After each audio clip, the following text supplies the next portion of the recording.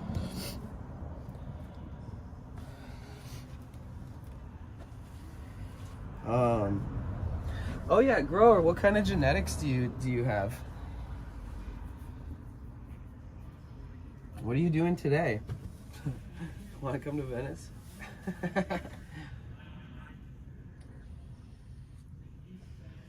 I bet you it gets really sunny and beautiful out by the time like 1 or 2 o'clock rolls around.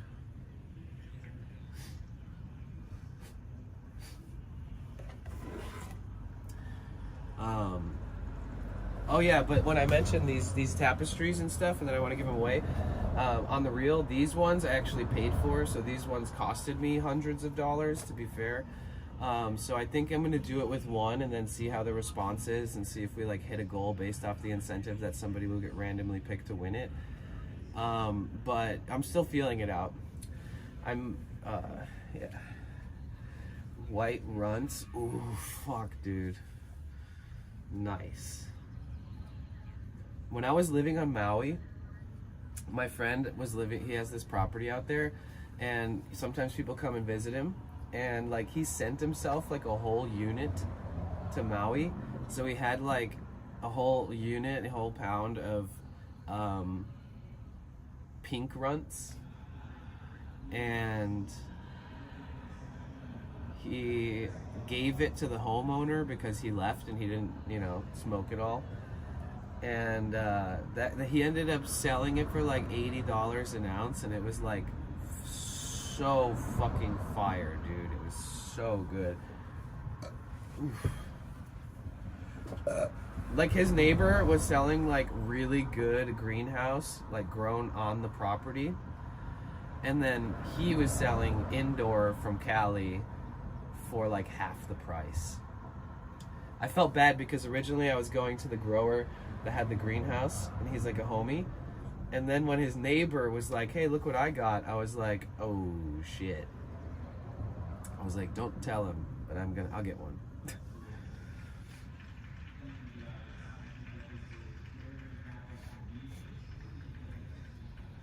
Good old Oklahoma. I think I mentioned this before, Lakebug, but this van lived in Oklahoma. Luckily, only enough time to just live there for a little bit and not get any like winter harsh vibes or anything. But yeah, or like rust or anything like that. But yeah, this van actually came with Oklahoma plate.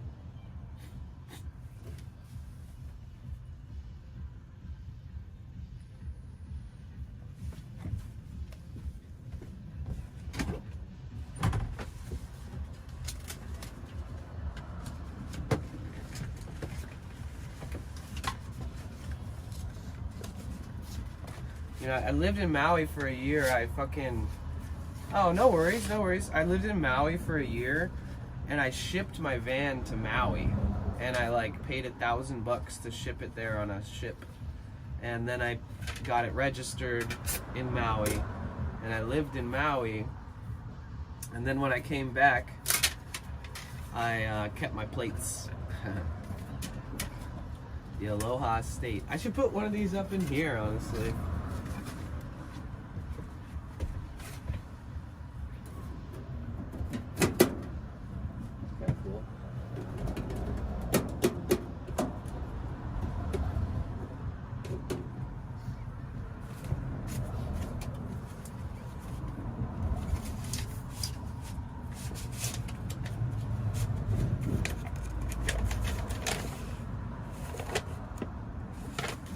Shit, I thought I kept the Oklahoma plate. What did I do with it?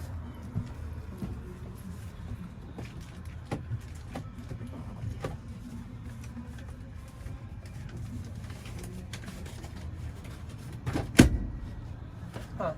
I guess not. Weird. What the fuck did I do with that? Huh. Is that a rainbow? Yeah. Yeah.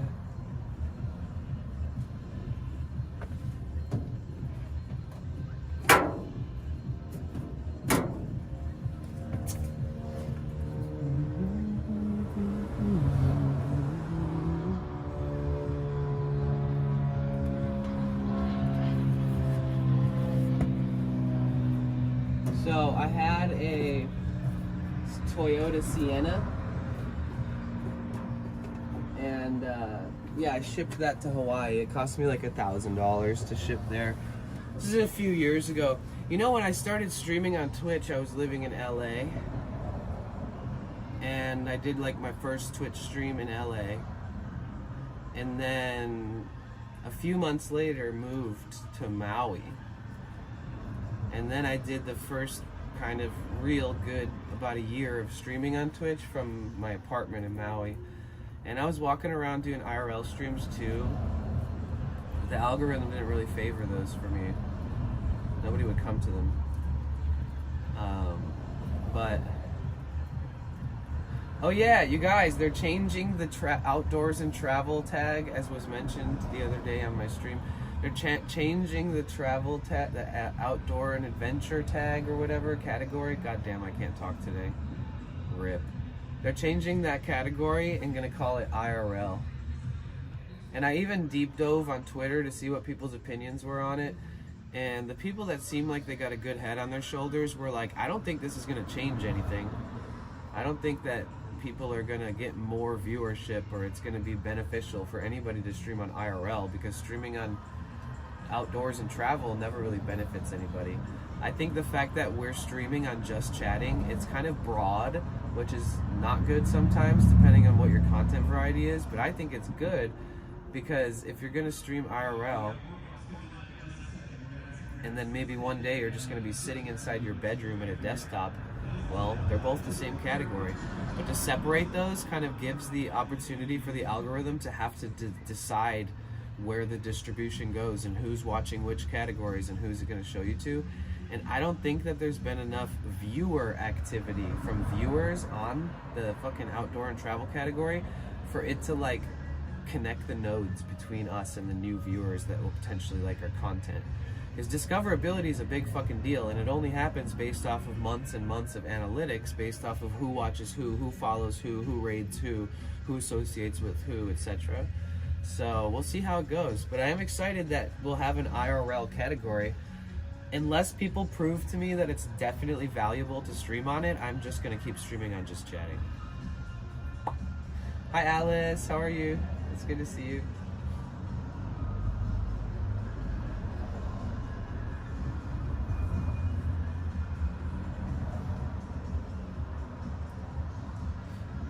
How much caffeine does it take to just like 100% bypass you feeling like a groggy poop in a bag?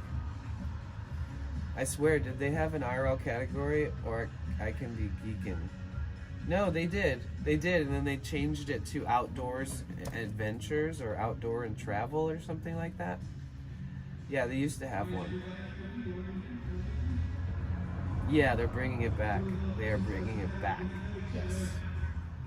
But the fact that it used to be IRL and then they changed it to travel and outdoor or whatever, and now they're changing it back, it's like, is it really going to be any different? People going to give a shit about it or use it?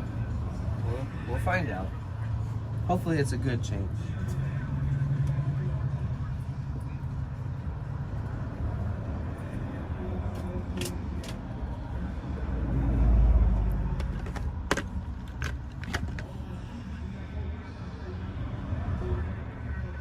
I think there's like a quinceañera happening.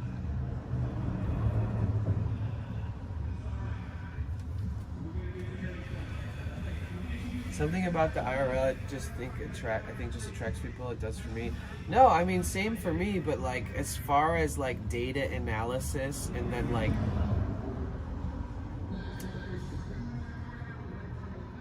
imagine you're looking up at a constellation in the sky and you're looking at a bunch of stars, right? And you're like, which one of those stars are like making up their own solar system?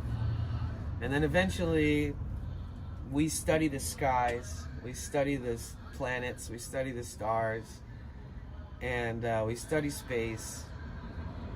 And then eventually we're able to like connect the dots on the Big Dipper, you know? Now everybody knows where to look for the Big Dipper. So what's happening for the algorithm on Twitch is that the more people that you watch, the more time you spend in a stream, the more that the streamers that you watch are alike in category and tags and stuff, and then the closer that Twitch is to being able to connect the dots between the stars, like between the nodes of the streamers are the nodes, and the connections between the streamers is what makes up like how they decide who and when to distribute streams to that they've never seen. Like in the recommended, streamers also watch this streamer, and in like just the search on your explore or like small communities, blah blah blah, like there's a lot of factors. Like there's a tab that's like small communities worth checking out, and we've been in that tab a few times, and if I had like 10,000 or more followers, we wouldn't even get put into that tab. So like there's all these little variables that will like kind of change the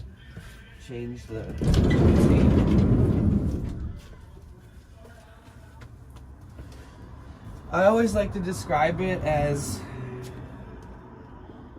a constantly never endless. Wow, I just said that. Never said that before. Never endless. Alright, I should just stop talking now. I'm done using my brain. Wait, grower. Alice. You also need more caffeine? Yeah, how much caffeine does it take to like bypass feeling horrible? I don't know. Neverending Story, such a good movie. Such a good movie.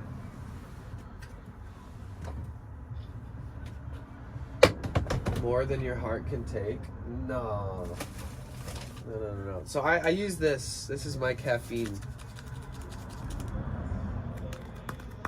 You guys, listen, I was buying like sugar-free, not as bad for you energy drinks, right? I was buying these fucking energy drinks, and they were making me feel like I was on crack, and on top of that, they were making me stutter, and on top of that, they weren't cheap. Like I'd go through like a whole fucking case. Yeah, this is Gamer Sup, not G Fuel. Gamer Sup, GG's. And so I was buying like a case of fucking Celsius from Costco, you know? So it was coming out to be like way cheaper than if you went to a store. Like each Celsius was like $1.50 or some shit, right? But what happened was I have this huge thing of cans, and then I have to recycle the cans, and then the case itself has to be recycled, and I have to buy a new case, and I have to have a place to store it. I was like storing it underneath the back side of my bed, because there's this little pocket that's just big enough and open space behind everything under it that can fit it. And I'm trying to be a minimalist at least as much as I can to bring out the rest of my life, like leave room for things, you know? I bought this on Amazon. I think it was $40. Bro, I was going to Costco and to gas stations and shit buying those drinks a lot. Like, it felt like I was buying 3 cases a month or something. I don't even know. I'm just going to be honest. And I bought this for $40. And I mean, that was like fucking 5 months ago or something. I don't even remember how long. I haven't even used half of it. I don't even know if I've used a quarter of it. And it's great. Oh, the flavor is called Blue. I mean, they really didn't put a lot of effort into naming this one. I'm not gonna lie, but I fuck with it. Like when I was at TwitchCon, GamerSup had a booth, and I grabbed like a sample of every single flavor, and honestly, this one fucking slapped. So I was like, all right, cool. They could go without adding food coloring in it, because if you like drink it, your mouth turns blue. Does it taste like Snogsberries? If I knew what that tasted like, I'm assuming probably. But it looks like this.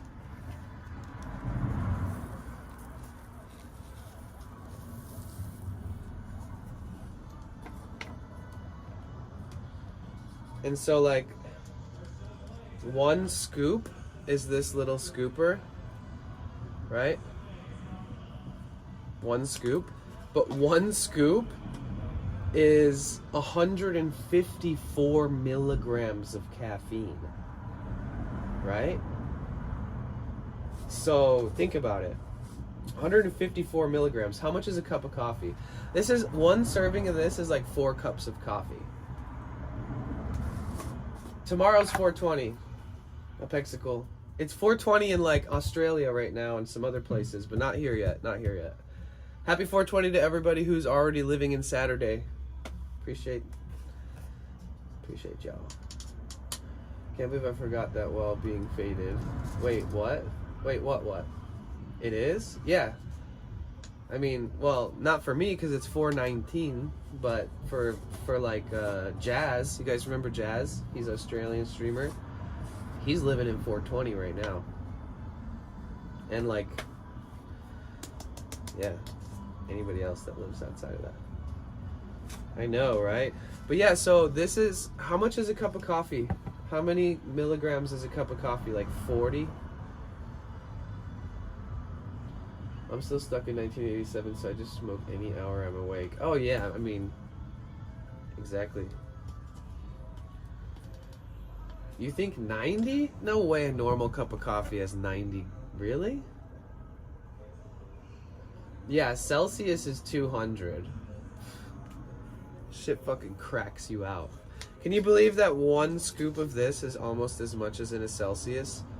And you could literally just dump this in your mouth and dry scoop it and wash it down with some water and you're fucking good to go. It's efficient. 60 per cup. Rainbow Raccoon. Okay.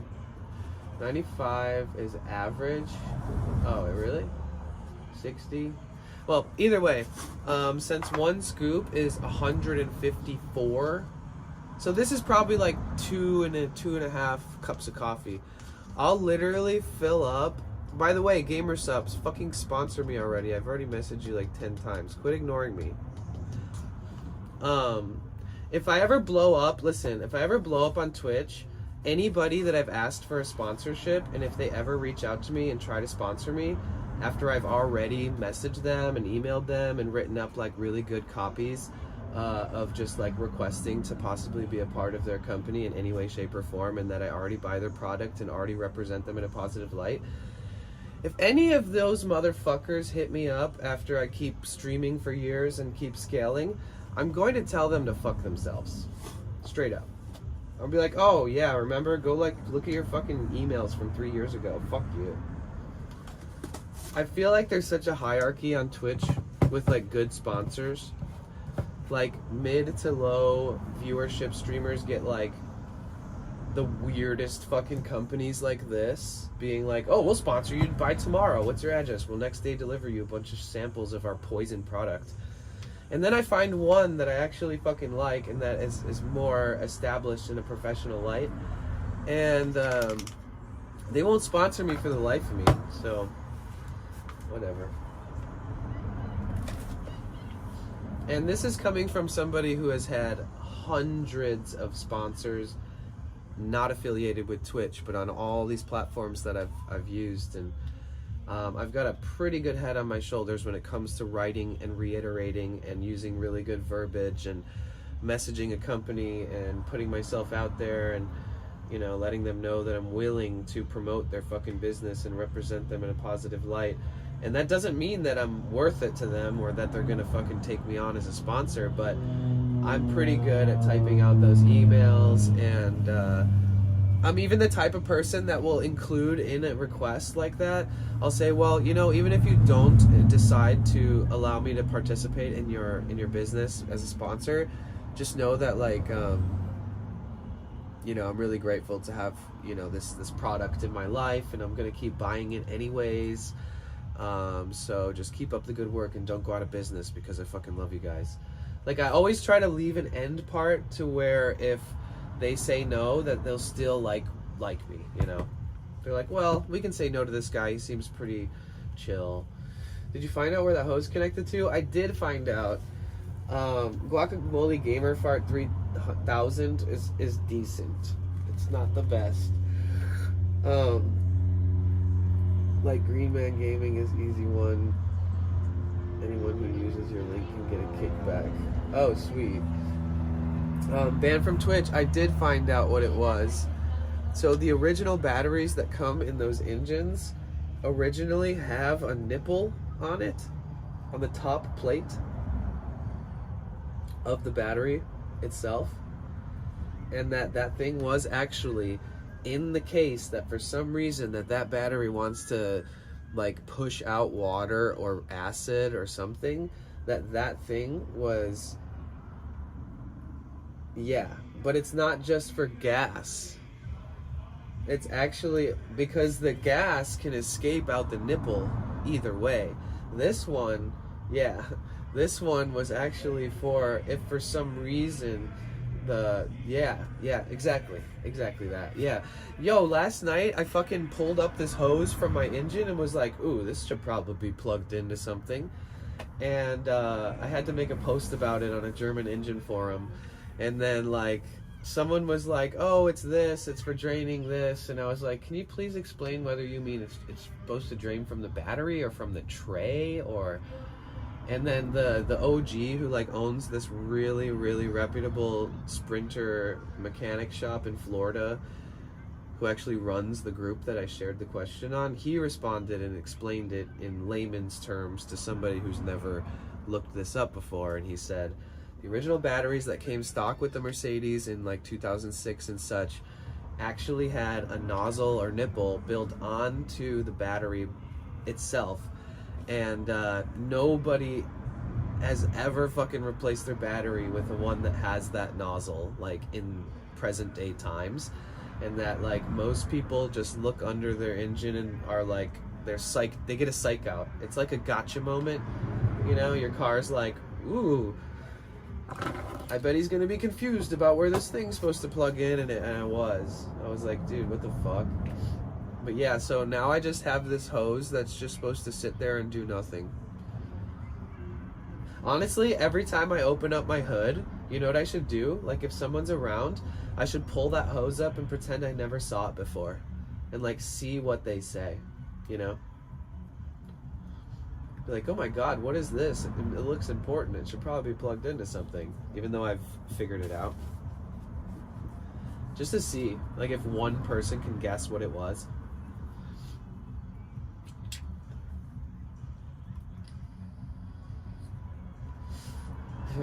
That's funny. That's true.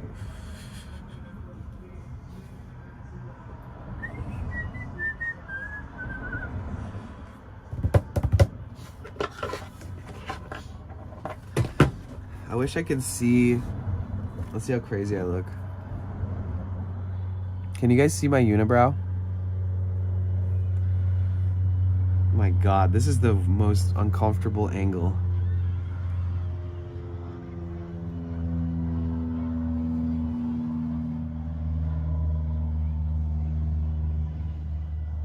I feel like a child. Ow.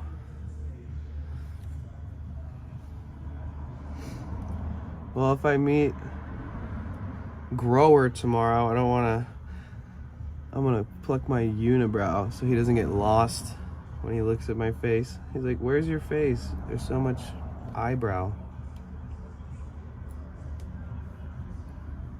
Thanks, Froggy, I appreciate you. I kind of love plucking my hairs. You know, I don't know what it looks like on the camera. I'm looking at okay, you know how like the back of your phone has a set of cameras like this? I'm literally looking at myself in the dark reflection of the cameras. Like I'm using this much of a fucking piece of reflective material in between my cameras to see myself like a mirror. Kind of working, kind of not. Oh, I almost just pinched my skin instead of... There's like these hairs. What, are these hairs or wrinkles? What the fuck? I can't tell what I'm looking at because I'm like trying so hard to look in this fucking little tiny... God, this is the most awkward, up close, like non-flattering type of closeness that I always avoid. You wonder why I sit like 10 miles away from you guys in the other side of my van all the time is because, you know, I'm insecure like all you guys. Now, I'm not trying to peg you as insecure, but what I'm saying is that if any of you guys are insecure about certain things, I'm right there with you, man. I don't like to get this close to the fucking camera. I used to be pretty good at like taking selfies and making videos and uploading, and it didn't like destroy my soul. But I don't know, at a certain age, just like looking in the mirror at myself, and like I just stopped doing that. Like, I got nothing against the way I look, but I don't know why. I'm still like, when you get my age, there are hair wrinkles.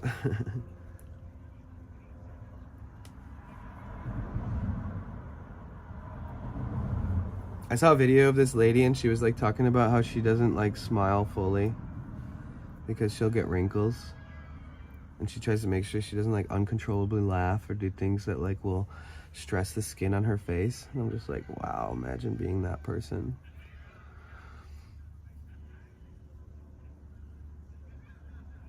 Do I have a wrinkle on my nose, or is that like what was a scratch? I don't know. Fuck it.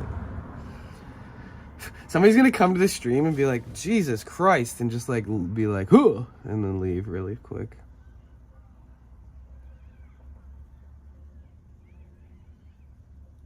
Oh, it's really hard to do it in this way.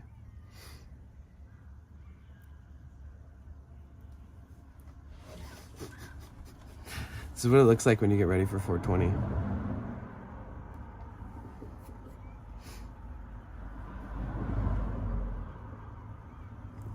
What's morbid? One day you'll see every flaw as perfections that make you up. Yeah, I feel you. Just need tweezer mic. Oh shit, you know what? We're making progress.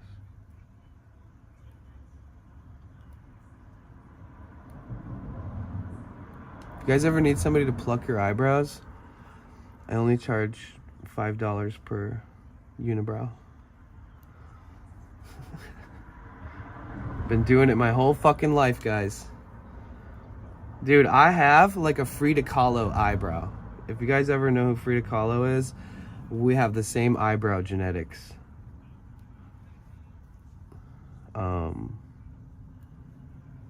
Like, I'm not kidding at all. Dude, you ever be plucking something and you just pinch your skin instead of a hair, and you're like, oh.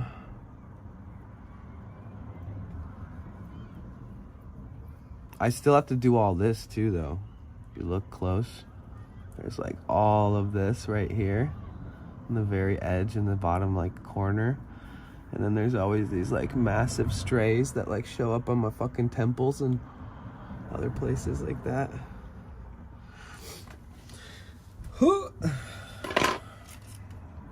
It's good enough for now.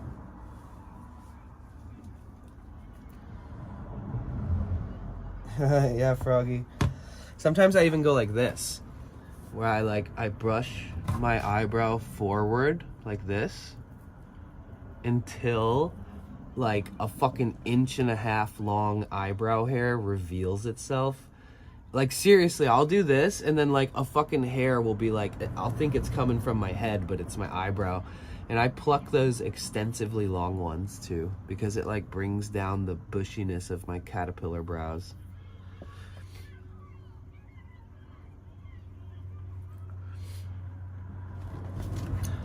You're not the only one that does that? Definitely not. I'll tell you what though, I feel a lot better when I clean myself up. I mean, I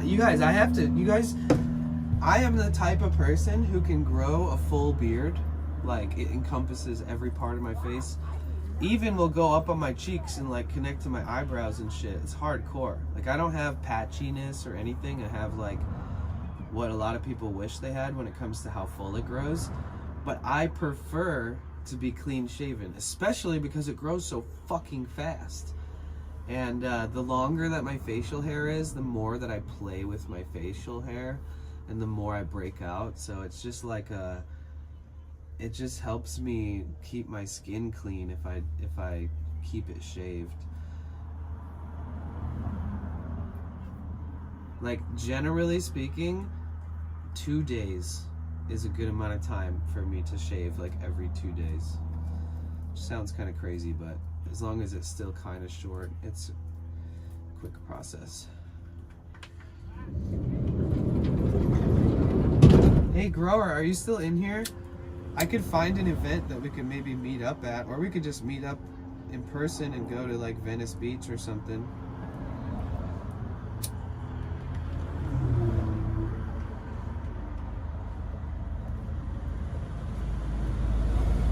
In fact, if you're still here, if you do come out tomorrow, what I'll do tonight is I'll bookmark and put notes down for like everything that you need to know for your Bella box. And I have some hot tips for you. This person that I've only really crossed paths with them online, but we follow each other on Twitter, and I don't follow like a lot of people on Twitter.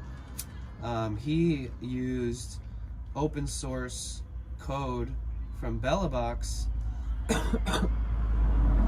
to make his own version of BellaBox. And he's creating a system where you can get referrals, where you get, essentially, if I refer enough people to his program, which I've never used before, so I'm not really there yet. But if I get enough people, every person I get $10 credit added to my account. Meaning, for somebody like myself who doesn't have a laptop running full time to do an OBS cloud server on, I could essentially end up having OBS cloud hosting for free, which is like a fucking game changer. But we don't know how well his software works. I bet you a lot of people are jumping on the bandwagon and trying it, and those people are going to be like the pioneers for that software. So I think that I'm going to have to invest in it and like download it and test it out and stuff, just to at least show my support in that way. Help troubleshoot maybe if there's troubleshooting needed. But I should message him and just see if he'll sponsor me, to be straight up. Maybe he would. We'll see.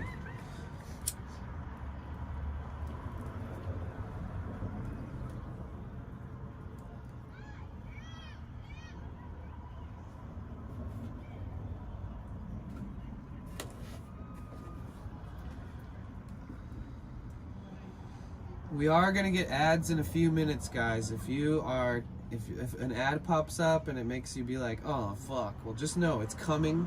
It's not gonna come unexpectedly. I won't do anything important during the ads. In fact, maybe I'll do like push-ups and count back from 10 and drink some water and stretch and stuff. Maybe I'll, take advantage of the time myself to do something that's better for me, Take a little breather or something.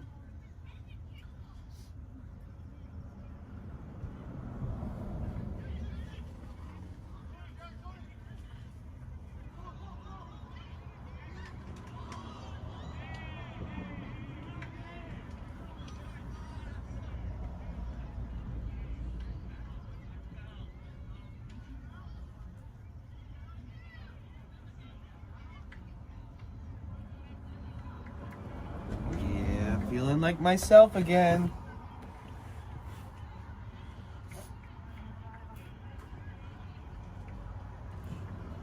I'm gonna get away.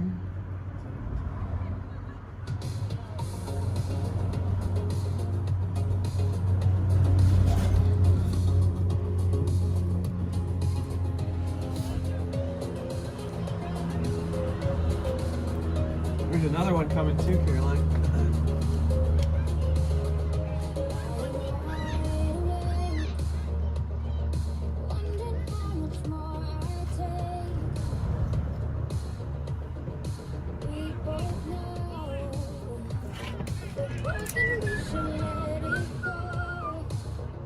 Thank you guys so much for the donations today. We haven't even been on long. I appreciate that.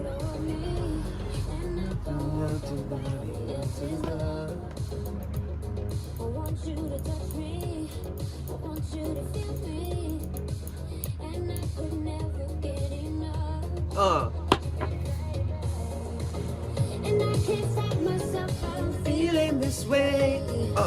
It's not the same without your love, without your love. And I know you'll break my heart if you stay. But baby, stay with me tonight. Stay with me tonight. It will make it right.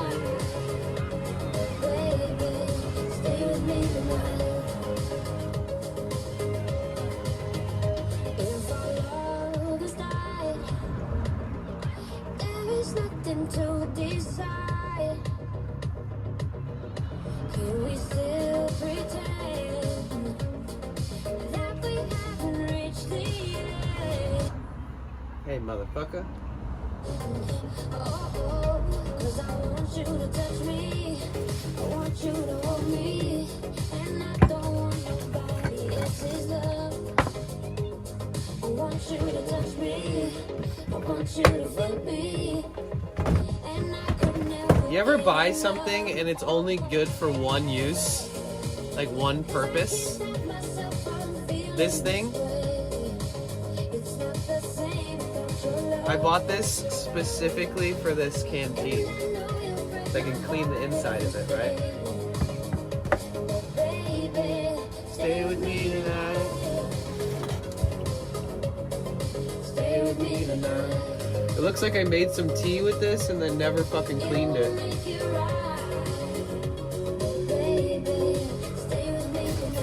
Let's see if we can clean that shit up.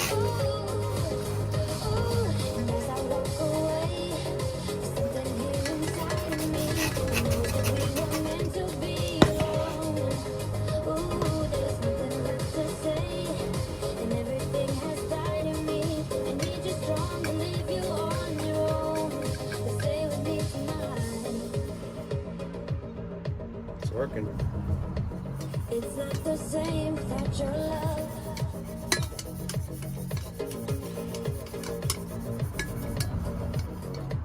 It's not the same without your love.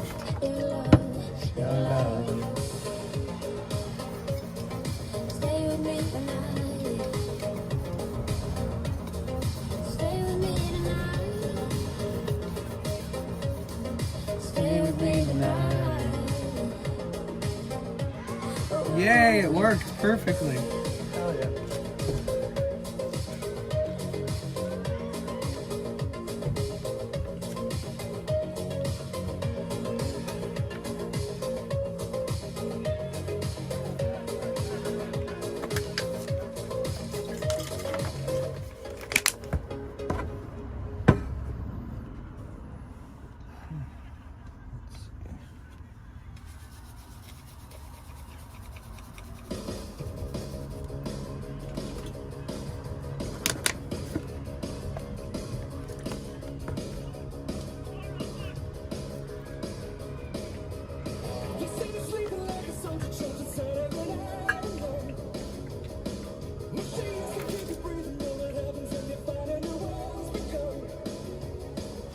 Alright. Got a clean canteen. This is gonna be important for when summer comes around. I throw some ice in there and I keep filling it with water and have ice water on a hot day. This thing's perfect.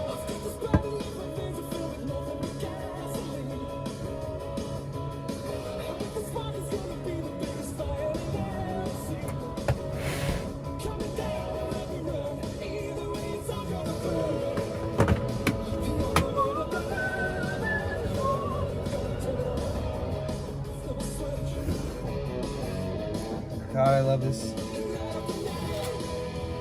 This kind of music is way too good.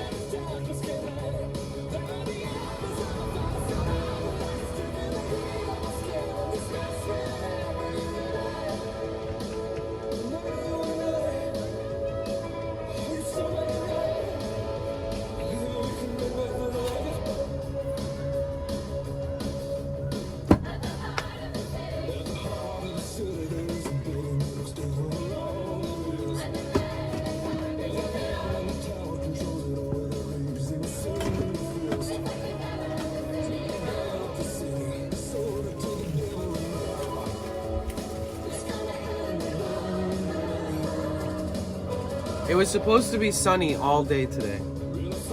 What is it really gonna be like?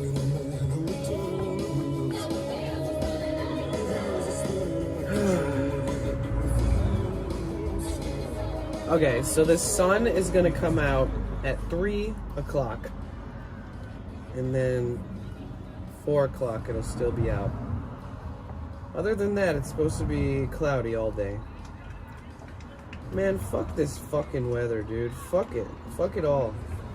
I hate when I look at the weather forecast and every day for the foreseeable future is fucking clouds. Bro, it makes me like depressed. I'm not gonna lie.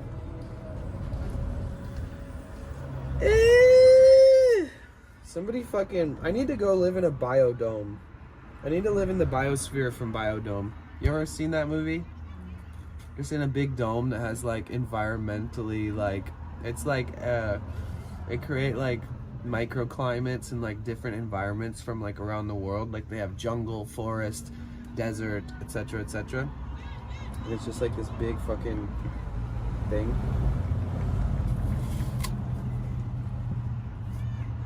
You know, I actually went to the place where they filmed Biodome. It's Biosphere 2, the second. I think because they already made a first Biosphere somewhere. It's like some... And there's also one in Joshua Tree. That's like, you know that one big plant that stinks? Like the stinky death plant or whatever? That giant one that smells like decomposing corpses. It's called a corpse flower. I got to see one of those. And I got to go into this huge room that was basically like a lung. It was like performing as a lung. And like the room, like it was just, the whole experience was crazy. I just gotta go to the desert again. You saw it in bloom? Yeah. There was like a line of fucking 200 people to see it, so we were like, we didn't even know what everyone was lining up for, but it was like the next attraction that you could potentially stop at. Like every single person that went there was like waited in that line specifically, and we were like, oh shit, let's go check this out. It's like, it was like taller than me. I'm pretty sure I have a picture next to it. Yeah, either we got really lucky or something, you know, because yeah, that was like, it pretty much seemed like everybody that was there was just there for that fucking flower. But like our whole group, we were just fascinated by everything that was there.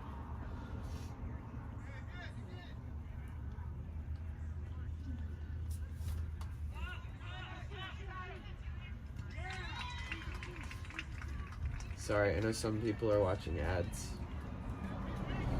And they're over. Alright, cool.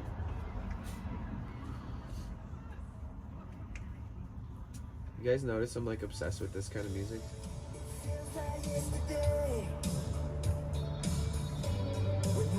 We're in LA, walking down the beach.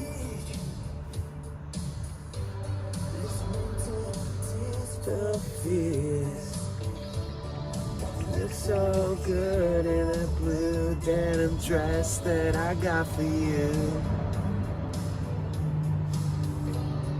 You broke up with me, guess I should have guessed.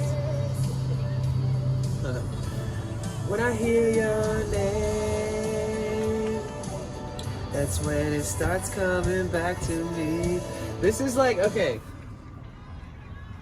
I'm not the type of person who constantly feels like I need to be validated by another human being, like in a relationship. At times I get lonely, at times I wish I had a partner, but like, you know, I don't fucking gripe over it, right? That's the word. And then, but when I hear music like this, it literally makes me think of relationships like in like my past, and like whenever I've like been a like kind of like a hopeless romantic, and like these lyrics. It says, it feels like yesterday when you and I were in LA, walking down the beach, listening to Tears for Fears. God, you look so good in that blue denim dress that I got for you. Then you broke up with me. Guess I should have guessed.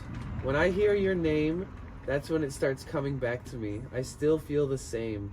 I close my eyes and you're all I see. I still remember you dancing in the kitchen with nothing but my t-shirt on.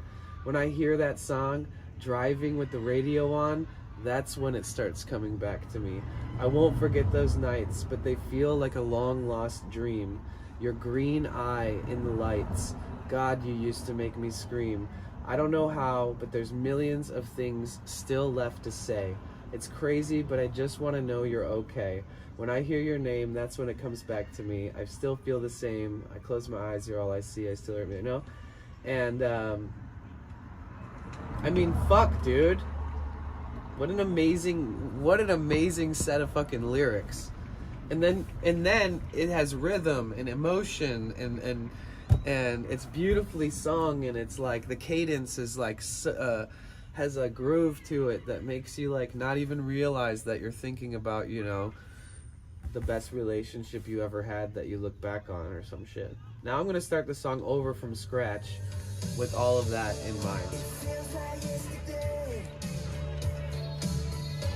When you and I were in LA,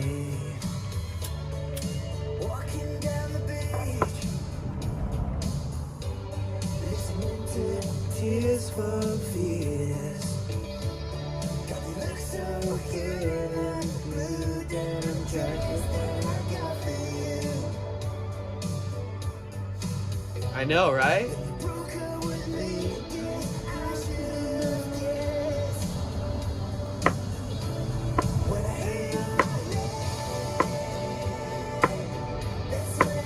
I mean, come on. Like, people don't make music like this anymore, except for bands like this.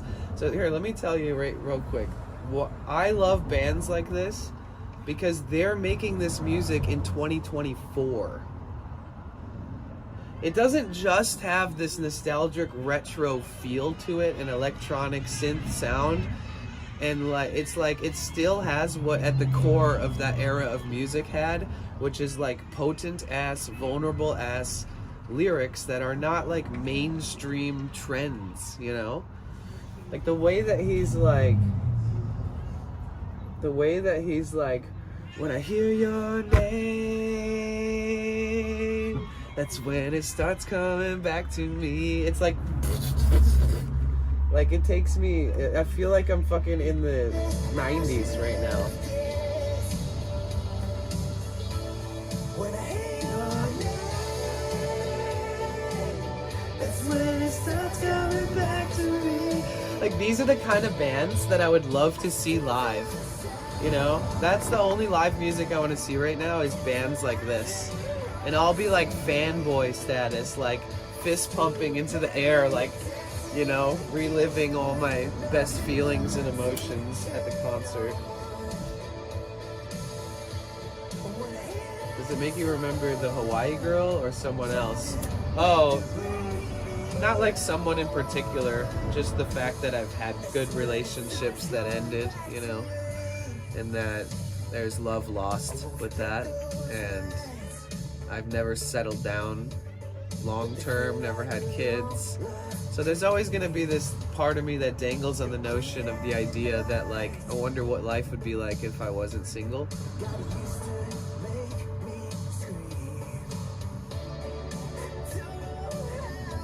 Only really think about it when it comes up in one of these songs, to be fair. Do you want kids eventually? I think so, but like I can't really say that because like I can't make kids without another human being that has a vagina. So I feel like it's almost like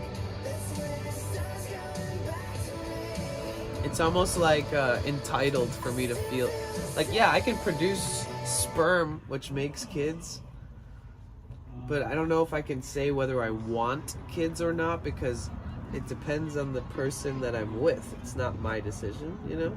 I mean, this is an obvious response, but like, with that being said, my brain doesn't have like the, it doesn't know how to like,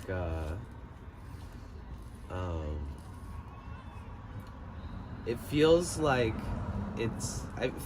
I can never fully say yes because it depends on the person that I decide to like say spend the rest of my life with. Because if they wholeheartedly don't want to have a baby, then maybe I won't want to. Maybe I'll just be, you know, flexible with that. like if I was a woman, it would be different because I'd be like, yo, my body produces like I got the womb, you know? I want to use this like really fascinating God-given gift that women have to bear a child and grow a baby in their belly for like 8 months, and you know, all a guy does is shoot out the juice, you know? Usually it doesn't even go into the another person's body where it's supposed to be. Like all guys do is just shoot blanks all day, for the most part. But women, they could have sex once and then they have to carry that child. They have to birth that child. They have to pay for that child. If the man doesn't stay with them or, you know, ends up turning around and walking away or something, it's like, yeah, it's just tough. So I don't feel like I have I'm not certified to be able to even say if I want kids. So if I was in a relationship sitting with my partner right now and that question came up, I could answer it way better by like looking at them and talking to them about it.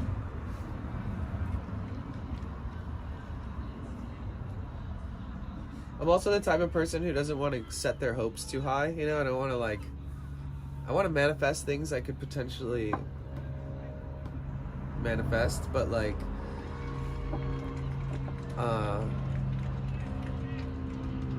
yeah, I mean, having kids costs, like, on a real level, like, I said this the other day about Japanese people. Like, once the economy started getting fucked and inflation was happening and greed happens and capitalism, even in Japan, is happening and gentrification is happening, that, like, most Japanese people are, like, immediately on the mindset that, like, if you're single and you've been single for a while, it's like, you should probably stay single for a while because it costs twice or 3 times or 4 times as much to be in a relationship and have a child, you know? So realistically, if I also wanted to have kids and do it the right way, I would only do it if I had like a salary job that, you know, I was very secure with and I could like, you know, have the basic needs met and then some, just to have like that extra safety and security while raising a kid. And so I would definitely have to have some kind of like logistical 5-year plan. Like I would never ever have a kid and not have an idea of where I want to be in 5 years, like professionally and as a father, because you know, dude, I know a few people that had kids when they didn't have enough money, they didn't have good enough jobs, and they ended up being the best parents on planet Earth, and their kids are the most special people ever, and it worked out for them. But the majority of other people that have kids, it's a struggle, even if you have a good job, you know? Like, I could pray to God and be like, please let it turn out like some of my best friends turned out, and it worked. It just happened to effortlessly unfold into it working out. But, like, you know, I'd want to have an attack plan. I'd want to be like ready to fucking be the best dad and be the most reliable and be self-reliant. And you know, when I think of somebody who's a father, I think of somebody that when you look at an electrical outlet that's broken, you say, oh, I'll go grab my shit, I'll fix that, it'll take me 10 minutes. Or like you need to be self-reliant and handy, you know, think on your toes, because so many surprises will come up when you're living and your responsibilities are no longer just you. Like, I've lived in houses where, you know, I'm the only person that I have to look out for, and when you start having to tack on more people to that list of people you need to look out for 100% every fucking day for the rest of your life, that's when you need to take shit fucking seriously. That's when you need to be like, well, I hope I had a fun life before this and did some adventuring, because now I gotta settle down. Okay, Caroline, see you later.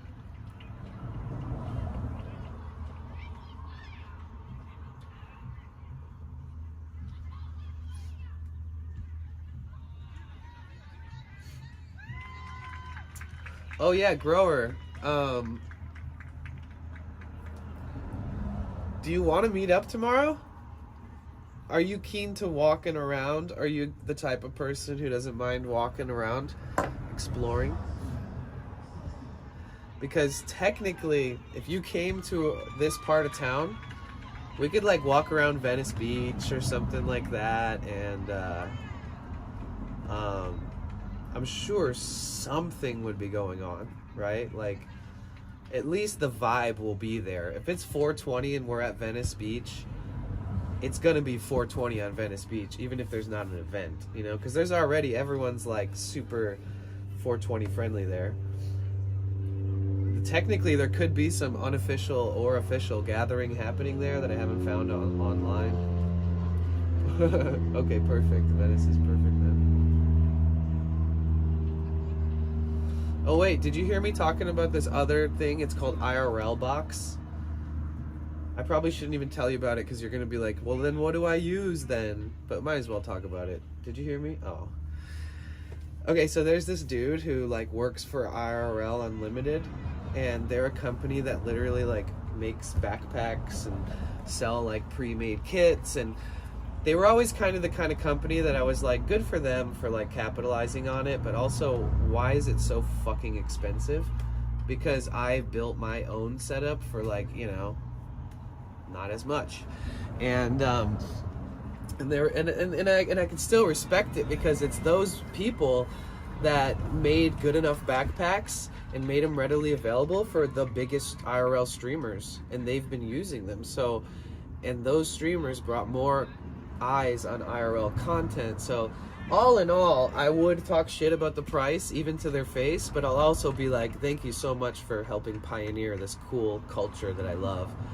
But that being said, I was just on Twitter one day and I like commented something, and this guy followed me, and he's like a part of that business, and I followed him back, and he's always talking about IRL stuff, you know, so I'm like, that's dope. And then he posted this thing saying, guys, that's a big announcement. I developed this thing called IRL Box, and IRL Box is basically Bella Box, but a whole different version of it made by someone else. And he's trying to, maybe not even say trying to, he's definitely, he's going for it. So basically he's like, here's the functionality of the software, and if you look at the functionality of Bella Box, it does everything that Bella Box does. And then he's like, but here's the, you know, here's this unique feature, and then this, and you'll be able to do like use multiple cameras and things like that, and etc, etc. Okay, and I was like, sweet, dude, a whole nother Bella Box, which is kind of like, oh god, you know, fuck, which one do I use, or how should I try this new one? Should I try setting up on a whole new fucking thing? Granted, somebody who develops software like this and who's reputable with the company that he's already been associated with, those are the pioneers, dude. So like, I might download IRL Box and message him and ask him if he wants to like be affiliated, and so that I can help him like test it, debug it, maybe give suggestions, because a lot of times people just stand around and talk about how people are developing things like I am right now, and then like, for instance, if I was to say, oh, I can't wait till it's like fully functional and everybody can use it, usually the people who end up troubleshooting it and stuff end up being some of the biggest examples for the person who's developing it to fix and tweak things that we don't even see or even notice, let alone the things that maybe we report, like if it just like bugs out or if something happens that the testers of apps that are first being developed are so important, and people who aren't like getting a lot of people testing it makes it take way longer to develop. So yeah, I'm thinking about downloading it and throwing it on an Orange Pi, but the thing that he's doing is like, he'll offer for free remote access to the user interface even if you're not connected to the router. And on Bella Box, if you want remote access to the user interface while you're not connected to the same router as your stream is, so you're like just using your phone service.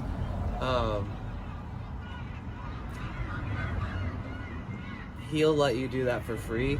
And then on top of that, like, you know how I mentioned that if you have a IRL stream going, most of those people have it being sent to a computer at home with OBS running through an SRT signal. And to have a computer at home is one way to do it, and then another way to do it is that there's like huge fucking Google warehouses with Amazon servers and shit in them, and those companies will allow you to pay for server space, which allows you to basically run as many copies of Windows as you can afford, depending on the size of your account that you have, like depending on the plan you pick. So like, say if I went to AWS, I could pay them a certain amount of money, I could figure out all the logistics behind me setting up a Windows in the cloud. And basically Windows is like running on a computer in a giant building filled with computers, but it's not like desktop computers, it's like racks and racks and racks of fucking giant pieces of hardware and fans and stuff. And that's how there's companies that will let you pay like $100 a month to host OBS for you in the cloud, because those buildings filled with the fucking machines are allowed to access a computer that has Windows running on it. So you'll be able to pay, if you're in my position and you don't have a laptop set up in someone's room or a house or your parents' closet or some shit somewhere to host it, so that you never drop a stream, because it's likely to happen if you're not doing it with OBS and your streaming setup IRL together. You can lose the streams a lot, and losing a stream loses a lot of lurkers. Losing a stream makes you lose momentum, and you know, you can be like, oh, it's no big deal, but genuinely it changes where your placement is. If you were higher up on the searches and easier to find, the second you lose the stream, that goes away. So the goal for a streamer is to not fucking lose the stream. And the bane of an IRL streamer's existence, the kryptonite, is when your fucking stream shuts off. You're like, blah, blah, blah, because you're not at home. You don't have fiber internet plugged straight into the ass of your computer, you know, where like pretty much everything should go perfectly at all fucking times. So that's why IRL streamers have this system where they send it to OBS at home. Now you can pay for a mobile cloud, and it can be like $100 a month. And it's weird because we live in a world where they capitalize on micro portions of things. So there's people who will make you pay $100 a month so that you can only run OBS through like a little thing on your phone. And you're controlling OBS that's in the servers, in the clouds that you're paying for. And then if you're more computer savvy, you could actually call or get in touch with a company that also offers the same cloud hosting, but instead of only being able to use OBS, you would have access to a computer with a licensed copy of Windows that's licensed to your name, and you could do anything on that computer. You could literally like use it like you would any computer remotely.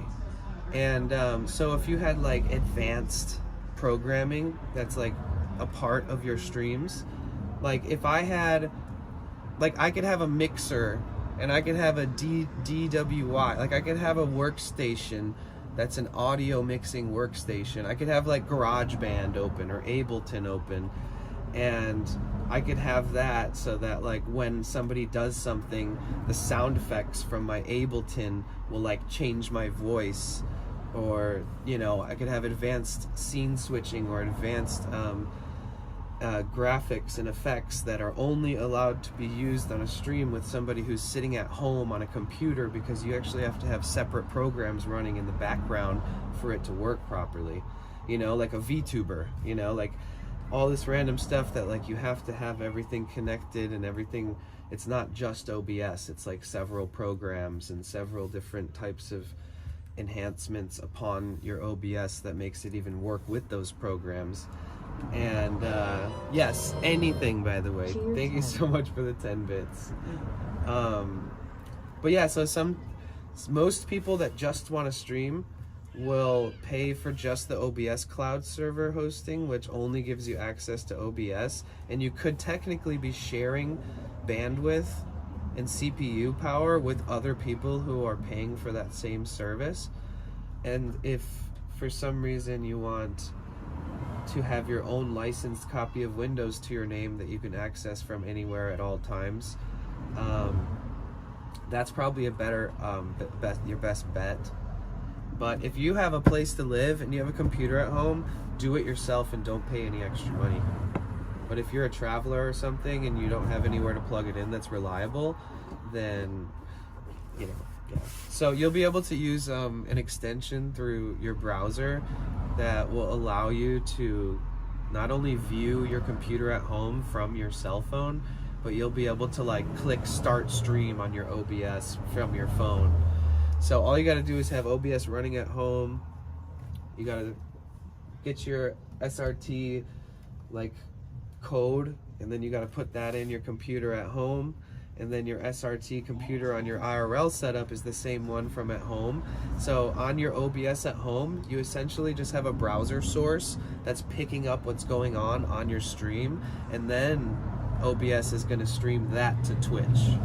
So it's like having a relay, so in case you drive through like a 30-minute tunnel, or you go on a train and you lose service, or just every service sucks, that your computer will automatically scene switch to a be right back screen instead of you losing your stream and everybody being like, oh, L, fuck, dang it. How good of a computer does one need? Honestly, I'm not gonna lie, you could use $1,000 MacBook M1 or M2. Straight up. I mean, dude, I did a lot of streams. I've literally streamed thousands of hours on MacBooks, but I'm not a gamer, so and I've had like mixers, microphones, different things running simultaneously while running OBS and Discord and all that different kind of stuff. MacBook will work just fine. Yeah, it's way less energy intensive than people would think, because you're not gaming, you're not opening up a bunch of shit on your computer while the stream is happening. It's really consolidating all of the energy costs that it takes to use your computer into one program, which is OBS, and then the Bella Box is sending it so beautifully to your browser source in OBS that like it shouldn't be too much of a struggle. I mean, granted, when you're streaming, you're usually only mostly uploading. You're not really downloading shit very often, that much, while you're streaming. It's all upstream. But like, if you're doing an SRT at your house, I don't know, it's a pretty fun system. I think when we hang out, I'll have to explain it to you better, but you basically have to have port forwarding enabled on your router. So you need a router that has port forwarding in the settings, and then you can either enable or disable it. You enable port forwarding, and basically you're porting in directly into your router the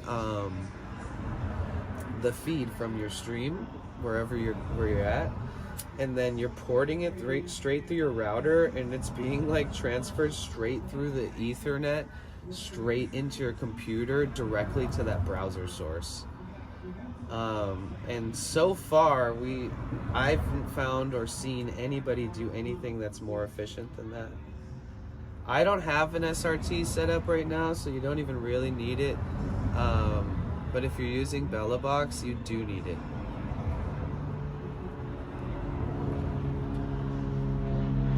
So like the second I start traveling and I go out of areas that don't have good service like here, then I need to immediately figure out how I'm gonna be doing that. I don't even know what I'm gonna do. I think my best bet would be visiting my family in Michigan and then asking them for permission to set up a computer there with like a VPN on it and having it run 24 hours, because they're also like homebodies, so they're home a lot. So like if the power went out and somebody needed to like push the power button on my computer because it fucking shut off and I'm like streaming, or if there's like a storm and the power lines go down, like at least they'll be able to like tell me. But yes, like Ray Dempto, he's an IRL streamer who was living in Amsterdam for a long time. He's dope. He's originally from the States, but he moved to Amsterdam and now he's in Thailand. I've watched his streams a bunch, and he's had like, you know, like fluke moments, and it was always at like the worst time, you know, where he's like about to do something epic, and then like there's a storm in Amsterdam because his computer's like across the fucking world hosting his stream, and he had to like call like the landlord and ask them if they could go and restart the computer, and he couldn't fucking stream until that was fixed. And so to try to find a good space to do it, like where you trust people, like I'd say if you have housemates that you trust, if you like show them your setup and be like, hey, you know, I may or may not have to call you and tell you to like turn my computer on if it ever like you should never have to do this for me, but if in the case that it needs to be done, can I call you? Like to just, because the difference with having an OBS in the cloud is that it will never happen to you.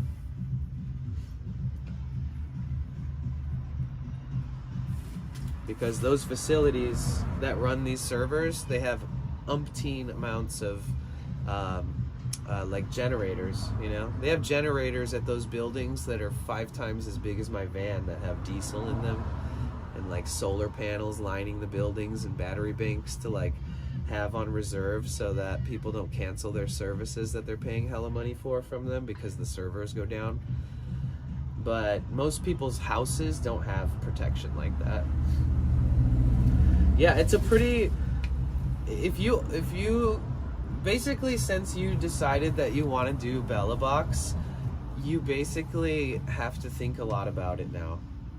You're gonna, everyone's gonna tell you different shit. Everyone's gonna say this is better, oh I use this, and you're gonna be like, wait, why don't you use this? And then some people are gonna have a general agreement, like a consensus that most of these things are a staple amongst IRL streamers, and then make sure that you think for yourself too, when it comes to like, you know, buying things and investing and stuff like that. Like I got a recommendation for a tripod and I bought it, and it was like really big, and I was like, oh shit, I didn't think about it. This dude's like over 6 feet tall and I'm like 5'8", you know? So like, yeah, I found like the best company / best version of a tripod that I could use, but it was like a little too big for me. But I bought it anyways, you know? So I was like, oh shit, I don't need this. This thing's like a fucking cannon. The hell? Like I'm trying to minimize things and minimize weight, minimize like the size of everything that I'm using, because I'm 5'8", like 135 pounds. So I'm trying my best to like not buy gear that is too big for me. So just even little insight like that, think like that too. If somebody says this is what I use, think about what version of that is best for you. Don't just buy that thing right away. Unless it's on Amazon, then just buy everything, and if you don't like it, fucking return it. Buy the right one next.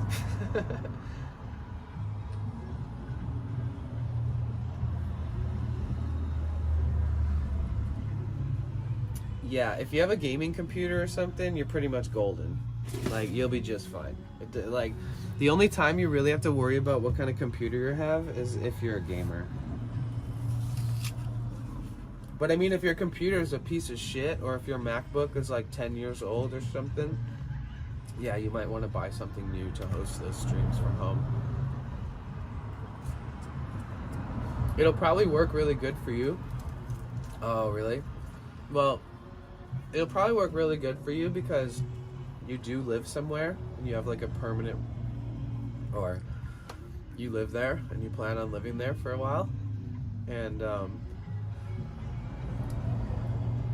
the times when it becomes challenging is when you like fly across the world and you leave that running, at least from what I've observed, because I haven't done that yet, but I've been following very closely the technical sides of people's setups, half as much as I even follow their content, because it's all fascinating. But if you're like just going on a trip and you're like, ooh, I'm gonna go drive somewhere cool for a day, you know, and sometimes, I mean, I know streamers in LA who like stand in their room and they like turn their computer on, they send the signal to their computer on OBS with their backpack IRL setup with Bella Box, and they're like, okay, it's working.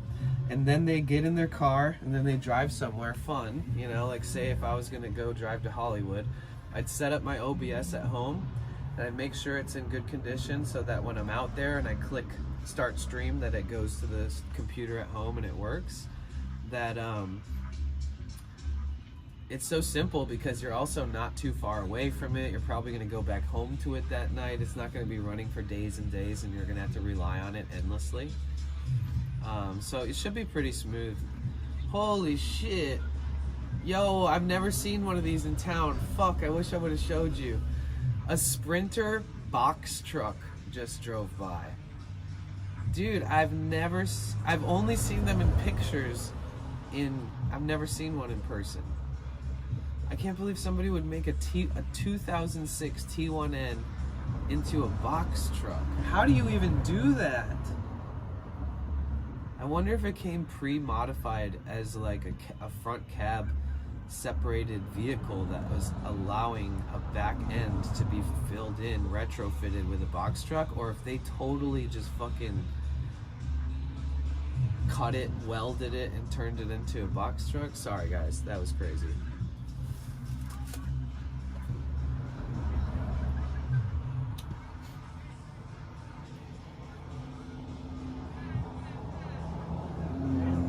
Do you have everything that you need to stream? Like, what are you missing except for the computer?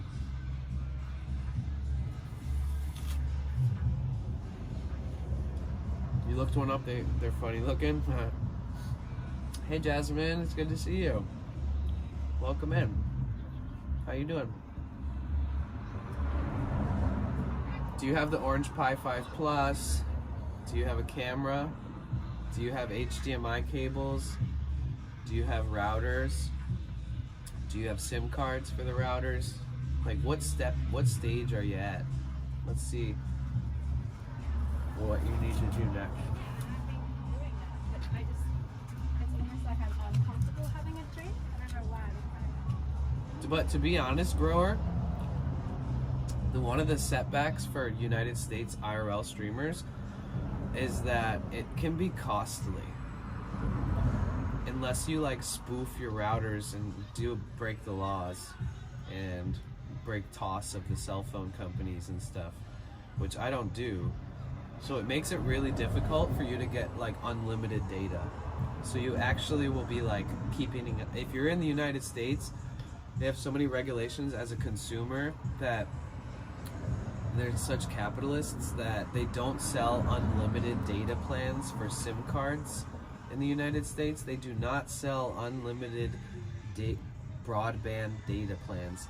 So routers are meant to be used with broadband data.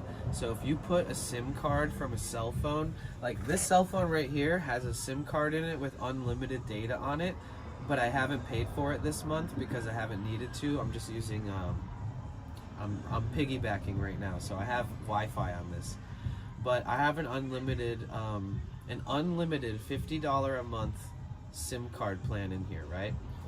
And if I took this SIM card and put it in my router, not only would it not work, but there's a chance that the company might shut my service off because they'll think I'm trying to use unlimited broadband data on a router, which is against their fucking capitalistic rules in the United States. So essentially they'll be like, oh, well, let me tell you how we offer that service for what you need. We're gonna we have broadband data plans, and you're like, oh sweet, that works on the router, and they're like, yeah, that's exactly what you want, right? And you're like, sick, yes. Like even if I'm walking all over the place, it doesn't matter, I'll still get service. And they're like, yeah. And then you look at the plans and none of them are unlimited. Someone told you to say their business and it'll give you a better, don't listen to any of those people, they're lying. They don't know what they're talking about. And if some of those people are in here right now, speak up and prove me fucking wrong. Because I am the most ADHD person on planet Earth, and when I started researching this shit, I literally walked to every single cell phone provider that I could get to in like a 10-mile radius in LA, which was like 12 different stores and different companies. And I told them explicitly what I want to do. I told them that it needs to work. Like, they were like, oh yeah, well, we only offer limited data plans. Like, for what you want, you can pay $50 for 50 gigabytes. But when you stream in high definition, and if you're using a chat phone from those same routers too, you're gonna use about 2.5 gigs per hour, right? So if you lower your resolution and stuff, you'll actually reserve more of that data.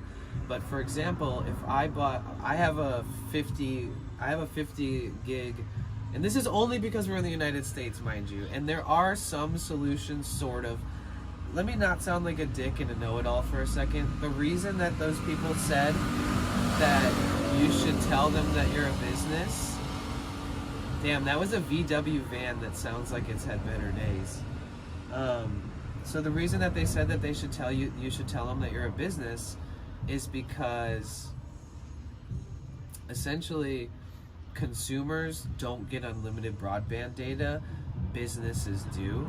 So like, if a business gets a router that has unlimited data on it, technically that business can use it at one building, and then they can move to another building and use it. It's business. And then if you're a consumer, no, we don't give unlimited to you. And like, so if you're a business and you go into a cell phone store and you're an actual business, like, I worked for an artist, and I worked in the art industry in LA, and I needed to have service in places where I might not have service, and that it's always moving. You know, it would be like, here's one art event, here's this place, here's this house, here's this thing, and it's imperative that this high-profile artist has good internet for a number of reasons, not just even making online, like in-person sales, for so many more reasons. Like, there's technology involved, there's all this shit. So when I went into these fucking cell phone stores, I said, I work for a business that requires me as a business professional to have a router that has unlimited data that I can take with me anywhere I go. And I need to use it for broadcasting, and I need to use it for numerous things that are super important to our business. And they said, well, we do have these business plans for people like you, and then there's all these quirks where it's like, oh, well, you can't leave the address. If that router, the geolocation in that router notices that you're out of the bounds of the address that you say that you're going to be using it at, you actually can't use it outside of that. But we can give you unlimited data on a router as a business, but you can't leave with it. And then as a consumer, you get capped data, which is really expensive, but you can go any fucking where you want with it. But you're gonna pay a ton more if you're a fucking IRL streamer, because you need more gigs. And this is, guys, only in the United States. This country is a little bit too capitalistic for its own good. And then I said, well, what am I supposed to do? You guys are limiting me, and you're pushing away a high-profile client right now. And they said, no, we actually do have a plan where you can have unlimited data and you can go anywhere with it, no restrictions, but you have to be an enterprise business. And I said, oh, cool. Well, can you show me the plans? He said, an enterprise business is a business that consists of 1,000 or more employees. And I was like, okay, so that's never going to apply to me or anybody I've ever even met in my life. I've never even met a person who has a business that has 1,000 employees in my life. I started thinking like, ooh, I should reach out to companies that I'm friends with and see if they have 1,000 employees, because maybe I could fuck the system by getting an unlimited fucking plan via having an enterprise business back me up as the signee, right? and I couldn't find one. But yeah, dude, it took me weeks and weeks of studying, and I'd go to people and ask them, like, what can I do? And some of them would be like, fuck the system, you know, maybe you should spoof your router into thinking that it's the cell phone with the unlimited plan, so you just get unlimited data, if you know what I'm saying. It's super illegal. You can ruin your gear, you can lock your gear, you can get banned forever from like whatever provider that catches you doing it if you get caught. And then on the flip side, if you're in another country, the modems and stuff there and the services that you pay for unlimited plans, you can just pop it in pretty much any modem and it just works like it would on your cell phone, and they don't try to call you and be like, are you using our plan in a device that it wasn't originally put into at the store? But in the United States, they'll try to track you down and cancel your plan, find out if you're trying to take advantage of their capitalistic fucking limited plans. But with all that being said, if you're going to be just going out for short trips and stuff, you might not worry too much. Most of the people I know in LA have the same limited plans that I do. And they'll get you by if you're just going out for, short stints and adventures and stuff. But if you're going to try to pull off like an 8 or 12 hour stream or some crazy shit like that, that's going to cost you half of your whole plan.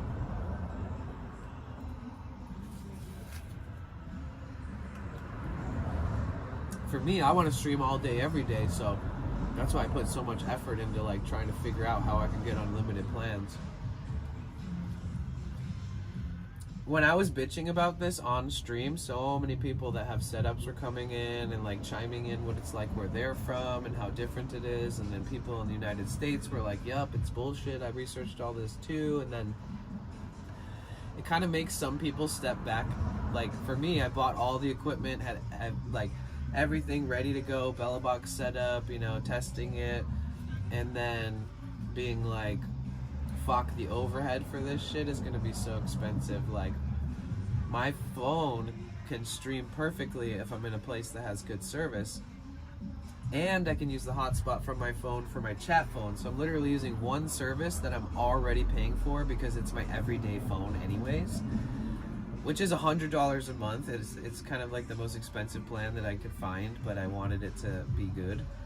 And so in the meantime, while I'm still kind of figuring out how I want to logistically like spend money on getting what I would believe to be enough data to satisfy my needs, I've been using my phone. But the phones have issues. They'll, the Samsung Galaxy S23 and S24 are pretty much the best ones you could ever stream off of. But those will have their own issues. An iPhone will have its own issues. Overheating is very common with iPhones while you're streaming, and it just shuts your whole stream off until your phone cools down. And IRL streaming is really genuinely one of the hardest fucking forms of content on this platform. Guaranteed.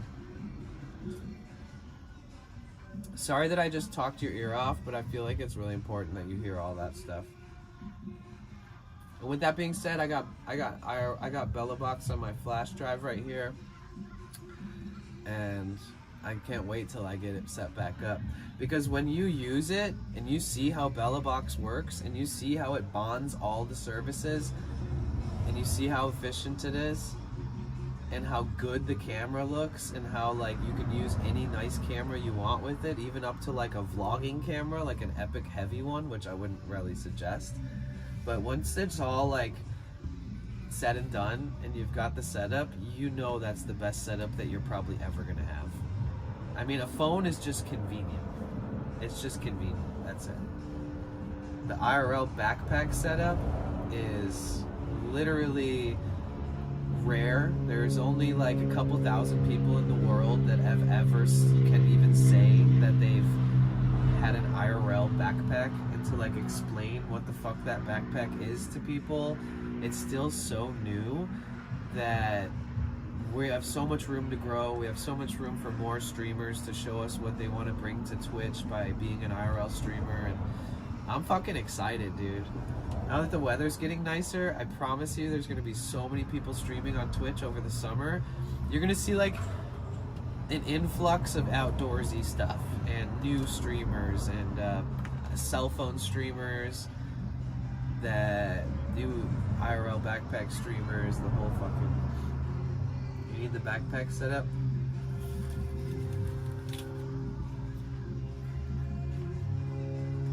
It's all really easy to get. I got everything for my backpack off Amazon.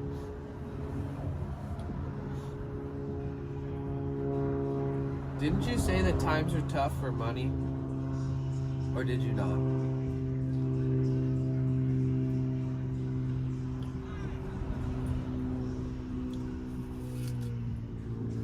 Okay. Well, I believe in you. I believe in you. And I love how excited you are, because here's another sad truth, is that the biggest IRL streamers on Twitch became the biggest IRL streamers on Twitch first because they had enough money to like buy the pre-made backpacks and pay the like $400 a month service that they also offer from the backpack company. And anytime they've ever had a problem, they've had to like contact the people who develop and make the backpacks and the live view and have them help them troubleshoot it. And that's kind of like, it speaks volumes towards like, it's like a pay-to-play culture. And thank fucking God for all the people who were like, why the fuck are they gatekeeping this culture with like $3,000, $4,000 pre-made setups? And all these people are like programmers and developers, and they're like, I can make some shit like this. And then, it happened. So now you can build your own backpack and Frankenstein that shit. And there's like people developing software that'll make it so that these people are gonna keep buying these expensive ones. And even if they are, like, at least the people who can't afford that and don't have it in their, like, they can't see themselves saving up for like a fucking $3,000 backpack that's also gonna add like a $400 a month charge on top of that just to use it. Like, it's a huge financial commitment. So, I mean, everybody on Twitch just wants to see a streamer streaming and not really care how they got it or how hard it is to do. And I think that now we're in an era where like people are more interested, and other streamers are like trying IRL, and then when they hear about how expensive it is, they're like, oh yeah, just kidding, I don't want to try that.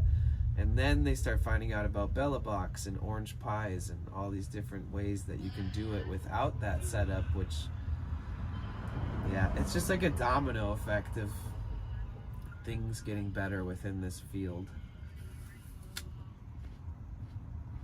But not getting easier, that's for sure.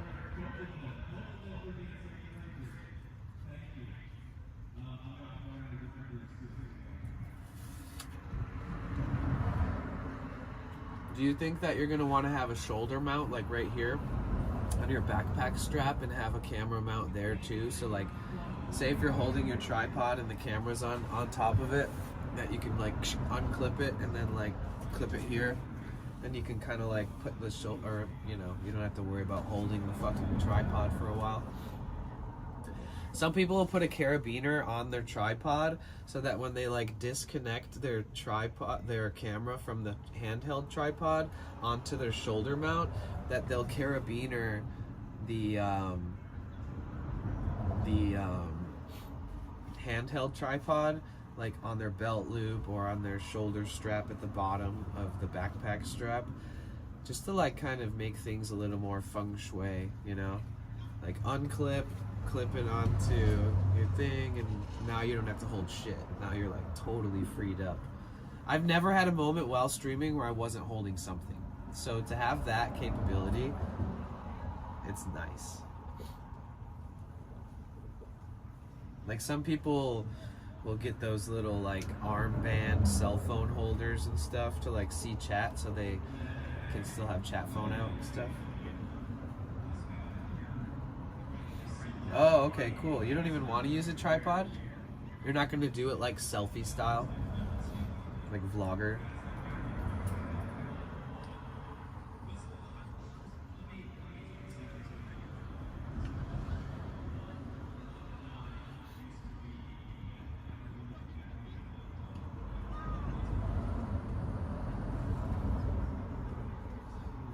Oh, okay, cool. That saves a lot on cost.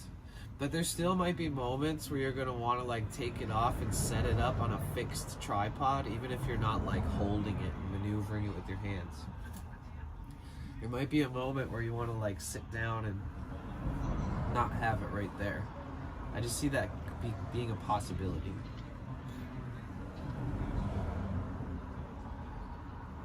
Oh, okay, cool. Well, then you probably want to buy 2 sets of matching clips. So the easy clip off adapter, they sell like nice ones on Amazon, and you're gonna probably want to buy 2 of those, and then so that they have the same like mating faces and they're smooth, like one that stays on that tripod forever and one that stays on your shoulder mount forever and one that stays on the bottom of your camera forever, and you can slide it in between both of those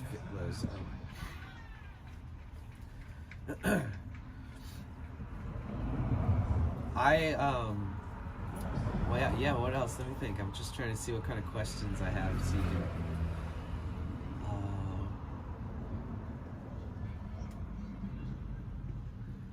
yeah, you need like the whole fucking backpack. Wait, what do you have? Do you have Bella Box? I mean, do you have an orange pie? Excuse me. You got like the machine.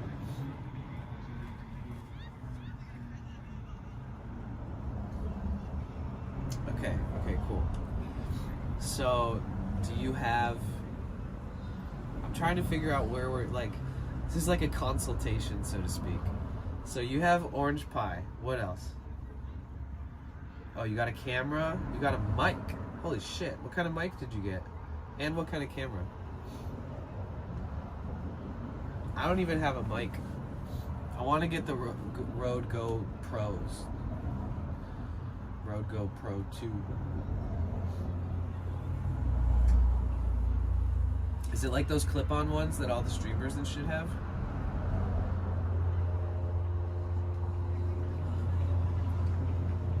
Oh, perfect. Nice. Yeah, I want to get those too. Yeah, I want to get the Rode 2 Pros. I'm waiting for them to become like I'm waiting for a new generation to come out so I can try to get those ones used on Marketplace for less than like $200, the Pro version. What's up, Charlie? How you doing? So you got the Sony action camera. Here, let's see. Pull something out.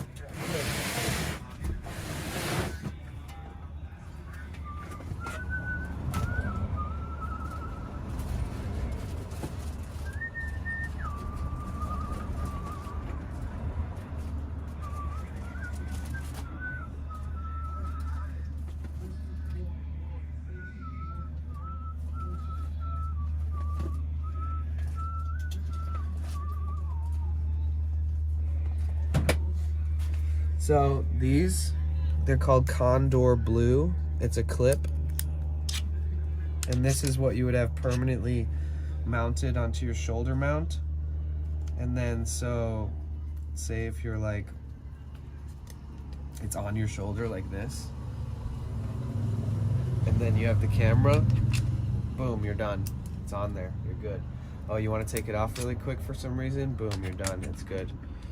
And once you get into the momentum and you get the muscle movement down and the location down, I mean, these are the best. They're like $20 or 15 at least for one set like this with the male and female side. But these are made of good metal. These are the ones that like the professionals that do this shit will suggest, and that's whom I got that recommendation from. Redempto recommended this one specifically. And then you've also got this, which is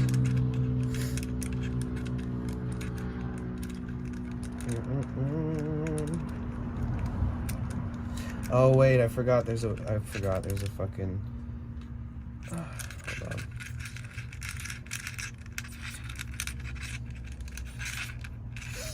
I can just spin this. Okay, so there's this piece too. How do I get this damn thing out? Okay, so there's this. This is a cord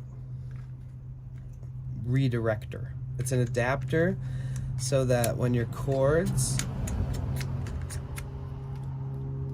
are coming out of the back of your camera, that you're going to put those cords,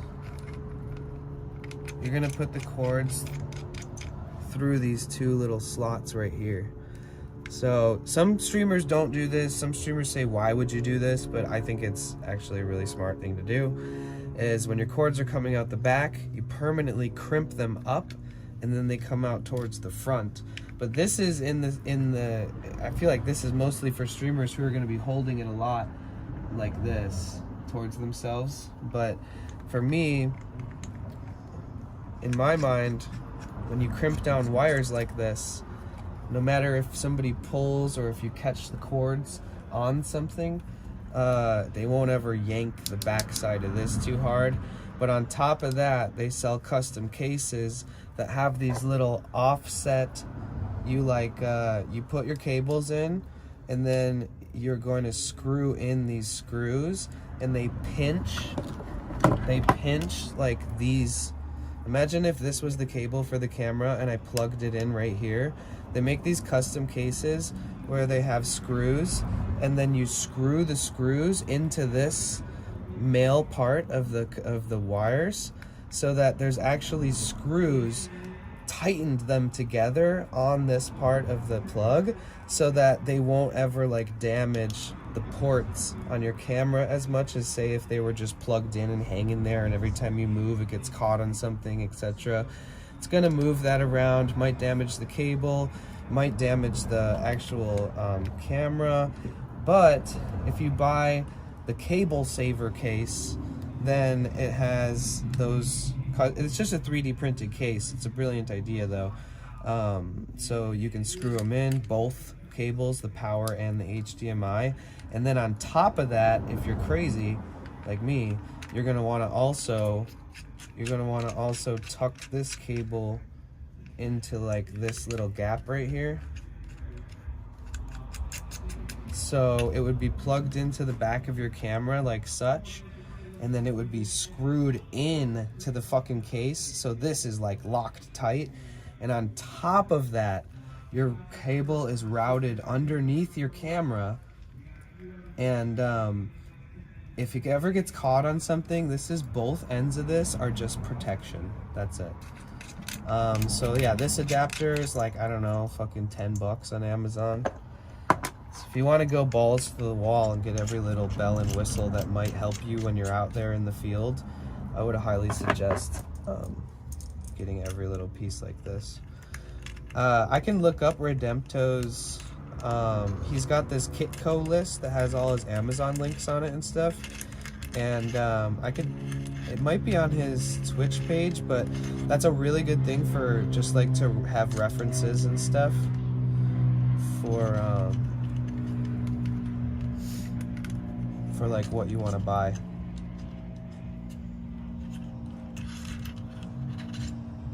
I mean, some of this stuff I bought exactly what was listed, and then some of this stuff I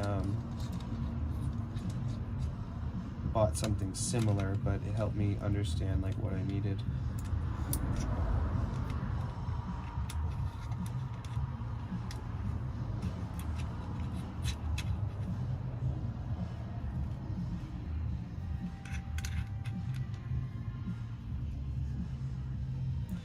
Oh, that's so funny. Wait. Where's the Allen wrenches? Okay, but on top of that, you're gonna need something like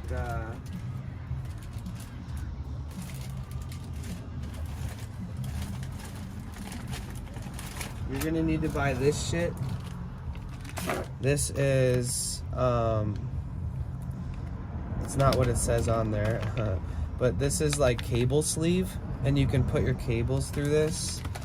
And then this is the HDMI and the power cables. So like you're gonna put both of these cables together, and then you're gonna slide them through this so that they're combined into one cable and they're protected. And you're gonna need to get short, decent Ethernet cables, like nice ones. And then you're gonna wanna get like a backpack grid, something like this. And then you're gonna need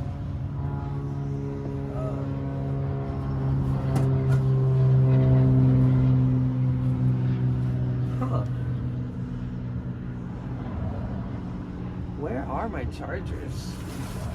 Well, you're gonna need routers like this. This one is a Nighthawk M1.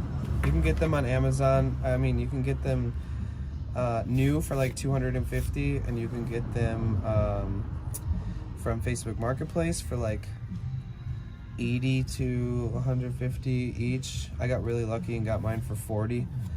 And basically, you're gonna want to take the back plate off when you buy it.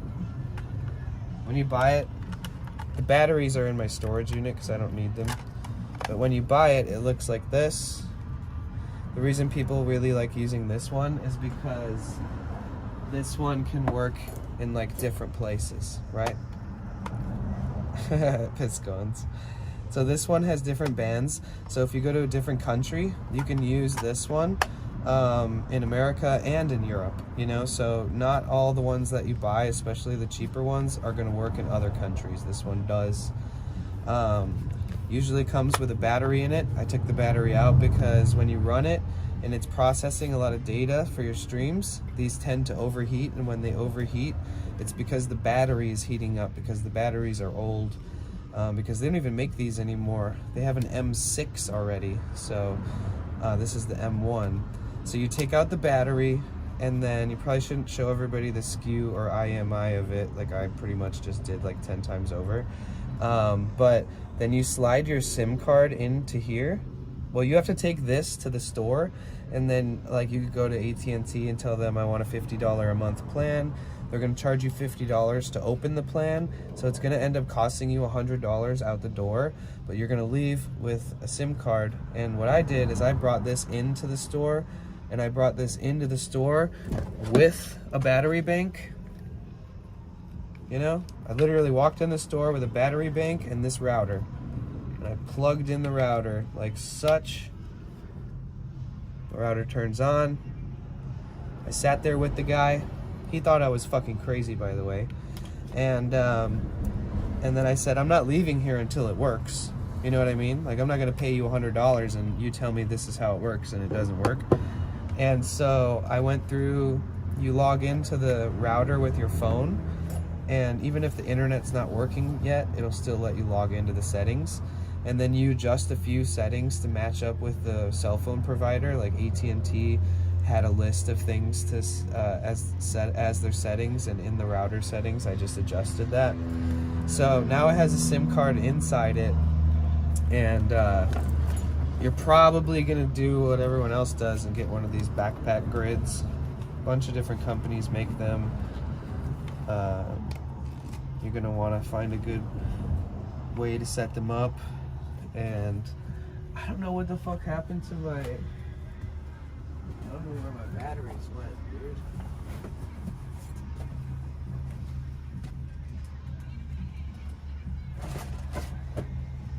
That's really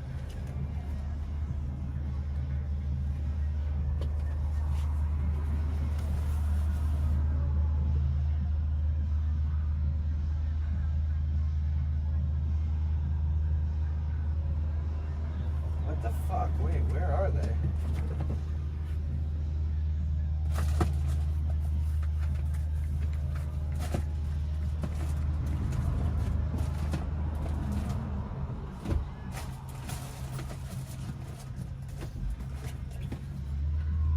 Nice, I found a bottle of vape juice. But where is my...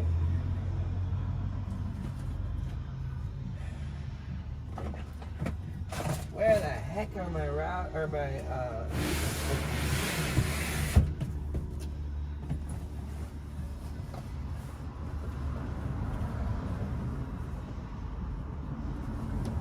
Whoa. I just gotta look in all the places. Here's a charger. Here's a charger. Here's another charger. All right, now where's the rest of them? Dude.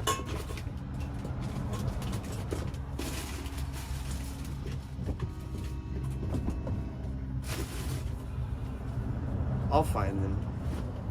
Just having a moment. No. So what goes inside of your actual, so what you do is you take one of these. This is called a cat cable, aka an Ethernet cord. You're gonna want to buy like Cat 6 or up because they're higher quality. They sell like Cat 4 and all these other ones. Buy the nice ones. So once your router's turned on, here, I can't find the batteries that I normally have in here, which is I'm kind of perplexed. I really need to find them. It's really unusual for me to not be able to know where they are. So let's say this is my setup today. Okay. I returned the Orange Pi because it had a bent USB and I have to buy a new one, but they're really easy to get and fast. So the second I need it again, I'm gonna get it. So that's why I'm glad you have the Orange Pi already, because you can, you're good to go.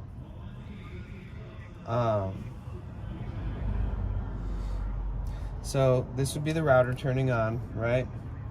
And then your Orange Pi, let's pretend that this is the Orange Pi, okay?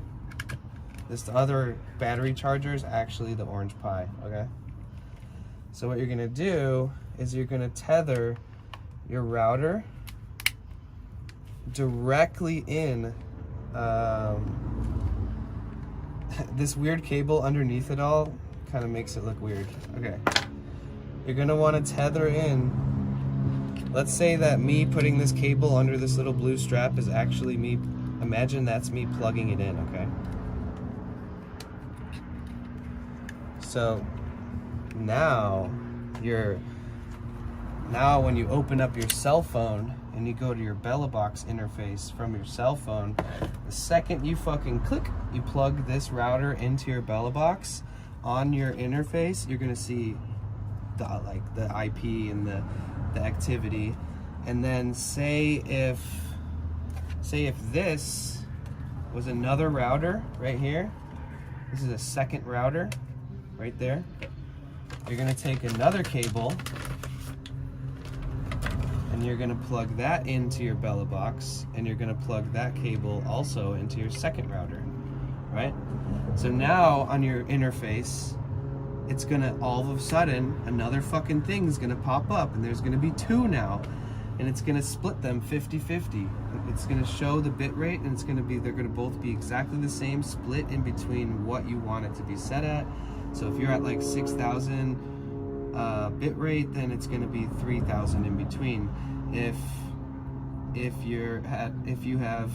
for some reason, you know, this Apple is a third router, you're gonna open up your user interface and it's gonna show a third, and say if your max bitrate is 10K, on your user interface, it's gonna say 3.33333, and the next one, 3.333, and there's gonna be 3 listed. The craziest fucking part about this shit is,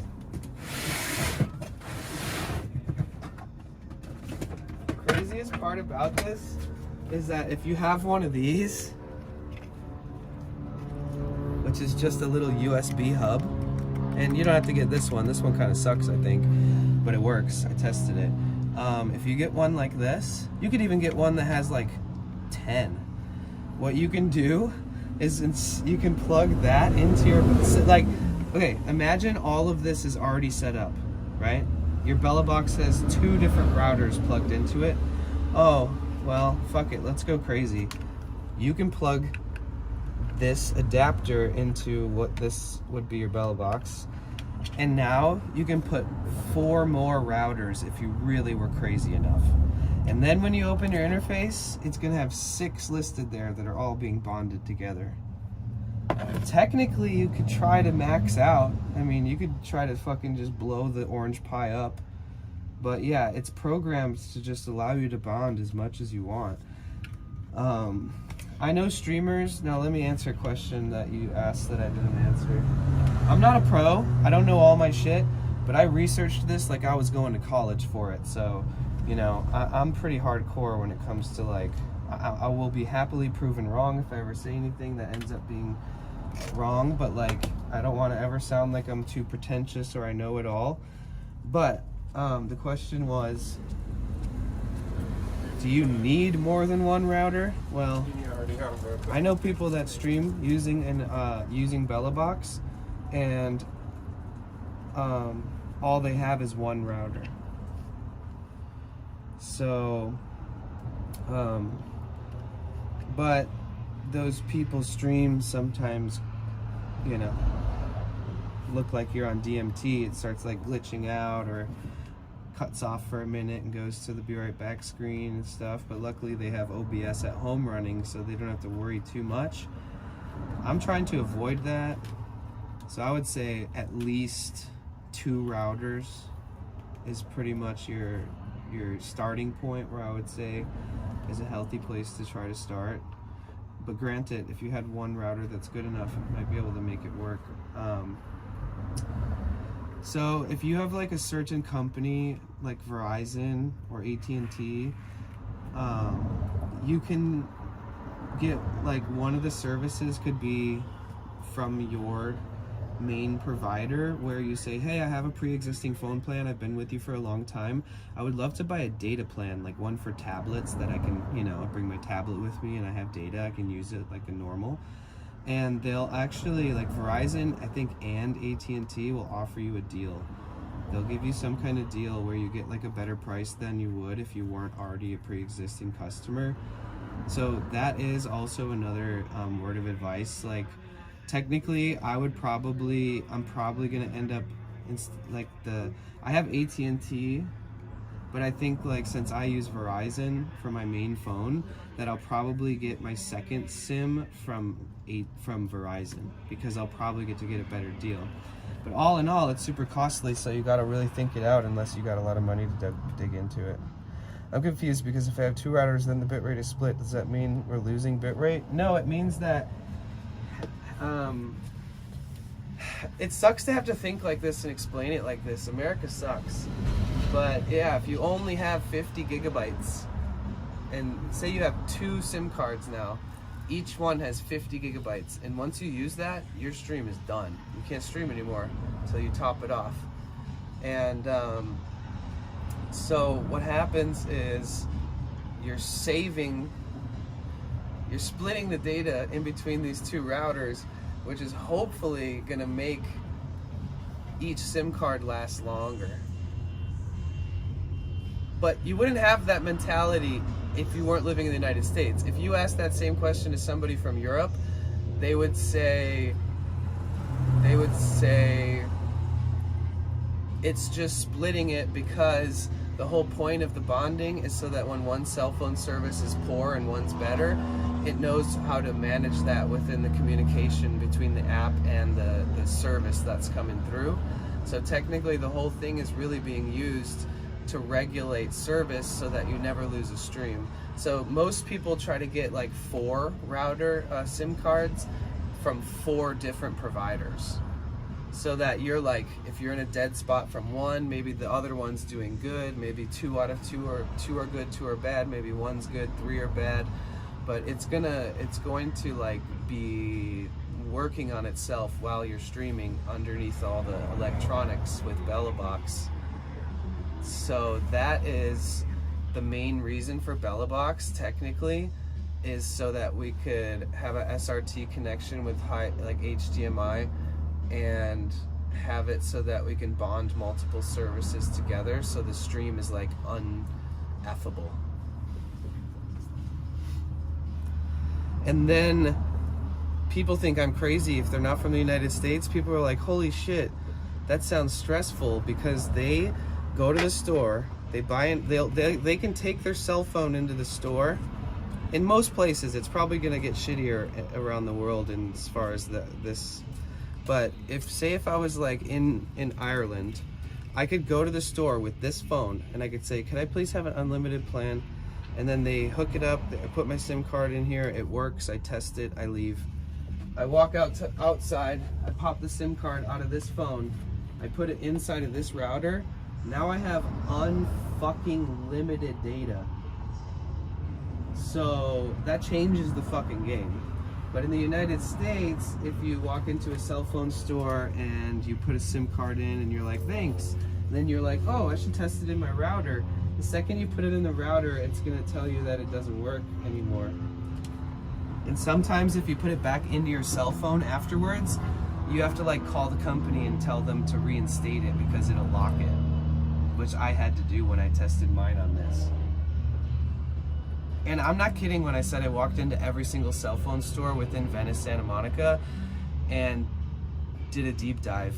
I actually found one company that in the United States offers unlimited data, and to non-enterprise businesses, but they're like a non-profit, like they want the whole the world to eventually have like free internet, but they are a capitalistic business in some fashion. Basically, you can only buy 3 months, 6 months, or 12 months in advance. And you're only getting it from one company with one SIM card, but it's like $150 for 3 months. And they're the only company, and I had to call corporate like help information lines and talk to like experts for companies.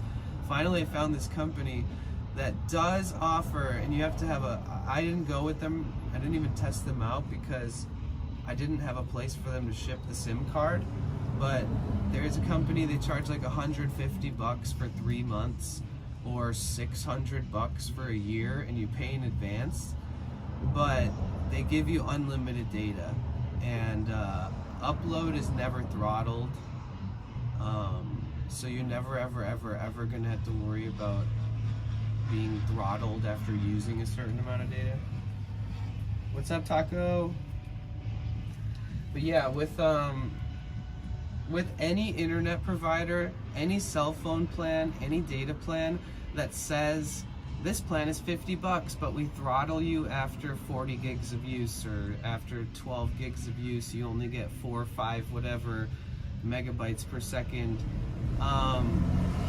If you're using those for streaming, don't buy into the expensive plan, because they actually don't throttle upload speeds. No company, there is not one company that throttles upload speeds. They only throttle download speeds. So just know that too.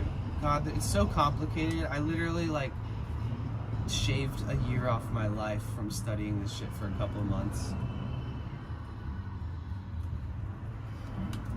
Yeah, but if you're using that data for downloading, even if you're using apps and stuff and using that data, you should never really see the impact of a throttled plan. Like, it should act no differently. Unless you're like doing a whole bunch of shit on a computer with that type of plan, you might notice a difference, but like with phones and stuff, technically, you should never actually notice the difference. So either way, they're just always trying to upsell some shit that doesn't need to be. But yeah, so once I bought my first router, I ended up buying a second one. I found this guy on Facebook Marketplace like 300 miles away, and I asked him as a kind of like almost a joke if he would sell it to me for $40, and that I was traveling out of my van and I wanted to use it for a really cool project.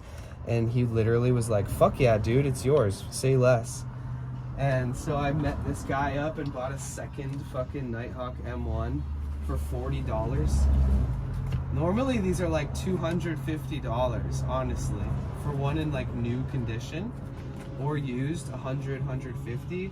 I got 2 for 40 each, so 80 bucks for 2 of these routers. But I had been searching every day for like a month and a half until I, you know, and I messaged like 20 people, and a bunch of people responded immediately, said, no, you're crazy, I'm not fucking selling this for $40. But in the message, I would also say, if for some weird reason you have this for months and nobody buys it off you, please take a couple $20 bills from me and I'll take it off your hands. If it's just gonna get dust in your closet, like, these aren't popular. It's very rare that somebody fucking buys this router. They stopped making it a long time ago. Just like this camera. They don't make this shit anymore. They stopped making it so long ago, you can only buy them used, and for some reason this is the most popular camera and most applicable camera to different environments for IRL streaming so far, based off of every one of the biggest IRL streamers out there. And these ones also are really random and sold online, and if you're really not anymore, but like, you know, in the early on you could get one of these for cheap if you're lucky. You got one of these for $120, a Sony, the FDR X3000. I love how thorough you are and the things you're passionate about. Thank you so much, Krista. The router? Oh, okay. No, that's a good price. Like, if I needed one today, I would definitely buy one for $120. Like, if I had to, I'd be stoked. Because it took me months to find the ones for stupid cheap, and I actually had to I apologized in the first part of the message, being like, please don't take offense to this, I'm not lowballing you, but technically I'm trying to buy like 4 of these old ass routers that the company doesn't even make anymore. Sometimes they don't even work, you know, like, you know, have you tested it? Have you tested the USB? Have you tested the USB-C? Have you tested the Ethernet? Does it all work properly? And just to like be upfront with them and be like, listen, I'm not trying to lowball you, but like, you're trying to sell some shit that like nobody wants except for a weird subset of people like myself and a couple of my friends. Like, nobody's looking for these routers except for like people that live off the grid, and then they usually don't even think that they're good enough. You're better off with Starlink. Like, if you're living off the grid. Came with a bunch of stuff. Oh, you got the antenna and stuff? I got one antenna.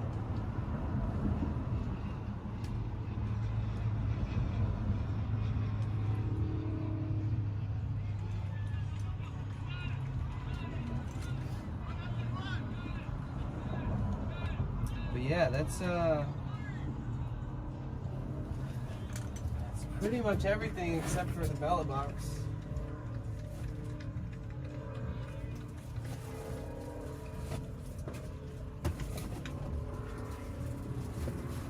Dude, where the fuck?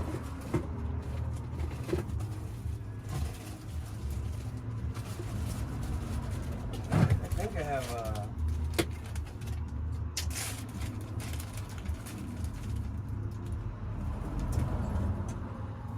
damn, I don't know where the Allen wrench is.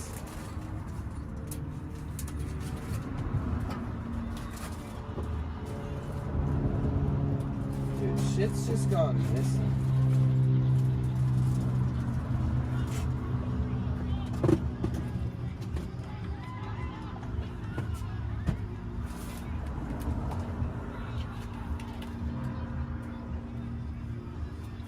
Okay, let's put all this shit away.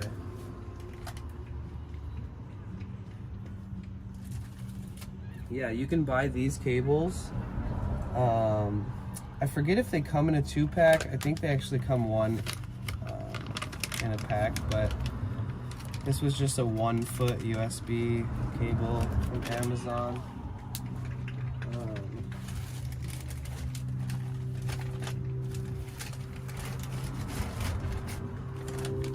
Routers, cables, chargers, adapters, camera case. Grid it, battery banks. Once you got all that shit, you're good to go.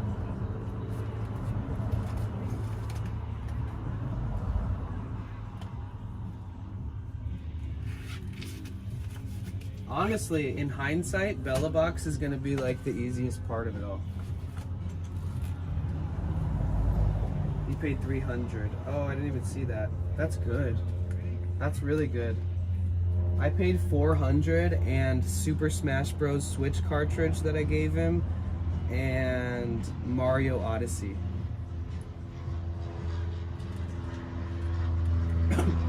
He was trying to sell for 400 and I was like, bro, will you take 350 and 2 Nintendo Switch games?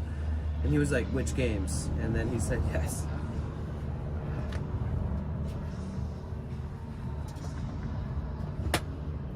And when I bought it, I like brought a laptop and I brought SD cards and chargers and I tested it and tested the focus and tested I recorded footage and then uploaded it to my laptop and then streamed it directly to my laptop. I did all these tests because I was so worried that I was about to just give this dude $350 and it would have some weird issue with autofocus that's unfixable or some shit, because that stuff actually does happen with these cameras.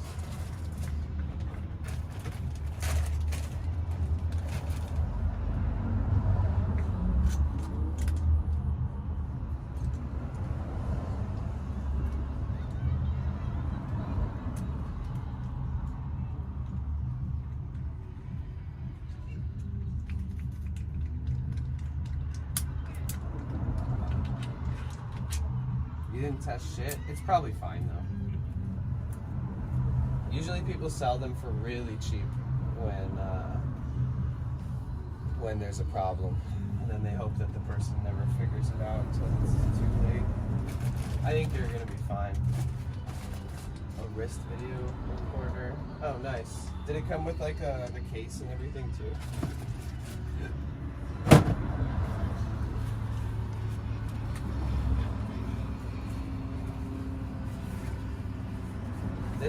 This case, you'd have to melt holes in the back to make it usable.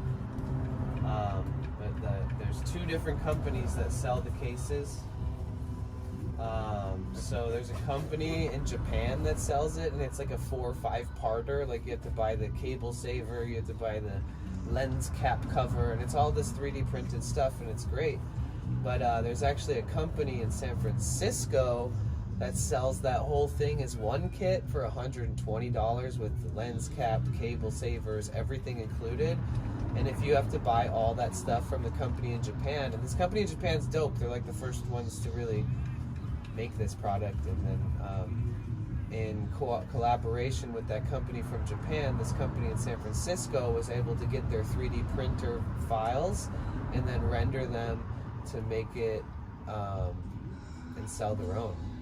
So, if you bought it in Japan and had it shipped here, and you bought every single piece that makes up the one you can buy from San Francisco, it costs twice as much, maybe a little more. And it's international shipping, so it could take a minimum of 7 days and a maximum of an unknown amount of days, depending on how export goes. So if you get it from San Francisco, it's $120. You get the whole set, and it'll be delivered to you from the United States to the United States. And you're going to save a lot of money.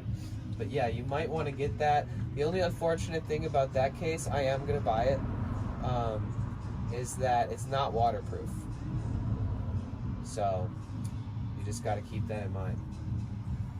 But I know people who use this case, and they've retrofit melted holes in the back and cut the back door off their Sony camera so that the case can fit on it while it's open. And then they put their cables in there, and then they permanently hot glue gun. It doesn't look pretty, but it works. And then they permanently hot glue gun the cables into the back of the original Sony case, because that's being way more resourceful. It's a little put a little ingenuity into it. I've seen some people make some pretty Frankenstein looking shit, but it was super resourceful, and I totally get it. But there's companies that make sleek little cases, and you probably shouldn't be streaming in the rain anyways, but the one benefit is that they have screen protectors. So lens protectors. And and it has the cable saver component, that mechanism that locks your cords in there. So that's going to be important. You get one little scratch on your fucking lens, you're never going to stop noticing it. And people are going to notice it, and it's going to get worse. So for me personally, I think I would rather use the more lightweight case that's not waterproof than try to retrofit into this case. I've also heard this case isn't good because the microphone is then muffled behind. But if you're not using this microphone and you're using a Rode mic, it doesn't fucking matter. Yeah, I couldn't believe that I was about to order from Japan like $250 to something with shipping to get a case for this camera. Like that the case was going to cost as much as the camera almost, and that the case isn't even waterproof, and that it's 3D printed, which means, I mean, I lived in a house that ran a business with like 20 3D printers, and I had industrial size 5-foot tall 3D printers all around everything, laser cutters, all kinds of shit. And I know how fragile and how cheap as fuck filament is for 3D printers. And I understand it does take a lot of work and time to create a really nice file that's perfect fit for a case, and you know, you got to design it and modify it, and you got to create mechanisms for screwing and clamping, and you got to, you know, get your hand on some clean glass, which is really fucking easy, and you can use a really small laser cutter and you can cut perfect circles in the exact shape that will pop right into the plastic 3D print that you made. Like, I get it, it takes a lot of work, but the fact that you have to buy that, the fact that if that wasn't on your camera and you dropped it, it would probably break first drop. Maybe not, depending, but like if you accidentally sat on it, it would crack into a bunch of pieces like a piece of candy, you know? So that blew my mind. That was one thing that I was like, Jesus Christ, do I really need a fucking... But the design with the cable saver that's on that case is it makes that worth it. So I was waiting forever to buy it because it's so damn expensive, and then I found the one that's like half the price and in the States, and that really made me happy because, bro, it's like I can't express enough how like being resourceful is so important to me. And even if it takes me a while to get to where I want to be or get all the gear that I need, you know, I'll get there when I'm supposed to.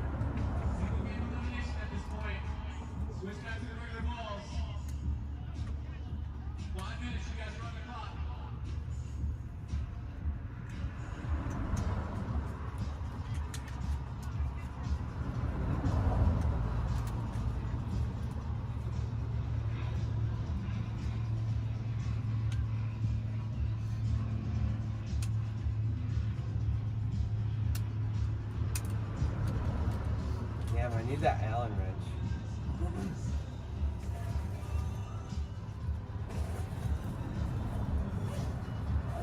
How about more into the guy? He seemed trustworthy. The guy who sold it to you? You mean?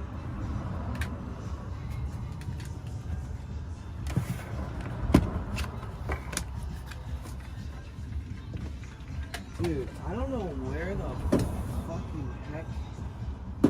the heck all my chargers are. I lost 2 of my chargers somehow. Where could I have put them? I probably put them in some mysterious place that was convenient to my brain in that one moment, and now it's like they can't be gone. That's the one thing. It's like they didn't grow legs and run away, and nobody comes in my van.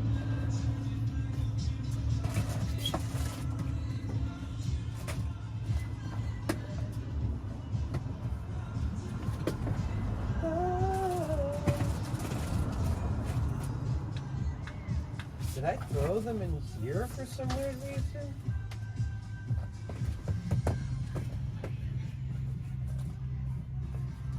Oh.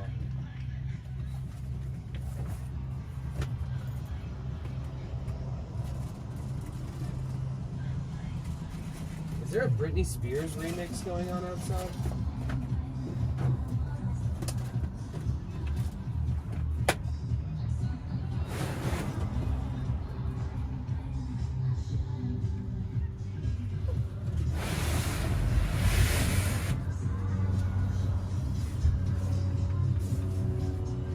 What's going on over there?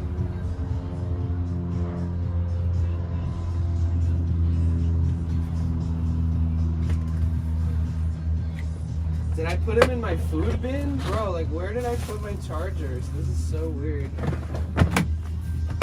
They gotta be like...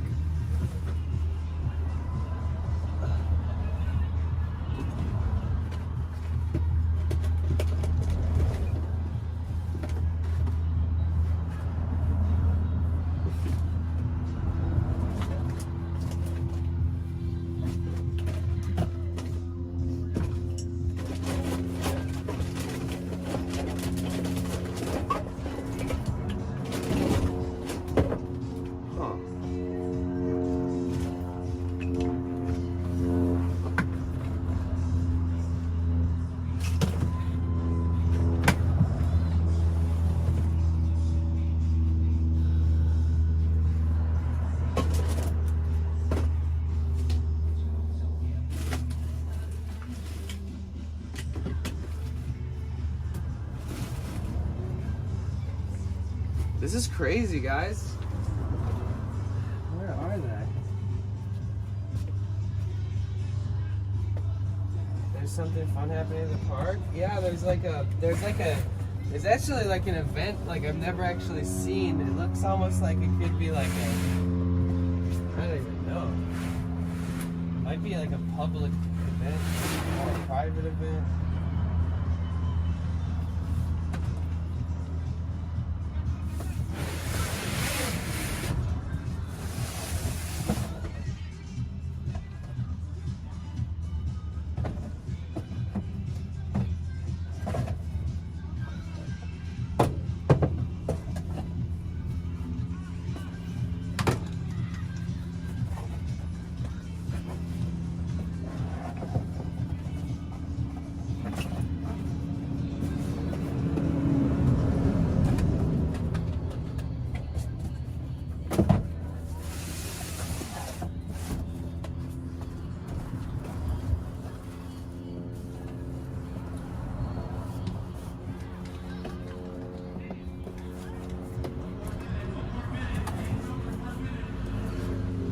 They like fall on the side of my head.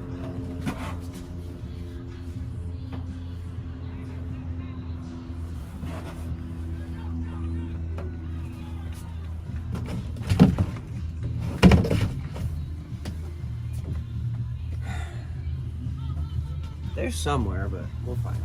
Hold on.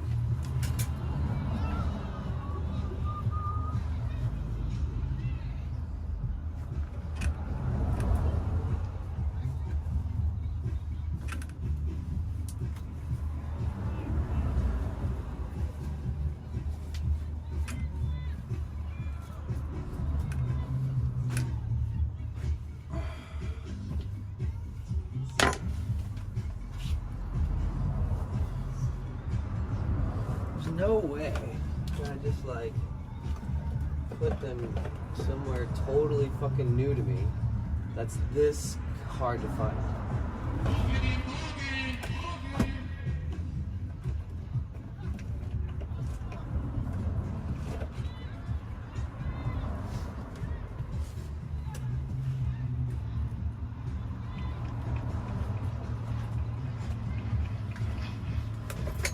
Dude, this is wild. Where?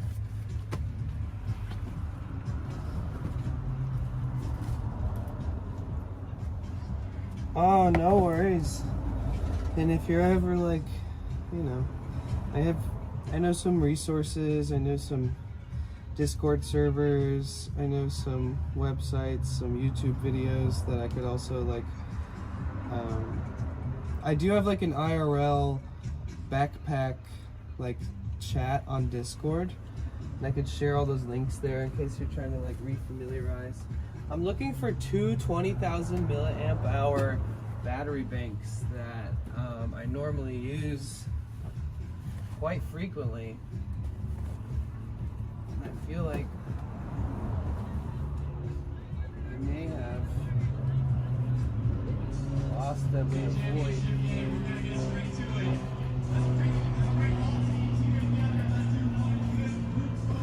This is crazy. Like, where else could they be?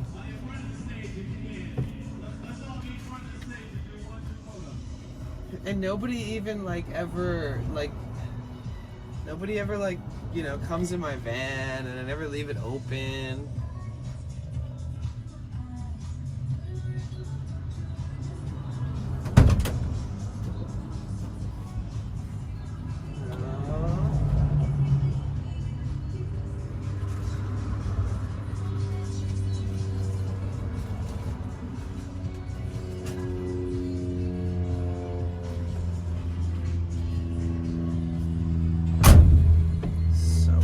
Maybe I, for some weird reason, threw them back here in like this bin. No. They fall back here. Nope, nothing in there. This is fun, guys. Thankfully, I'm not stressed about it yet.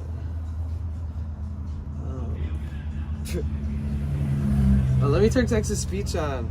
I don't want to miss you guys' messages. Text to speech enabled.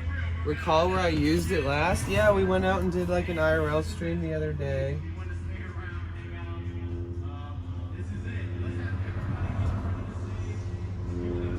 And then I recharged them. And I never take them out. If the only time I ever disconnect them from my backpack, like that little grid, the only time I ever remove them ever is to charge them. Said maybe used it to charge something when working on the engine.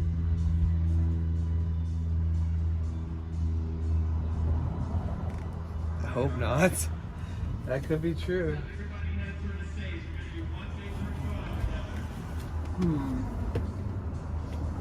But I haven't in the last couple days, that's for sure. Tie-dye Peacock Jasmine said, I feel your pain. I lost my iPod like a month ago and still haven't found it. Aww. Last time I remember having it was in my bedroom, but searched high and low and still no luck. Let's see. Okay, let's find this shit. Let's disassemble my van, starting with the bed, because I feel like it could somehow be like in the mix of all this shit. Okay, let's see. Yeah, get all that dust off. 951_grower said search and rescue time. Yeah, it shouldn't be too hard.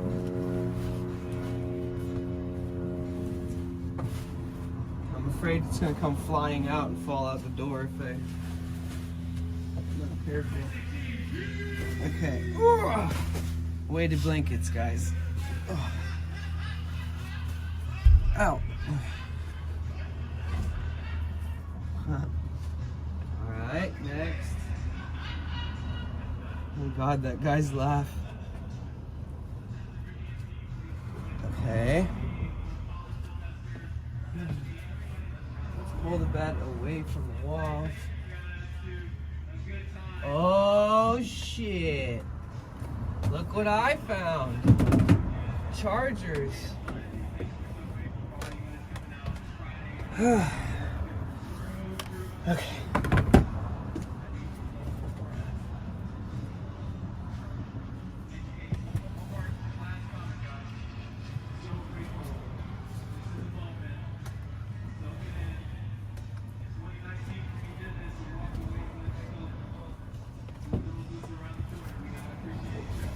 Okay.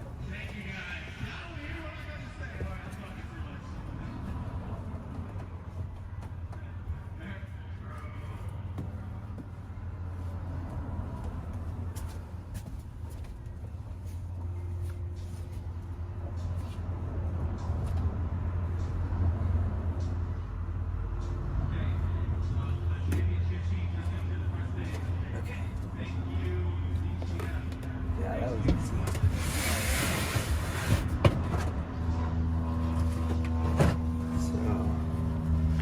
So this is all the chargers I have for now. I need more. I need more like these. Just for backups, reserves, random things, chat phone. 951_grower said holy. It's like a combined. 951_grower said what brand is best? No, Anker. Anker is one of the best. I thought you were asking what brand am I using. Anker is one of the best, or Anchor, whatever they're actually called. Definitely. And they're a little more expensive. But there's a lot of people out there that have been doing research on these batteries, taking them apart, testing them with computers and stuff. Grower said I am looking into those ones. Buy INIU if you're trying to be on a budget. But if you're trying to be like super professional and pay, you know, for some high-end, reputable shit. Oh, well, you can go cheap and buy INIU, and they're rated to be just as... So normally, like when a company says, oh, it's, you know, however many milliamp hours, they'll test it and it won't even actually be that much, or it will have bad voltage. I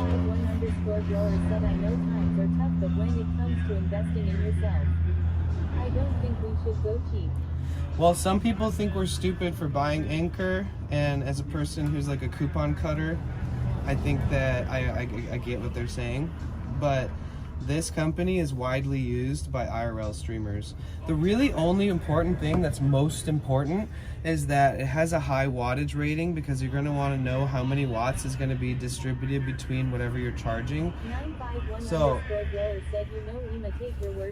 technically, well, if you price compare them too, you're probably going to not want to buy Anchor, depending on that, how much you want to spend. But INIU is the only fucking battery bank that I would ever recommend to people outside of Anchor. So, what was I gonna say? Oh yeah, so if you plug, for instance, if I plug this battery bank right here into my modem, once the modem starts working really hard, 951_grower said how many hours will you get on a oh, that's just like nerd math. I'll explain that in a second.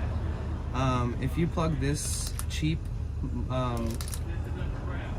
if you plug, I bought ones that weren't cheap. I bought like a battery bank that looked like this from some random company, and I plugged it into my router and I went out streaming with it, and every time my router would start processing a lot of data, it would the fucking router would shut off because it didn't hold enough wattage to keep that thing powered.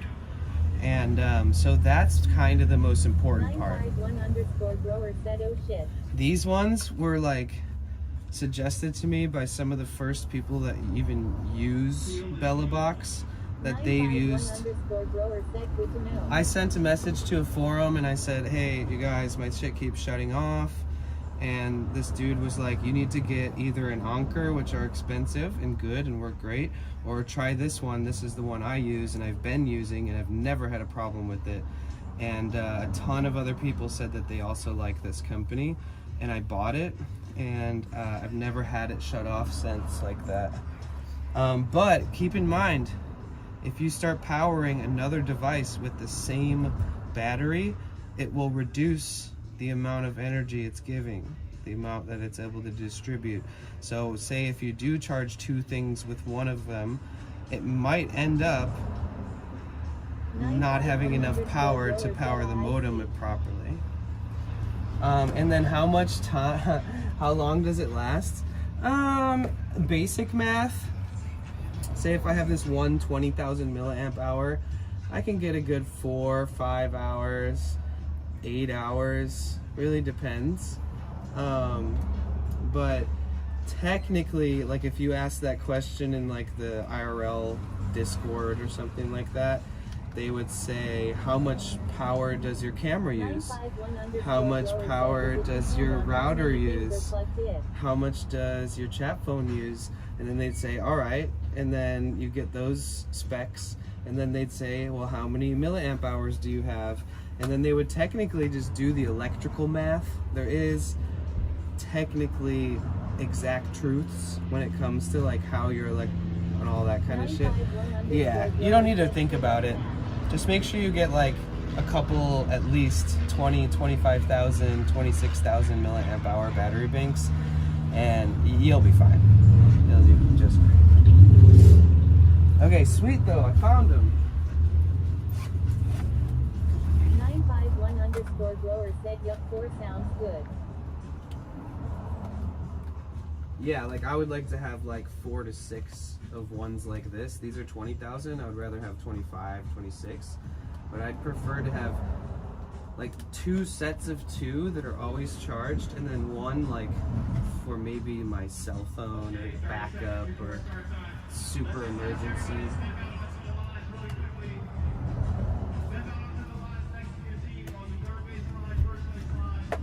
So when I use it with my phone, it's really simple. Grower said this is the best advice anyone's ever given me. Oh, thanks. It's because you're so excited about it. That's why you say that. That just makes me happy to get you more excited. Hopefully no like professionals or like programmers are watching me thinking that I'm like a know-it-all douchebag. Because they're the ones that taught me everything that I've learned, and I'm still confused half the time because you think you know everything and then it starts breaking. And so this is, let's see. Just kind of tuck these power cables away. So if I'm gonna power my phone stream, all I need is this router to be powered, right? And so I can connect with my phone, I can connect my Wi-Fi, but then I use an app called Speedify, and it uses my cell phone service and my Wi-Fi bonded basically in a similar way that BellaBox does, but with a phone as being the streaming device. And then so all I need is the router. The router will last like 15 hours off this one battery. It's kind of crazy. And then this one, its purpose. 951_grower said, God damn it. This one is for my cell phone. So this goes in my backpack, router's on. All I gotta do is connect to it. I put it in my backpack. 951_grower said 15 hours is crazy. Pull this out. I slide it in that little backpack slot, you know. All right. So now it's in there, and it's not like flopping around because it has that little envelope kind of. And then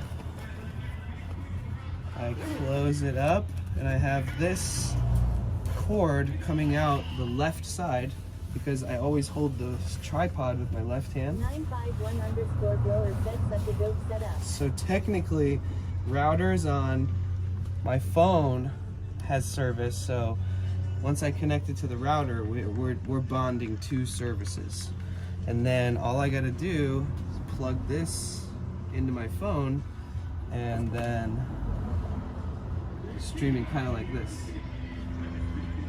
And that's it, and it's super light. So it is actually kind of like a relief. So if you're in a metropolitan area and you have good service, you can use a phone, especially if it's not super hot. Well, that's because this version is really easy. Look, it's literally 1 battery for your phone, 1 battery for your router, let's leave. But with BellaBox, it's multiple routers, multiple batteries, and an orange Pi, you know. So I started noticing like a lot of IRL streamers who have really sick backpack setups, they'll use their phones sometimes too. So it's all just a matter of when and where. But for a lot of those people, you know, they were the ones that were paying for the really expensive plans and stuff before. And I think a lot of them are just starting to utilize their phones more. Finally. 951_grower said anyway to connect phone to the camera. Any way to connect, like, oh, you can use your cell phone with BellaBox if you want to do that. Is that what you're asking? So you can use your phone as the camera for BellaBox. Yeah, and you can do it wirelessly. So all you have to do is just make sure that the phone is plugged into a charger. It'll directly communicate that to BellaBox. 951_grower said WTF. Okay, we gotta talk. You know how like iPhones have really good like macro, like if you zoom in. 951_grower said that's fucking awesome. You know, like on a Sony camera, you're not gonna zoom in like an iPhone fucking 15 Pro. There's no way. So technically, you could open like you could open Moblin or 951_grower said or you could open whatever, and then you could take that signal and send it to your Bella box. And then, so like for some reason, if you were like, ooh, I want to get a macro shot of this, technically you could port it over to your phone, you know, and patch that in for a little bit. Like if somebody's camera died and they were traveling, they could definitely use their phone in a pinch with Bella box. So, yay! You guys, say hi to the weird guy. Who's that weird guy in our chat? You guys, be careful. There's a weird guy in the chat. 951_grower said Johannes live yes. I was just talking about Bella box, streaming gear, simple iPhone setups. It's so fun. 951 grower, it's the best top. Johannes knows. Johannes has helped me so much try to figure out all this stuff and learn about it and the communities that he's a part of and that surround us in this kind of culture. He's dope. He's really cool. Love him. 951_grower said Johannes live, it really is the best top. I am having so much fun and I am not even tech savvy. Johannes live I followed. And yeah, it's like, it's such an open-ended thing too, because like some people will be like, oh, I'm all about the backpack, and some people are like, dude, my phone does everything your backpack does. And then some people are like, you know, it's crazy. So it's just good that everybody's pretty cool about it and just loves talking about their versions. And you know, you can use a lot of, Johannes will tell you to use to just hot glue gun everything together, and then it'll be impenetrable. 951_grower I just love how you give me a good and bad experience said before they open my eyes. Yeah. bad experiences, which really opens my eyes. If I like was figuring all this out in Europe or something, if I was living in a different country, I probably wouldn't have as much bad. Everything a backpack does, except allow you to plug in HDMI cameras. Right. Johannes, has there been any updates about the iPhone 16 Pro Snapdragon modem? Have you seen any? I've literally, I've looked it up a couple times. I've like looked up, oh well, you can use, but Johannes, you can use your phone. You can use your phone. Wait, Grower, were you asking if you could use your phone as a camera, but have it plugged in? Because you don't have to have it plugged in. 951_grower said yes, sir. Right. Yeah, so phone does everything the backpack does except for having plugged HDMI cameras in. So what were you wondering about that? You were wondering if you use a phone. Oh, you're wondering if you stream from your phone to Bella Box, if you could plug a camera into... 951_grower said No, that wouldn't matter because you could just plug the camera... Johannes Liv said Never mind. What were you asking or wondering? X75. The question is if Apple will add dual radios and antenna designed for dual active data. If you wanted to use your phone as a Bella Box, then you could just download Speedify and then bond different connections. You could use your cell phone. 951_grower said then hook up an Sony action camera to my phone. You could use your cell phone as one connection. You could use your Wi-Fi as a second connection, and then you can plug an adapter, a USB-C adapter, which will provide Ethernet. And all three of those could be bonded with Speedify. Some people don't like Speedify, some people do. 951_grower It works. said also it is possible. Yeah, it is possible. Anything's possible. It's crazy. Ask Johannes. Ask the craziest question ever, and this guy will tell you you can fucking hot glue gun it together and it'll work. Because I've asked all these questions too, and but I'm the only person who gets a boner when I talk about Speedify. The app at a glance is kind of lackluster, the company I mean, and they do these live streams talking about the app, and I've never found one of them beneficial or interesting, but the product speaks for itself for me.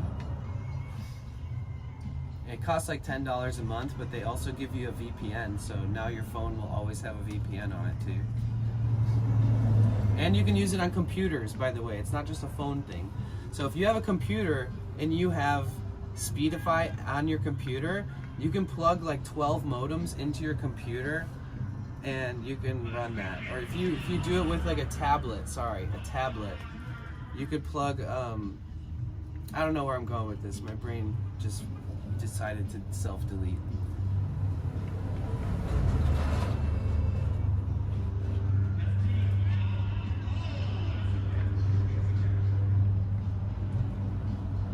Exactly.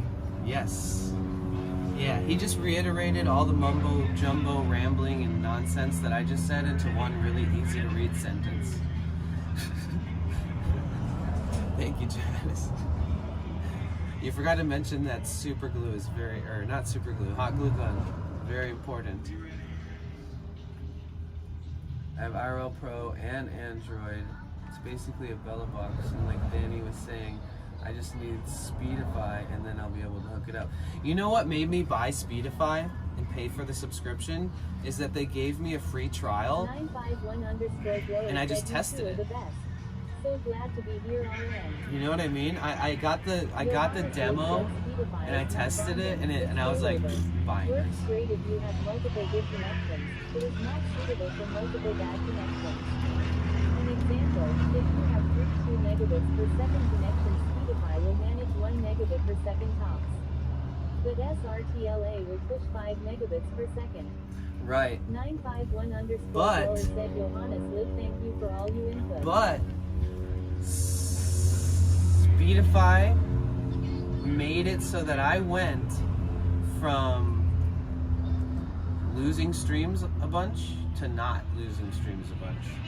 So it did its job for me. But I can see that there's limitations. You know, Bellabox can fucking just fire that shit off, dude. You got higher caps and better management in the distribution of how much is being used. But I've used Speedify. I've done pretty intense tests, you know. And Johannes Liv said TLDR. Speedify is not good at addition. SRTLA is. right, yeah, it's not as like precise. But I can set them to, I can divide which service is going to be a primary or as a secondary or as a fall over backup completely. It's not just ever using one and then falling over to another one, Johannes, in my experience, from what I'm understanding, which I could be very wrong, but because I've monitored my Speedify while streaming, and I'm watching both of them fire off like the same, or if I set one to primary, like what you said, there's limitations on kind of the max, I feel like, that it will divide between, but you could be like on Bellabox and set your bitrate to like 20K, and it's gonna like do the job exactly perfectly with that high end in mind. Liv said I could spend an hour explaining why Speedify is not suitable for this comes from trying to make Speedify work for 6 months. Not right now, but maybe if I see you in a bit and I got some, I'll kick you down some.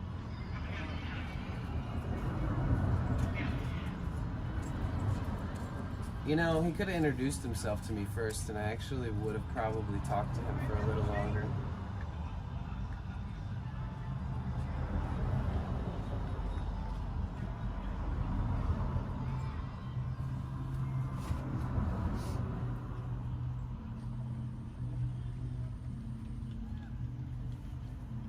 I did look around and I actually just threw a bunch of my cans in the recycling. I was at least going to give them empty cans, but fuck.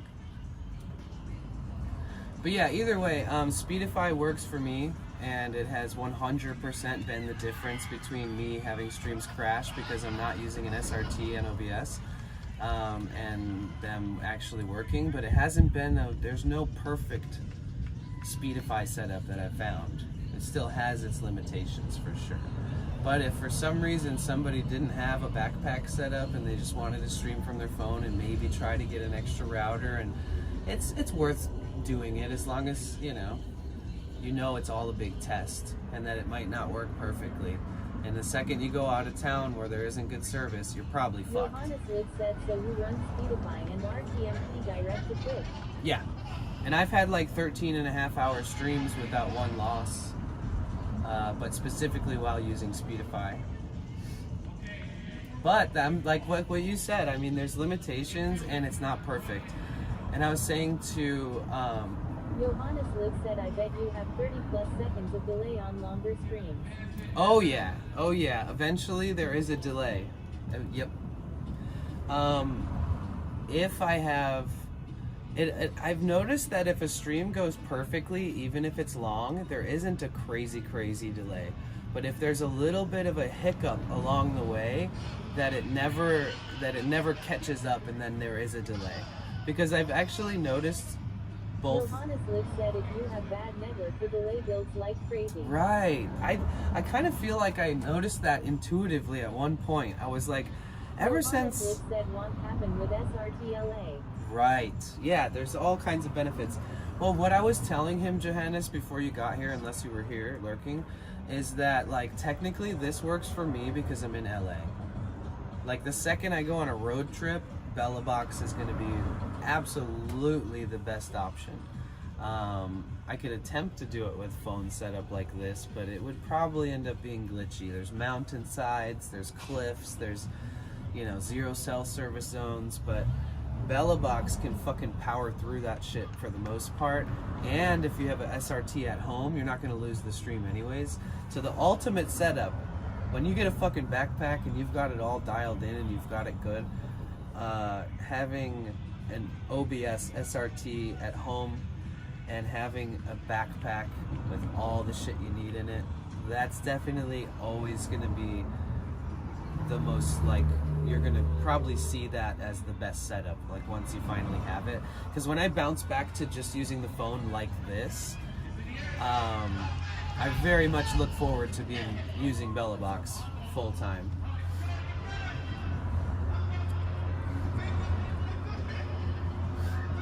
I guess there's kind of the best of both worlds. Wait, Johannes, did you hear any updates about the modem? I forgot did you respond to that?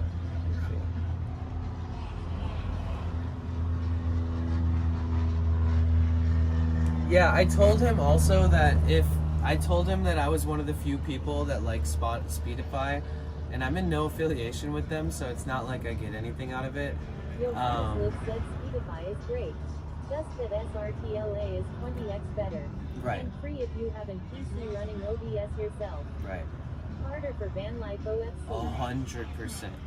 But I mentioned to him. 951_grower said I that. mentioned to Grower that if I'm going to be the only one talking about fucking Speedify, and I told him that there's people out there who are going to be like the opposite. There's going to be people, if they say, oh, Danny told me about Speedify, that they're going to immediately shit on Speedify. I did mention that. But personally, I've tested it just for fun, and I like it. I think I've paid for it ever since the first day I used it. I also like having a VPN included. 951_grower said thank you. Johannes Liv, glad you're still here. I'm actually gonna probably meet up with Grower tomorrow, and he's got an orange Pi and he wants to set up Bella Box. Oh wait, are you gonna bring it, or are we just gonna talk about it?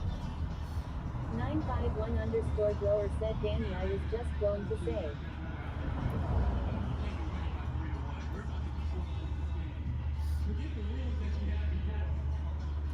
I'm still trying to ask this question to you, Johannes. Did you hear any new updates about the Snapdragon and the iPhone 16 that kind of the rumor mill was coming up with? I've searched it a couple times and I haven't yet found any like good confirmations on it or anything, but if I really look forward to that if that does happen.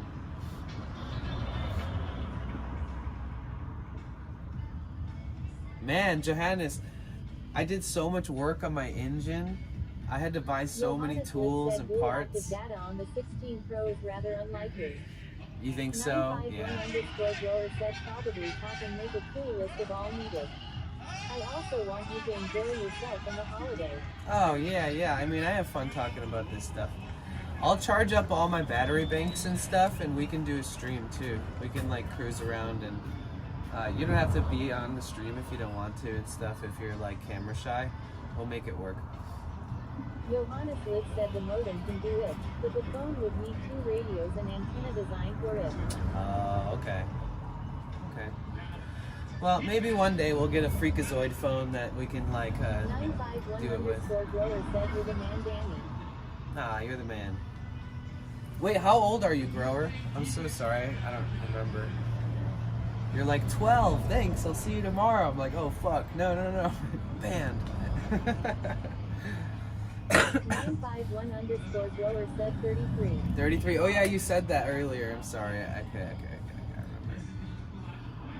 Okay, cool. Johannes Liv said so. Cost and space limitations for a feature very few would use.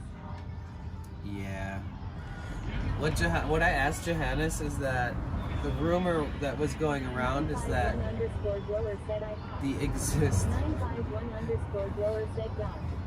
the existing iPhone will only allow you to use like dual SIM in a way that you use one and then you use the other and you switch in between. And there was a rumor that we might be able to have that technology via the Snapdragon modem. 951 grower said like 14 grams of keep cash. For you. Damn. What is it from? Is it from the White Runts?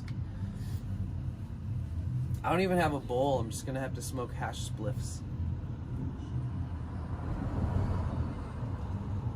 Johannes Liv said even the 15 Pro has a modem capable of dual active. X70 has the first gen dual active modem. See, Grower, what was a possibility? 951 grower said it's from PG number 4. Oh, nice. Gorilla Glue is one of my old favorites. I remember when it first came on the scene and it reminded me of like ChemDog and Sour D. Wait, what is Gorilla Glue?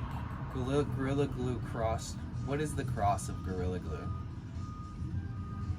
951 grower said it's 75 back RN. Gen 2 that is way better at it. Oh. Okay, let me mute this for 1 second. Said yet no Android with the Snapdragon 8 Gen 3 has implemented the dual active data. Right. Text to speech disabled. So we thought that there might be a phone coming out based off of the rumor mill and the capabilities of Snapdragon, is that one day maybe we'll be able to have like 2, 3, 4 eSIMs or something in one phone and have them all being able to be simultaneously used and bonded. That would be crazy. Because if that happens, I'm gonna stream with only a phone. I don't give a fuck. Literally. A phone and a battery bank. That's it. That'll be my entire setup.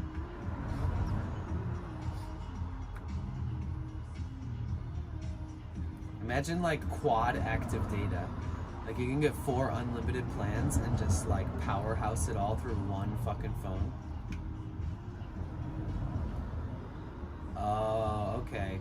Well, that's where you build a water-cooled case that's hot glue gunned to the iPhone.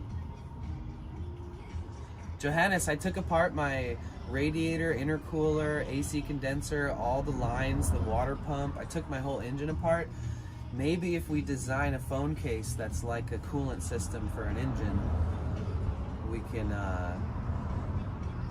make it work.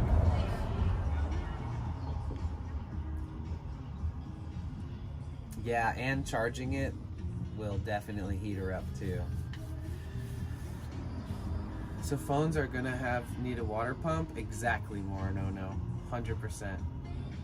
People be like, oh, I've been working on my water pump for my phone case. It's leaking. I don't know why. And you'll need special tools to work on it and shit too.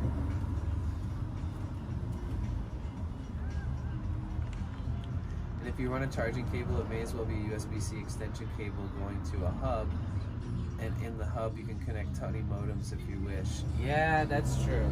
I mean, that's... Yeah, so, Grower, you can adapt one of those USB dongles to like an iPhone 14 or well, for sure a 15. You can attach it to an iPhone 15 and connect multiple routers to a phone. and you could open up Speedify and it will recognize all those routers, or you could try to use IRL Pro and technically it should probably bond those, or Moblin, right? Does Moblin do bonding yet? Or does it only bond if you have BellaBox? Dirion, welcome back. OnePlus phones have a vapor chamber to help keep them cool. Oh, really? Moblin 100% does have bonding, it always has. So if you're bonding, I feel like I've asked you this same question before, man, and I'm sorry. So if you're bonding a few routers together via a multi-output input USB adapter into your phone, Moblin will just take care of the rest. Because I could never get the bonding settings to come up on my screen. And I even asked in the Moblin Discord, and I couldn't quite get an answer that would tell me that I could get it to work or on my end. Also using an iPhone, not an Android. I don't know if that makes a difference.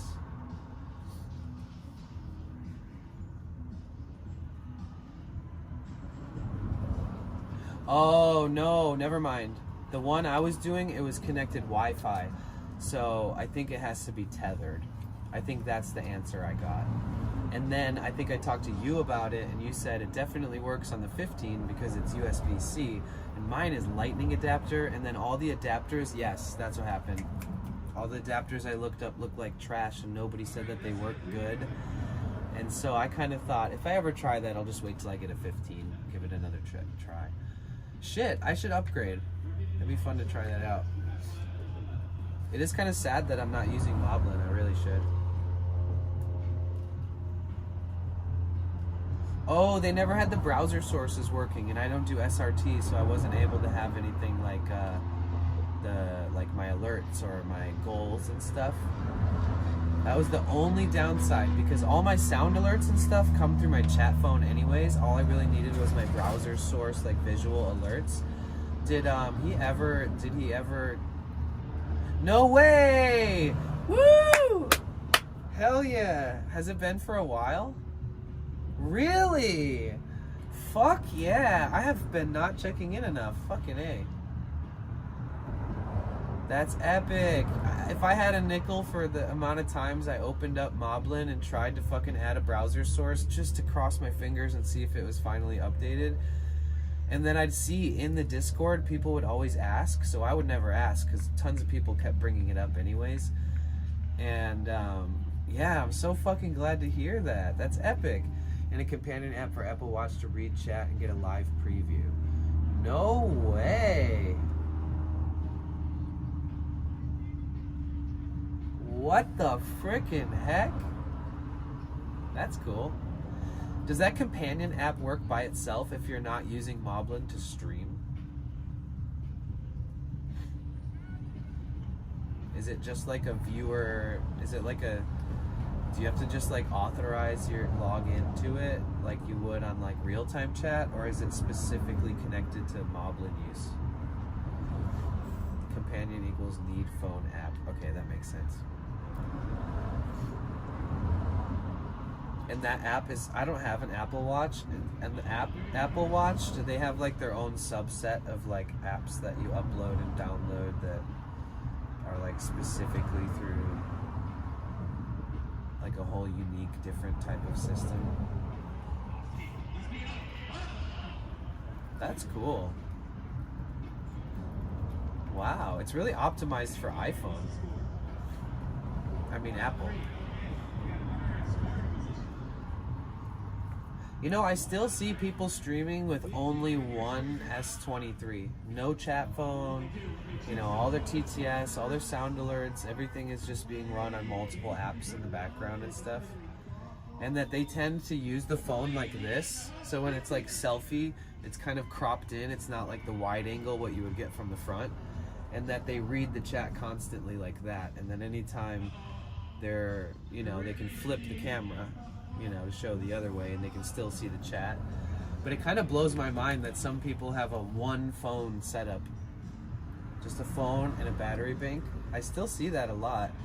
Every time I see Ginny streaming, I always think that that's her setup too. I've seen other people like around her streaming and you get to see her setup, and it's always only ever like one phone.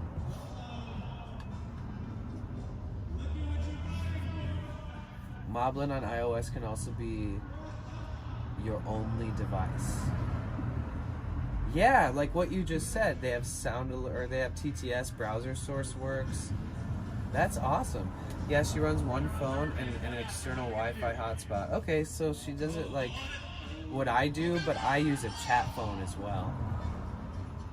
Huh. Do you think that Moblin will ever offer multi-streaming outputs? Like, the one thing that I like about Prism is that I could simulcast on like 4 different platforms at once. I could go to YouTube, TikTok, Kick, Twitch, YouNow. I could stream on like a bunch of platforms at once. Granted, I don't know how good of a quality or which delay. Some have more delay, some have less delay, you know, etc. You got to combine all the chats somehow. But do you think Moblin will ever have that kind of? Oh, they added vertical. Wow, crazy. That's gonna be good for YouTube because YouTube added a new YouTube added the option to stream vertical on the app, YouTube app, and so now a lot of live streams are getting more discoverability.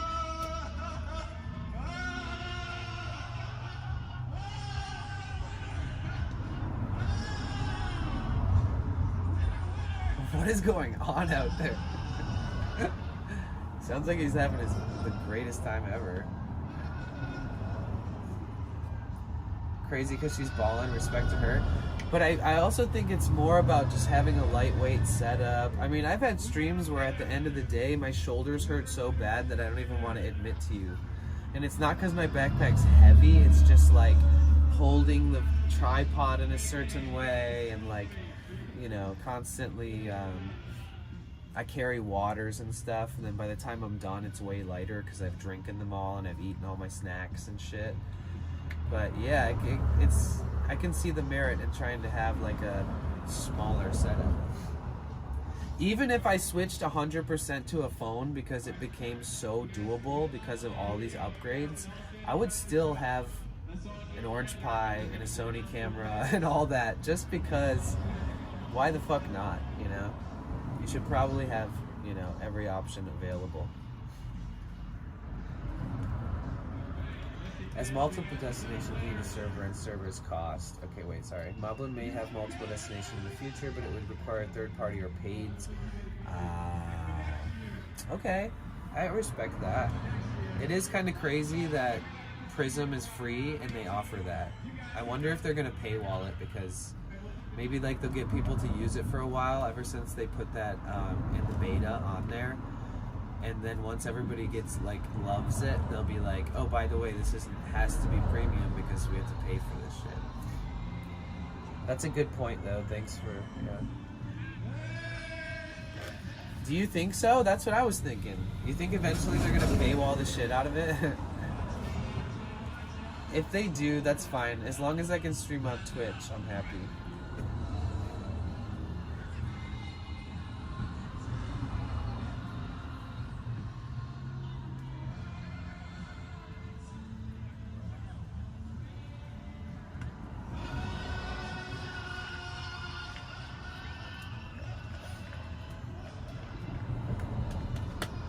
Oh yeah, Grower. One of the things that people use pretty often, I noticed, is this this service called Restream. You might have heard of it. And Restream will let you stream on multiple platforms, and it's pretty decent. I mean, I've seen a lot of people use it, and I've bounced from different platform to platform to check and see if there was drastic differences or differences in delays. And I haven't seen too much describe be one of the best versions of that. But with an SRT set up on OBS, and then you can have Restream running. It's something I can't do from living in a van like this, unfortunately. Yeah, Restream. definitely look into it. What do you think about Restream, Johannes? Do you have any input on that? If you mind. I like simulcasting to YouTube because at the end of the day, I don't need to download my VOD and then upload it to YouTube. To be like brutally honest, that is absolutely the biggest gain that I get from it.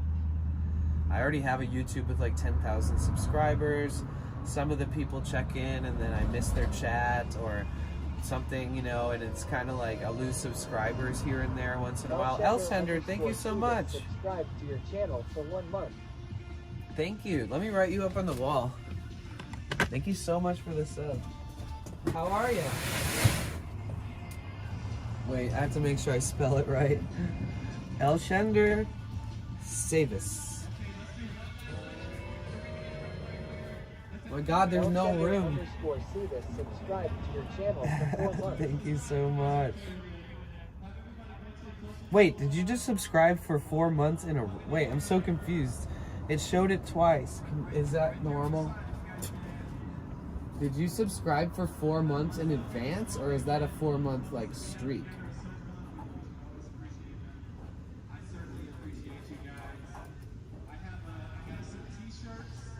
Elsender Savis.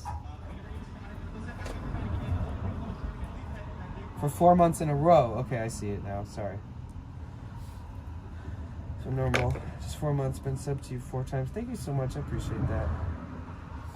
Like when I saw it, this came up and it said Elsender Savis subscribed at tier 1, and then this is all I saw. It said subscribe for 4 months, and I was like, why didn't it say it on the first one? Sorry. Either way, thank you. I appreciate that. Oh shit, I forgot to put this away. Okay, I should charge up all my batteries.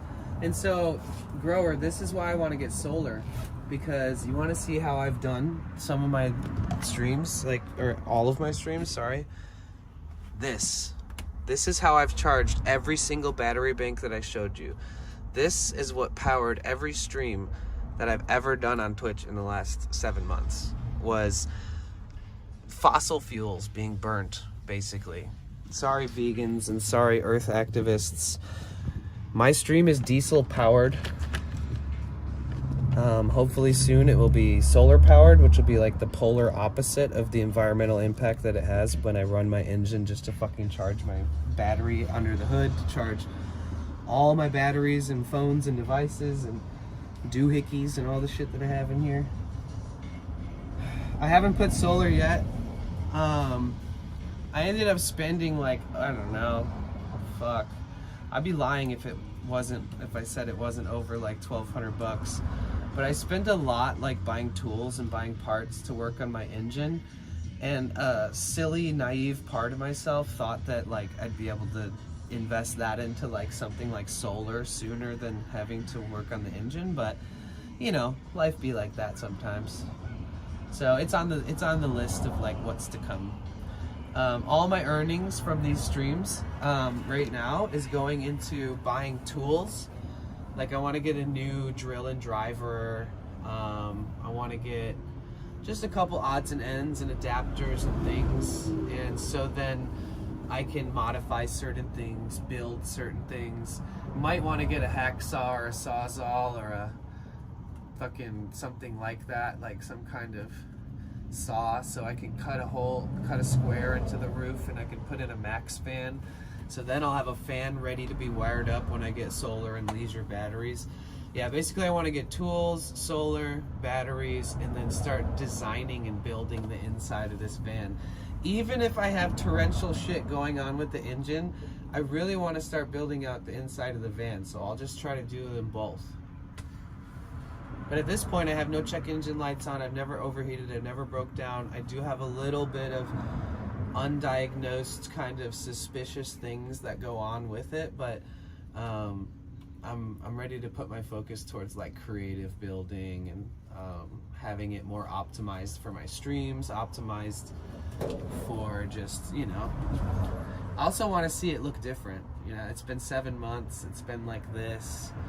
I've kind of maintained it and still really in such good pristine condition, as far as like I've seen a lot of these vans that have rust and they have like giant dents and crazy random fucking defects that are from just abuse, and this one's in such good shape. It's like such a good template to build up from that most people probably would have already started building it out by now. But yeah, I obsessively studied and bugged people like Johannes and all the Discord groups and all these people trying to learn and ask questions about streaming, and I'm still being retold the answers because there's that much to think about and that much to learn. And the second, the whole time I was like, this is so exciting, I can't wait to get solar next. And then all of a sudden I had a fuel leak, and then all of a sudden I had a coolant leak, and then I started studying diesel engines, and then fucking wrote up like 20 manuals on how to do all the jobs that I needed to do, and then prepared myself mentally, bought tools, towels, adapters, you know, all types of random shit, and got the confidence to like do the job on my own. And that took me months. So I went straight from over studying IRL stuff to immediately jumping ship and studying engine stuff, because it was a matter of me, you know, potentially the engine breaking down possibly, or I thought, which probably wouldn't have happened. But I decided to take the whole thing apart, reinstall the water, or put a new water pump in. I put it all back together and it's still slowly leaking coolant. And I was like, what did I do wrong? I took it all apart again, put a new gasket on it, put the new water pump back on a second time, fired it up, it's still fucking leaking coolant. So my whole life has been overconsumed by learning about this shit and trying to be confident enough to work on it more and tackle it again. And it's a German diesel. It's a German turbo diesel. Like, it's one thing when it's a diesel, people are like, oh, I never worked on diesel, but they know all about American gasoline engines. And then they're like, holy shit, it's got a fucking turbo? That adds a lot more to the equation. And then when they're like, oh, it's not American, it's German.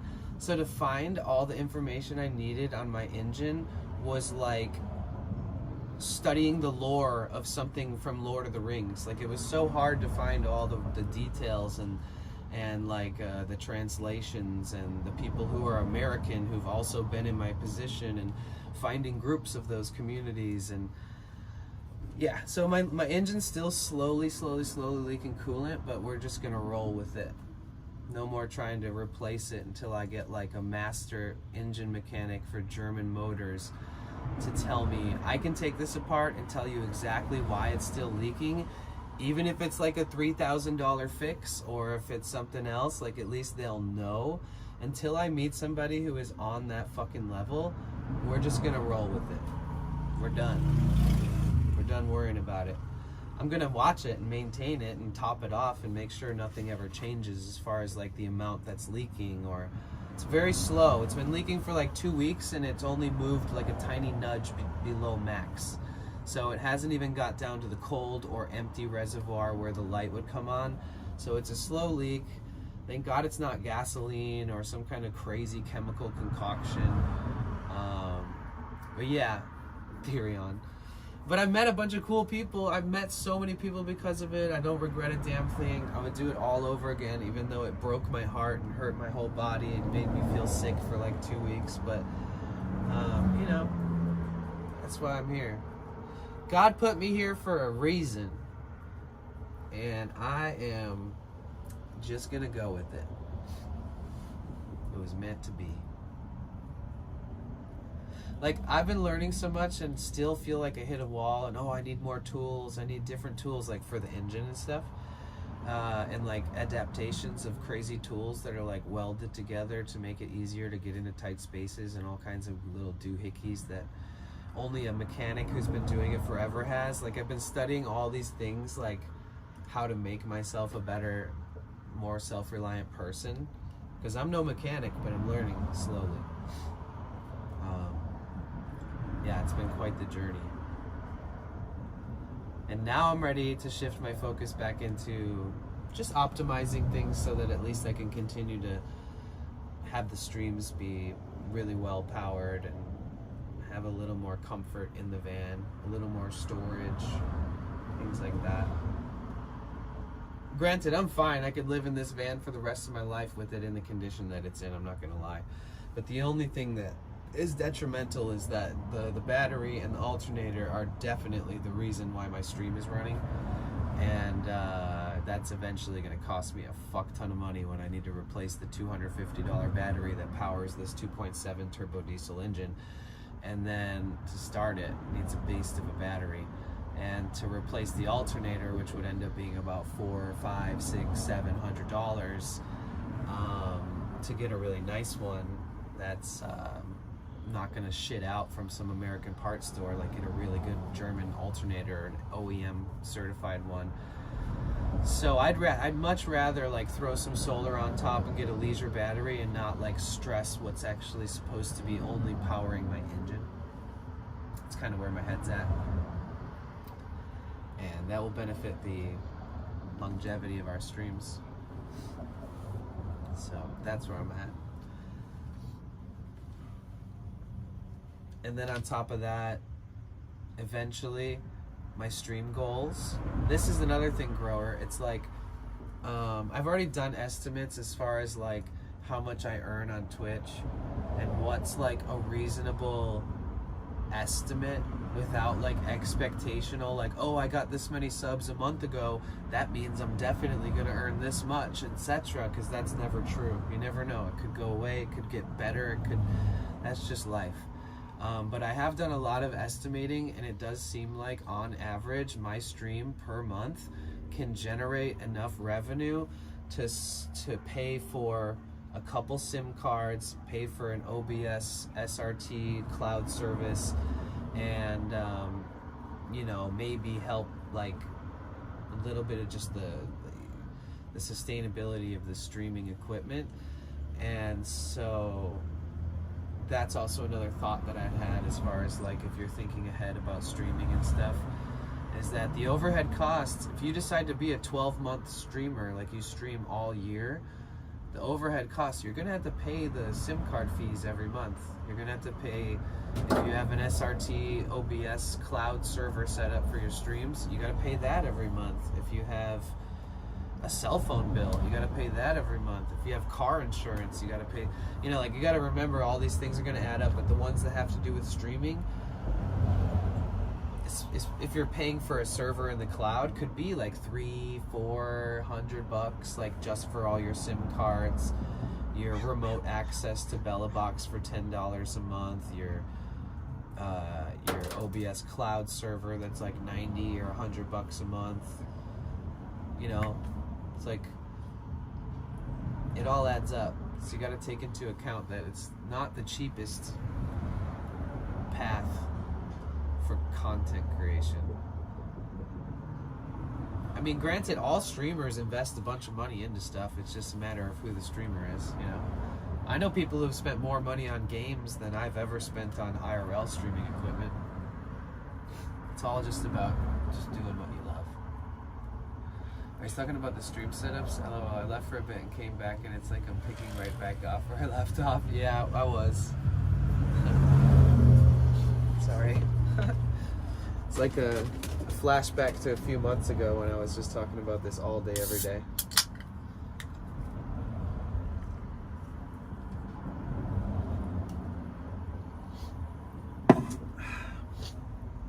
I'm gonna mute for a second so I can blow my nose.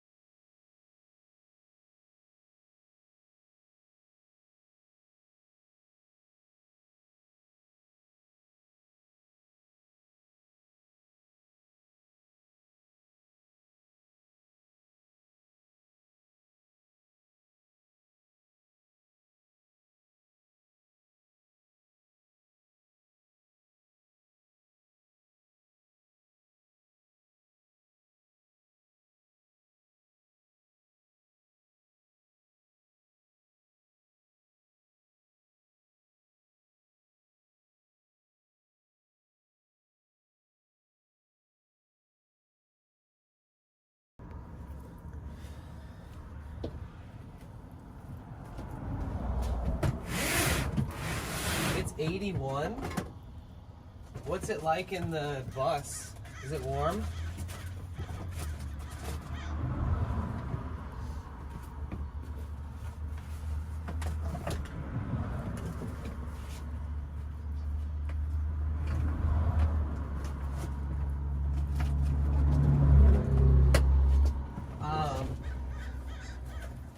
You know, it's funny, I've gotten a lot of compliments on this backpack, and to be really honest, this backpack was like an accident. I mean, it was like unintentional. I used to have a big ass like 80-liter fucking hitchhiking traveler hippie backpack, you know? I used to break my back wearing it while hitchhiking all around the country. This was a miniature backpack that would like attach to the middle of like the outside of the big one. So like, not only did you already have like a backpack that's way too big for any human who's 5'8" like me, but it had this backpack attached. And this is literally 12 years old. This came from that, which is now destroyed. And this little one has survived. People have complimented it, but I love and fucking hate it. It has these stupid little straps.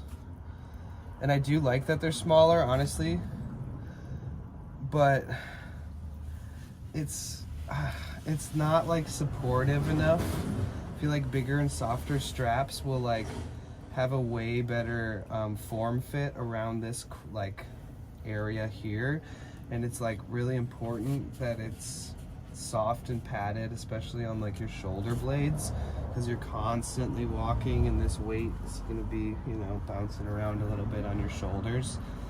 And I would suggest getting a backpack that's newer, and there's adjustments for them, but the strap itself is just so like it's so narrow, and there's like no padding. It's 12 years old, but I have been noticing people getting smaller backpacks, and they make really nice ones for like camera cases and stuff, for like people who have like professional cameras. They make like mini backpacks like this that are a little more like high quality, and they'll sometimes have like these fixed thick foam sections that'll have like, you can kind of rip it all out or shape it how you want or whatever. But yeah, this isn't my ideal backpack, but as far as size goes, it kind of is. I wouldn't necessarily prefer to carry a huge backpack, but I could see the advantage to having a bigger one. Like, not too big, but big enough to have like emergency batteries in there. Dude, I remember Redempto telling me how much his backpack weighed, and I was like, holy shit, dude. It was like, not like crazy weight, but like enough to think like, oh damn, you're carrying that much weight all the time.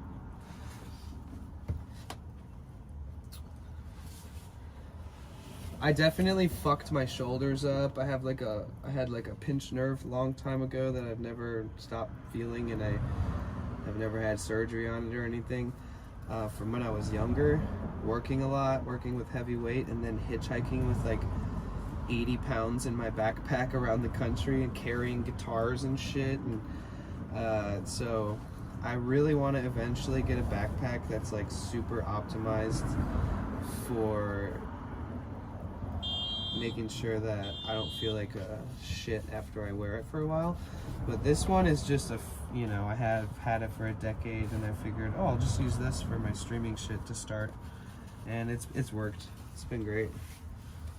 But I definitely wouldn't suggest using like a cheap, flimsy backpack like this if you're gonna buy a new one. But I like it. It's very much my size, so I'm just like 5'8", it's short, and it works. It's not like overkill.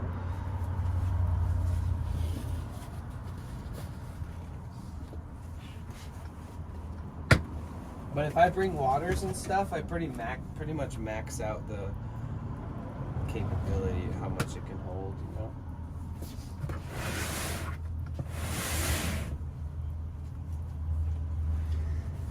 So you have Sony camera, you have a router, you have an Orange Pi 5 Plus. Which Orange Pi 5 Plus did you buy?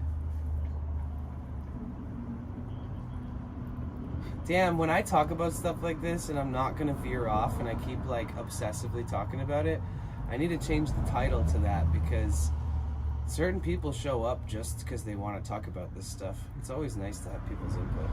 We'll see how much longer it lasts. Oh, I thought you said you got the router for 80.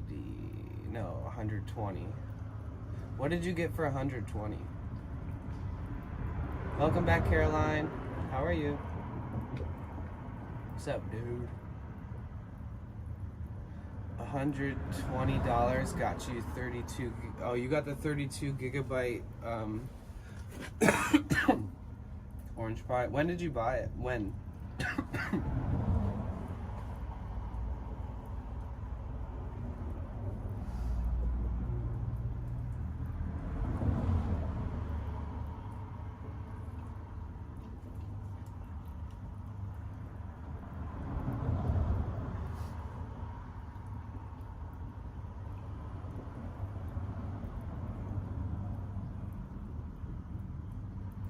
Did they go up in price?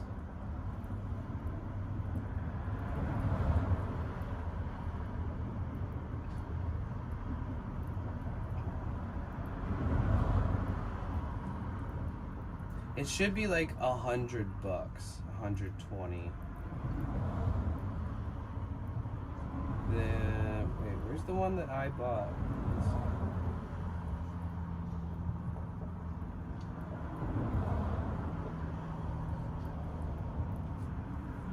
I bought the one without the eMMC rock chip. And the one with the 5 plus 4 gigabyte. Yeah, I got the 4 gigabyte. So if Johannes is here, he might be able to rationalize why you only need a certain amount really of gigs to run Velobox. I can't find the one that I fucking bought originally. I hope they're not going up in price because of fucking, I don't know, inflation. Your orders. Past 3 months.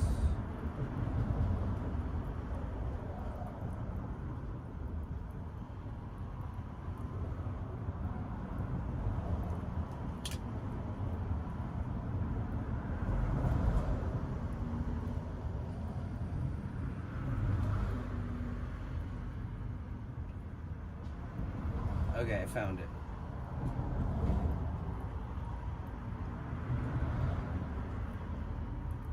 $107. Okay, this is the one that I got. It's the OP Orange Pi 5 Plus 4G. $107.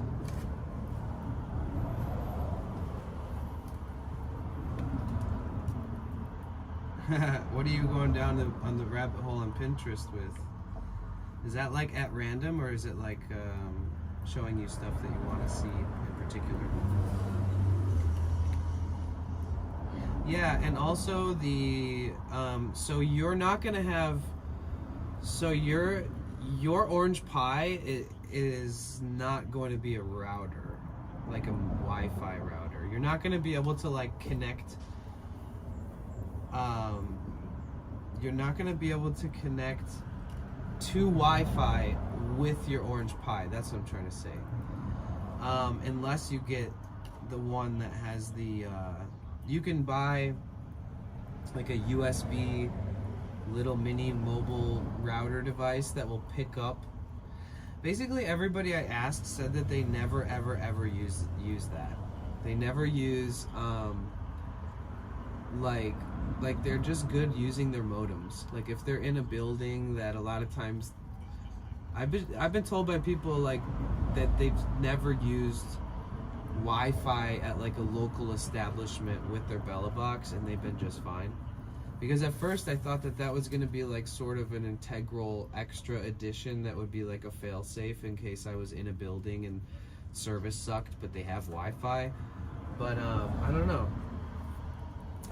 And then if you plug in a little USB antenna to do that for the Wi-Fi, that technically, if you research antennas, they don't really, they need to be big ass fucking, it needs to be like a fucking chunky antenna with big badass adapted fucking antennas that are like aftermarket or something, and then it'll definitely work for Wi-Fi, like that's, the routers are really far away from you.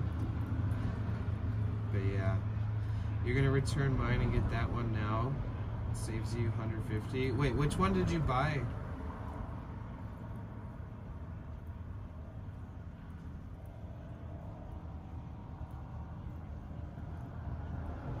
You bought the 32 gig and it was how much?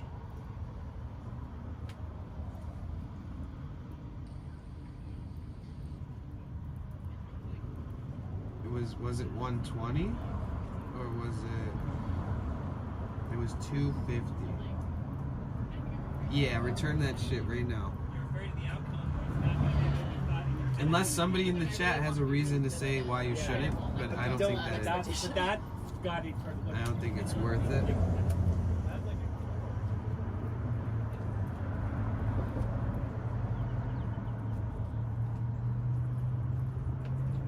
Yeah, $100 is, even after taxes, it ends up being like 128 bucks or something.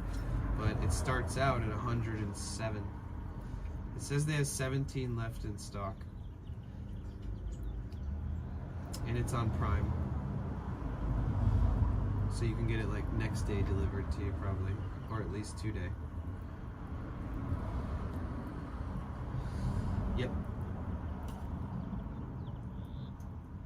If you go into the BellaBox Discord server and you like go to the little search bar at the top where you can type in like words and you can see if people have talked about certain things, you could type in Orange Pi 5 Plus 4GB and you may find, you know, discussions that have already happened if you want any more insight on it. But as far as I'm concerned personally, I was told by Redempto, don't waste your fucking money on anything above the 4 GB. And I was like, sweet, that one's only 107 bucks. And he was like, damn, that's awesome, great, that's a great deal. Because if you buy it like living in Amsterdam, you know, some of those things cost a little more. So it's a pretty good deal. And I never had an issue with it. I tested it. I actually did an SRT to my laptop, and I connected my laptop to my modems, and I did the whole fucking routine to make sure that everything worked and that I had done it. The only thing I didn't do was like turn on OBS on like a friend's computer and then go out and do like a real journey. But I tested the whole system in full in my van with my fucking laptop and a 10-year-old laptop and a bunch of other shit. I wanted to really be like, okay, you guys, I've learned how this works and everybody's helping me figure it out, but I can't test it unless I pay for a cloud server, which is like a commitment of $100 a month for me. And I was like, fuck it, I'm just gonna do one myself from the van. But technically for me or anybody living this lifestyle, that's going to be a super difficult thing to try to pull off from just your van. Yeah.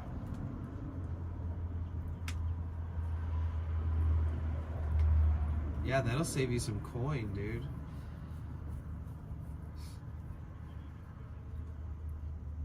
Yeah, we'll make you a list.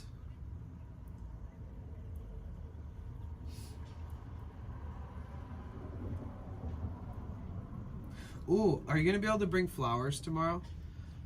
I could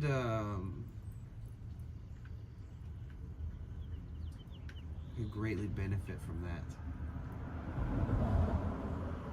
I have this feeling if I smoke some of those flowers, I'm gonna be like, compared to this blackjack, which is like outdoor from like now 2022 fall crop, you know, like some real old shit. It's gonna be like, well, no, I mean, if you come out here for 420.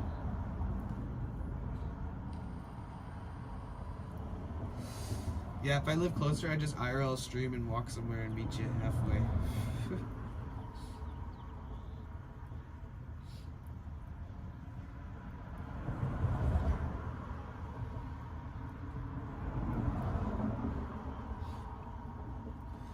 Well, that was a productive day.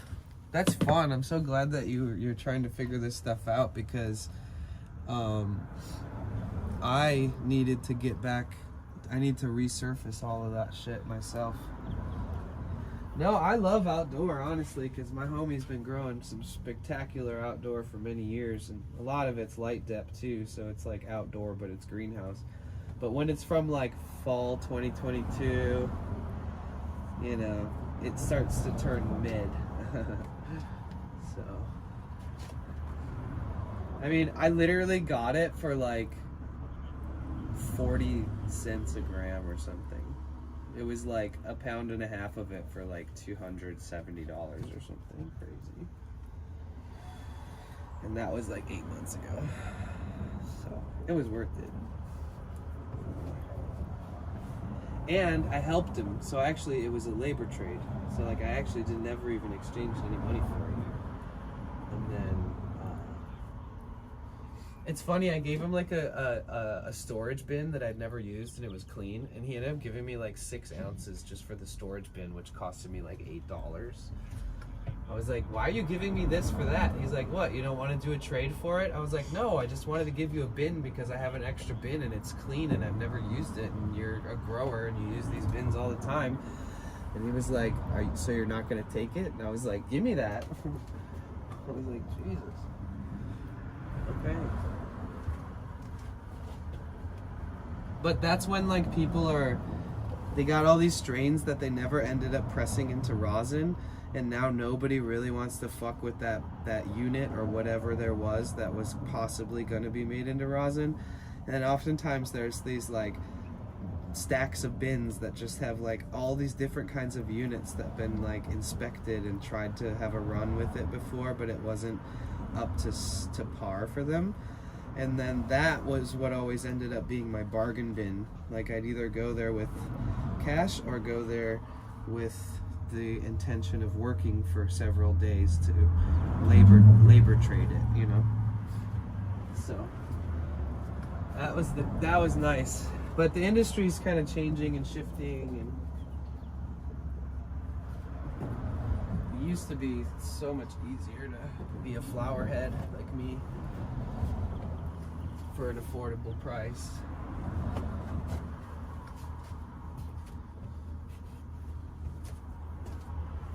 I smoked shake for like 2 years straight when I was down bad. Looked like spice. Yeah, I've definitely been there. Excuse me.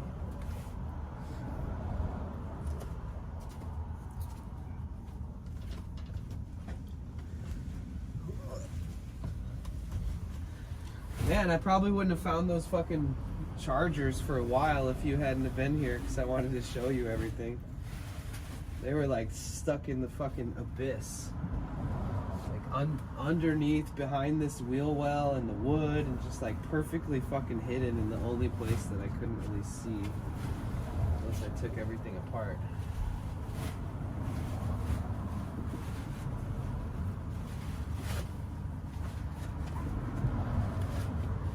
So pretty soon I probably won't need this weighted blanket anymore, but this thing is like saved my life.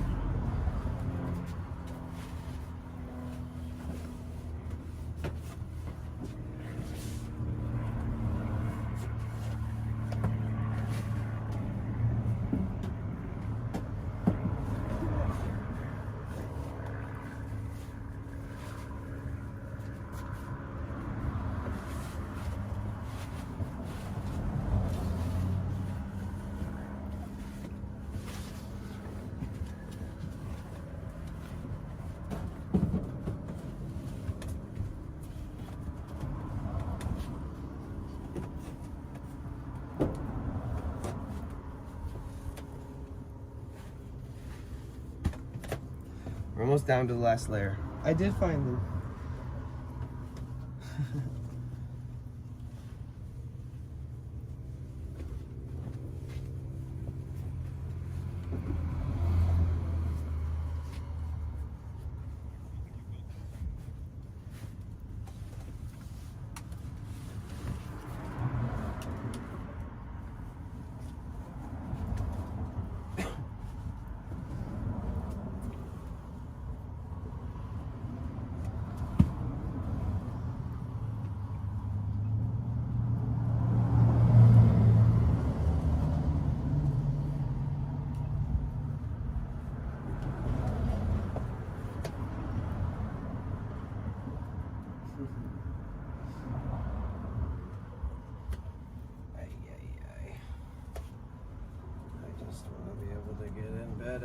to be cozy.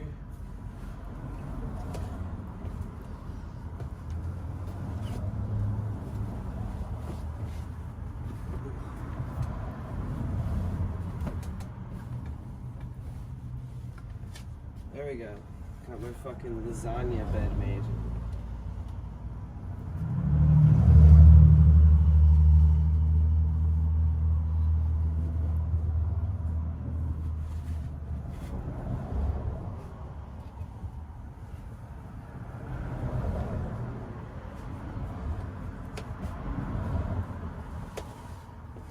Much better. All back to normal. Critical articles this morning about the demise of the cannabis industry here in Oregon because of an oversupply and low prices. The state under $4 a gram for over a year now. $4 a gram? That's too expensive. Especially if it's bulk. I mean, even indoor is like, dude, I know I can get indoor for like stupid cheap, depending on how much you get. Yeah, it's like that everywhere. They say it's going to affect public services that cannabis supports, like police, medical, school funding. Pretty wild.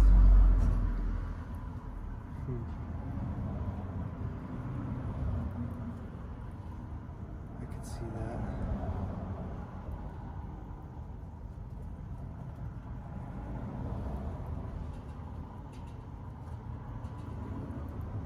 Why don't they just put all the other tax dollars that they tax people with, you know? But Oregon is like, doesn't charge sales tax, but you still pay taxes, you know? But like, what about all those other like billions of dollars that they collect in taxes? They could just, you know, put some of that into like making sure that the police and the schools and everybody's good, right? You know what I mean? Like, yeah, you don't have to pay sales tax, but if you work, you have to pay taxes on the money that you earn, and they collect lots of money from people. They could take it and fix Portland a little bit, you know? That's probably the first place that all the tax money will go to, is like anything having to do with Portland.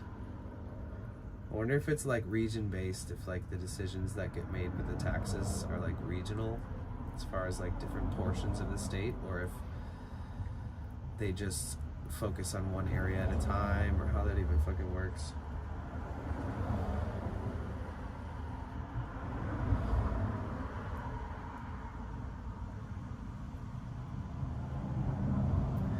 $1,700 though for an LB in 2016? No. Is that like per gram at the dispensary? Estimated? Accumulative? Per pound? Per gram?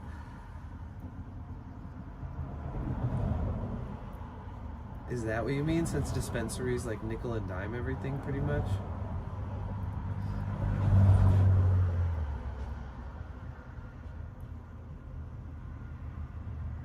Oh, okay, I see.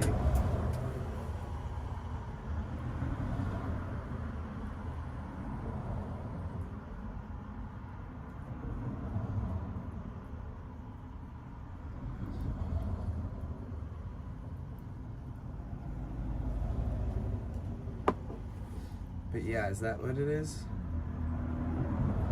Because even in 2016, it was like... Are we talking about indoor?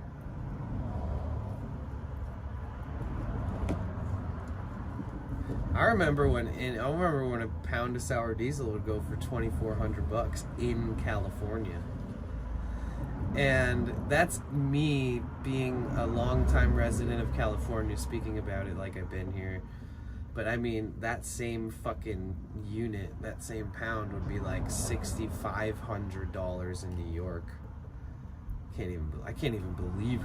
I've never understood how somebody can buy an ounce for like $600 in New York when I could get like a pound and a half here for that much. You know? crazy that we all live in the same country and that everybody thinks about it like with different profit margins depending on where you're from.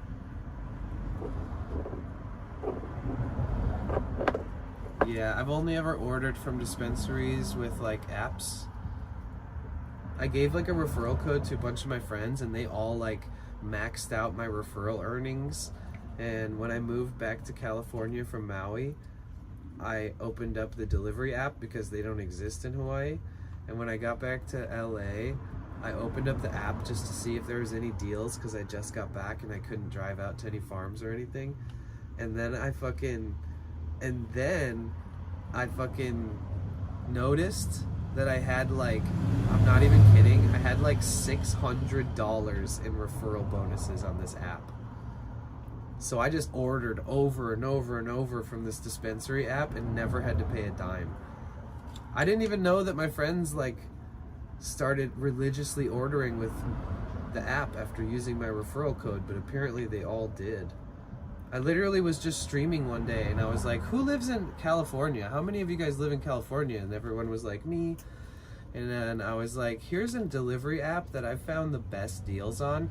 And I'm a coupon cutter, so like, I'm telling you, like, if I'm gonna buy off this shit, because I had at one point bought a couple times off of the app at consumer prices, and I was like, out of every app online and every dispensary I've ever walked in, this app is my favorite. And I wasn't trying to sell them on it or anything. They were just like, you know, what is it? And I told them, they all signed up, and I just forgot about it. And then a year later, I found $600 in credit on my app. I was like, I'll get a quarter of this. Oh, give me that lighter too. I was picking every little random thing I didn't even need. Just like, I would open it up for fun and just click all the shit. And then I would tip the driver like $10. And then he'd be like, damn, you used all credits for this? And I was like, yep. And he was like, damn, that's smart. I gotta do that. And I was like, okay. And then eventually they changed the system so that even if you're using credits, you can only use a max amount of credits and the rest has to be paid for on the spot. And then luckily I'd already used like almost all the credits I had because they did actually change the system for somebody like me who was kind of ordering and not even having to pay. And I still have like $60 in that in credit, but no matter what I try to buy from there, if it's something I like, I'm still gonna have to pay like an extra $40 on top of it. So I'm holding on to it for an emergency moment, you know, someday. Or like if I run out of weed and somebody cool's visiting town, I'll be like, oh, let's just grab this random pack of pre-rolls from this delivery service really quick. It's free, like let's, or something, I don't know. I just have it on the back burner for if I ever need that little tiny credit.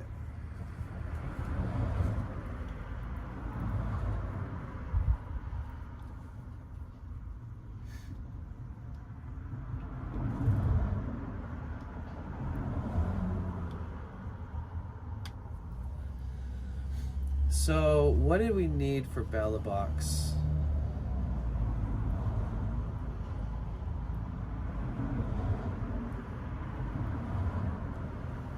There's gonna be like an interface where you're gonna be setting up Bella Box. And there will be some cross-referencing of some things that you're gonna have to fill in the blanks. And then when you're on the Bella Box website, it's going to give you the information that you need for your SRT code.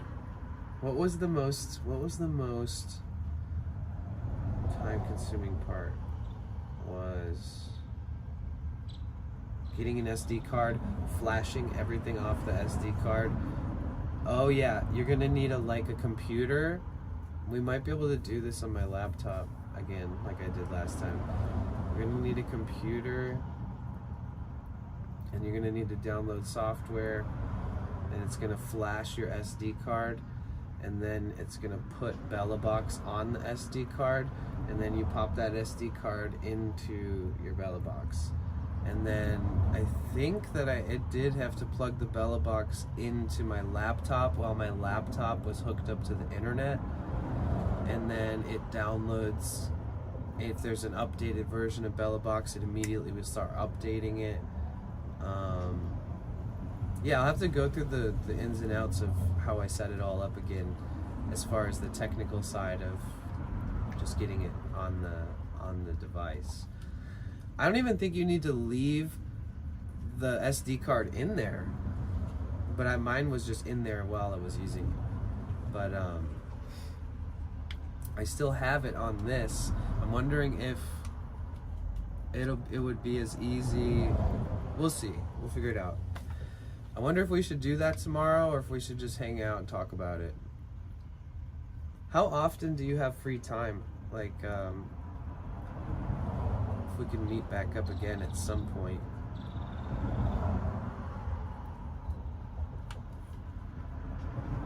Do you have...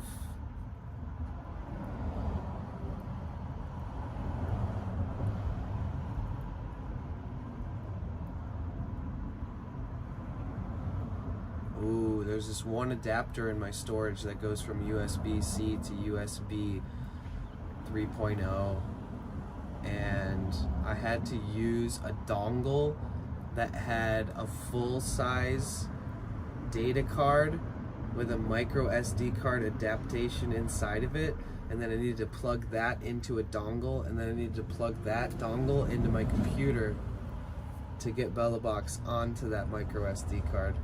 So I did need a little bit of kind of like adaptations. I have all this stuff still, so technically we could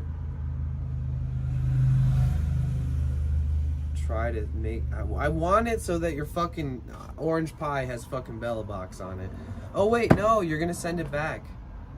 We'll have to wait anyways. But at least we can hang out, and we'll make a list. I'll write a list down for you, and I can even like text it to you or whatever. We can like get you fully prepared. And if it's easy, I think you can do it on your own, like if we get you set up in the right way. And I think you'll be able to do it. And technically, I could be streaming, and you could be in my chat, and you could be doing it, and you could just keep asking questions, and I could keep helping you through it. So, either way, it'll be good. I also have a lot of friends who are always willing to help, too. So...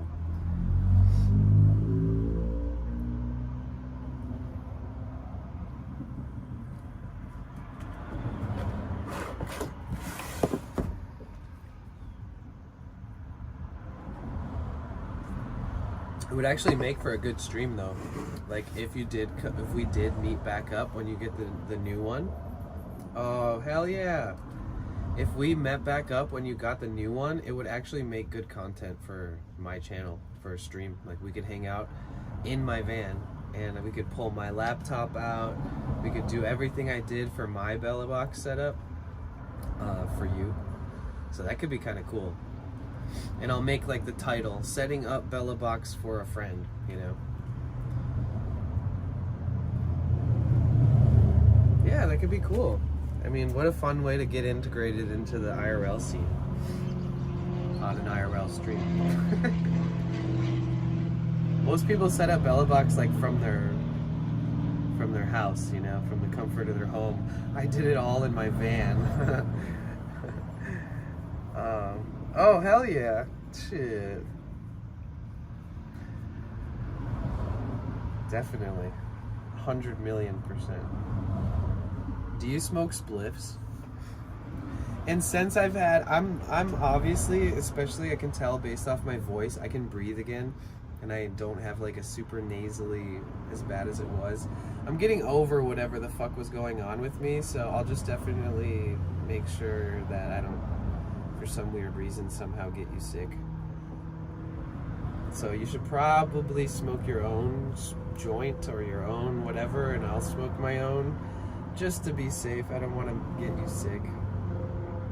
Oh shit, really? Okay. Are you gonna bring a bong?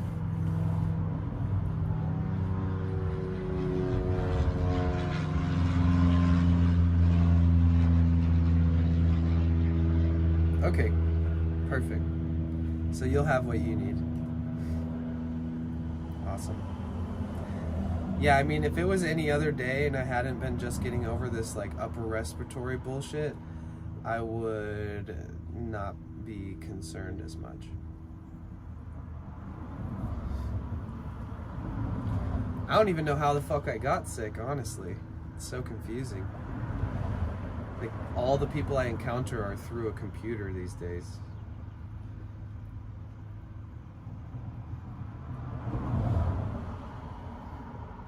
Bonging and respiratory don't go hand in hand. Is that what you were trying to say? Oh, bong and respiratory don't go hand in hand. A lot of people have been getting sick. I don't know why. I've noticed that too. But then again, a lot of people are getting sick all the time, right?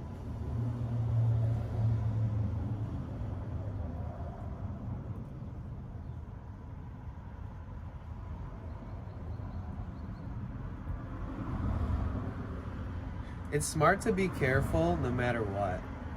Like, when I used to hitchhike and travel a lot, and I was like, amidst the elements, man, anytime I got to like a grocery store or a gas station or a creek or a little waterfall or something, I would even carry disinfectant with me. I'd clean my hands, a couple times a day. Like, little things like that prevented me from getting like sickly ill while being a hitchhiker for years. Like, while legitimately, granted, if I was like, oh mom, I'm dying, she'd be like, fucking fly home, I'll help or something. But I've never been the type of person to ask for favors from my family, and I've never really needed to. I've always kind of just worked for myself and just got by. But I've always taken precautions so that I wouldn't be like, oh, this is the worst case scenario when I could be sick, like hitchhiking with a 60, 70 pound backpack. And so just in general, some people just don't take the precautions needed. Easier to get sick. You ever need anything, never hesitate to reach out. Thank you, I appreciate that. You too. I don't know how I can provide anything for you, but same. If you feel like I could be of help, or you want to ever talk to me, or just shoot the shit, or trauma dump on each other or something, I'm open to it. It's all good.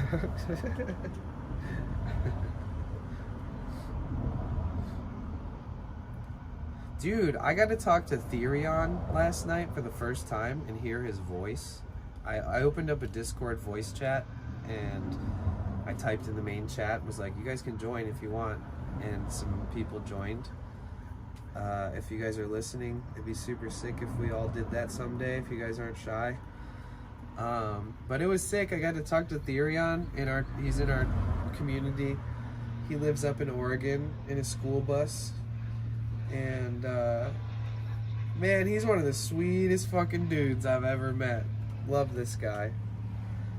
And his partner, Chad, probably one of the sweetest dudes that's ever been on the planet.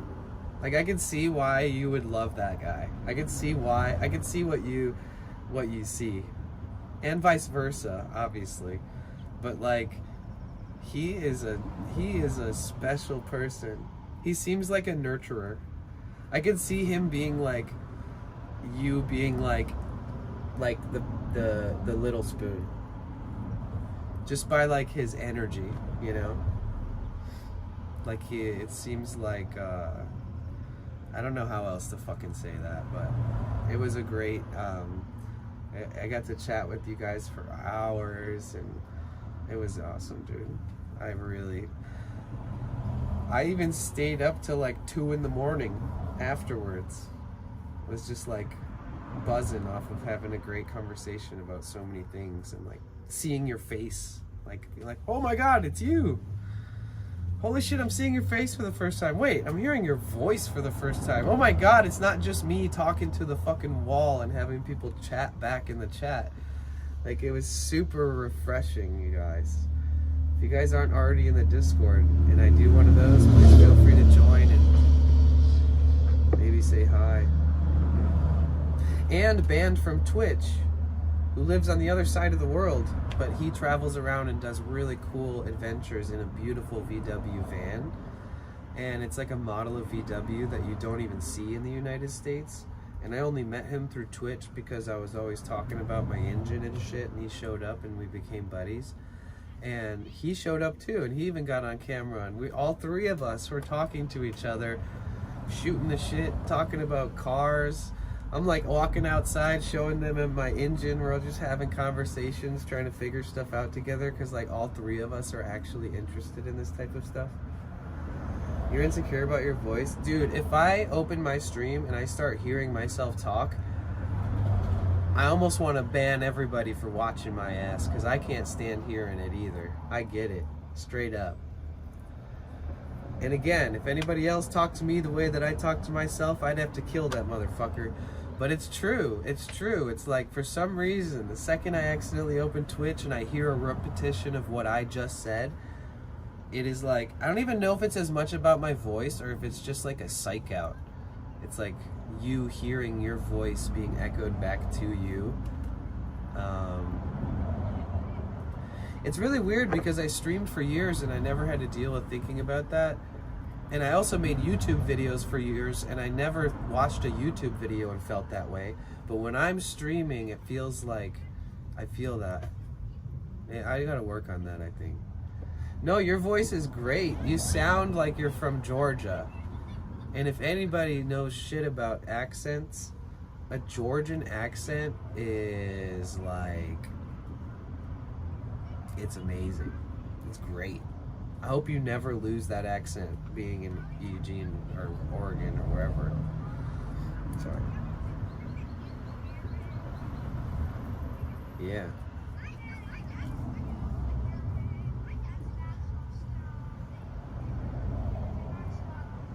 Is Oklahoma, I can't really pinpoint an Oklahoma accent, even though I've been there a couple times. What, is it similar? What's the slight like difference in it than, say, can you describe a difference in Oklahoma, or are you just saying they're all kind of southern? I kind of sound like it? Oh. I actually do have this thing where I have like a southern twang, and it makes no fucking sense. I think it's a Michigan thing where it's like Michigan people don't know whether there's fucking southern or not, and the Midwest kind of has like this. Dude, the Midwest is so weird. You ever heard like Minnesotans or anybody from like northeast of Michigan? Or like just straight north up of Chicago or Illinois, just go a couple 100 miles north. There is some crazy fucking weird ass accents. It's like French Canadians meet some weird European accent, meets English, meets like... Oh, you have family there? Nice. You know what's the accent in California? Except for like Valley Girl. Californians have no accent, and it's all about being able to pronunciate everything perfectly and be understood the first time that you say it ever to anybody.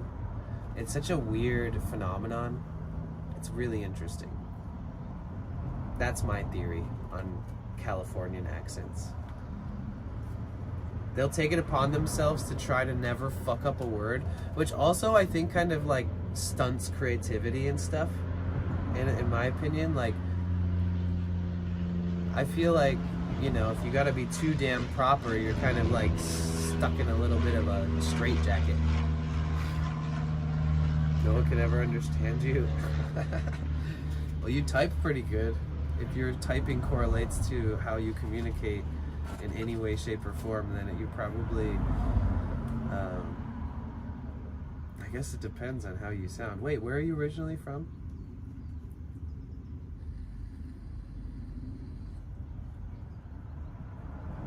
Okay.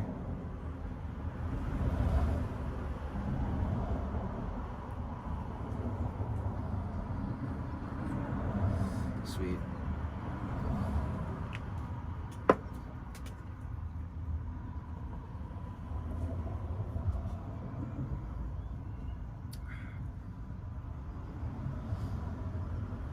Well, let's look some shit up online, bro.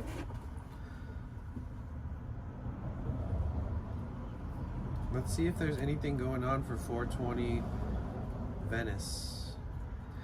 Hey, I don't eat meat, but there's this area called the Abbot Kinney, and it's like the rich fucking... There was a man named Abbot Kinney. This guy was a rich motherfucker. And he was the first person to, like, have a hotel, and, like, he was a part of, like, the first casino in Venice, and he basically is the reason why this place has, like, a bunch of rich, snooty, bougie bullshit people here that are also, you know, good people. There's always good people in every fucking class. But there's this there's this street that has like California's most expensive business real estate, and it's called Abbot Kinney. It's just a bunch of fucking boutique shops with fancy clothes and nice restaurants and like a really expensive grocery store called Erewhon. And on that street there's a 420 event happening hosted by KFC, and it's like they're gonna give out like free dank spicy nuggets all day, and I'm not exactly sure if it's actually like a collaboration with a dispensary or if it's a mini pop-up by KFC. But I don't see why we shouldn't walk by it and maybe check it out. If you eat chicken, you can get some free spicy chicken nugs. And if they're giving out free nugs, well then, fuck. 420 party at Green Goddess. This day includes good vibes, great vendors, free... Where'd it go? Free food and drinks. The Venice Paparazzi 420 themed green screen booth, a massive selection of heavily discounted products, and a whole lot of happy customers. Venice Paparazzi documents the entire day. The photos below. See the photos below and... Wait. Join us on 420 and meet some of our favorites. Okay, so there's a bunch of sponsors at this, which could mean freebies. I'm trying to figure out if it costs money to get in or if you can just show the fuck up. And look, they have this green screen so you can take like random pictures for 420 while you're there. I'm curious if it's like they're luring everybody in to buy product, or if there's some kind of like, you know, 420 vibe where it's like all the vendors show up and try to promote their new or best products by giving out samples, which is usually the case. What do you use to charge your internet and phone? Daku. I use diesel fuel, which runs through a turbo diesel German engine made by Mercedes, and then that runs an alternator with a serpentine belt pulley system ran on a bunch of gears, and then that alternator powers my gigantic fucking battery that's in this thing. And then the battery has a couple auxiliary outputs that are cigarette lighters, and then I have adapters that hook up to those cigarette lighters that power everything that I've ever streamed with in the last 7 months. Unfortunately, I don't have solar yet, so that's like my next upgrade. I'm not judging you, but I'm just saying. Everybody. Yeah, fuck the dinosaurs, right? Let's just keep burning gas to power my stream. No. Is it drum day at the beach? Oh shit, 420's on Saturday. Oh yeah, Venice is gonna be poppin'. Today's not, but Jasmine, actually tomorrow is. Tomorrow's drum circle in Venice. Not that, you know, you can't even hear yourself fucking think when you walk up to that drum circle. There's so many people there going ape shit on their drums. It's not like a small, tight-knit unison in perfect cadence type, like, amoeba of amazing drummers. It's more of like a chaotic, once in a while they all meet the same tempo and it ends up being like epic as fuck. But it is overstimulating. But whenever that event happens, tons of people come to the beach and it attracts like all types of people. So the area in general will have a lot going on. Tomorrow's gonna be litty. What are you doing tomorrow, Charlie? I'm looking up events on my phone that are local. Venice Cannabis Tour is perfect. No. Best 420 events in Los Angeles. Free 420 party, Venice Beach Bar at a pub. No. 420 is coming and our friends at Venice Kush. Oh, I know where this spot is. This one's right at the beach. And Venice Kush are going to be going all out. Check out this promo video.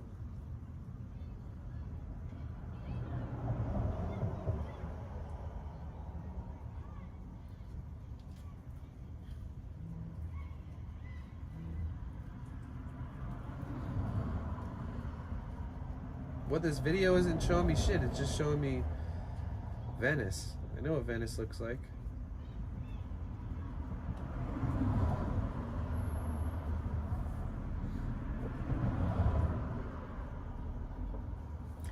Isn't there a written out description of what's going on that day so I don't have to guess? Cannabis Oasis in Venice.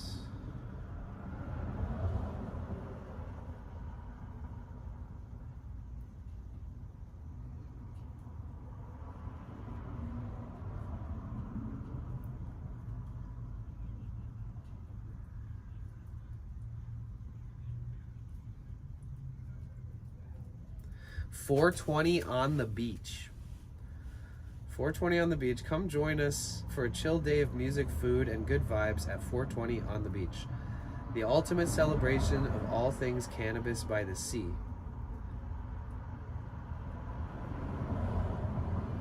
It's sold out. What do you mean it's sold out? It's a fucking beach. Sorry. My bad. Entrance free. And it's sold out because so many people RSVP'd. Wait. Oh, there's one in Long Beach. Live DJs, flow artists, vendors. Okay, we're making headway, guys. Let's keep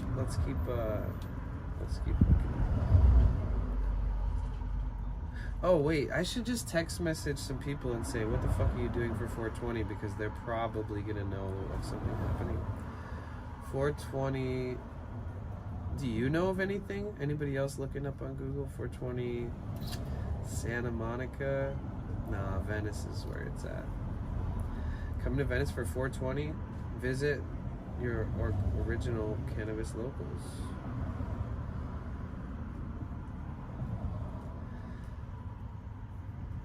Live entertainment specials at 4:20 p.m. Doors open at 10. Free goodies.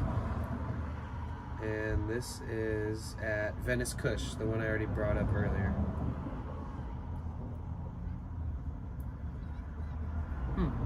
Maybe we should walk just around Venice and stop by all the dispensaries.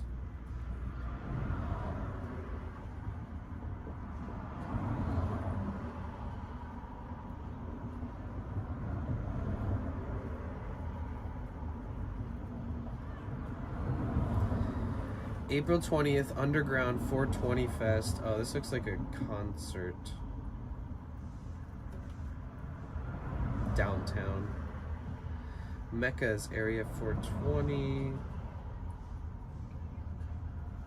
Green Tours. This is like a sprinter van that like drives you around to like every dispensary and you just do like a 420 tour to all the stand-up comedy. There's stand-up comedy happening at one of these dispensaries.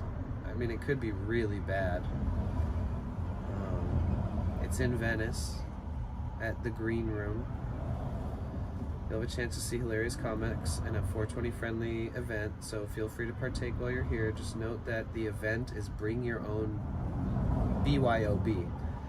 Does that mean bring your own bud?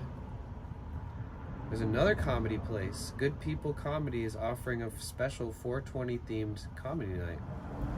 While the lineup is a surprise, the event organizers say the comedians have appeared on Netflix, HBO, Showtime, Hulu, and Comedy Night Central. There's a 2-item minimum. Oh, so you have to buy 2 items. You have but you have to choose between food, drinks, coffee, or cannabis. I wonder who that's gonna be. I wonder who it is, because like it could be somebody really cool, or it could be like the guy who fucking did like Super High Me. You know what I mean? It could be like, yeah, he was on Netflix, Hulu, and all that shit, but he's not fucking funny. Hey, Ben from Twitch, it's good to see you, man. Yeah, I think the best option is that we meet up and we just explore. And you can see how my phone setup works. And I'll bring my backpack with me. I don't know if you have a little backpack too, but if you bring a backpack, we'll put some fucking snacks in there, bring some waters. I got a bunch of sparkling waters. I got a bunch of spring waters that are unopened, clean. I've got, I can make us a mac and cheese. We can eat a fucking box of mac and cheese before we hit the road. And get, And then there's a Whole Foods on the way to Venice if we're walking, and then there's a bunch of really decent, taco places, little mini restaurants. There's fruit vendors on the corner. The fruit cups are a little expensive for what you're getting, but if you buy pieces of fruit by themselves, they sell like mangoes for $1, and they sell, like bacon wrapped hot dogs and shit. Dude, I wasn't excited. I really hope that you come by, because now I'm all excited. Now I'm just gonna have to roam around Venice irregardless if you come or not. But I'm excited to meet a new person and hang out and walk around and stuff. You guys, Grower from chat is gonna come hang out tomorrow, I'm pretty sure. Good afternoon, Chicago lovers. I wish you were too, Jasmine. You guys, I want to meet you guys eventually, hopefully. That'd be sick.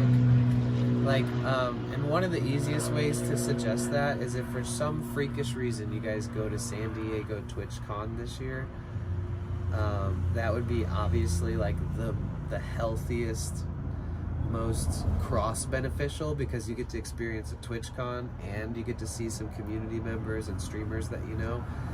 I'd say if you guys are listening right now, consider if somehow it's feasible to go to TwitchCon this year, and I'll be there, and some of our community members are definitely going to be there. A bunch of other streamers that have raided me, that hang out in our stream as regulars, will be there. A bunch of people that we raid will be there. People that I've never met but I look forward to meeting will be there. And yeah, consider it. Apples and peanut butter for life. For life. You guys ever eat like 16 ounces of peanut butter and then think like, am I gonna be okay?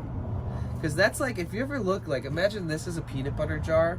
Peanut butter's dense, you know? You could eat a whole fucking thing of peanut butter as big as this 12-ounce can. At least I could. Like, with a couple apples, dude, I'll be like, I need more peanut butter. But when I think about how much of that fucking nut butter is just flowing through my body, sometimes I wonder, like, maybe this isn't that good for me. But it's just peanut butter and it's full of protein, and I love it. But sometimes I wonder if I have to like slow myself down. Here, let me just be brutally honest, look. So this is a much bigger peanut butter jar, right? This is 28 ounces, which is more than twice as much as what I just gave you an example of. I can eat a half of one of these by the end of the day easily. So that's like 14 ounces of peanut butter. Is everybody like this? I feel like a lot of people eat a lot of peanut butter, and maybe I'm just worrying myself. Thank God I'm not allergic.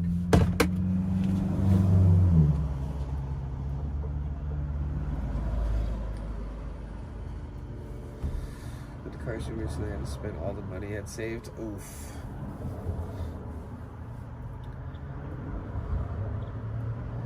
TwitchCon is in September, so you have May, June, July, August, September. You have 5 months. You have 5 months to potentially find a way to do it. Hey, Uncle Vet, how have you been? It's good to see you. It's been a while. I'm good. I'm getting over being sick.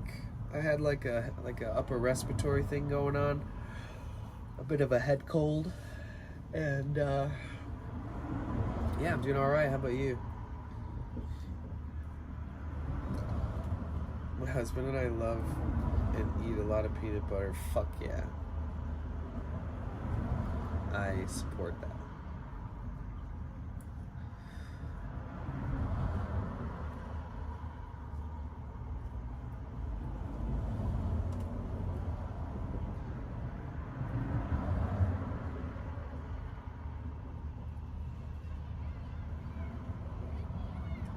Glad to hear you feel better. I'm good. Just chilling with my cat, browsing the internet. Nice. That's what's up. Yeah, I've been good. I'm just recovering from learning how to work on a German diesel engine, which, if there was some kind of comparison I could compare it to metaphorically, is that like if the engine was a person, that person beat the shit out of me. But it was like a beat down that like I needed to grow as a person, but it's not like actually violence or a person hurting me. It's just the experience that I had with the fucking engine and with taking it apart and getting the right tools and getting the right parts and then still failing at the job and then just learning that that's life. You don't always, if you didn't fail, you didn't fucking try, So, and then I had to like accept that. And then I had to take the whole engine apart again and then do the whole job again. And guess what? Still leaking. So, I've been just growing a lot. And there's like been some growing pains involved, And you know what? I don't know one other fucking person out there who's even taken one of these things apart, except but one of my friends that I haven't seen in years. And it's a challenge. I mean, the second you tell somebody it's a diesel, oh, sorry, I don't know about that. Or you tell them it's a diesel, they're like, yeah, I've worked on diesels. What is it, a Ford? What is it? Is it it's an American diesel? And I'm like, no, it's German. They're like, oh, sorry, I don't know fucking shit about that. So I had to like research and deep dive for months. And that's basically what I've been up to the last couple months, working on my car, trying to not die from the repercussions of feeling defeated by a fucking giant clunky piece of chunks of metal connected to each other powered by gas. So you're kind of like a car guy now? Yeah, kind of. Yeah, for sure. Yep. I'm no mechanic, but I'm learning. And I'll keep working on my own vehicle to get me by.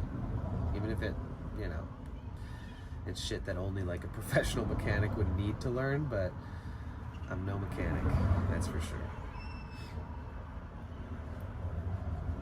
It would be cool to have the confidence to be able to like actually use that kind of experience for maybe offering a service, but I'm far from that, that's for sure. Part of me wishes I had a place to park for like a long time, and the resources, maybe even like a little car on the side, so I could just take my whole engine apart, like literally stack it all around a garage and just look at it all disassembled and, have like laser leveling systems to check like mating faces of everything to understand whether or not it's still in perfect condition and that there's no micro needle cracks or anything in any components, and like really just learn every aspect. That is a guitar back there. Correctamundo.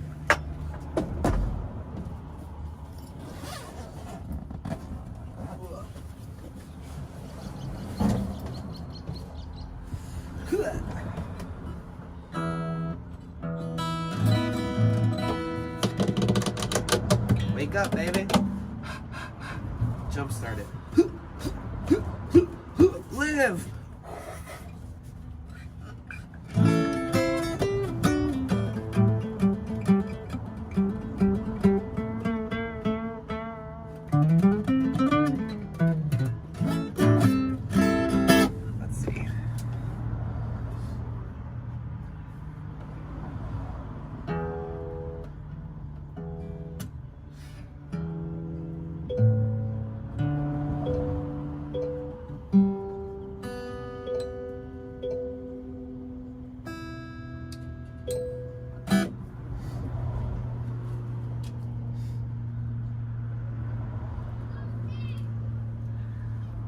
This is the one that was in storage.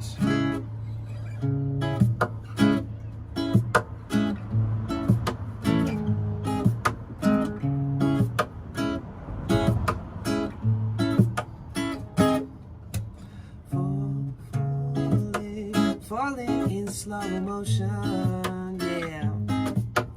Falling. My voice is fucked from being sick. Falling ever so gracefully, yeah. Mama, yeah, yaga, yo. Here I stand in love as I rise above that holy place, beyond that sacred space. Here I stand in love as I rise above that holy place, beyond that sacred space, yeah. Ramayaga, yo, yeah, yeah.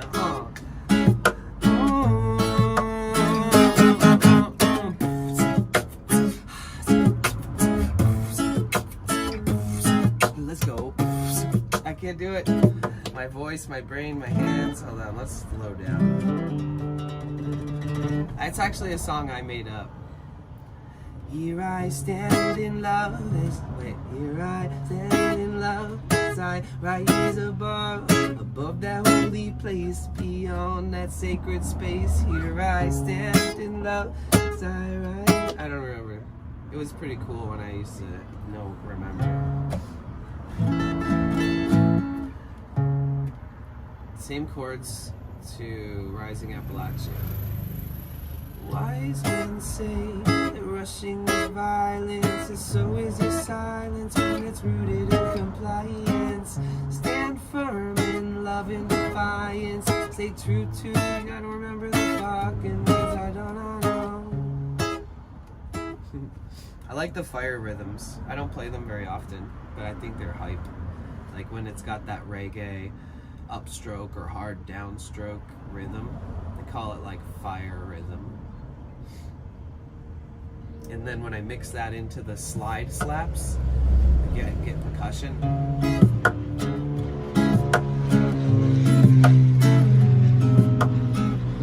Wait, the other day I realized that I could do a nice percussion like roll that I never knew I could do so smoothly before. That.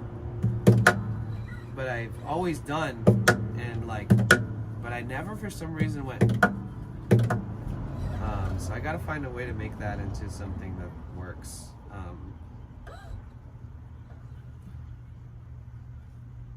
Yeah, how the fuck did I even fit that into something when I was playing it the other day? I don't remember.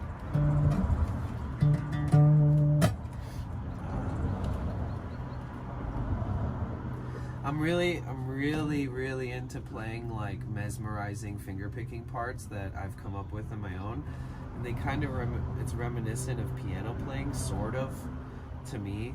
Like my brain kind of thinks in that way when I play fingerpicking, because there's usually two sequences of plucking happening, right? So like sometimes I'm doing this, or like I'll just make it simple. Sometimes I'm doing this.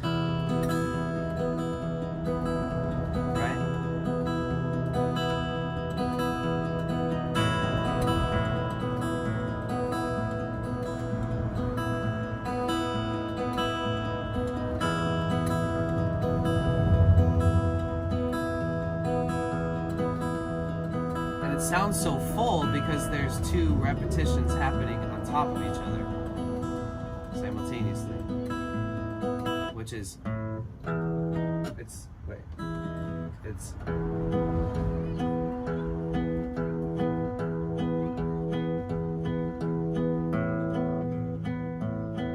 so the low end is making sure that that's constantly happening, and then the high end is making sure that this happens. It's like, so when you combine those two,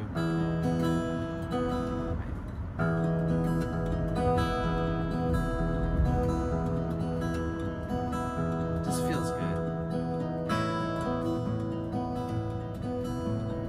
And then you can get complicated with it if you want, like this.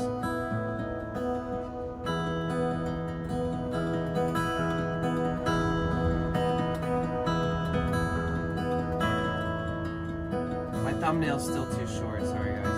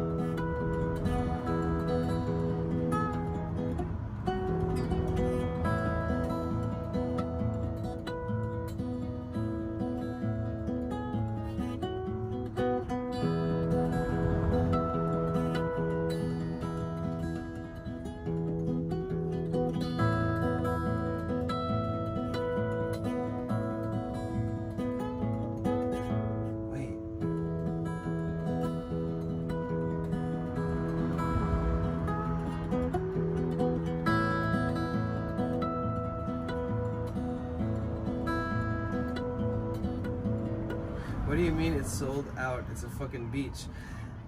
Yeah.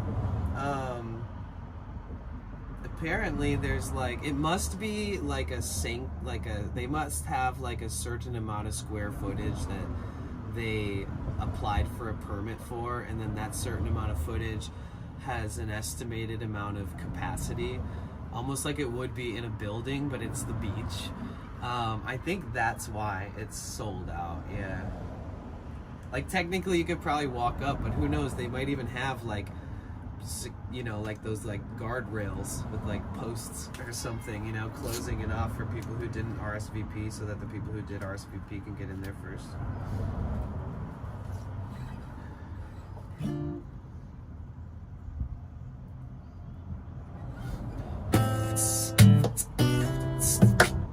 Yeah, let's do that.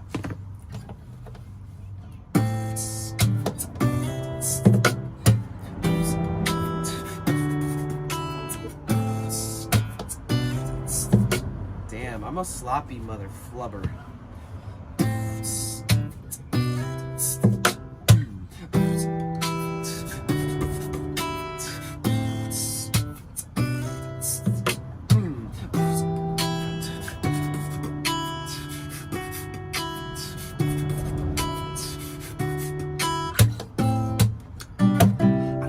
Doing this alone when you're a phone call away. I don't know, I'm doing this alone.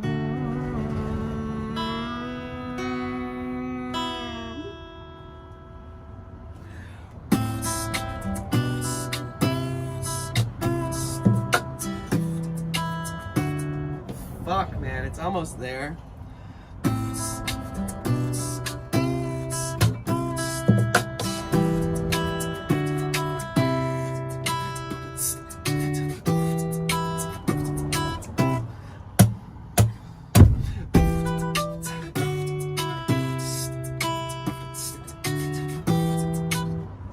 Fuck. Dude, I just got over being the sickest that I've been in a long time, like feeling like congested and stuff. So the fact that I'm able to even almost do any of this shit right now says a lot about how much better I'm feeling.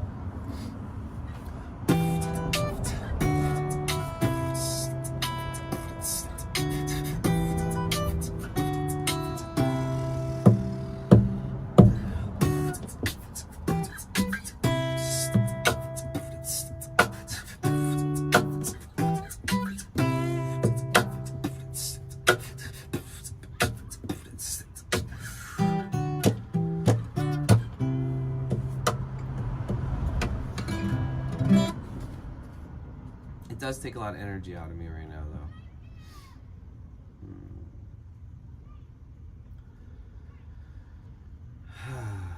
Feels good. I don't know what Twitch is going, yeah.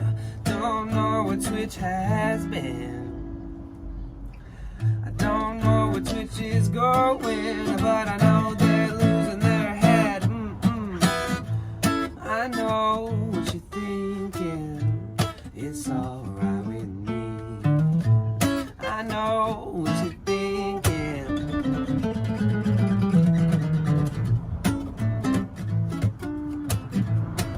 It's nice to get into just a jam, repetitive shit.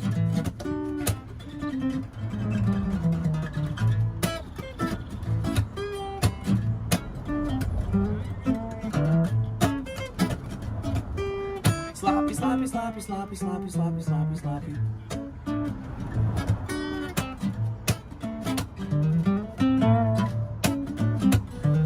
Wait.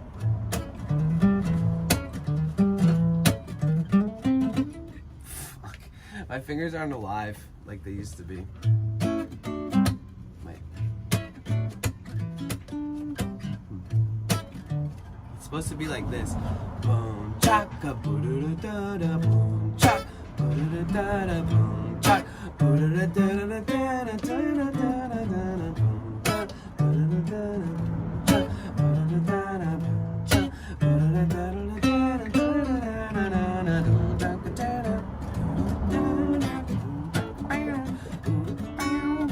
It's pretty funky. I like that one.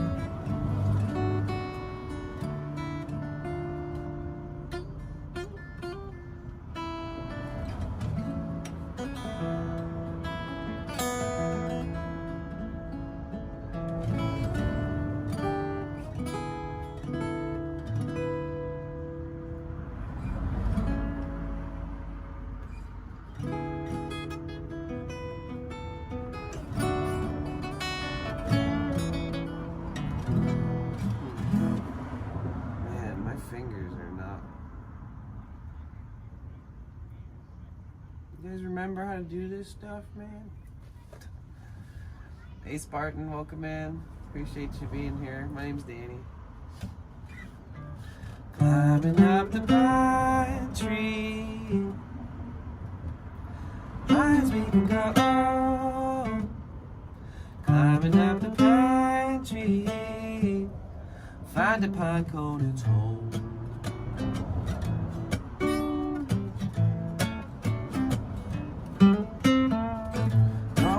Spartan's going, yeah. Don't know where Spartan has been. I don't know where Spartan's going, but I know they're losing their head.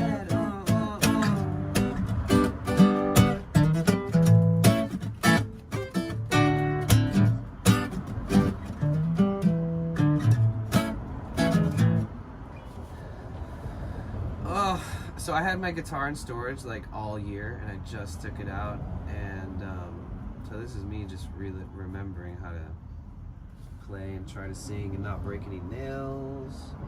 My thumbnail is not as long as it should be, so I can't do all the stuff I want to do. Oh, maybe it's long enough. Maybe.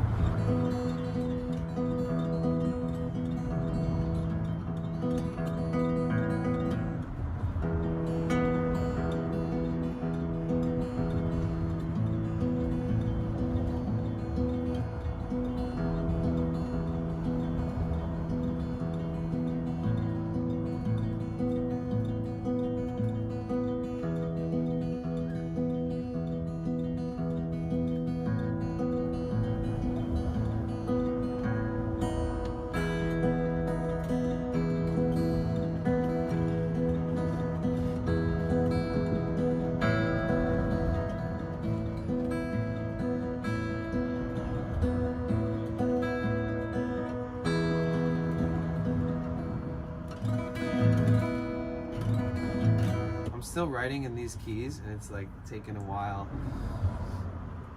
And dry shake trim, we got some I can bring also. Oh yeah, I mean, yeah, oh definitely depends. I mean, like if it has that like smell, like it was put in a bag while it was still wet and never like got to breathe. You know that smell that when you smell like somebody's weed and you're like, damn, what happened when you were curing this, but you like almost don't want to say it. If it's like that, it depends, but if it seems like pretty pretty decent.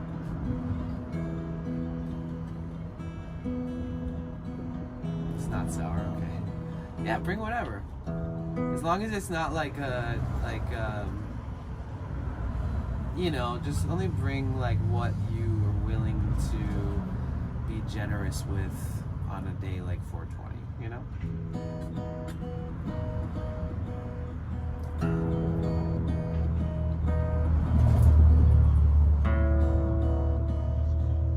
I'll just say yes. Yes for everything.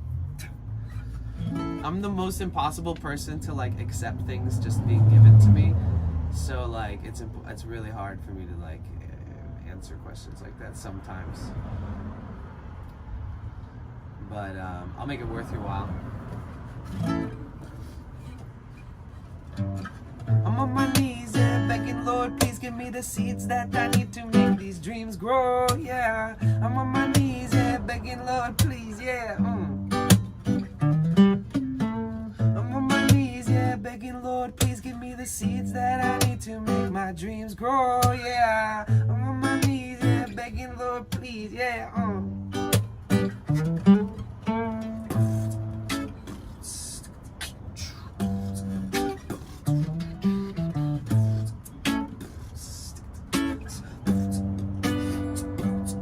Let's go.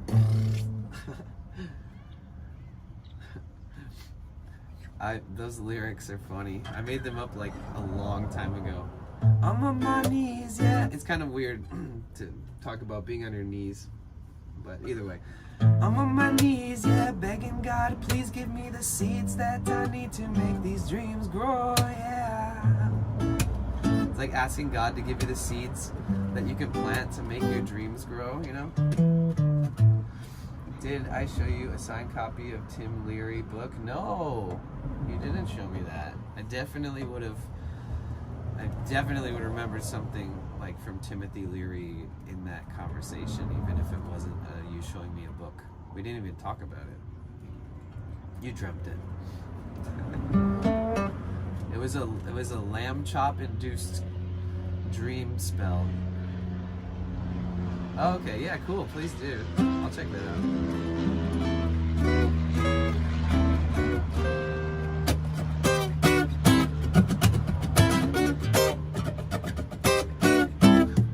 Wait, yeah.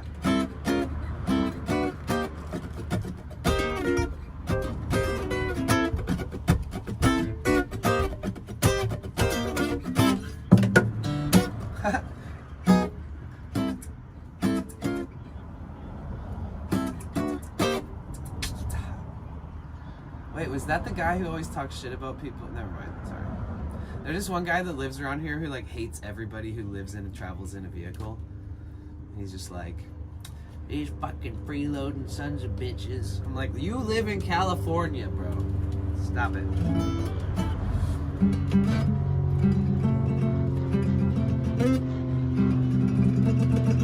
Oh yeah, if you're ever a mod and you see like a bot come in and say like, cheap viewers, like that shit never happened before I adjusted my verification settings to hopefully allow more people to chat.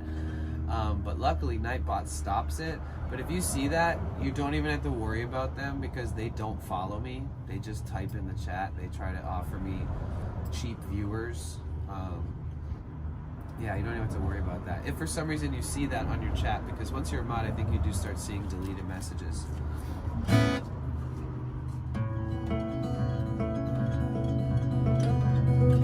Dude, Grower, I'm so excited that you're gonna come out tomorrow because I had no plans. Like honestly, when I looked at today, I realized tomorrow was 420 like during stream. I thought I had a little more time.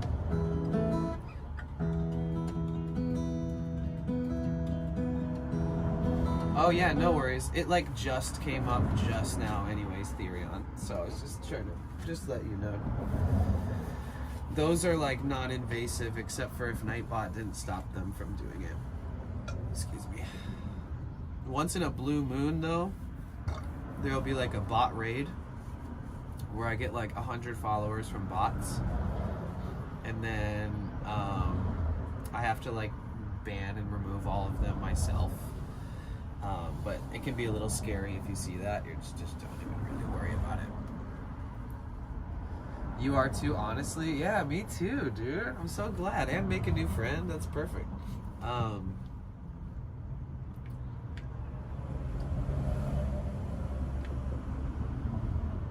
mean, what better of a place to randomly walk around on 420 just to see what happens than Venice, right? And, you know, all the connection that we've had here talking about IRL and all that stuff. Seems perfect.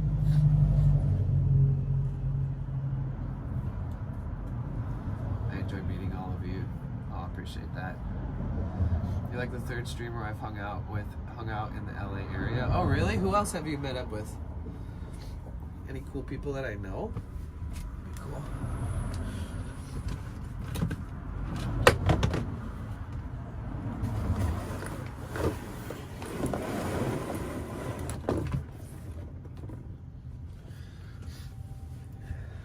What you do isn't easy. You literally do my dream job. Aw. Yeah, maybe as I scale and grow, it will actually finance my whole life and sustain me. So hopefully here, cheers to growth, cheers to expanding. Hey bud, how long you been streaming today? Sub chat, I've been on for 6 hours and 19 minutes and 25 seconds to be precise. How you doing?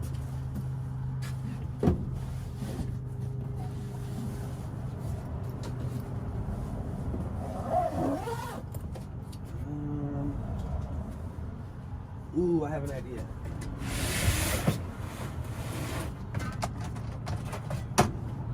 Ouch. Crazy Tom, stayed out of his car, lives up PCH. Yeah, I know him. I mean, I don't know him personally, but like a lot of people have brought him up, at least a while back.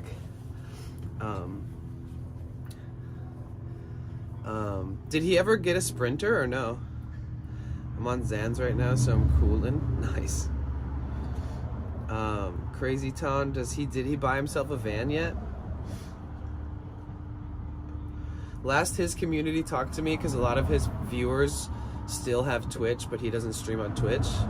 And some of his community members and one of his mods would visit my stream now and again. And they were saying that he was going to buy a van, a Sprinter, actually.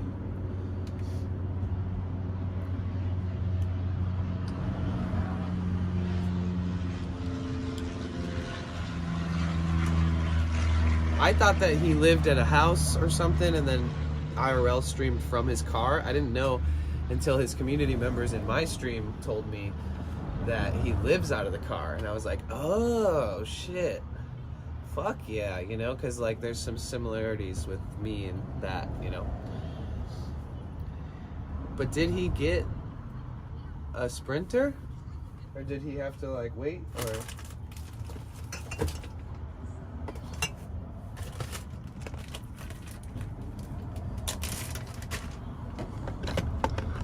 He has the best community? Yeah. I've noticed that his community is probably one of the only like non-hostile communities on Kick.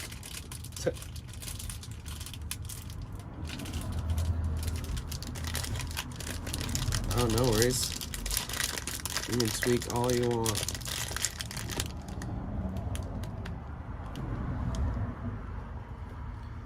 Everyone really shows him love. I'm glad.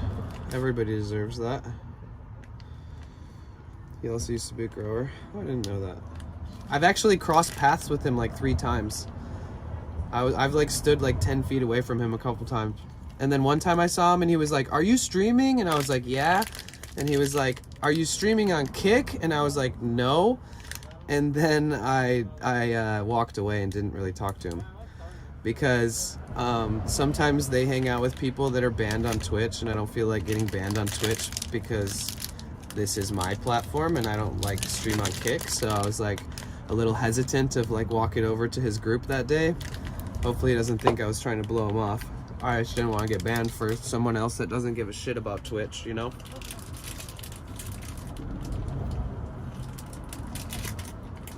But I did notice he's got a great community, and I've definitely stopped by his stream at some point and just noticed that he seems like a a fairly generally positive, like I've seen him interact with people on stream, and he seems chill. I was surprised that he's on Kick and not Twitch, to be completely honest.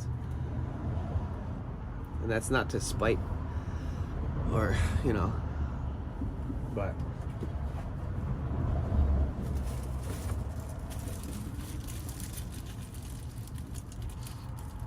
yeah, I could tell that I could see eye to eye with that guy the second I started like observing him. I knew about him before people brought him up in my chat, and they're like, have you ever seen a guy named Crazy Town? And I was like, yeah, I've seen his Prius around town, because he has a giant Kick logo on it that says Crazy Town in green letters. And so I definitely had noticed him, and I was like, yeah, that guy. Do you know if he bought a van or not, or what? Because like everybody was coming into my stream talking about how he's looking up vans, and everybody's excited, and he's gonna like build it out, and he's gonna get solar. And I was trying to tell them the difference between a Sprinter T1N, which is a 2002 to 2006 with a turbo diesel engine in it, and anything above that, and that anything above 2006 has a diesel exhaust fluid systems. And there's infinite components and mechanisms in these engines that make them impossibly hard to learn about and work on. And mechanics will take all the money that you have to your name to work on them, so you're gonna want to learn how to do that shit yourself. And I was kind of like trying to tell them in chat that like you should at least take all this into consideration. Not that I don't believe in you or anything, but like it's been hard, and it's not easy, and it's expensive, and yeah. But so what, he's in Thailand? Oh, interesting. Cool. Maybe he'll meet up with Redempto.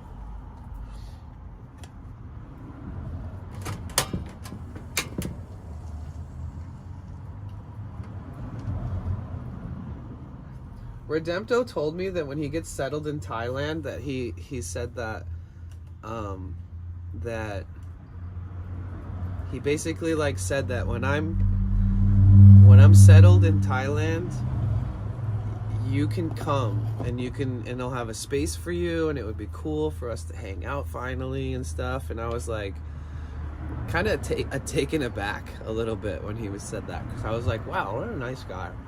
And it's cool to be offered like a reason to go somewhere far away and fun, you know? Oh, okay. Wait, which TwitchCon? We're making a cheese quesadilla right now, by the way.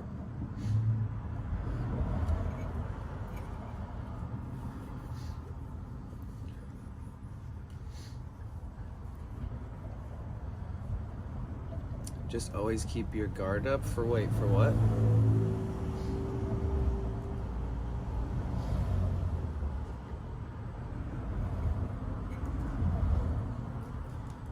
Oh, they were at TwitchCon SD?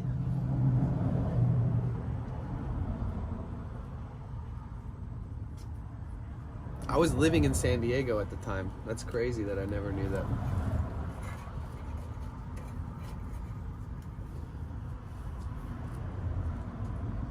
And I was at that TwitchCon too. Yeah, I didn't even know that they were there. That dog. I don't want to get a subject too much, but have you heard of so-and-so? No, I've never heard of that person. People usually don't come in here and like let me know about people's drama. So you're smart for saying what you said before that.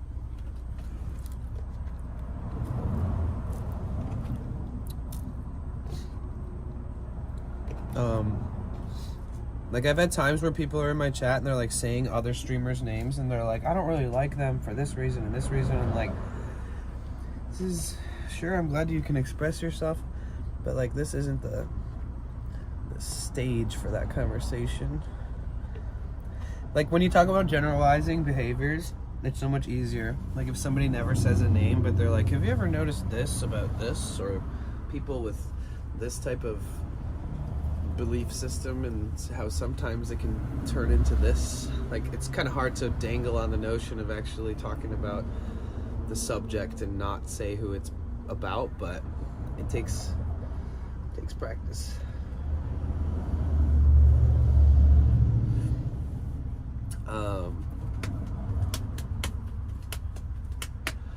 But I've been making content for so long. Like, I've been associated with YouTubers that have millions of followers. I've dealt with all these kinds of people and their competitiveness and their judgmentalness, and like how other people associate you with their beliefs or their things or their, you know, I've always said that you need to make sure you represent yourself. Nobody should ever be able to speak for you ever, you know, because like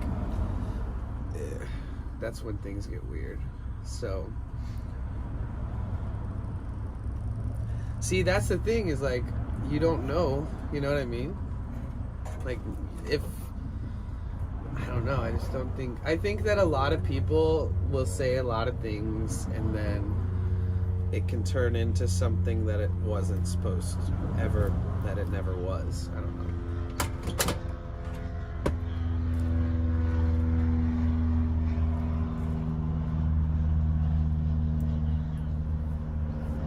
Ah!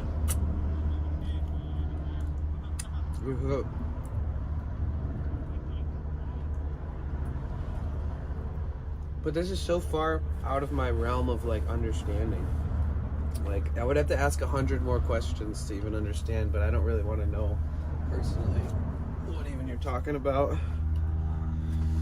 I know that for me, I'm very intuitive, you know? I'm originally from like Detroit. I have like been robbed by my own friends, you know? Like, I've had to like, you know, check it out. Ooh. But I have never, I think when people associate with many communities, there's a lot of jibber jabber and like, and then for the most part, any weird shit online, especially streamer drama, it's usually between streamers and not the community, and then the community perpetuates it into something that's way more unhealthy than it ever could have been if it was left between the people who it was actually between. And then you got this like, yeah, so I just, yeah, so, you know.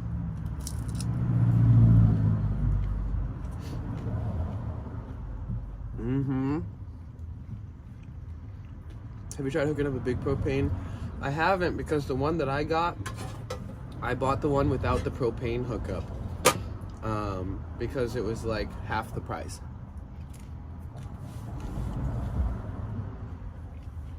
This was $15, and I've literally eaten from this thing for like 7 months. Isn't that crazy?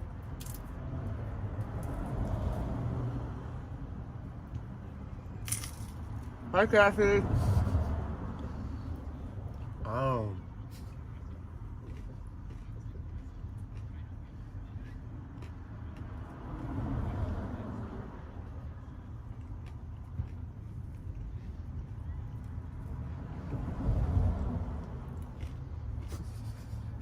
There you go.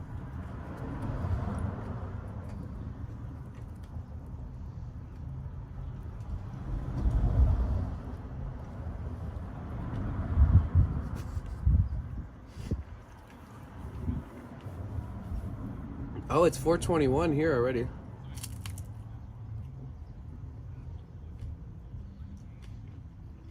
Oh, yeah. Yeah.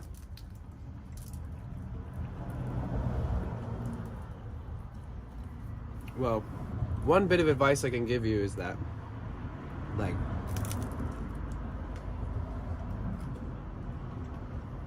when you become friends with other streamers,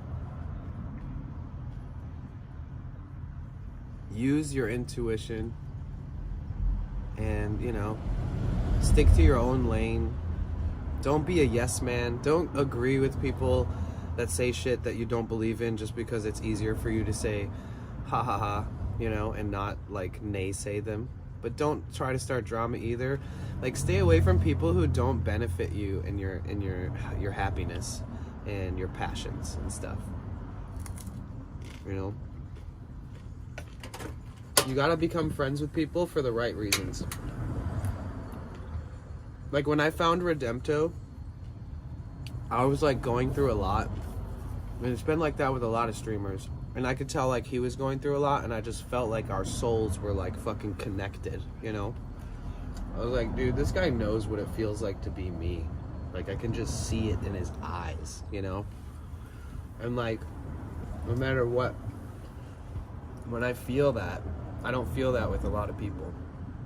And it's very fucking rare that I change that feeling when I feel that, like, intuitively about someone. So, yeah, when you meet people, you're gonna meet people who are streamers, and you're gonna be like, I do not necessarily feel like I fit in with this person at all, or what they do, or with how they act, or how their community acts, you know?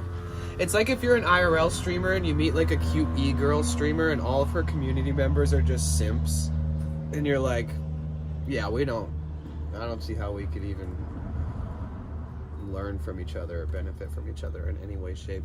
It's kind of like that. Unless you're like an e-girl, then you could definitely fuck with that.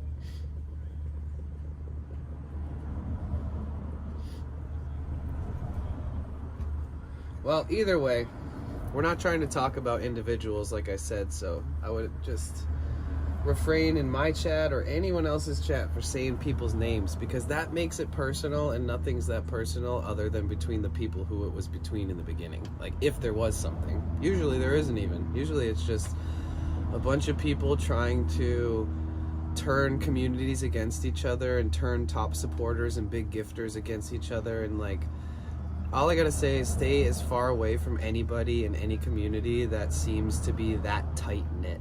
I think people should be way more open and way more forgiving and way more loving, because like, if you're not like that, it's so easy to have people turn on each other and start acting weird, and we're all streaming under the same roof, you know?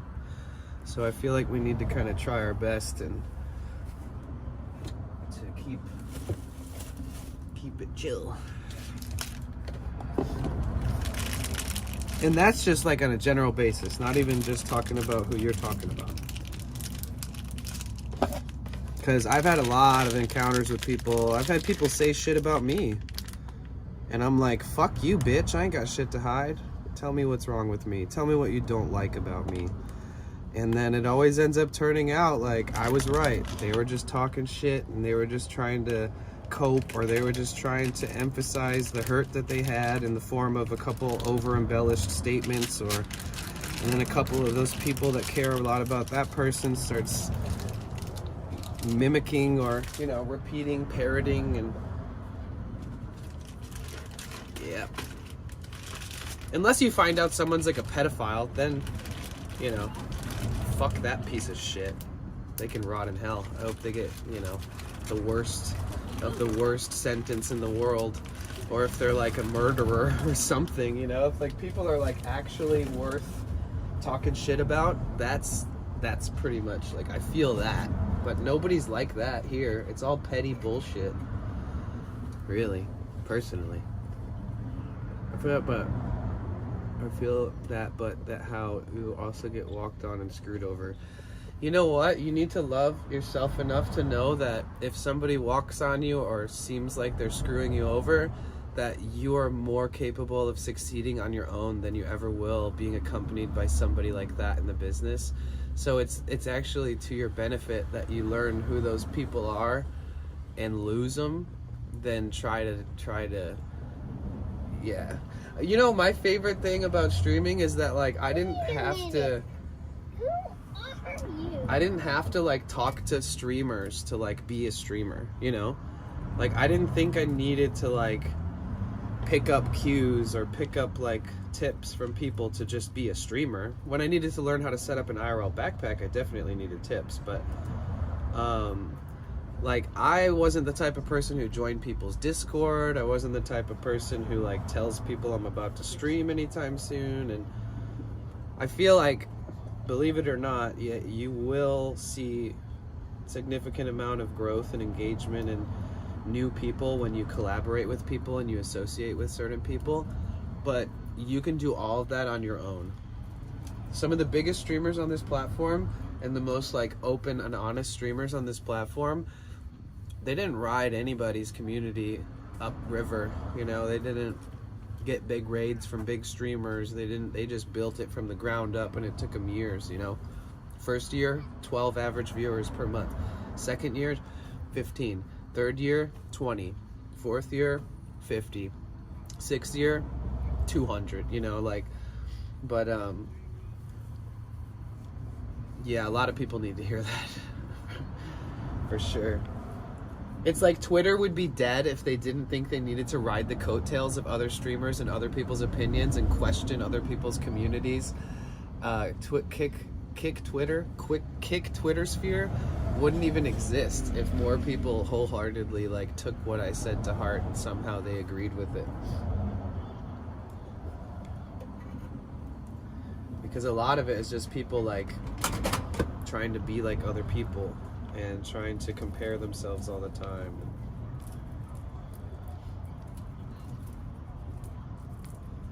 I spent like an hour explaining to Therion in chat yesterday about like Kick and Twitch and like big streamers and like Aiden Ross and XQC and like Twitch banning gambling and all this different stuff. I was telling him all about the lore of the website yesterday.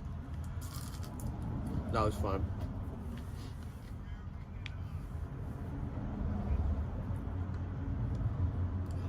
See, that's the thing, man, is I said this a minute ago. You don't want anybody to represent you. You are the only person who represents you.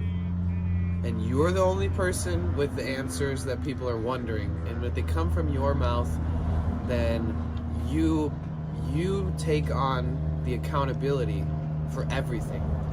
So that's why I don't like super duper ridiculously closely associating with people, or I would you know, like imagine you join a gaming league, right? Like OTK streamer group or fucking any of those types of things.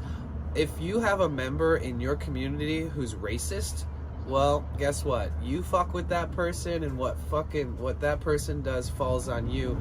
You're being represented as a whole by the community that you're part of. So like, I think it's really important for people to, if anybody ever speaks for someone else, it should be like, why don't you ask that person? Why don't you go straight to the source? Because nobody's ever gonna get a straight answer until you like really hit the nail on the head and have the person who's actually being talked about answer it, you know? Because other than that, it's just a part of the over never ending multiplying. I don't know. I actually think all this stupid shit that like I'm talking about that I'm saying is not that good for us. I think that it has something to do with the whole ecosystem thriving in some weird way. Like, some people need to represent themselves and be an honest person with nothing to hide and will answer any question you ask. And then some people will talk shit. Some communities will compare every streamer to every streamer, and that's just kind of like how it's supposed to work, I guess. When you ask that person, they ban you. Well, that's the thing, is not only is first impressions really important, like getting to know somebody, realizing that you need to reiterate this question perfectly. The verbiage needs to be perfect, and it needs to come at the exact right point, you know?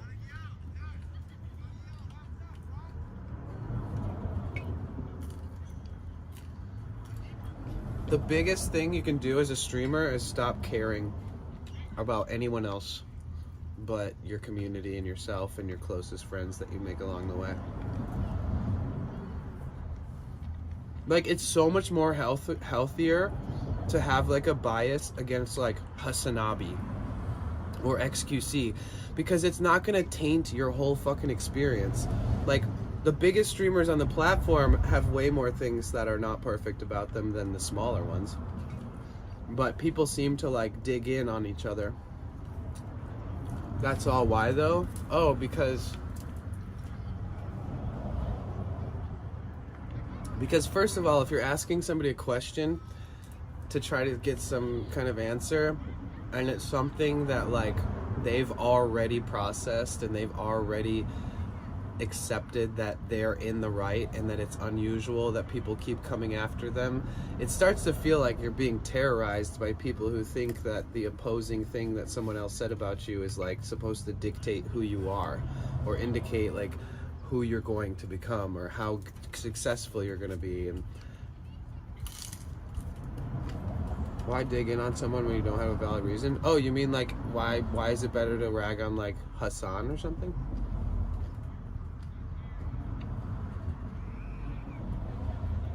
Because it's farther away from your sphere. Like, you don't want to like shit in someone's circle, you know? It's gonna stink for a while and it's your fault.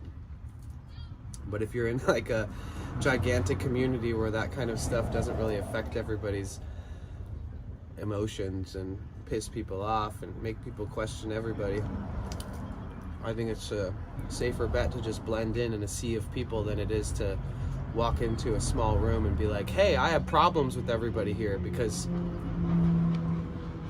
it's just not going to balance out that good. Oh. Well, either way.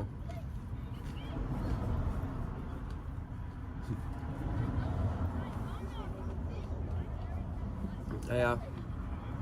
I think that if you're not even streaming yet and you're already having problems with other IRL streamers, you need to like reevaluate that, because it's gonna keep happening and it's not gonna be a fun experience when like half the people in your stream fucking subscribe to that person and then the other half talk shit about that person. I mean, like, you know, like half my viewers right now are subscribed to that person, so it's like all it really does is stir a pot that really has no like finished cook time on it. It's actually a good topic of conversation, by the way. I'm not gonna lie.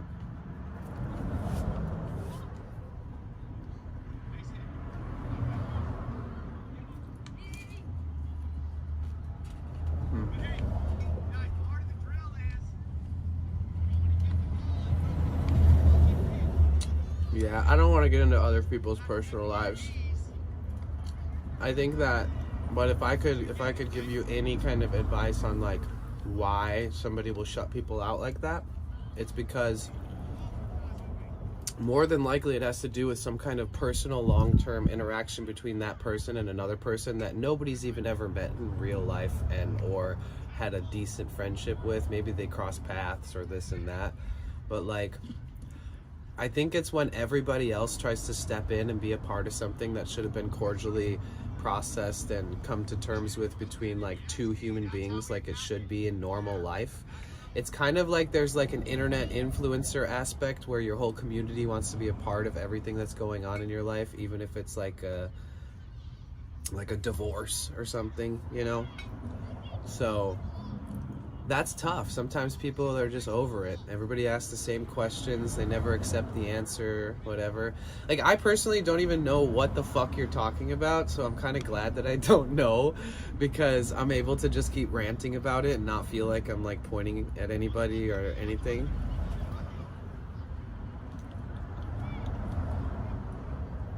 Oh, I mean, dude, I was in a polyamorous relationship with 3 girls at once, and I went viral on TikTok for it. I have a video with like 2 million likes and like 11 million views.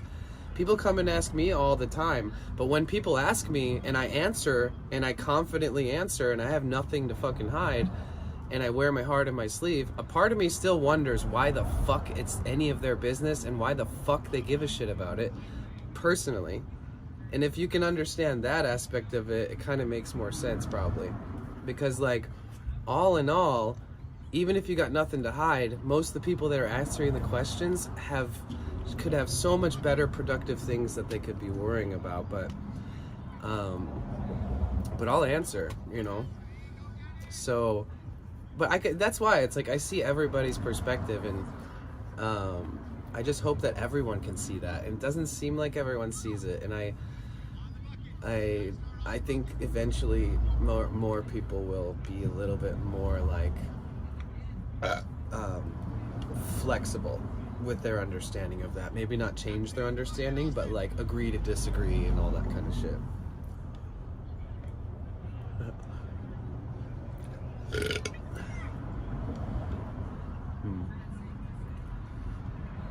Well, it's kind of like this. Like if somebody came to my stream and was like, tell me about girl number 2. And I'd be like, what? And then they're like, well, why don't you answer? And I'm like, well, I've just started to breathe in to communicate to you. So why the fuck are you telling me that I'm not answering already when you're just not patient enough to accept the fact that I'm going to talk to you and you're just one-sided? And then they'll be like, all right, cool, you're going to answer. And then I'm like, actually, why does it affect your life? Like, what impact does it have on your life, and what does it change? And who respects you and doesn't respect you because of your beliefs, and why are you so strong in those beliefs? You know, it's like, I think we should be questioning ourselves more than we should be judging other people, personally. Like, if something in someone else bothers me, I usually try to be a better person myself, and I just forget about that other person existing altogether. But I have noticed there's been a lot of, like, people chirping, especially using usernames and stuff, and it's not good for you, it's not good for me, it's not good for the ecosystem. It's just tough. But I think I'm one of the only people who like sits here and openly has conversations about this stuff. But it's good, and for me, to be honest, it's good for me to be able to have the great debate of like what's chill, what's not chill, what's, you know, read the room kind of thing, and then like work with it and be flexible. And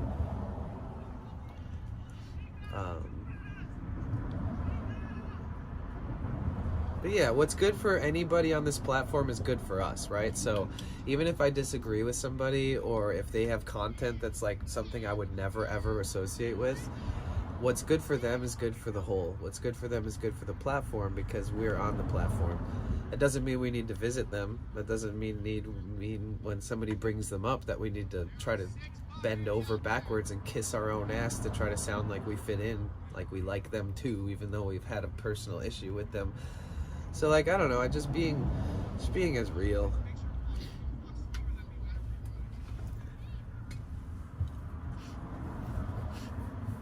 If people on Twitch can't protect themselves, if they need other people to like go around and rationalize what's been going on between people that like they watch, they're really only, I don't know. I think that some people tend to become a little bit, they start to kind of enjoy watching people hate the person that you had some beef with.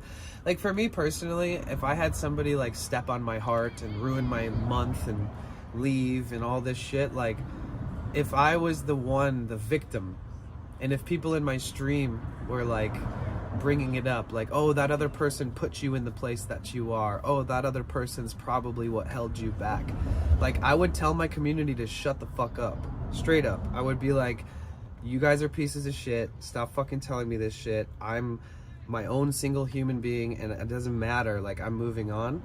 So like that's also what I think about, is like whoever people are defending, I hope the person that they're defending isn't like over it and you guys are just lingering on it. Because I mean, and again, I don't know shit about what you're talking about, but I'm assuming that it's probably been going on for a while and people are still kind of chirping about it or something. I can't really put my finger on it, but either way, great conversation.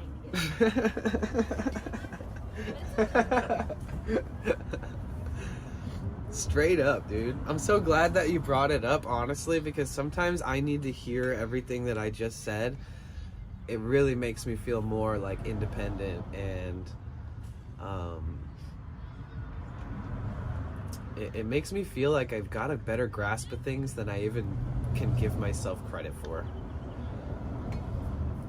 Like, sometimes you just gotta stand up and be like, I'm out. I'm gonna go think for myself for a little bit. And that's what I've been doing a lot lately. Like, trying not to let the hive mind influence me too much. Love you too, bro. Dude, tomorrow's gonna be sick.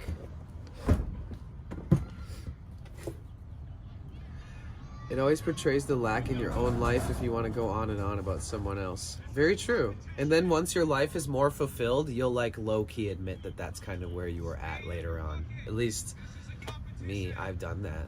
And I don't judge other people, but I've been like abusive to myself. You know, I've been like I've blamed myself for things, and I've not let things go, and like, oh, I could have done this better.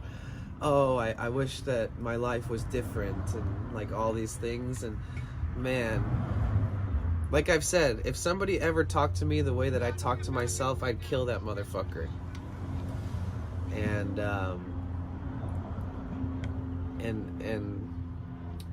I don't know, I'm just at the point where like the only person I'm allowed to be mean to is myself.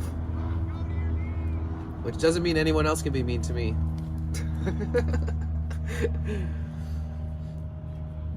That's like, I stream on pools, hot tubs, beaches, and stream Fortnite. People get mad. It's like, I get more views on there than streaming Fortnite. Wait, do you really? Or are you just giving an example?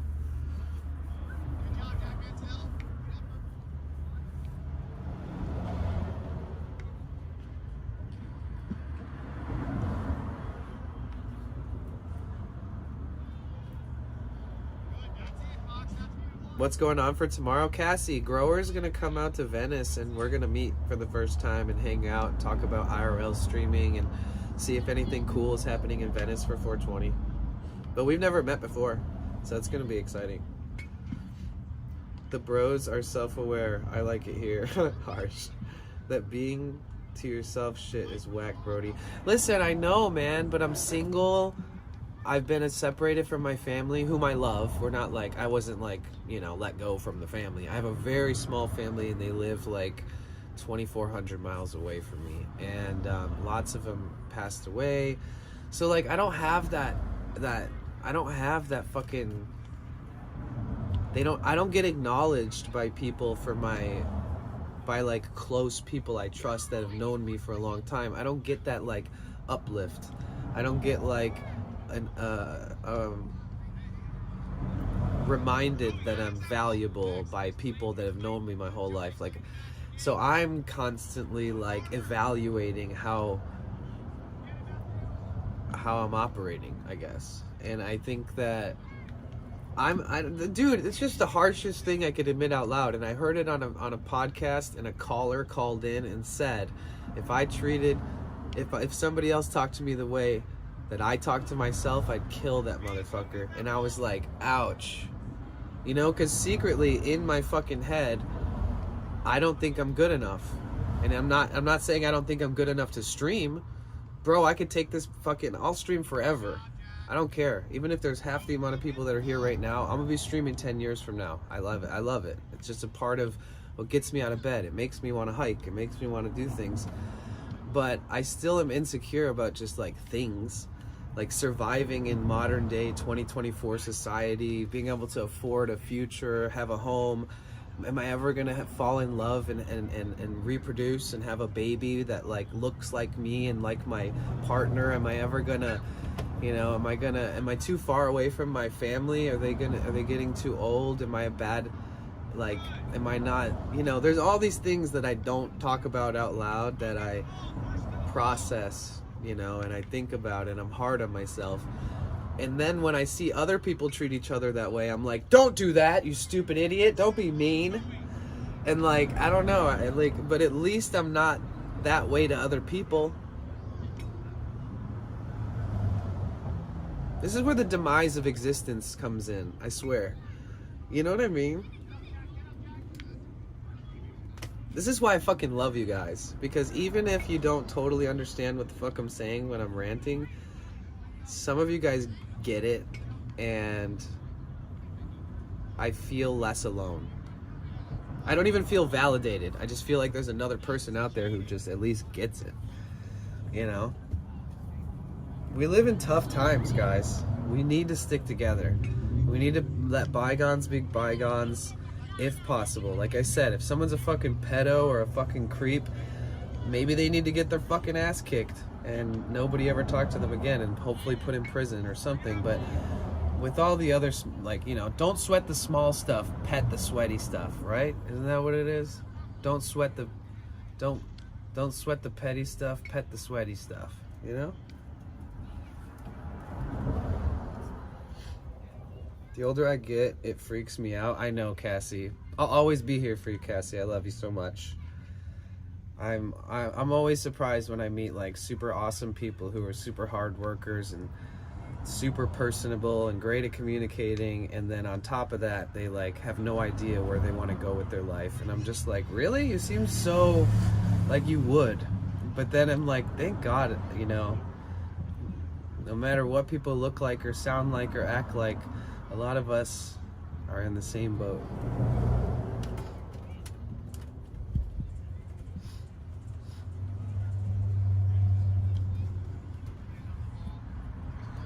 Dude, those quesadillas were fire.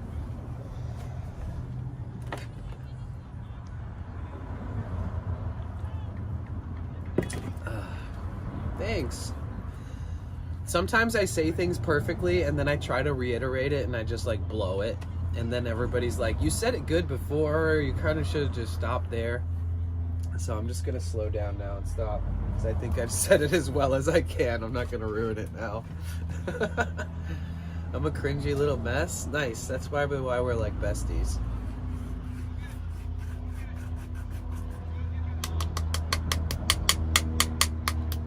Oh my God, Cassie, you missed out last night. On Discord, I opened up a voice chat, like a video sharing chat, and fucking Therion came in there for like, we talked for like 10 hours. I really wish you would have noticed that we were on there and come and said hi. And then if you look at him, he's a mod. You guys, everybody, round of applause for Therion being literally our first guy mod. That's another thing too. Be wary of who you give permissions in your channel to, because over time they could be weird, or they could favor other, they could have other ulterior motives or something. Find yourself a set of mods who make you feel safe in your streams, who make you feel happy to be streaming. And luckily I'm happy to say that Therion is one of the first male mods I've ever added to the mod crew on here.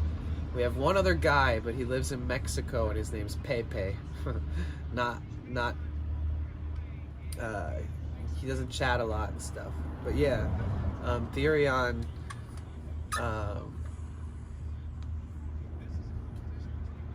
is a very well-rounded person. Like, I feel like he's just an awesome dude. I'm so grateful that he's here. Heck, man, definitely congrats, and thank you for keeping the stream safe. Yeah, he's like, you know, he's gonna learn how to use it over time. It's not like when I mod somebody, I don't like give him a training or anything. Maybe I should, I'm not sure. But I don't have any expectations. I've never told anybody like, please be at all my streams if you're a mod. I've never. If a mod's not there and I need to do something, I never ever harp on the fact that there's not a mod. So it's actually just a very chill position, but it's a very, like, I won't just give that mod badge to anybody, that's for sure.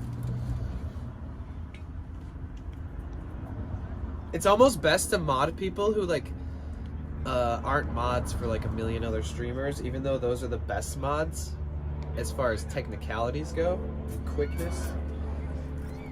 But I never wanted, I've always been hesitant because I never wanted another streamer to think that I like stream snipe their mod, you know?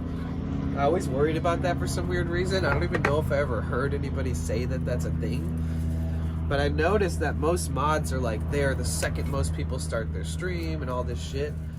And I don't want anybody to feel like I'm taking that from them. So I've been like really patient on giving anybody a mod position here, especially because, you know, like I said, I mean, I'm worrying for nothing and I'm being extra careful for nothing, but that nothing is preventing me from dealing with people's stupid insecurities and shit, because I would never take from somebody. But if it was an accident, somebody would probably come and make assumptions and talk shit or something. You never know. So like, that's kind of where I'm at. I take all the precautions I can to make sure that I'm representing myself and that my community is my community. And if for some reason somebody inherits a mod position, it's because, and if they're mods for other streams, I'm gonna ask them like, would they be cool with this? And you know, you don't have to be here if you're a mod. It's not like a strict thing, and like, but yeah, there's a lot going on in the Twitchosphere that you won't even think about it until you start seeing it, feeling it, and then you're like, oh, I see what's going on here.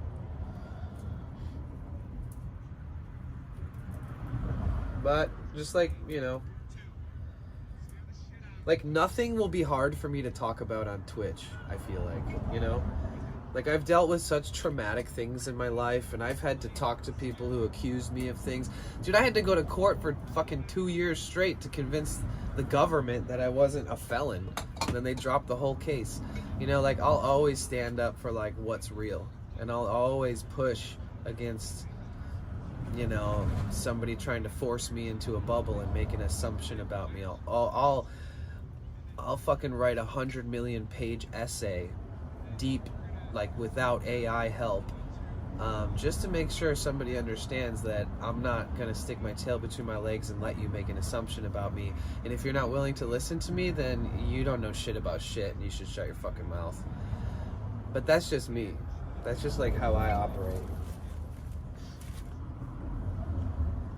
You guys, it's hard balance though, for sure.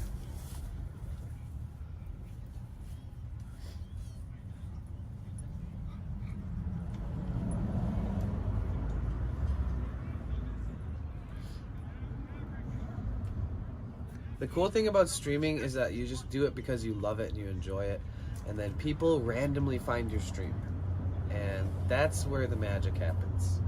All the other networking and like oversharing and stuff, like off platform or in other people's chats, that's a whole nother anomaly of the ecosystem here. But the main point is that you're healthy and happy enough to get online that day, and the hope is that Twitch gives you good distribution and somebody finds your stream who's new without even you being rated.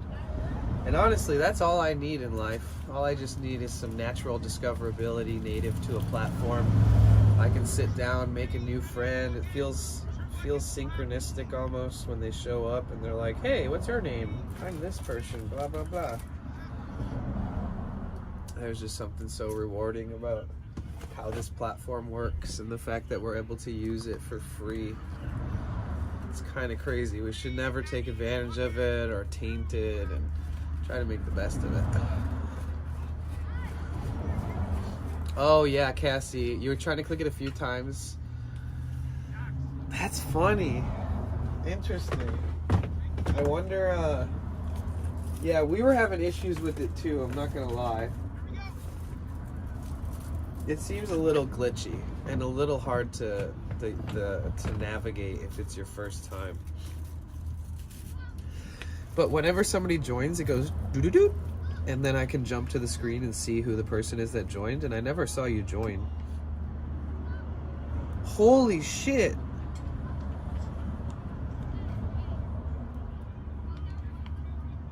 I've never seen a grinder do this. Holy shit. Look at that. Look at this crack. Do you see this whole top side of the grinder literally coming apart, like breaking into pieces? Dude, I might not be able to use this after this last grind job. It's cracked all the way through, like crazy amounts of cracks. You want to know why? It's because every time I grind something, I go like this to get it to like fall through the holes, and I must, oops, game over. Broke it. Oh. This grinder is like 10 years old. Yeah, it's grinded more weed than most people have smoked in their whole life. Look how much just broke off. Well, it looks like I know what I need to buy tomorrow when Grower and I roam around Venice. I'm gonna have to find a deal on a grinder somewhere.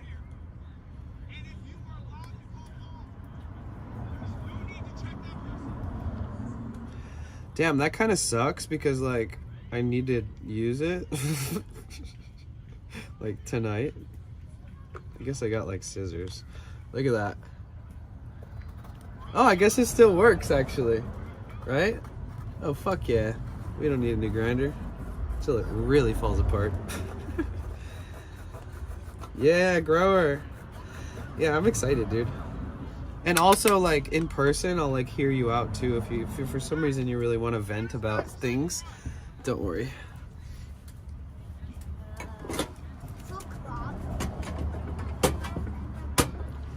Get one with a keef catcher. This one used to have one, but the keef catcher got so caked with keef that, like, I couldn't get anything to, like, pass through it. It just, like, stopped working.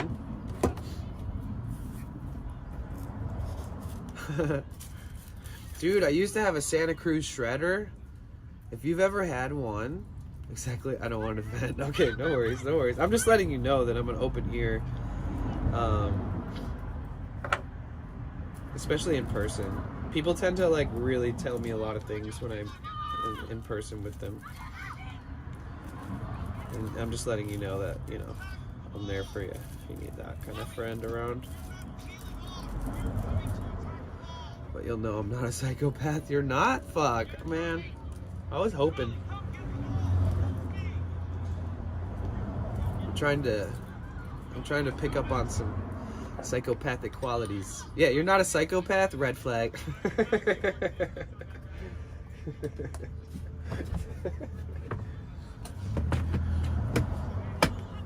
All right, buddy. I see your true colors. You're a normal ass person. Thought we were gonna go gangbang, serial murder, psychically manipulate people.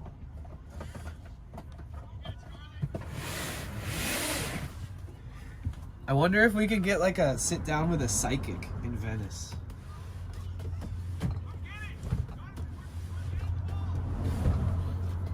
There's like 2 psychics there that I see when I'm walking around. Dude, this one lady, she's a psychic, right? And you guys think what you want. I'm not even gonna get into that. She sits on her fucking back deck, which overlooks the ocean, and she sits there like with a cigarette, and she scrolls through her phone while she's doing her psychic reading. Like, she's like Instagramming, and she's like charging the person sitting there money. And, like, you know, she's like, what's your name? And then she like types your name in on the Google browser and like looks you up so she can try to find information. It's crazy. I'm not even exaggerating right now. I feel kind of bad for outing her because, you know, she's in her own little fucking world doing that shit. I have no right to hate on her, but the fact that she charges people good money for her to like sit and smoke and just like try to sound deep and stuff, ask them a few questions. Right now she's anticipating your visit, I bet. She's like, were you talking shit about me yesterday around 6 o'clock? Because I felt like you were coming. And I'd be like, oh shit, wait, that was at 5 o'clock. That's oddly specific, lady. And I look down and she's got my like Twitch channel open, and then she like flips the phone like, you didn't see that.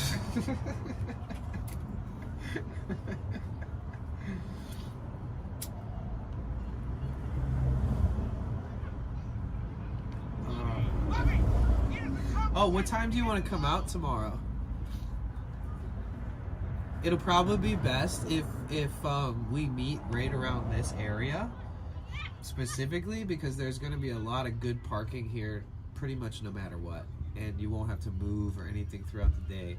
So we could park here and then walk down to the beach from here. Yeah, honestly, what is early to you?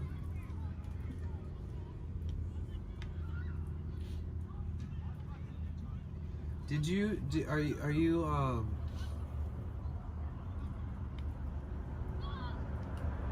like 10ish? Cool. Tyrion should go too. Oh, I know, right? We'll have to get Cassie in on the voice chat next time. And be like mods. Or maybe even Caroline too, Rainbow Raccoon. That's what we should try to do. Like once a month, like all 4 of us get in and chat together and just check in, make sure everyone's doing good.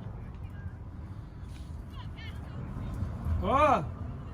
Spliff down.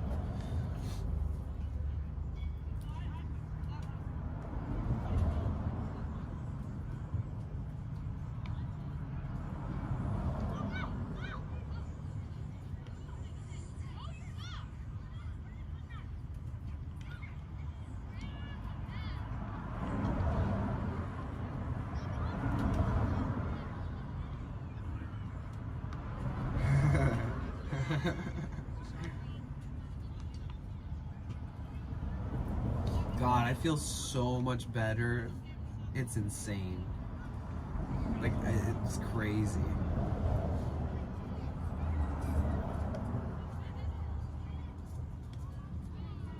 Popping another Xan, only 5, I think.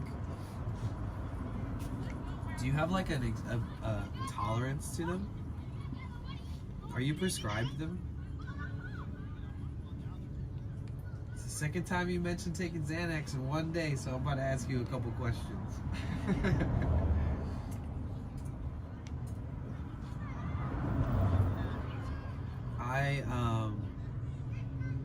I think I was prescribed Xanax actually when I was younger for like a one bottle full. And it was just like one option of many options for like anxiety and depression that I had when I was a teenager. And I'm gonna mute so I can blow my nose, guys. Hold on.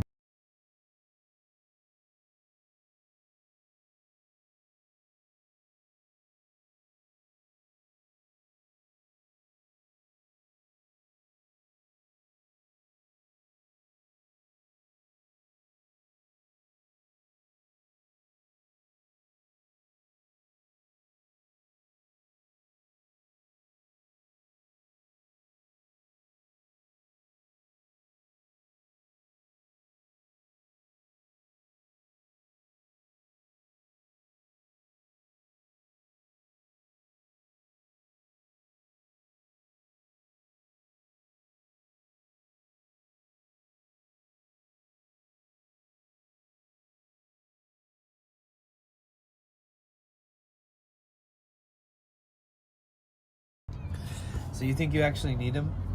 Because they don't do too much, really, just a chill feeling.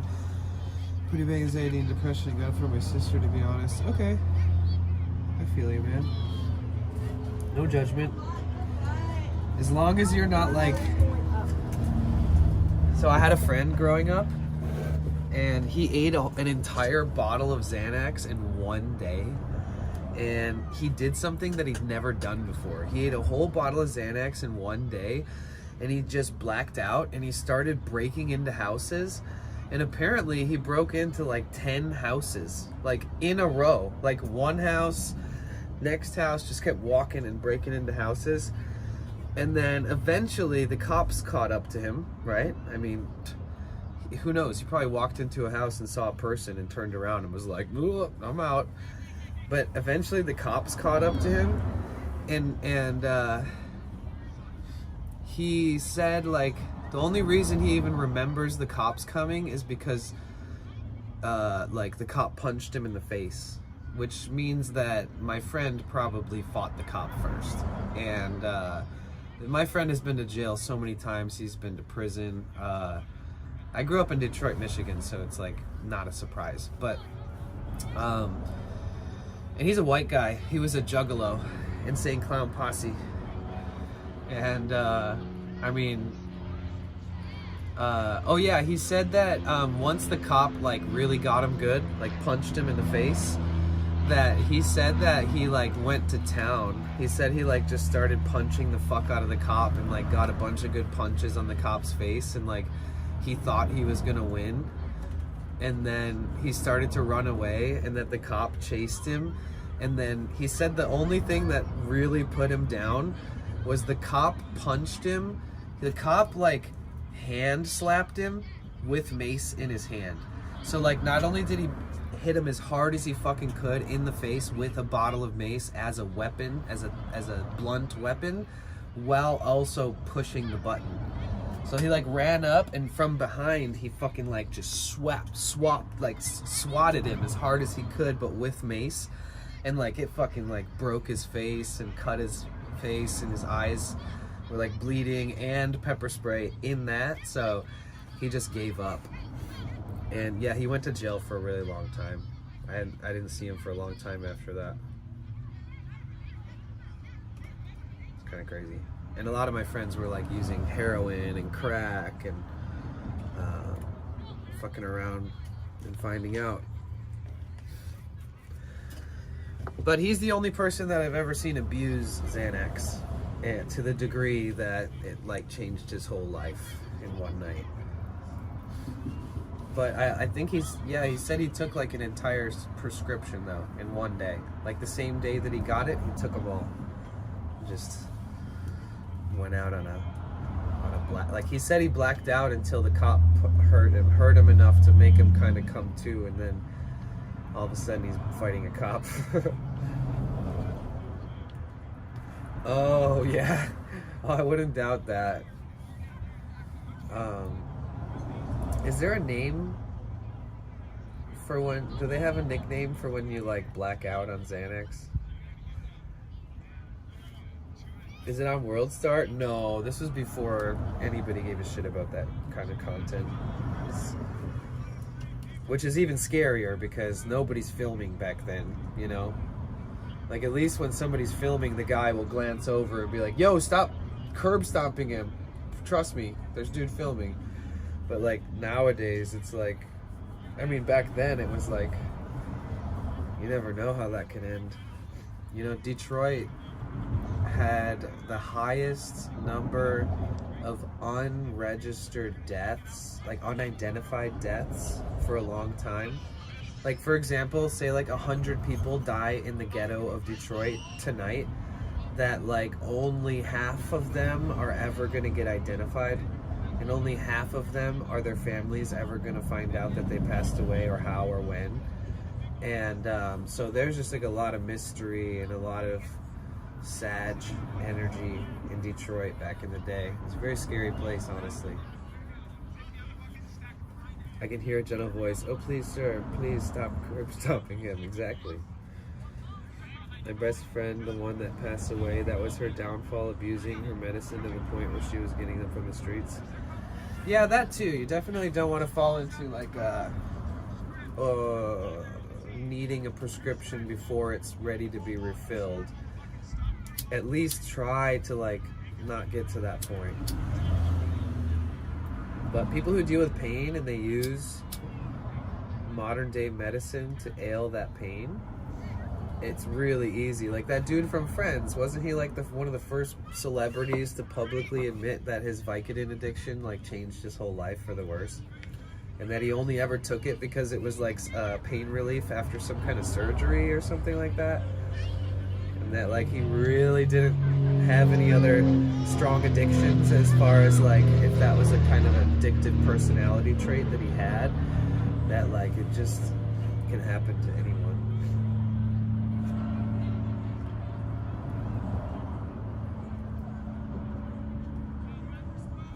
Do you know Oxycontin? My friend that I was just talking about, the one who like fought the cop, one time he came to school, and this is 22 years ago. He came to school and he was like, hey, I got Oxycontin. And I didn't even know what the fuck it was. And he's like, you want to split it with me? And I was like, what does it do? And he's like, oh, it's like a painkiller. And I was like, and he shows me it, and it's like tiny, dude. And it's got a little line in it, and he splits it in half. He gives it to me, and I felt like I was overdosing on heroin. Like I was like drooling. I couldn't pick my head up off my desks. And I got called into the office under suspicion that I was on drugs. And I had been using acid, mushrooms, smoking way too much weed. I was drinking sometimes back in the early teens. But for some reason, man, that little half of an Oxycontin made the school call me out to the office and ask me if I had been drugged or something. And I was like, oh shit. Yeah, don't try those because that's a straight up hardcore opiate. It's not unless you need it.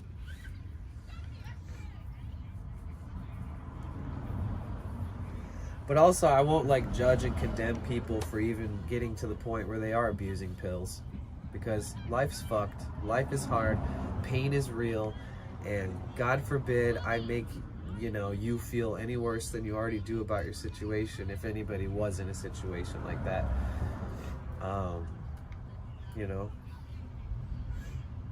wouldn't mind streaming. It is legal in some places. So technically you could talk about that in public and you can seek it a little bit. I tried so hard with her to help her. She'd go missing for days and go to those scary places and find her banging on doors looking for her. It's crazy. That's wild. That's rough. I feel like the doctors and pharmaceutical companies are honestly a major contributor to true drug abuse. 100%. Facts. It's not cannabis and whatnot. Most people are introduced to drugs via legal methods. 100%, dude. Thanks for saying that, because I've seen people beat cancer. I've seen people have multiple sclerosis go in remission. I've seen people beat so many things due to modern medicine and determination and passionate doctors. And then I've also seen the pharmaceutical industry totally fuck people over left and right and became like the actual biggest drug dealers in the world and like the biggest organized drug dealing gang in the world, in my opinion, who likes to try to introduce new prescription drugs. And when those new prescription drugs get to the doctor's offices, the doctors actually get they get bonuses if they push new medicines to new people, especially if a new medicine comes to a doctor's office and then like the first week somehow you've given it to 15 people. Sometimes those big pharmaceutical companies will give that doctor who just happened to find a way to give a new medicine to 15 people a fucking paid vacation to Cancun for 2 weeks, paid time off. And like, so they're not only just pumping out medicine, but they're even incentivizing doctors trying to find a way to convince you to try a medicine that you probably don't need, just so they have more proof on that, the fact that they can sell it, and with all the negative repercussions from a new medicine, you don't even know how bad it can be until there's like years of studies saying like, oh yeah, every person that ate this now has a new form of cancer that they've never seen or something. What's wrong with America? We have the biggest opioid problem, the biggest obesity problem, the most prisoners per capita, most toxic food. Yeah, but America, fuck yeah, Everything's wrong with America. It's never been a perfect place. It's always been a little fucked up.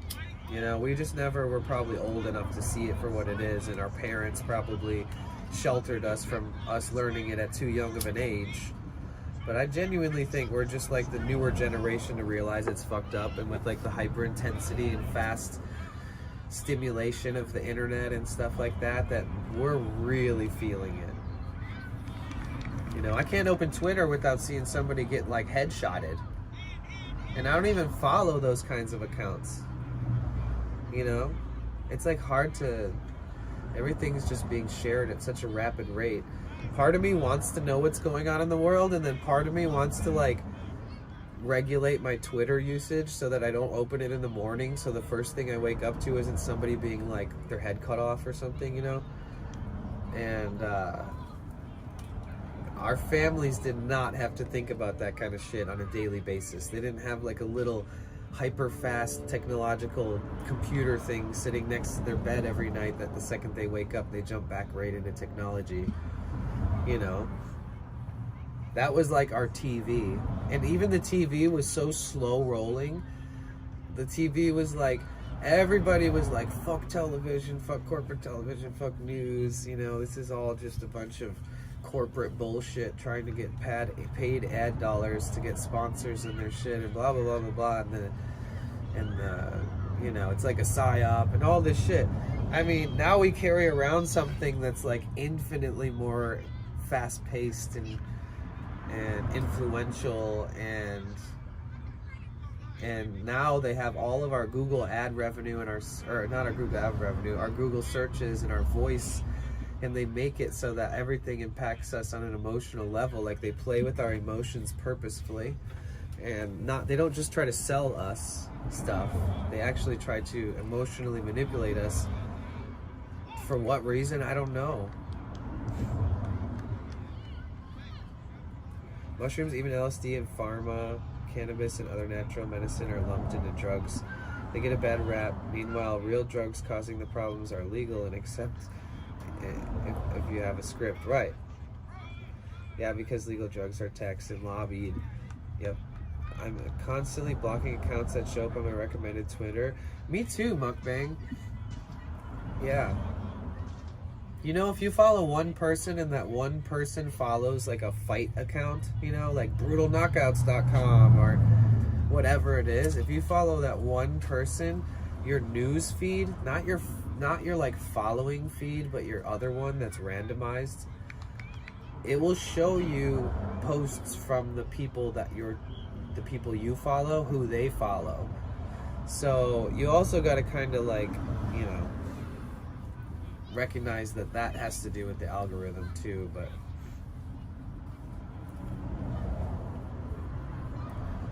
they've honestly broken the internet. It's nothing like when I was growing up. It's a corporate advertising nightmare. Yeah, control and money most likely. That Google ad tracking works.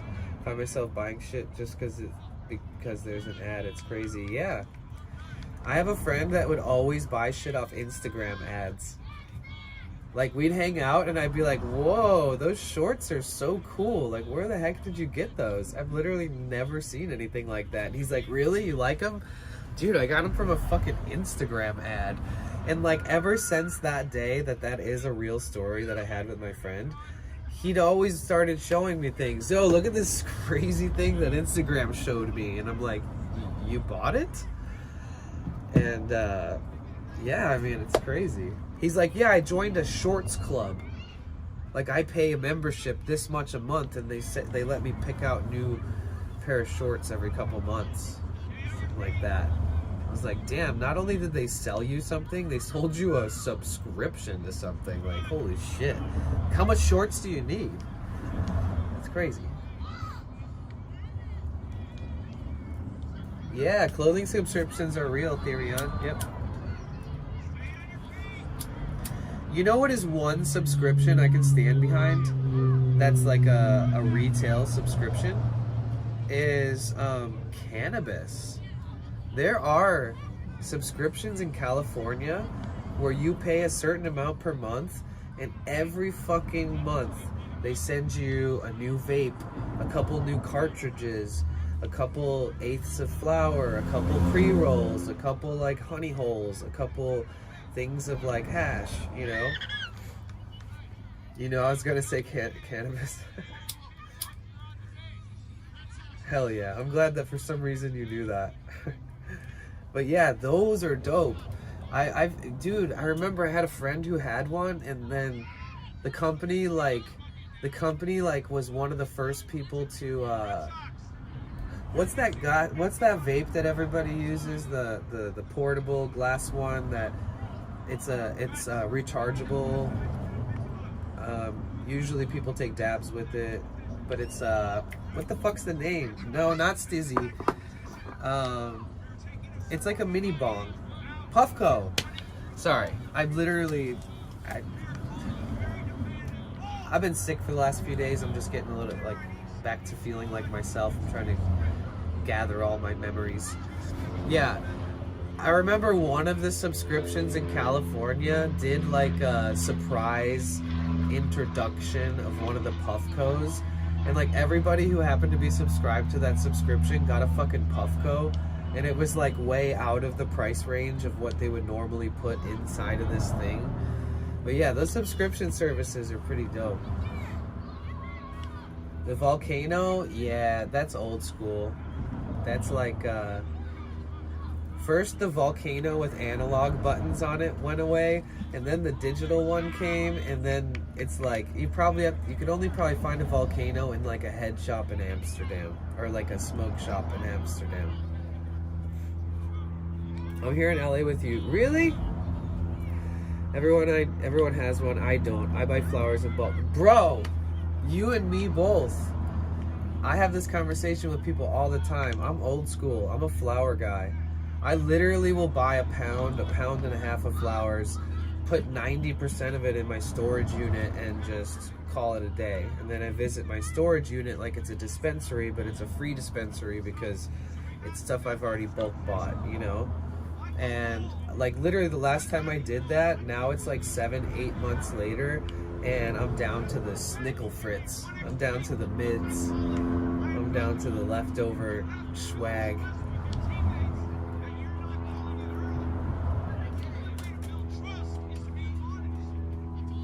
Me too. I literally don't smoke joints by themselves, and I never smoke cigarettes by themselves, but every single spliff I ever roll has a little bit of both. Always. Dude, arenas. Somebody from chat in the community is gonna come to Venice tomorrow. I don't know what part of LA you're in, but we're gonna walk around hoping that there's some cool shit going on, and there's a couple dispensaries in town that looks like they said they're having an event, so to speak. We'll see if maybe there's some vendors or fun shit, or just drum circle tomorrow as well. But yeah, I don't know what you're doing tomorrow, or what part of LA you live in, but we're here. Oh, I already read that. I won't smoke it either alone. Yeah, it's totally. But I used to love smoking weed by itself. I've always told this story, and it's kind of a bummer, but it's like once you get old enough and you realize life is just like pretty fucked, that's when you start putting tobacco in your weed. It doesn't mean your life is horrible, but like when you start seeing through the veil of life, you need a fucking spliff every now and again. Me, not everybody.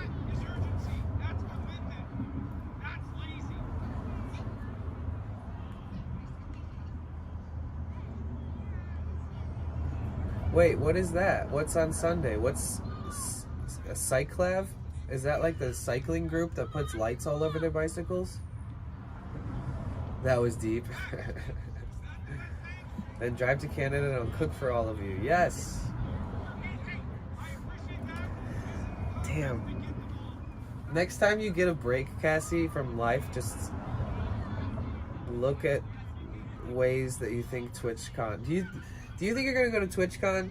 You come to TwitchCon, and we're gonna buy a bunch of food, and we're gonna make an amazing meal, and we're gonna hang out with the community, and we're all gonna eat it together. We're gonna go for a walk.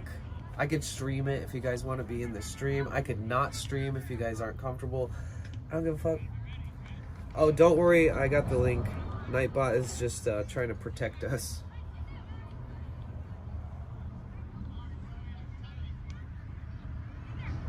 A car-free street event on Sunday?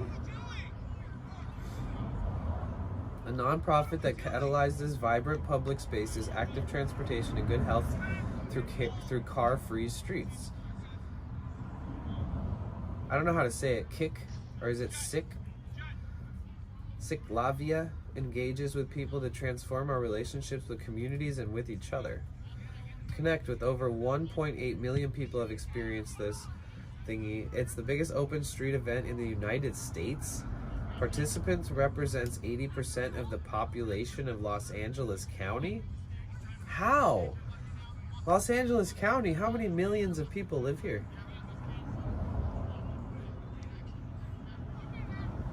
Oh, does that mean like over time? Has created over 298 miles of open streets. I don't understand. How do you open a street?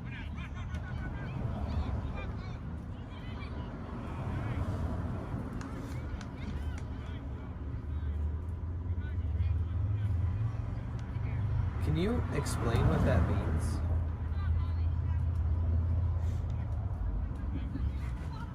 Oh, they close it down for the day, and then you can. Is there like vendors and people on bicycles and like people vending food and crafts and stuff, and like, okay, yeah, sick. Okay. I didn't realize it had such an official organization behind it.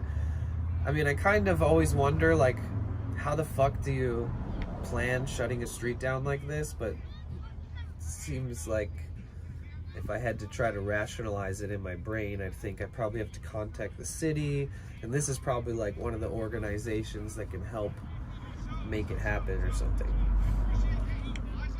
Like if you wanted to put on like a street vendor food truck event or something like that, maybe they could, I don't even know. Is the event specifically hosted by them, or is it always different event? Like, is there Ciclavia merch everywhere, or is it like people hire them to like be the host?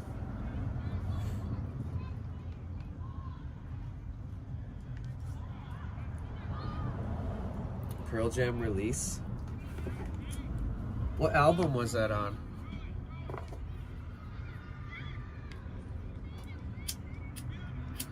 Oh, nice.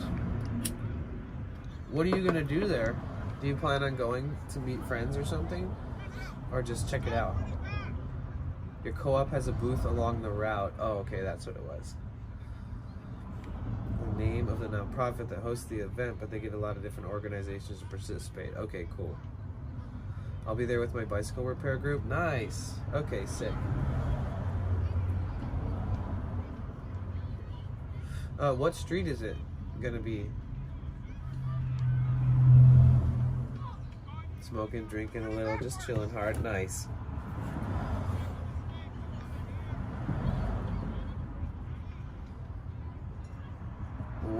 What streets is it?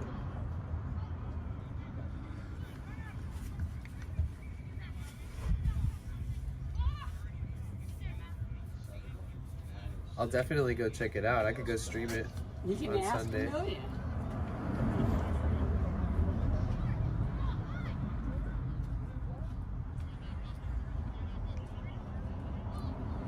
So is it like Venice Boulevard between Lincoln and the beach, or like Venice Boulevard like on the other side of Lincoln, like where like Erewhon is, and like,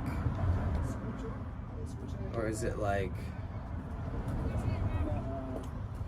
even further inland? Is it like closer to where I am right now? Because if I walk like 8 blocks that way, I'm at Venice Boulevard. Or maybe not 8 blocks, a little further than that. From the beach all the way to Culver Boulevard and Culver Expo Metro Station. Okay. Holy shit. That's a lot. That's like dude, that's huge. Fucking 5 miles. You know, guys, that's what I'm doing on Sunday. Sweet. We're going to this thing on Sunday, guys. Arenas Forum, if you want to join the Discord, please feel free. Yeah, that's huge. 5.75 miles. Dude, sometimes you drive 5.75 miles in LA and it takes you 2 hours. It's crazy. But yeah, I could technically park here and walk all the way there. What part of town do you live in? I'm sorry if I've asked you this before.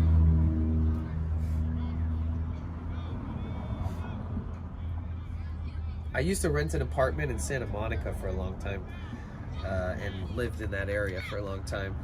I just recently moved into the van after the passing of my sibling, my brother, because I just wanted to do something that served my soul, you know, grieve, and ended up falling into streaming heavily. Luckily, I didn't fall into anything else heavily, because it was a struggle. But yeah, I decided to like leave my job, let my lease end, and just try to go do something new. But I'm still in LA. I keep ending up coming back, and I've been working on my van here, not at a shop, but I'm working on the van, and yeah, so I'm in this area. He worked Culver City and the boardwalk. The boardwalk in Santa Monica? Or no, that's the pier. What boardwalk?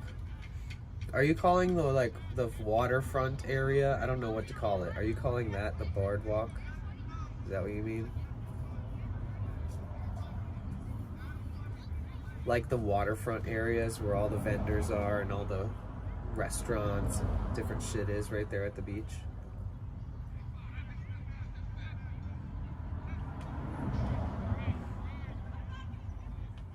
Oh wow. Nice. That's cool.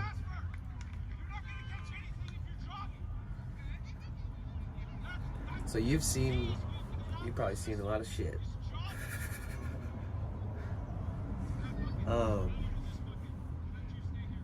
That's dope. Yeah, you're not that far. Highland Park.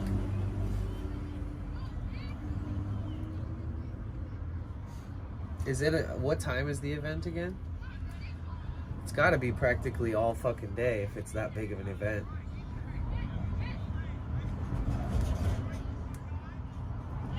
Is there anything that you know that's gonna be cool there? Except for the co-op being there that you work with?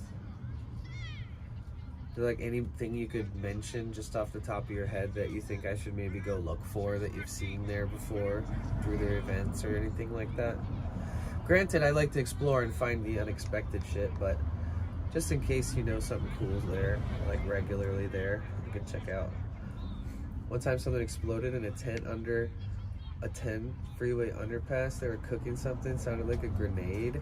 Wait, during the fair or during the open streets thingy?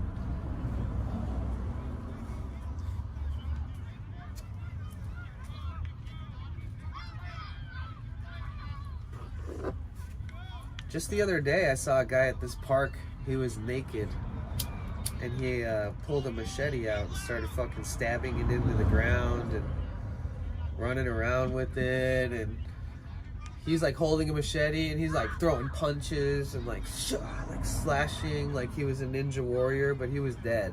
Dead. Why'd I say dead? He was naked. He might have been dead inside a little bit. I'm sure it sucks to be in that position, but yeah, what is it with that, man? It's almost like everybody needs to, like, with a good head on their shoulders, like, go out into the wilderness, like, miles away from anybody. Like, nobody's gonna see you no matter what. Nobody's gonna fucking run into you. No hiker, no dude driving by through the forest. Like, really go out there, and you go out into the depths of the woods, and you take all your clothes off, and you grab a machete, and you run around, and you're like, ha, ha. And then you finally realize like how fucking epic it is to just be naked running around with a machete, like the liberation that you feel. Then you'll be thinking about that guy and be like, man, he actually knew how to live life. Granted, it was nervous for my safety for sure.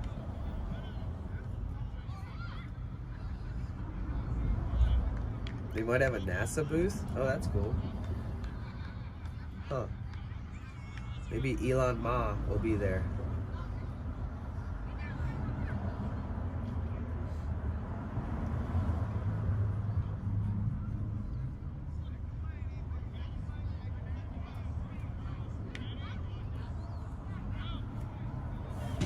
I gotta sleep good tonight.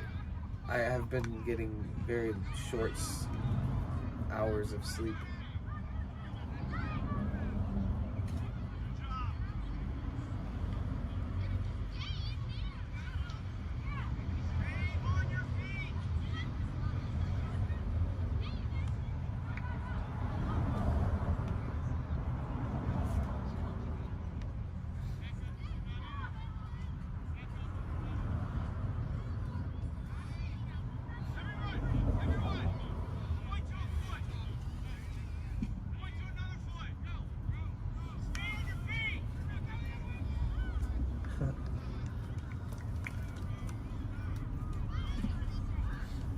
hear that guy? Stand on your feet.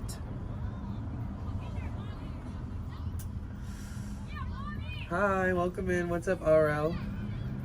Hope you're having a good day. My name's Danny. My nose is getting stuffy again because I've been talking so much.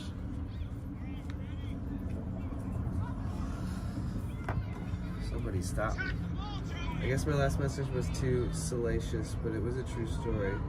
Wait. All I saw was hot dude. Did it censor you? What word did it censor if it censored you? What was it? What was the word? Can somebody approve the word that was censored if it was like some stupid ass word that shouldn't be censored? Nightbot is like my overly protective father. That I never had. Just did it again. I can't see it. I forgot to mention that, even though I'm the streamer. There's a couple things I can't see when I'm using this chat app. You don't see anything censored. Oh, type the word, but like one letter per like push the letter and then push enter, and then push the letter and then push enter. Just type a few letters of the word that you think got censored. Oh, spaces in between letters bypass censorship? Really? Yeah, don't do spaces. Push enter. Like type one letter and then push like spammy, like kind of spammy. I'm just giving you permission. Don't worry about it. W-A-N-K.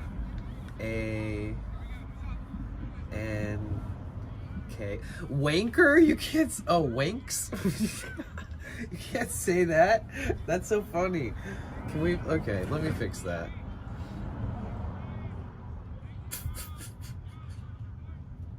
Okay. I got you. Going in.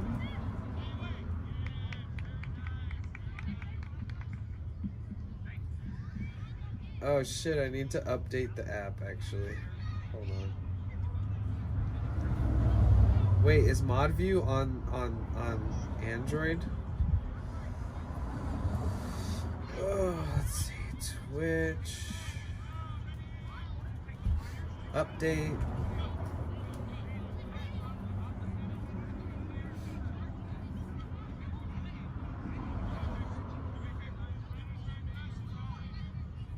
Almost there.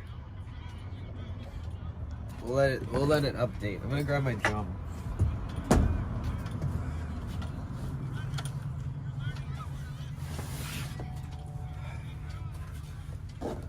Open.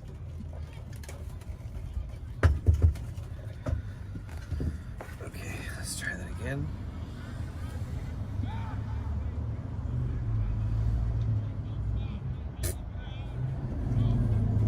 Still no mod view. Okay, apparently that's only for iPhones. Let me go to the browser. Oh, let me see. Yeah, fuck. Okay, it is just for iPhone probably.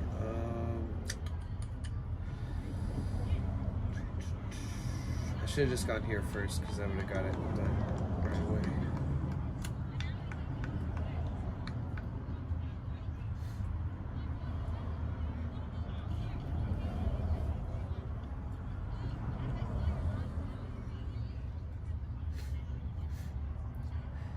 My last stream was 11 hours and 11 minutes.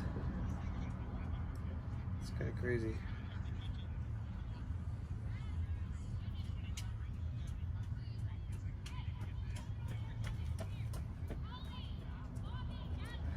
Oh, I don't even see your streak things unless I look at this.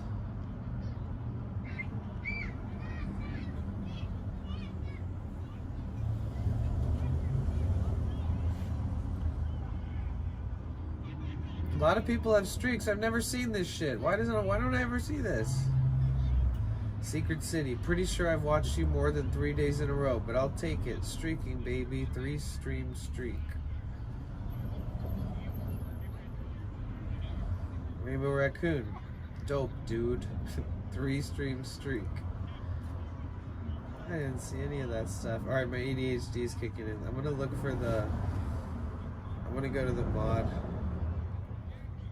view.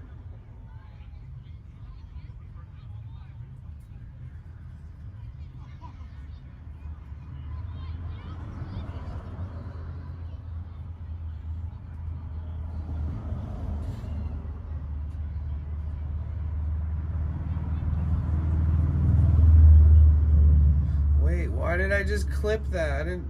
I just created a clip for no fucking reason.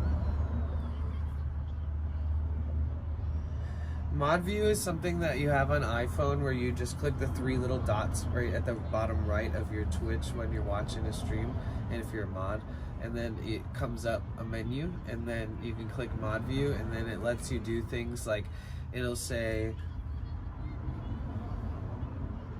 like, I don't know why they're not being held for review. I mean, that's what's supposed to happen. They'll be like held for review and they won't come up, but then you can click like approve or deny, and then from then on it'll always approve when somebody types that word, so it never happens again.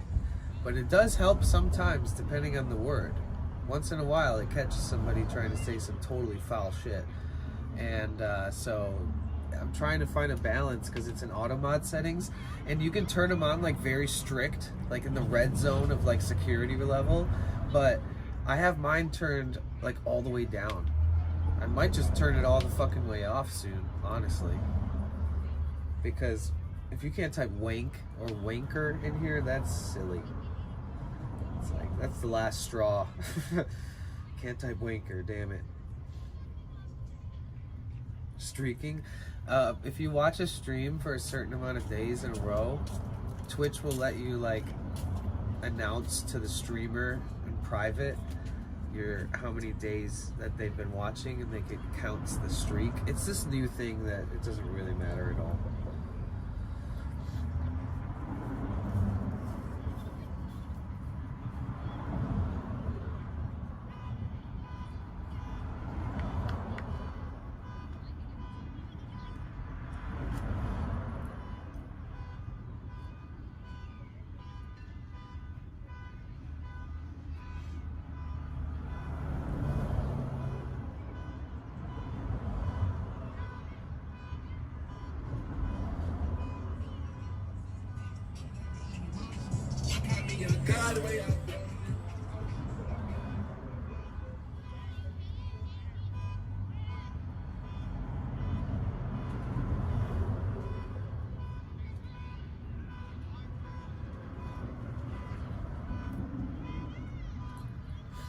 Alright. Try to type wanker now. Let me see if it works. Everybody type wank. Wanker. Wanking. Or just type some swear words. Let's see if it works. Well, mods can get away with anything, so. Oh, there we go. Wanks, wanks. Let's go. You've been freed. You can now say wank. Yeah, say some bad words, guys. Let's test the waters. Nice. Oh, freedom.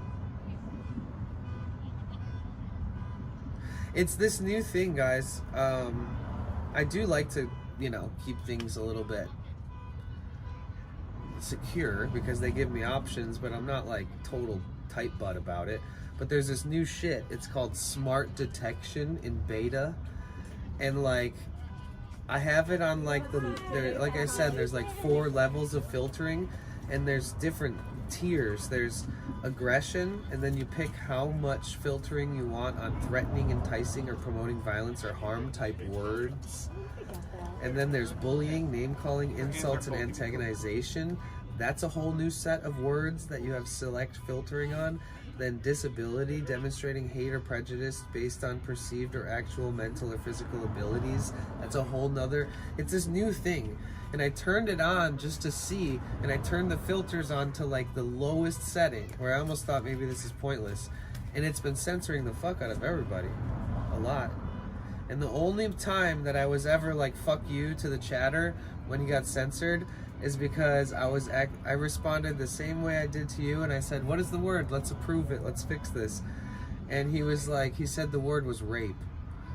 And then I was like, well, I think you just found a word that actually I'm not gonna approve. And he was like, what the fuck? Freedom of speech, this and that. And I was like, bye.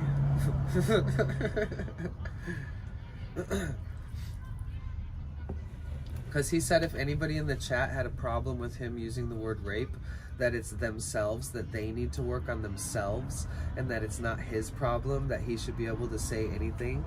And I was like, do you not see like what you just said is like kind of the most like the worst kind of like, I don't know, like how do you say something like that and not like get it?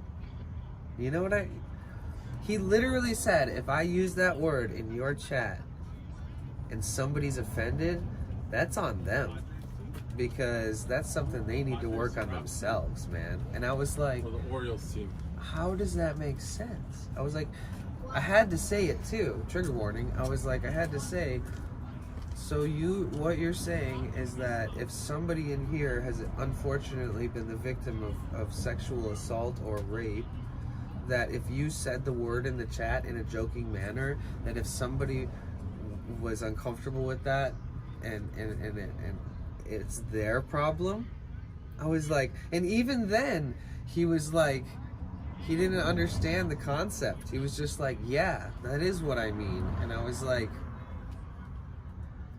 so what you're telling me is like, you know, it's like, wait, come on, how many times do I have to ask you until you realize what you just said? You can keep saying you know what you just said, but until you realize the depths of what you just said, it's like, what the fuck? I know I banned him, and then I raided somebody, and then he came on the raid, and he's like the first person to chat out of all of the raid, and he was like, I was banned in his stream, but I still come on the raid. And I was like, oh my god, this guy, you fucker. I couldn't believe it. I was just like, man, I thought I escaped this dude. And then that streamer banned them. But Jesus, man, people are crazy. I need to specifically add that word to a no-no list now that I've like lightened up the rules. I'm kidding, mods, no need to test. Wait, what did you say? I don't even want to test that word? No.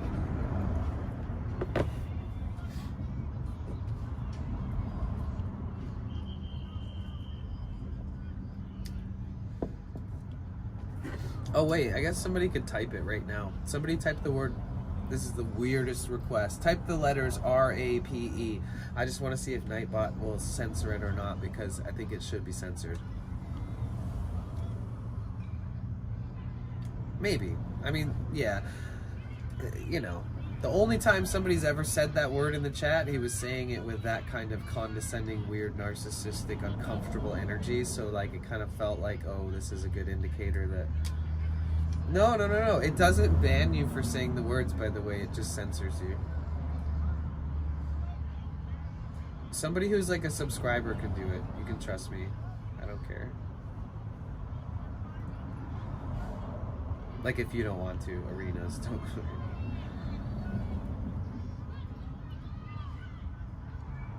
This is an experiment. This isn't, we're not, you know. Oh, can you, no, the last letter, you gotta put the E on there. Realm Babe, hi. I love you. It didn't work. Did anybody type it? You can't do it. Oh, there it is. Okay. Okay, so that one does work. No one's gonna ban anybody. I'm not testing you guys, I promise. Okay, so it does work. Okay, cool. Alright, get him, Therion. No, I'm just kidding. So what you're telling me is you think you could come into my stream and say that? You can say this, anything you want, huh? Therion, fire. Banhammer. No, I'm just kidding. Now I can go to Twitch and I can go into the settings and I can add that word in by itself.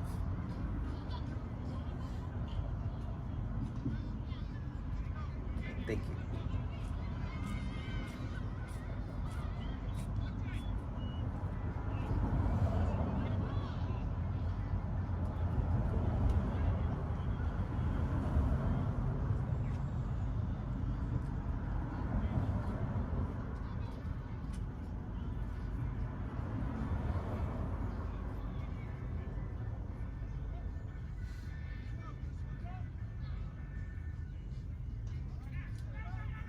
There.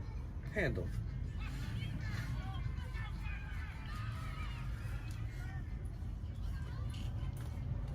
This feels like a way, like more like a normal chat now, actually, with the bad words. I know. It's kind of true.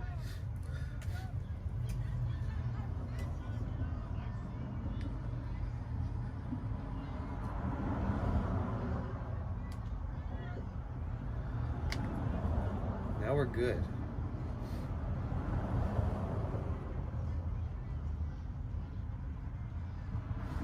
Oh wait, did Grower join the Discord?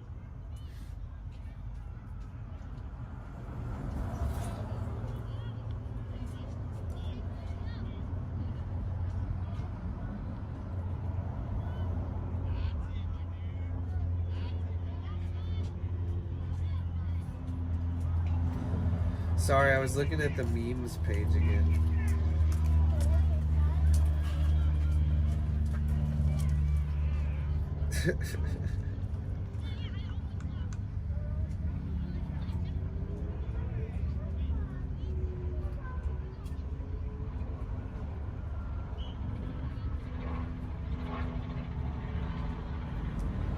Oh, that's crazy. I'm just looking at that Timothy Leary psychology information book or whatever that is. Who's Susanna? How'd you get that?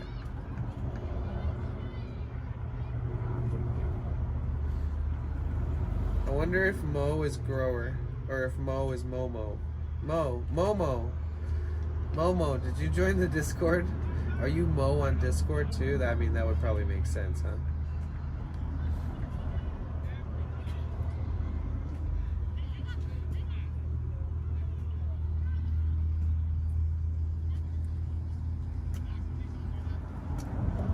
Sweet, welcome to Discord.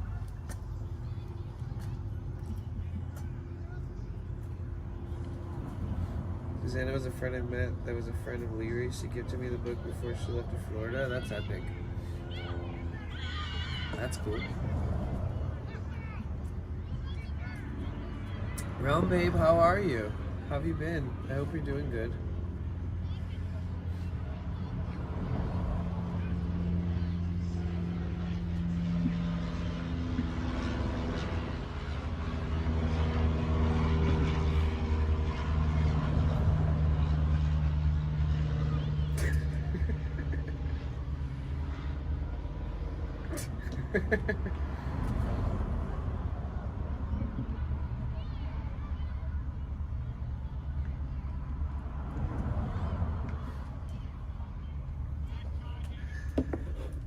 You guys ever seen that redeem used?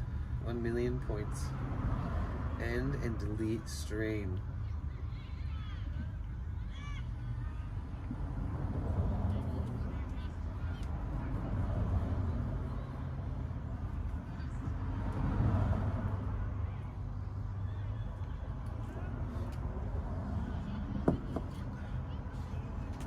Yeah, we're on ads right now. I need to drink way more water than I've been drinking.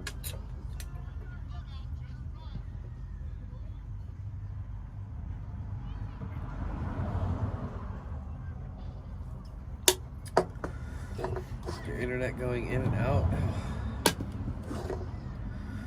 Cassie, I just like unrestricted a ton of words and we just said a bunch of bad words in the chat. And just so that we don't have to keep like you don't have to keep manually approving words all the time, you know? So people can say like fuck and all that kind of stuff now. But I put the R-A-P-E word on the ban list. Remember, because that one guy.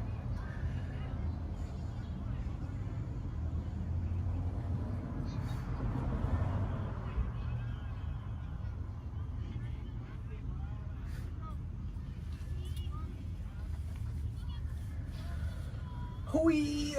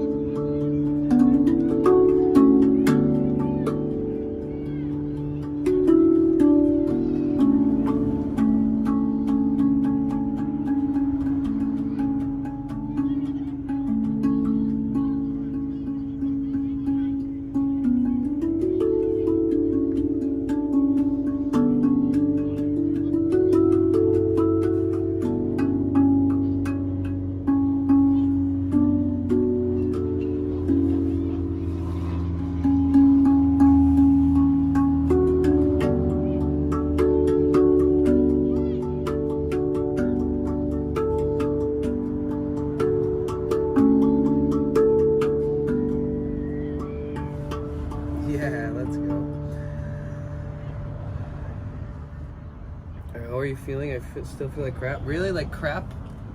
Do you feel a little better still, but still feel like crap? Like, do you feel like you're getting over the hump of it all, or no? You still feel like at the worst?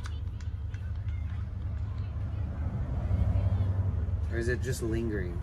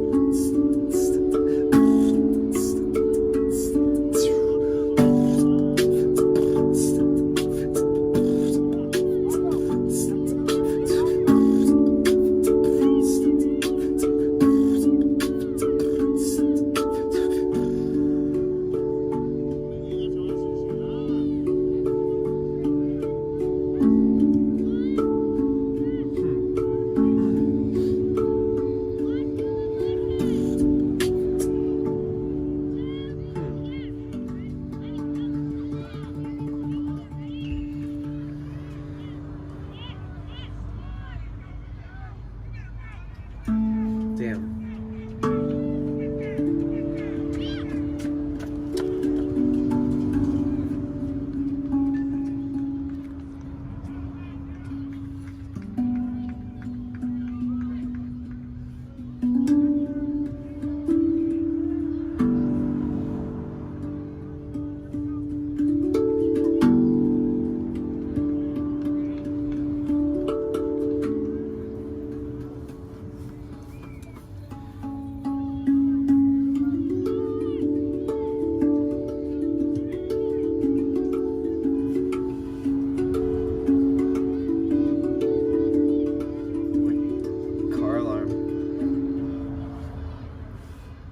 Yeah, hang drum time.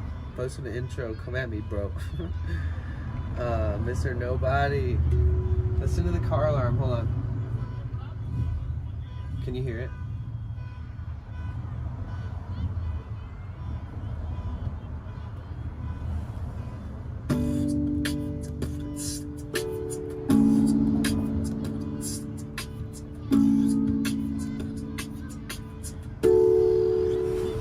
Is it on tempo?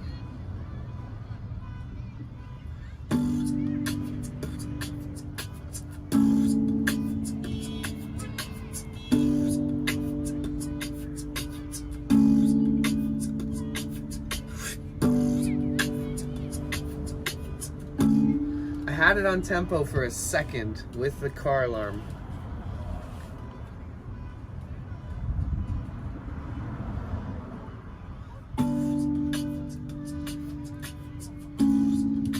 It gotta go slow. I feel like it doesn't quite, it's not a... Oh, you're gonna turn the alarm off now? Alright, all fun's over. Ugh, now how am I supposed to play? Fuck.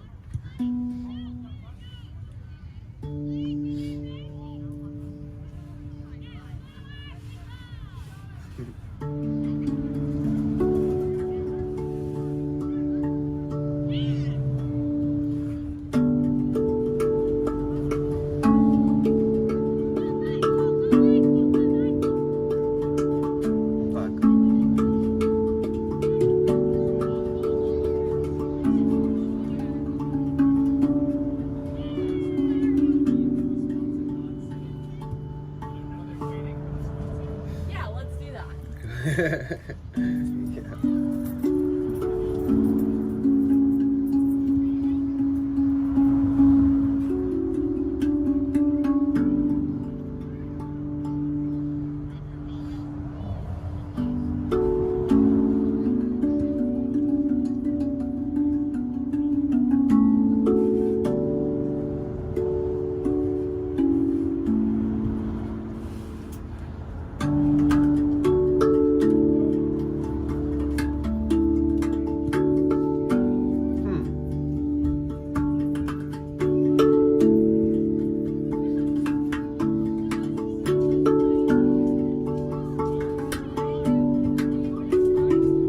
Space, like getting any, like,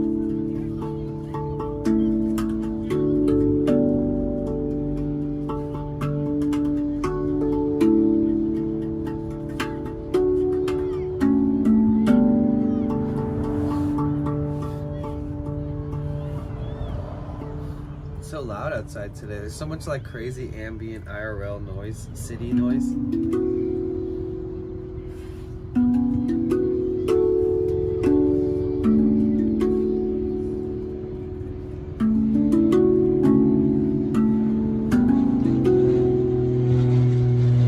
Airplanes flying low.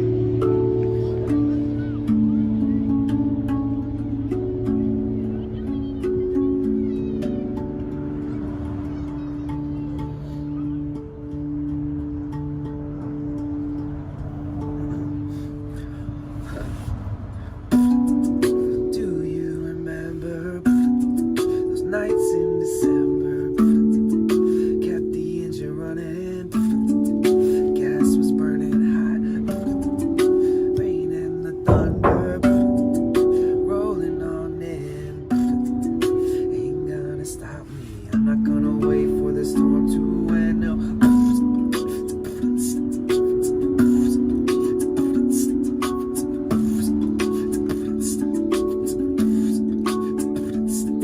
Fuck.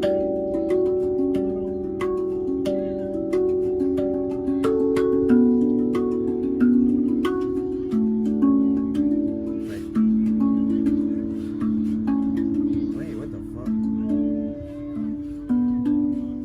Yeah, I don't know what I'm doing. I don't know how to play this thing. I need to get better.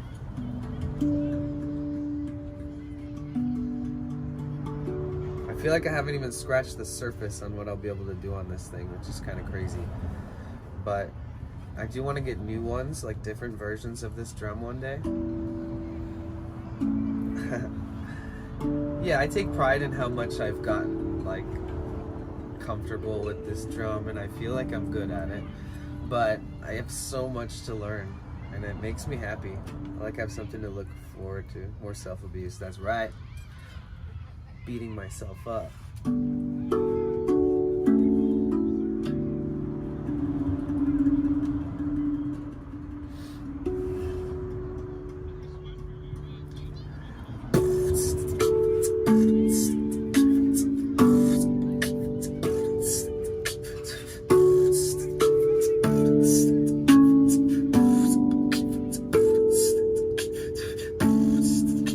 Yeah, I can't even do it. I don't have enough saliva in my mouth. Help.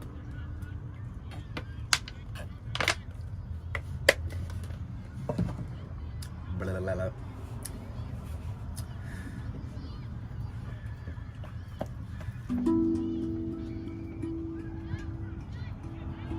Yeah, I tried to do my best.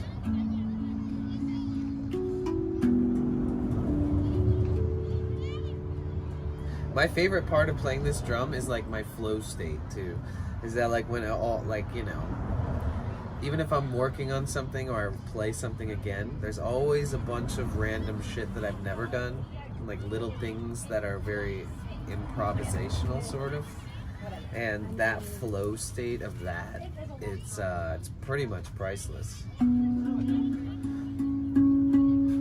It's so interesting to have this weird ass heavy piece of steel as like a conduit of my expression and my emotions and stuff. I didn't never expect it to be something like this, you know? It's kind of trips me out. Just this thing with 9 notes cut into a hard-ass heavy piece of steel. And somehow this thing, I've become so comfortable with it that I feel like I don't know what I'd do without it sometimes. I don't know if I'd be able to like really express myself as much as I do now. It's so cool.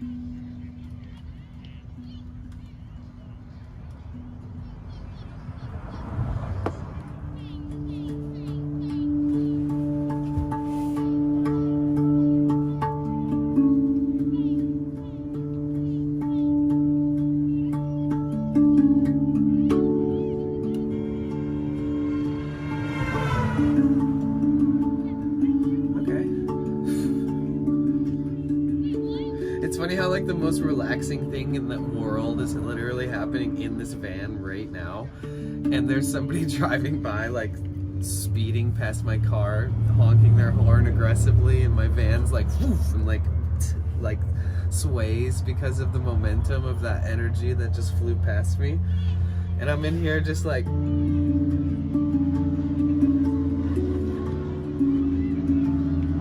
it's a great example of how there's so much going on all at once, everywhere. We're part of this big, never-ending, constantly moving ant colony of humans that exist on the planet together.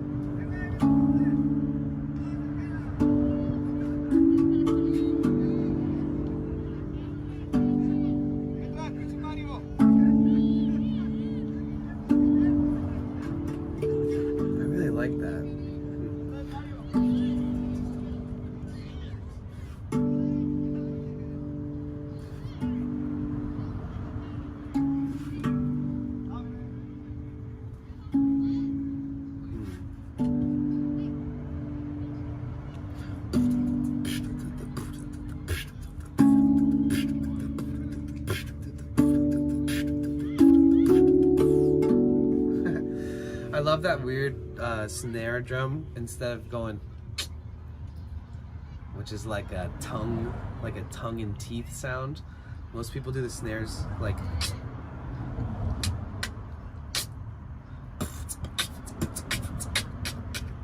that's a snare. And but some people do it like this, like an outward, almost like you're saying PSHHH, but like you're pushing it out, like punching it through. So some people do like, some people go, or they use both, or wait, and like when I listen to that like deep synth, like retro wave music, the best beats always sound like this.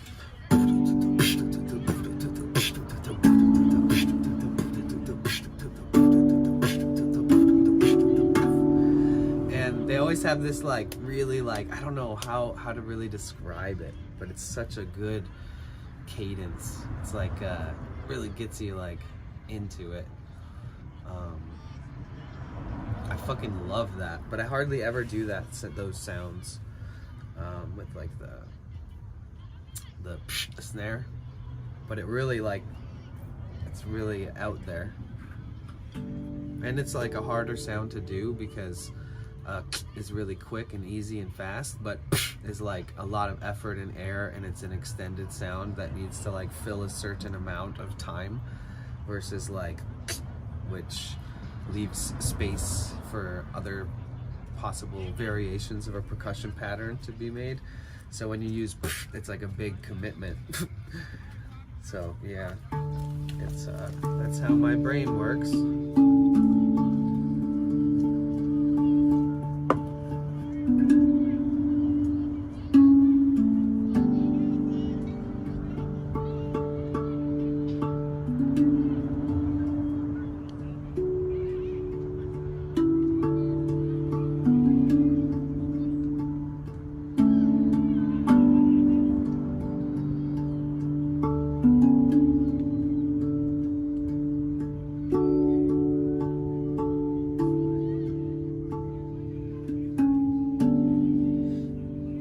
Right?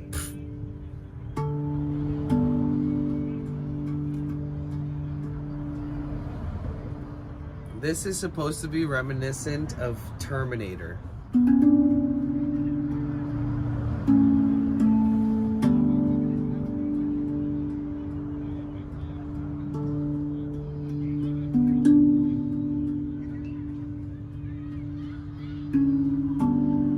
Wait.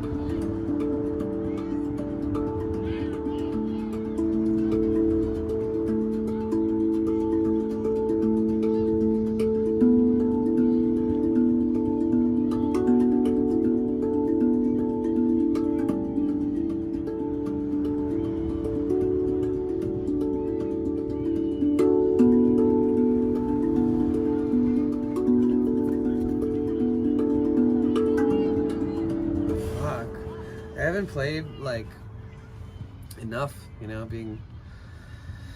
feeling like shit the last week. I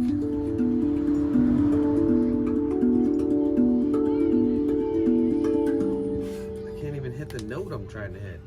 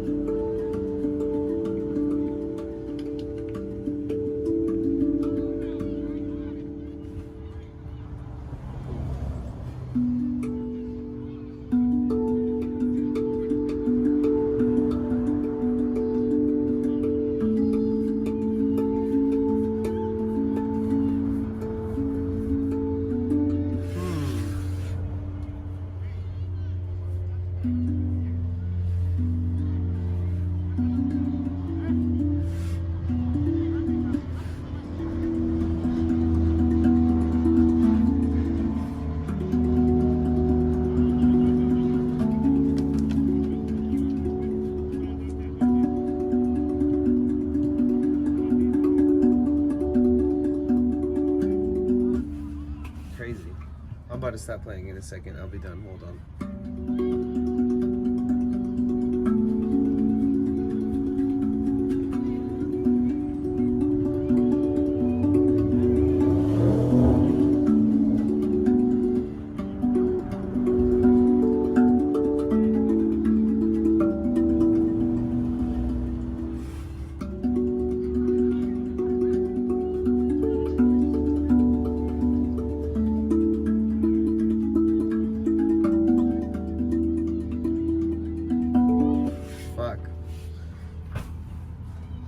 Feels so good to play. I haven't been playing much lately though. Alright, hi guys. Sorry about that. I mean, I'm not sorry, but you know, that was probably like a half hour. I didn't realize it would be so long.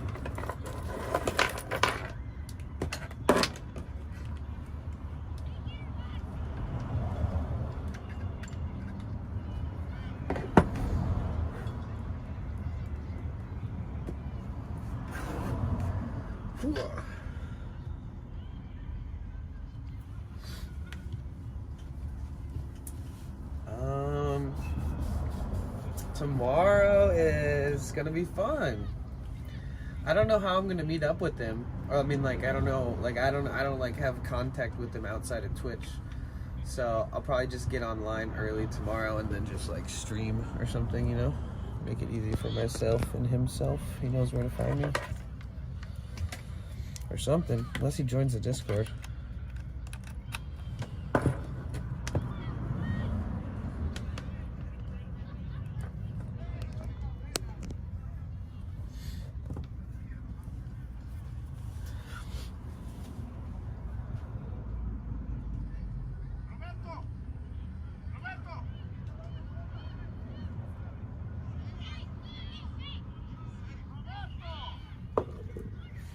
How you guys feeling? You guys good? You all right?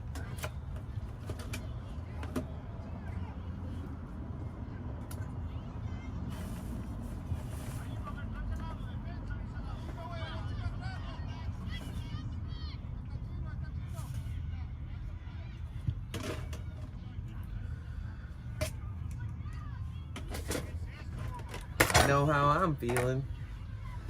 Oh, I'm feeling good.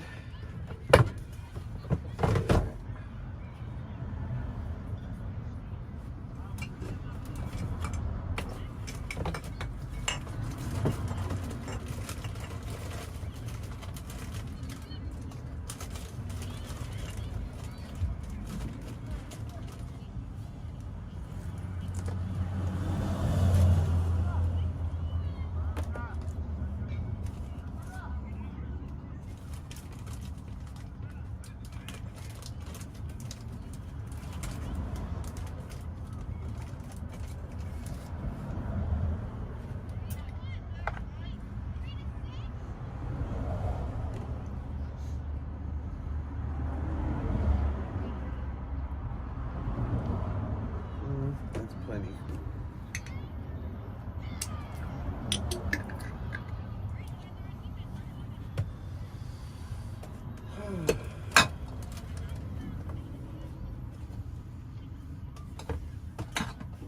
Oh yeah.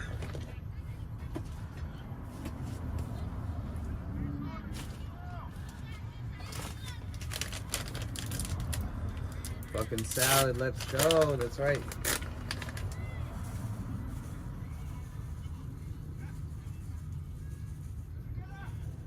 I need that.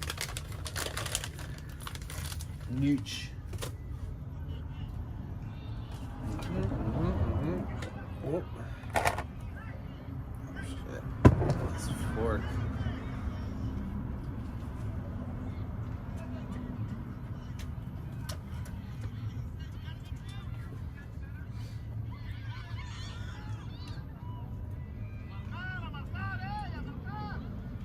Oh. I need to use some of these to like let it drip. Yeah, there we go. Come on, we need more of that vinegary, briny goodness. mixed in there. Oh, that's plenty of fucking peppers. Jeez.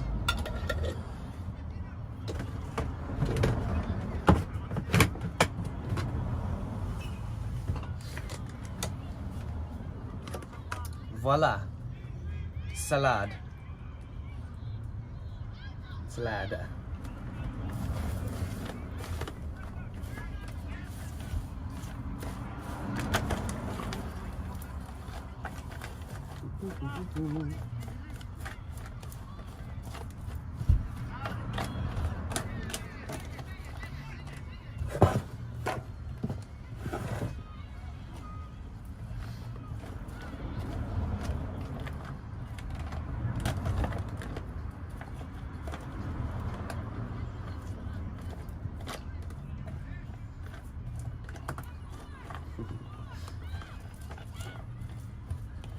Arugula for the win. There's a leaf in here that's like not looking too good. It's had better days. There we go.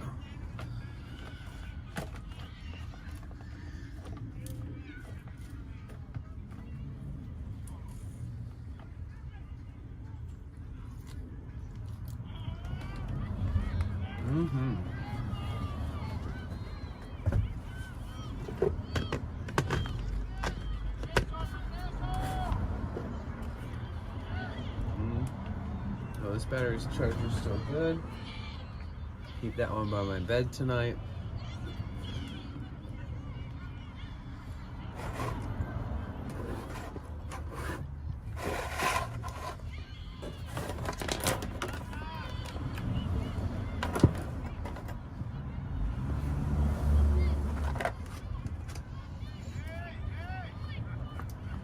Oh yeah, I need to charge up my backpack battery.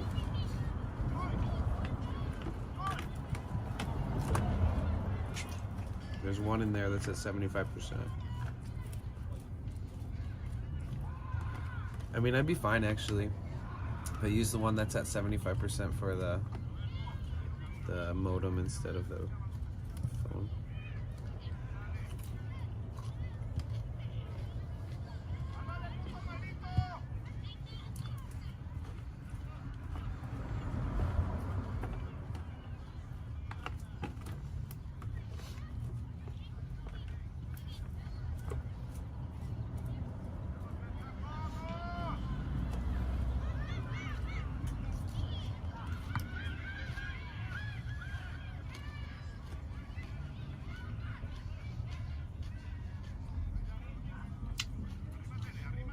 I think there's like a concert today at this golf course. Oh, the deal tomorrow? Of course.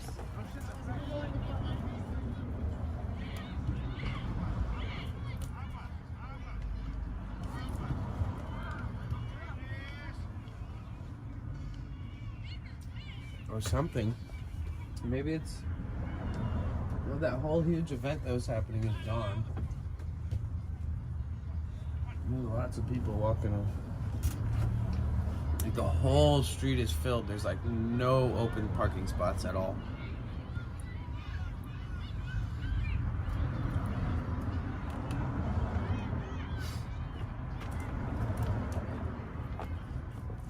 What did you guys eat today?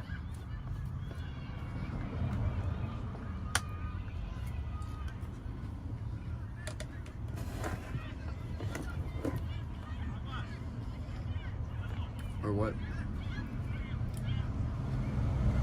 didn't you eat?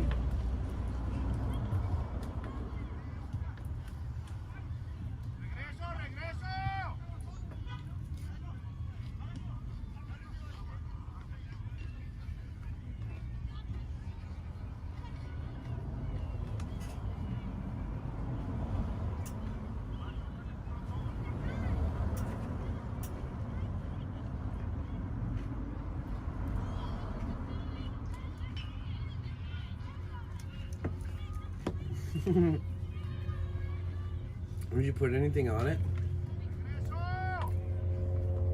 And with it? Or just by itself?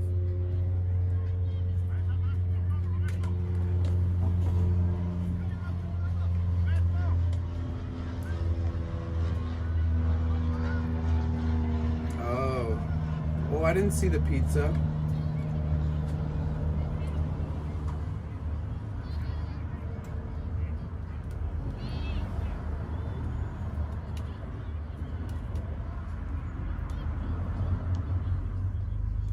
Wait, where did you post it?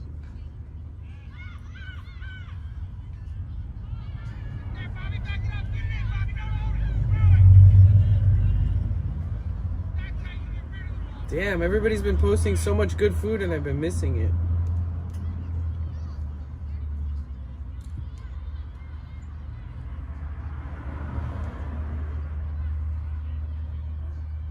Where did you post it? Just in the main chat?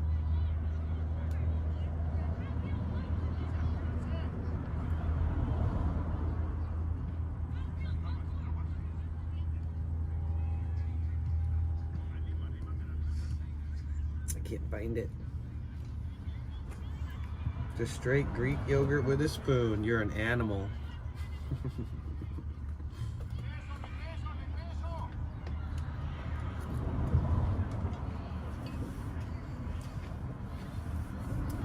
Number one. The one and only.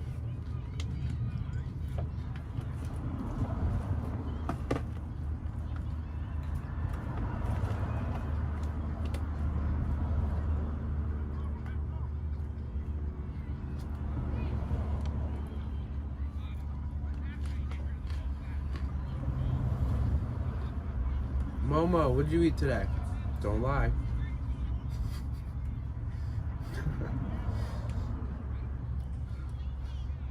In the car selfie, but it's in the box. Oh, thank you for the detail.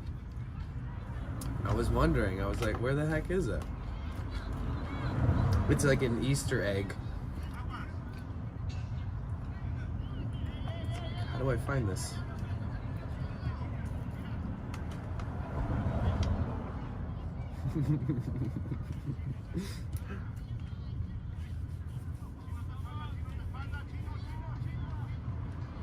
Tuna sandwich, chips, and an apple. That's pretty solid. Oh wait, do you put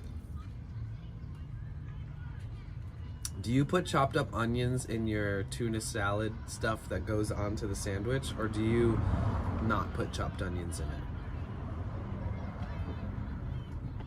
I always thought that the chopped onions like ruined it, but I don't know why.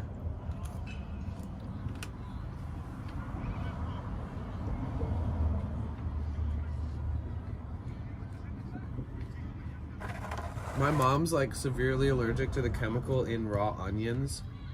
So like if they're cooked, she can handle it, but if not, she has like severe reactions to it and gets like severe migraines. And so that means that she didn't ever feed me raw onions, you know? So I never really grew to love them. But sometimes people would offer me a tuna sandwich when I was a kid, and it would have a shitload of raw onions in it, and I would just be like, oh hell no, I can't do this. Onions and jalapeno, I mean, that sounds good. I'm not gonna hate on the onions, but I do remember I would always have to ask if somebody was making it to make sure that they don't put onions in mine.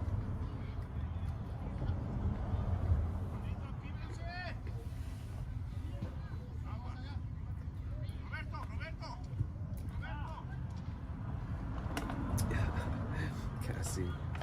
Onions are great for cooking though. I use onions. I eat onions, but I don't eat raw onions. I blame my mom.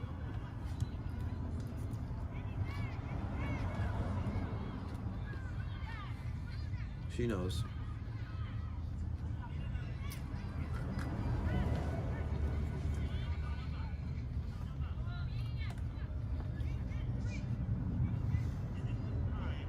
When you get them on pizza, you ask them to be cooked? Yeah.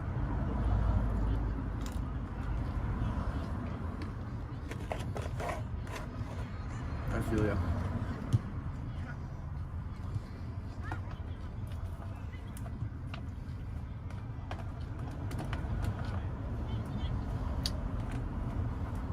Like caramelized onions on top of the pizza, or like make sure that that pizza, they're not like fresh after it's finished cooking. You like the red ones to cook with, or just in general?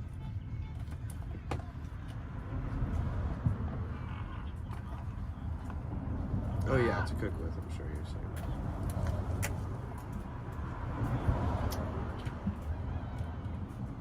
What do you get your cholesterol from, Cassie?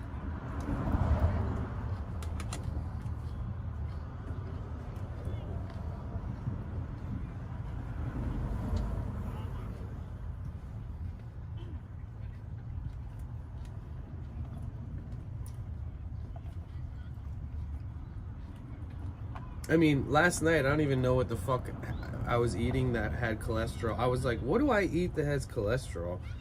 Cheese? But is it like a... I think I looked at cheese last night, actually. It's like the highest cholesterol food you can get that just like you can fucking eat the shit out of is eggs. It seems like is the best option. Theron and I were talking about this last night. And I was looking at all like the nutrition facts on all my fucking foods and stuff. I feel like I should be eating more eggs. I love eggs. I haven't eaten them in so long.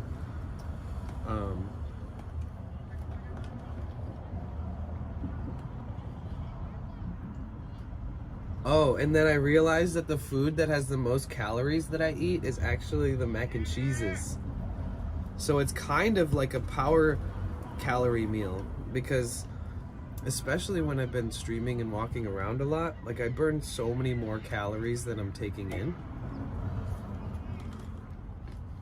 I feel like that's why I've been like addicted to those boxes of mac and cheese. Because it's the high like caloric intake that I get. It's like 700 something calories from one box.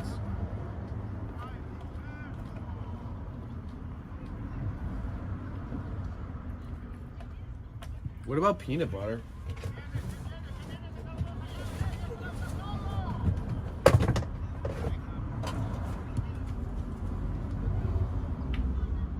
$180 calories per serving, and there's 25 serving. Okay, I think the most calories that I'm actually getting, and the thing that I am also genuinely most addicted to, is peanut butter. But I don't eat it by itself. It has to have something to go down with. But I guess peanut butter is actually the...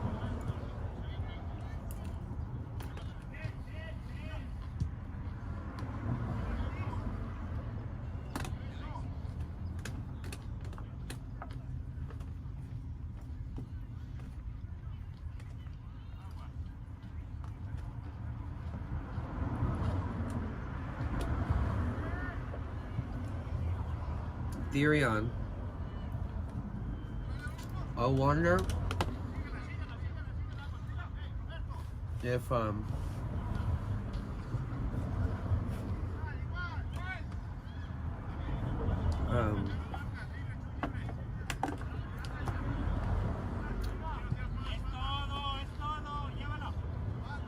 do you use your computers, your laptops, ever? I wonder if you could like watch a movie and then screen share it to the Discord. I really want to watch Point Blank. I mean, I could watch it somehow, but I was trying to think, how can we stream it to the Discord? So if I had a laptop that had good enough power, I could do it here in the back of the van.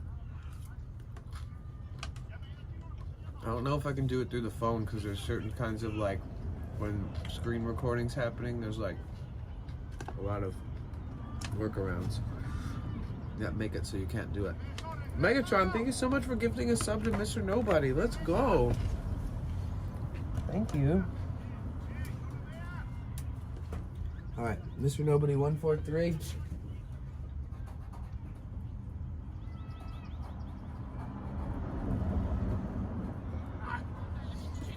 Okay, I need to. I need more sticky notes. soon. I should have ordered some on Amazon. I went to the store and they were so overpriced. I was like, dude, I can get a lifetime supply of sticky notes for this much money. Even the freaking sticky note companies having inflation issues. Yeah, that's epic. Now you got all the sub emotes. Now you'll never see an ad. And what else? What are all the other perks? You get to have a cool rainbow badge by your name.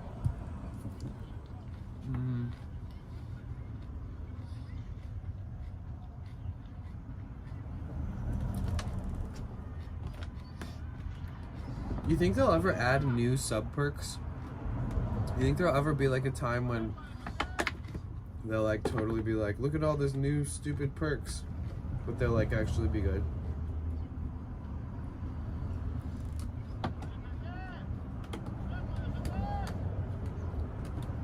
Every time the website updates like anything, everybody's like, God damn it, why don't they update the things we actually want updated? It's funny how that works. Dude, this salad was the best thing that has ever happened to me. Whew, spicy. You have to keep eating or else you finally feel the spice, you know? Now I'm done with it and my mouth is on fucking fire. Yeah, it was so good, I couldn't stop. It was like a half of one, and then I put a shitload of peanuts and a shitload of unsweetened raisins and some dressing and this stuff called nutritional yeast, and then a bunch of jalapenos, and I mixed it all up, and now it's no more. I like the mix of textures and the mix of salty, sweet, savory. Did it fill you up? I mean, I feel good. Like, if that was all I had, I'd be great. I'd be fine. But, fill me up? I mean, I could slide a good 8 ounces of peanut butter down the gullet, you know? I could still cut up a few apples and just make them disappear. You know what I'm saying? I could sneak up on a banana and peel it, eat it. I got it all right here too. Honestly, fuck it.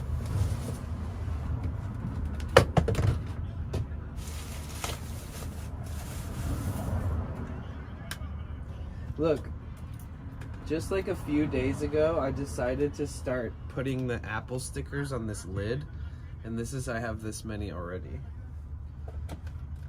Which is like, I don't know, 20 of them. See, look, take a sticker off, put it on the lid. Ay, ay, ay.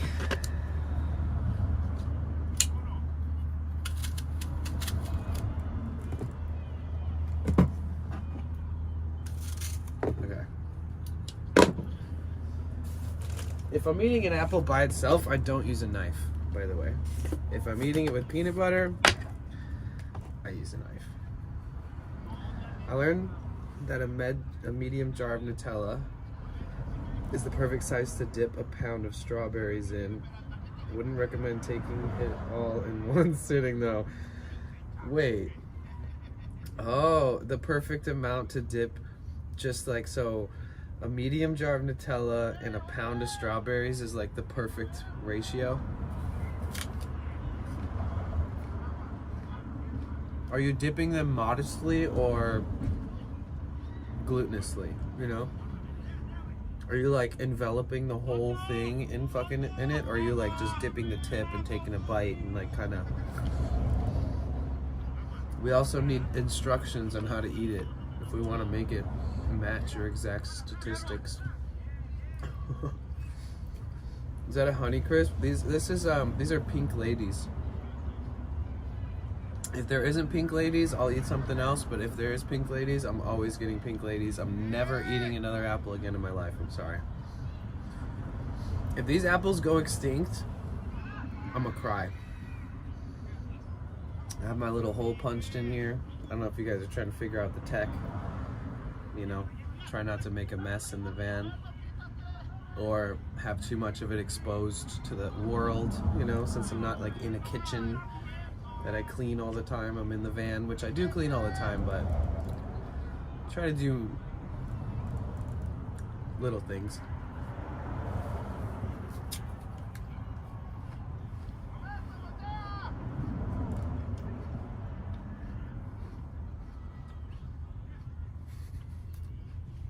Wow. Dip with reckless abandon, full coverage. I love that.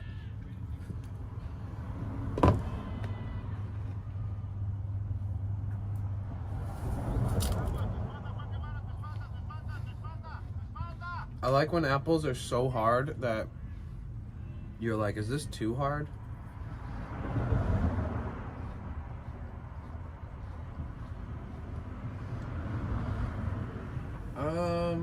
Dude, they change sports so much throughout the day. Like literally a baseball game will happen, kids soccer will happen, adults, these are adults. It looks like it is soccer, but they just have little tiny nets. I'm really confused.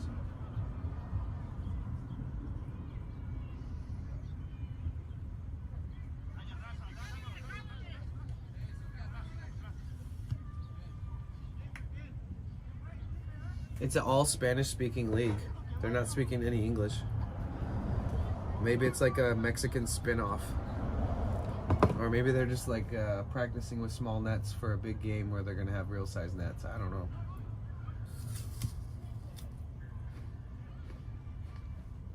Yeah, they're not, everything else is super exactly like soccer or football. There isn't one Caucasian. It's like all Mexicans.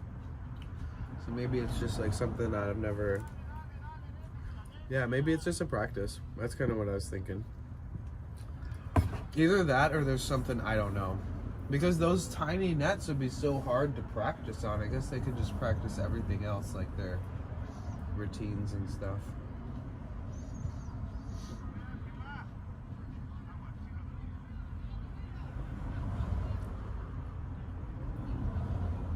You know what I am noticing though? Is that they all look like they're having a great time.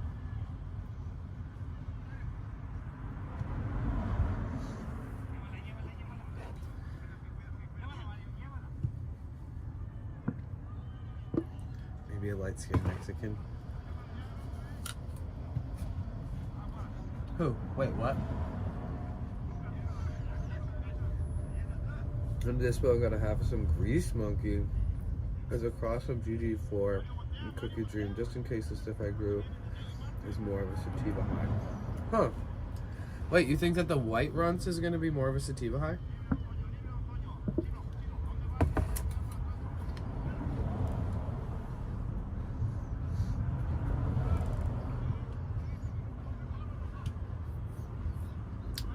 That could be true, Megatron.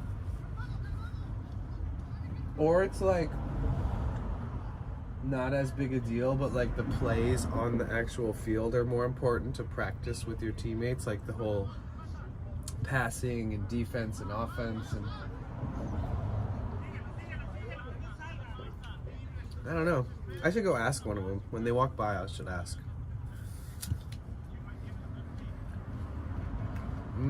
Okay. Are you in the Discord? How are we gonna keep in touch to meet up tomorrow?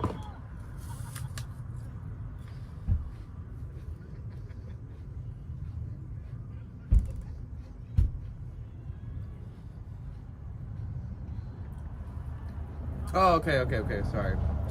Jesus Christ. Sorry. My brain is like really rotted right now from the last few days. Is there a different place from Discord that you want to keep in touch better? I can send you my number on Discord message if that's easier or something. I messaged you back. What? Like yesterday? I don't know. Okay, cool. Discord works.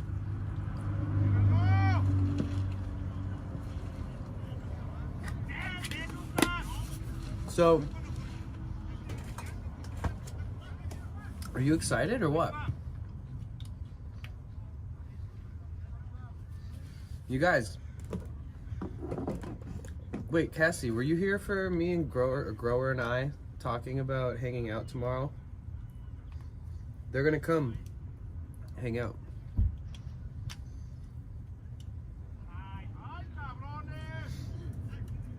You never seen peanut butter tech like that? Really? Huh. Yeah, I've only ever started doing this like while traveling.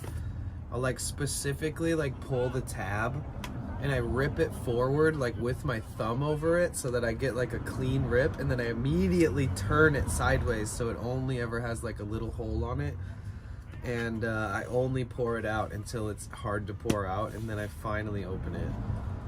But it's only because like I don't want shit falling in here. I don't want an accident to happen. I don't want a bug to fly in there when I'm not looking, you know. It makes it a lot safer, like if I'm out in the wilderness or even just sitting right here. Tara and I were talking about your PB hack the other night. Wait, really? You guys were talking about how I poured the peanut butter out of a jar in a good light when I wasn't around. This is my new legacy. Is that what you're saying?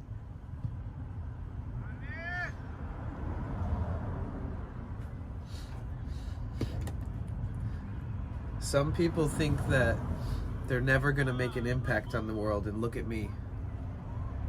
I'm helping people eat peanut butter in ways that they never knew they could. And with that, I may change some lives. I may not. You know? Can't help but put a smile on my face and a tear to my eye.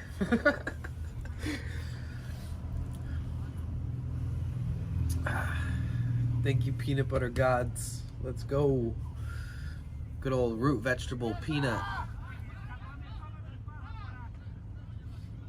We had your stream up on my TV while we were hanging. LOL, we thought it was genius. Oh, that's awesome. I forgot that you guys like hang out. Sorry. I do remember when you were in the chat and then that guy was being like a total fucking dude. I don't even want to talk about it because I hate seeing anybody act like that towards my friends. But remember that one night and you were like, I think you said something like, I got my keys, blah, blah, blah. Like I'm pretty much ready to just come over there. That made me feel so good. I think it was you that said that. Because just knowing that somebody's close enough by to go like, even though she can handle herself, some people are over the top, and yeah. God, I know what it's like though too, because I stream alone so often, you know? So it's like you gotta just kind of roll with the punches, you know? Not everybody's savory or sweet. Some people are just vile. Yeah. Yeah, either way, who cares? He's gone. That guy was dumb. Just for like a kind of, to let you guys know for reference, it was just a guy who was on the street in New York City and he was saying really dumb, silly, unsavory, disgusting, insinuational fucking drunk guy on the street that got nothing to lose, so he'll just say whatever to whoever kind of shit. You know, put pants on and everything. Oh shit, you meant business.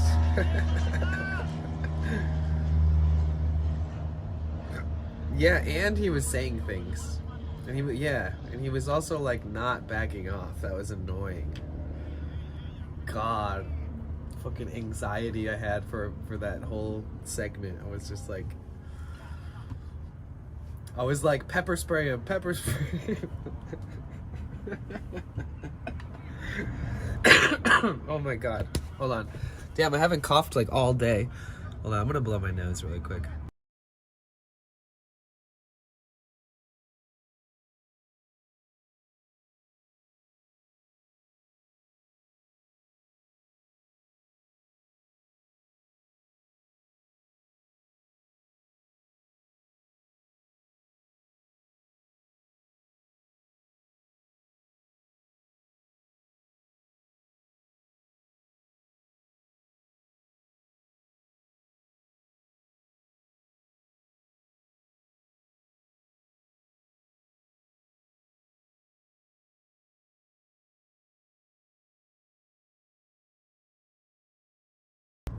Much better. There we go.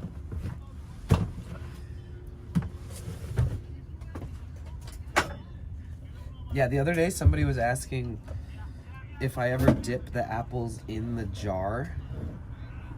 And I was like, not really. But that's a lie, because once it starts getting down to the very end, I will sometimes just shake the peanut butter to the rim of it and then scrape the side of the edge of the inside of the rim with the slice. So whoever asked that question, I redact my statement. I do in fact sometimes dip the fucking apple right in the jar. I admit it. You got me.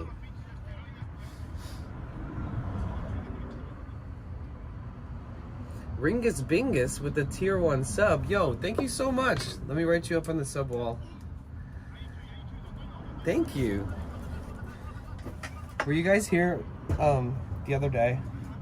Happy Bicycle Day, everyone. Please have a wonderful day, sending positive vibes. Wait, is 4/19 Bicycle Day?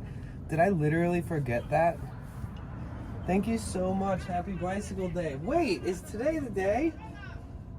Is that 4/19? Wait, really?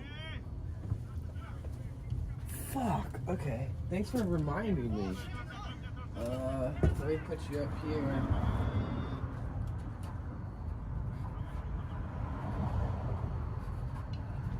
Oh, Ringus Bingus, thank you so much for the sub. 3 months in a row. Dude, man, I would have freaking maybe taken a day off and had a little bicycle ride, if you know what I mean. Dang. You too. Stay safe and happy vibes. And happy early 420. It's 420 somewhere. You can say that today and it's pretty true. Because, like, it's 420 in Australia already. Where else is it past midnight? Anybody here living in Saturday already? Are you living in the future? What's up with the massively, impossibly horrid contrast of the backdrop?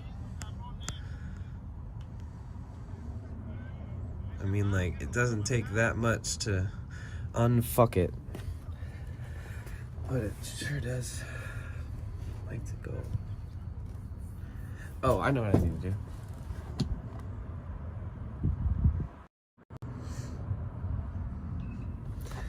There we go. Up close and personal.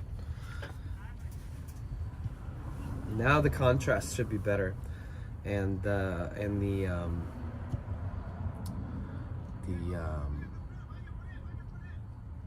brightness as well.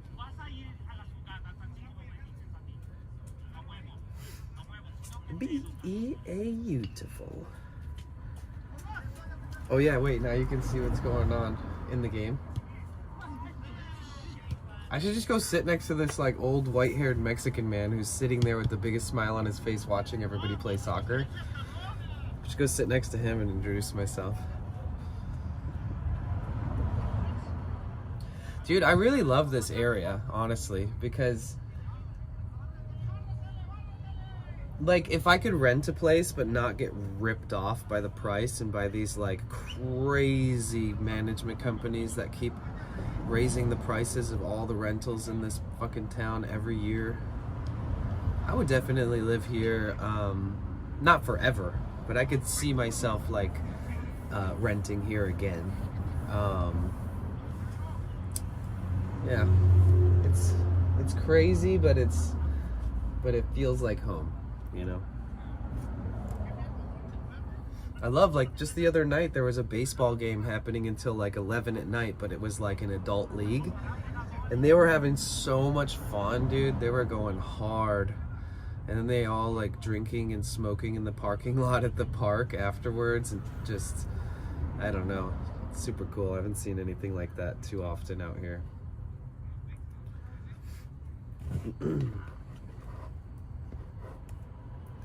Did any of you guys ever play like recreational sports, like basketball, bowling, baseball, tennis, golf, like when you were young?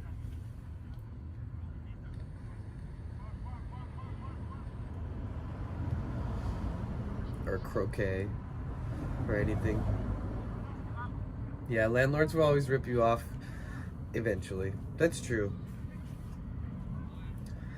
The only way that it doesn't feel like you're getting totally ripped off is if you keep making more money every year within like the range of how much that the inflation goes, you know?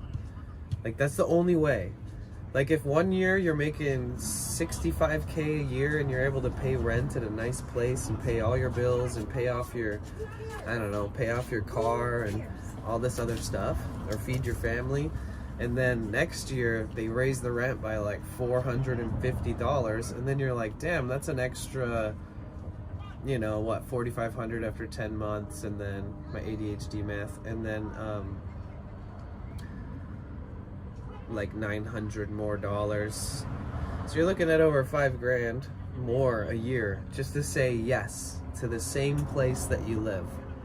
And then you have to look at your salary, if you're even lucky enough to know exactly how much you're going to make every year, which is kind of rare. And people can say salary is good, salary is bad. I don't care. They're both good, they're both bad. Either way, I'm happy if you're happy. But salary is a good way to indicate whether you can continue to survive wherever you live if you're a renter, which even people, I mean, I know people in their 60s and 70s that are renting and they're not going to ever own a house in their whole life, let alone people our age or younger. As we grow up, we have to make more money to be able to get in to play the game, you know? So the only way you can feel like you're not getting ripped off is if you're somehow making $65K last year a salary, and now your raise, you got like a fucking, you know, and it sucks because then you go to your boss and you're like, listen, I was told that this is how much my increase in my rent is going to be, this is how much I make, this is how much my expenses are, this is how much I'm saving, and I would really be able to like survive if you can give me like a $5,600 raise, because that's the exact amount of money I need to divvy out the expenses when the rent goes up. And then all you're doing is working to keep up with the increase in your rent. You're not even saving anymore, and you got to be lucky if you can get a raise, and it just seems like really hard, you know? I mean, I've been on salary jobs, I've been on all the jobs, and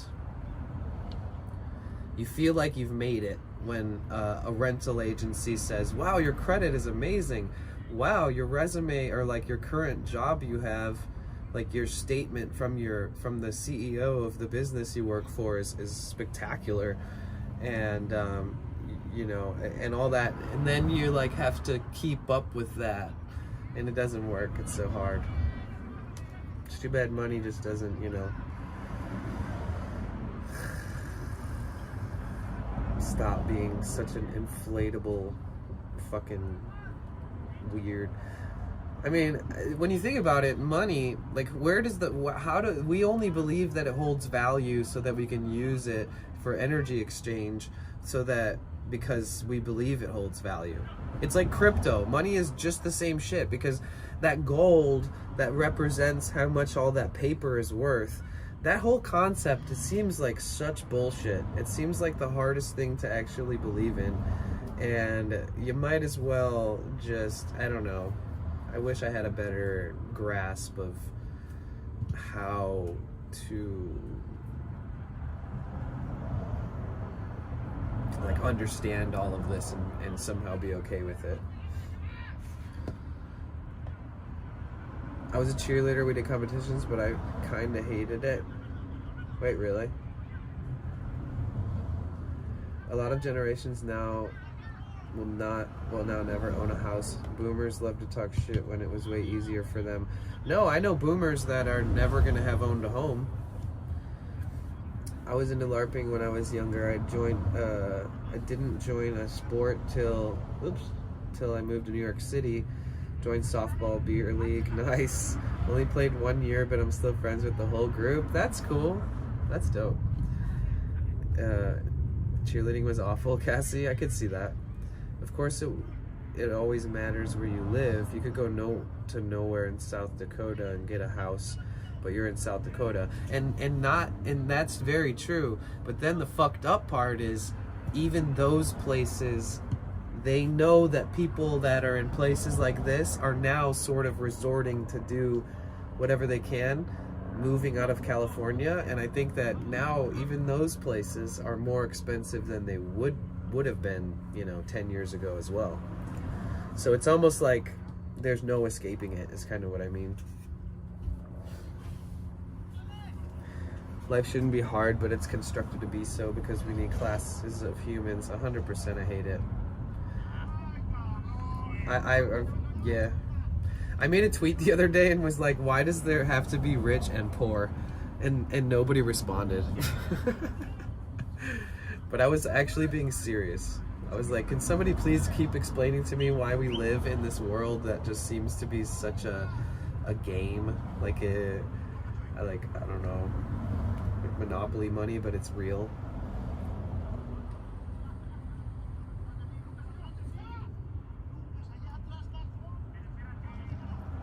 Wow, 200K more post-pandemic. You can buy land in Arizona in like the barren desert with like maybe no water or electricity on it for really cheap. Do you guys ever want to all throw down and do something like that for content? Just for fun? Maybe we can somehow, you know, 5 random people from a Twitch community buy a barren desert piece of acreage, and like day 1, will we die? You know? We'll just like have a whole stream series out there. A desert in Arizona sounds rough, yeah. Have you ever seen that one guy who's like bought some land out there and he's like all tatted up? He even tattooed the whites of his eyes recently. I almost never talk about creators becoming like not cool people. I almost never talk about it because it's not my business to be talking like that, but that guy specifically, like I followed him on TikTok, and then he started doing those live streams where you like battle people for likes, and he started doing it, and he would just do that for like 8 hours straight. And like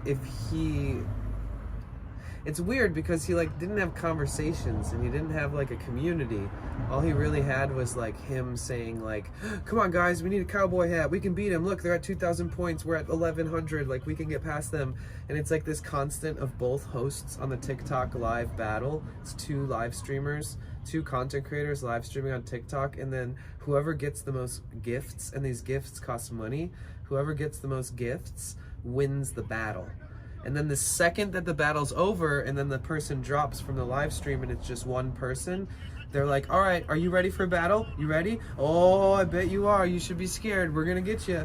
And it's like almost like a gambling trick. It's almost like a weird manipulative way to just like, while the momentum's going and while people are donating, it encourages other people to buy into it and be a part of this fun stream.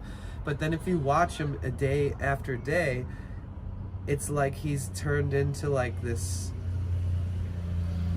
robot that just like only knows how to talk about the gift giving and only talk about the battle, and it just like, oh man, it would suck so bad to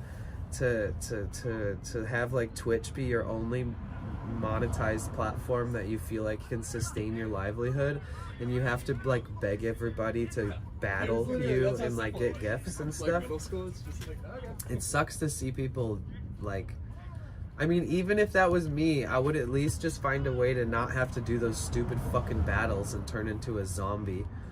And like, I feel like like his soul was being sucked out of his body while he was doing it. Hey Super Scout, how are you?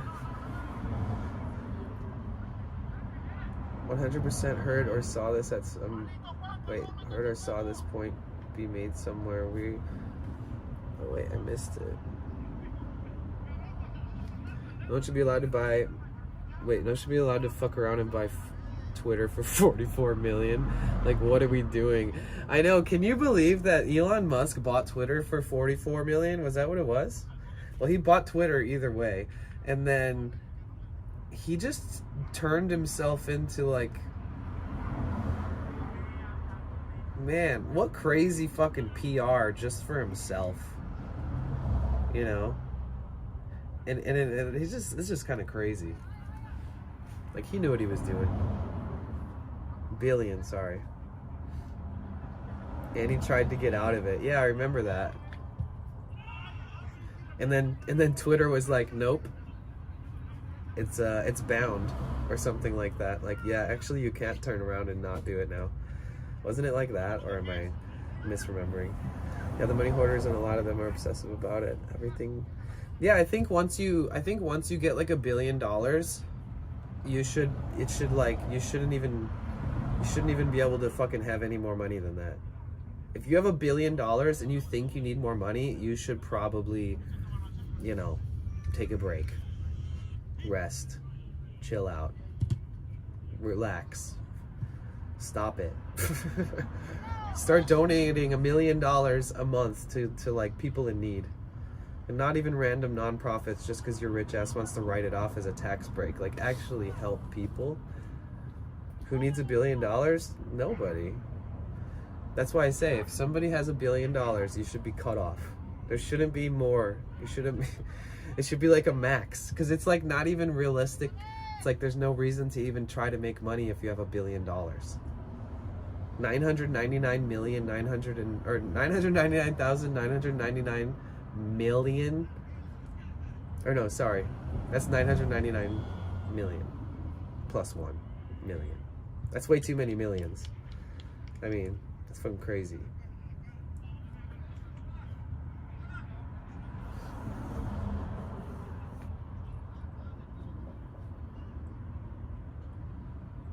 Yeah, people want to die with their money. Yeah, it is really weird. You don't get that when, you know, that doesn't come with you when you die. You don't keep all that money. It doesn't, it's, what are you doing with it? Like, help somebody. House somebody. Like, everybody knows somebody that they can be close enough to reach out and help. Everybody knows somebody like that. There's no fucking way. You don't need to even donate to a charity. Like, reach out and personally help somebody, you know? Like, fuck it.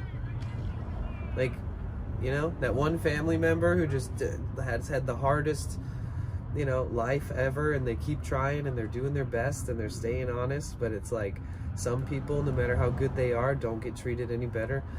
There's somebody like that in everyone's life. And if you're a fucking millionaire, do something.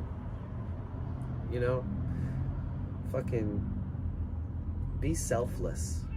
Look at somebody and say, do they need shelter? Do they need stability?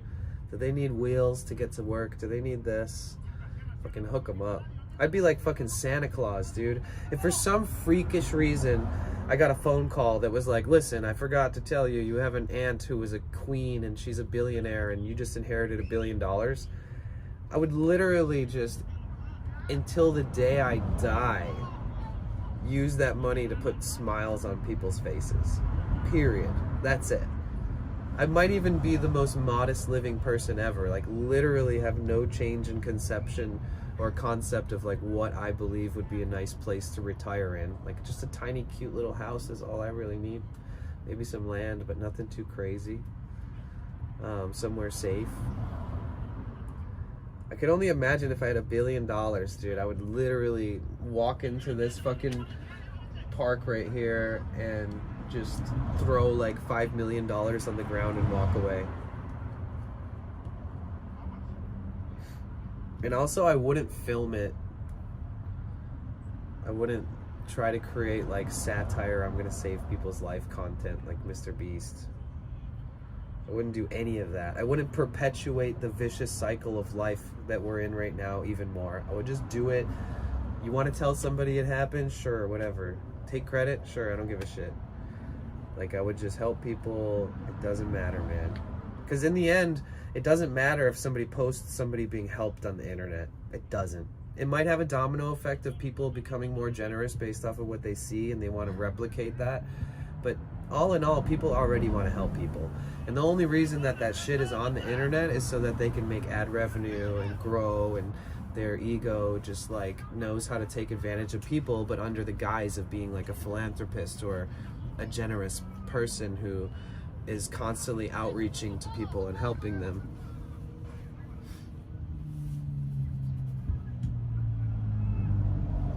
buying everyone's groceries, right?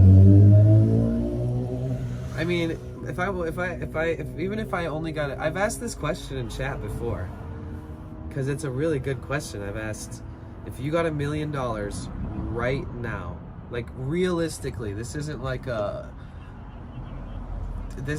if you could think about your life and think about your family. Thank you so much to Gargoyle. What's up? Sorry, I'm ranting. Howdy. Thank you so much for the sub. I appreciate you. Putting you up on the wall. So if you could think about where you're at in life, think about all the relationships you've ever had, think about your family, your mom, your dad, if they're still around, your grandparents, your siblings, think about your coworkers, the friends you grew up with, think about all those people, and then think about where you're at in life, think about where you want to be in life, think about if you're stable enough, think about what kind of investments you want to make in yourself to make yourself a better person. Do you want to be more self-reliant? Maybe you want to study, maybe you want to buy a workshop so you can start a business. Like, if you had $1 million today and you weren't taxed after taxes, say it's like $2 million and you actually get $1 million of it, and it comes to you in one payment, what are you going to actually do tomorrow? What are you going to start looking up online and actually start putting that money into immediately? That's my question for chat. Dude, I need more sticky notes. I gotta go get some. Okay, you're up on the wall. 1 million, I'm putting a lot of that in savings and then doing some charity work. I would front the rent for Tara so she could stay in NYC. That's epic. That's super epic. You can make 1 million work for you if you know what you're doing. Oh, for sure. I mean, I'm not even gonna spend $1 million before I die, I don't think, personally.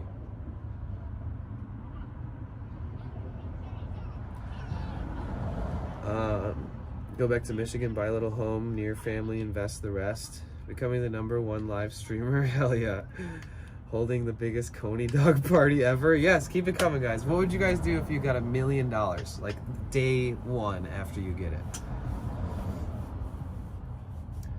You know what I would do?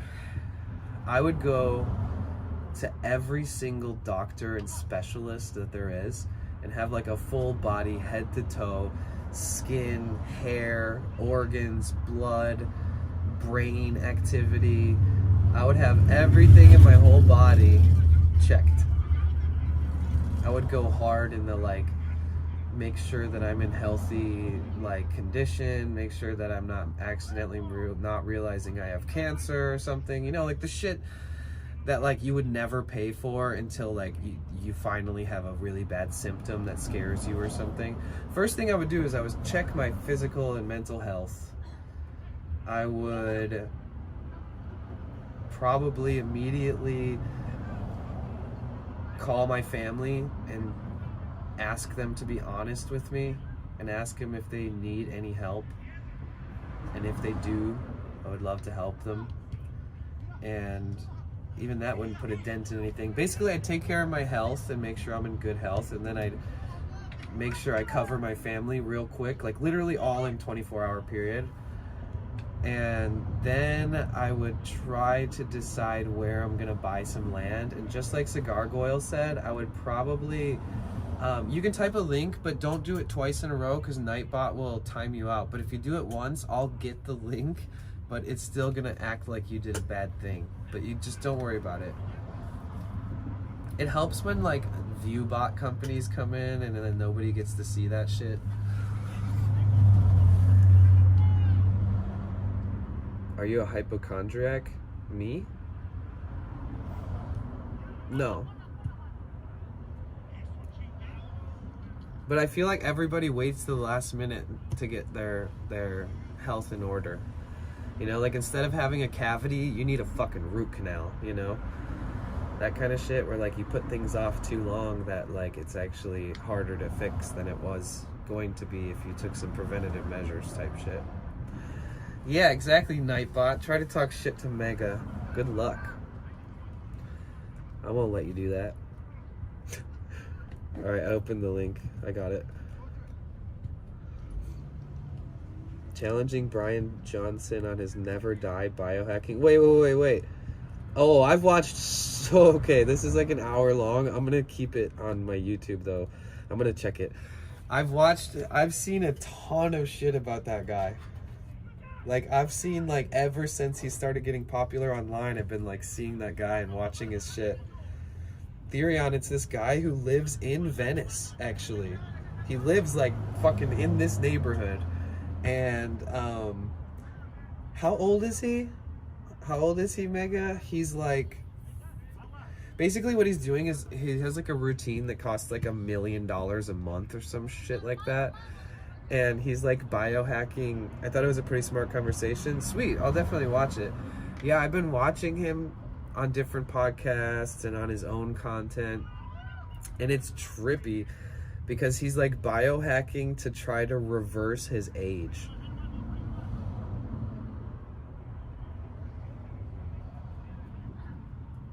Wait, what did he say?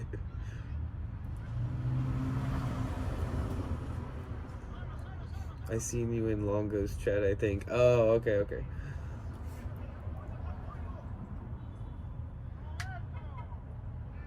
But it's crazy. No, so like he's like 40 something, and then so there's these tests that you can do, right? And there's averages and there's like defaults when it comes to numbers based off average ages, based off average weights, based off average heights. And based off of his like testing that he has done on his body constantly, and like he takes like 400 pills a day, and like he's got like blue UV lights on his face like for an hour in the morning, and he like does like cryo stuff, and he does like yoga and works out and eats really healthy and has like a very strict diet and routine. And he's got all these tests, and basically like the medical field is basically giving him like a score saying that he's like his body is performing and testing at the rate of like a 20-year-old. Yeah, I don't know if it's 400, but I definitely remember I watched one of his things and he definitely was taking like you know, handfuls and handfuls and handfuls, and that like one of the jobs that somebody that helps him, like his assistant, is like filling up like all of his little pills per day, and it's like a bazillion of them. So you think he's doing the opposite? I don't think so. I do think that he's spending way more money than he probably has to, that like a lot of capitalistic medical professionals probably like take him on a run for his money. But overall, he does seem like he doesn't look his age. I'll say that much. It is trippy. But then he does also like, yeah, he's just like helping people. At this point, he's kind of like helping people learn about it too, because he's the only person putting in this much effort. So he's kind of like a guinea pig, you know. So I think it's pretty interesting overall. But it might be, I don't know, it might just be like for attention. I don't even know.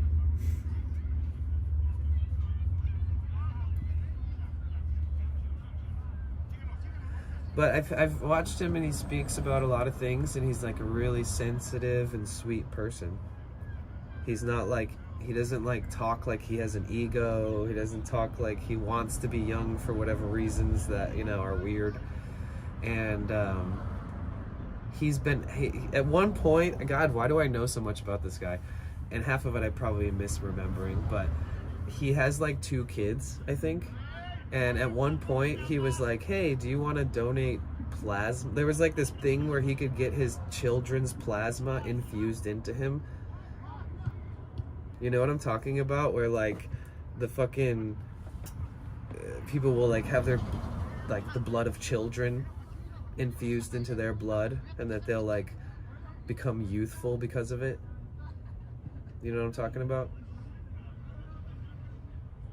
I don't know exactly what it's for, but Mega, since you know who he is and stuff, if you type it in on Google, you might be able to find the like exact, like I forget what podcast or what video it was on, but delved into that, and yeah, and then he brought it up just like because his kids, he was like asked one of his kids, and then both of his kids said yes, and then like now both of his kids have been giving him plasma for like years, and that he's like convinced that that also helps.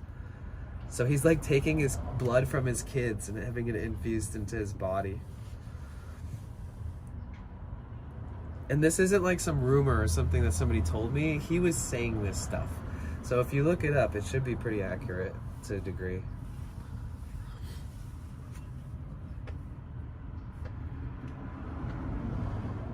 Self-experimentation. Wait, in the name of science, I think the work is important. Yeah, for sure. Oh, for sure. Yeah, and he's not like, oh, I'm a vegan, I want to save the world, and blah, blah, blah, and buy my product. He's literally just testing it all on himself and doesn't really, I mean, I'm sure, like when you watch, there's like a documentary on him or something. I don't know if it's on YouTube or where, but I watched it, and his house looks just like every other really nice kind of box-shaped sort of Venice, almost a mansion house that they have in this area. And swear to God, I bet you he lives in this like 8-block radius on this side of Venice.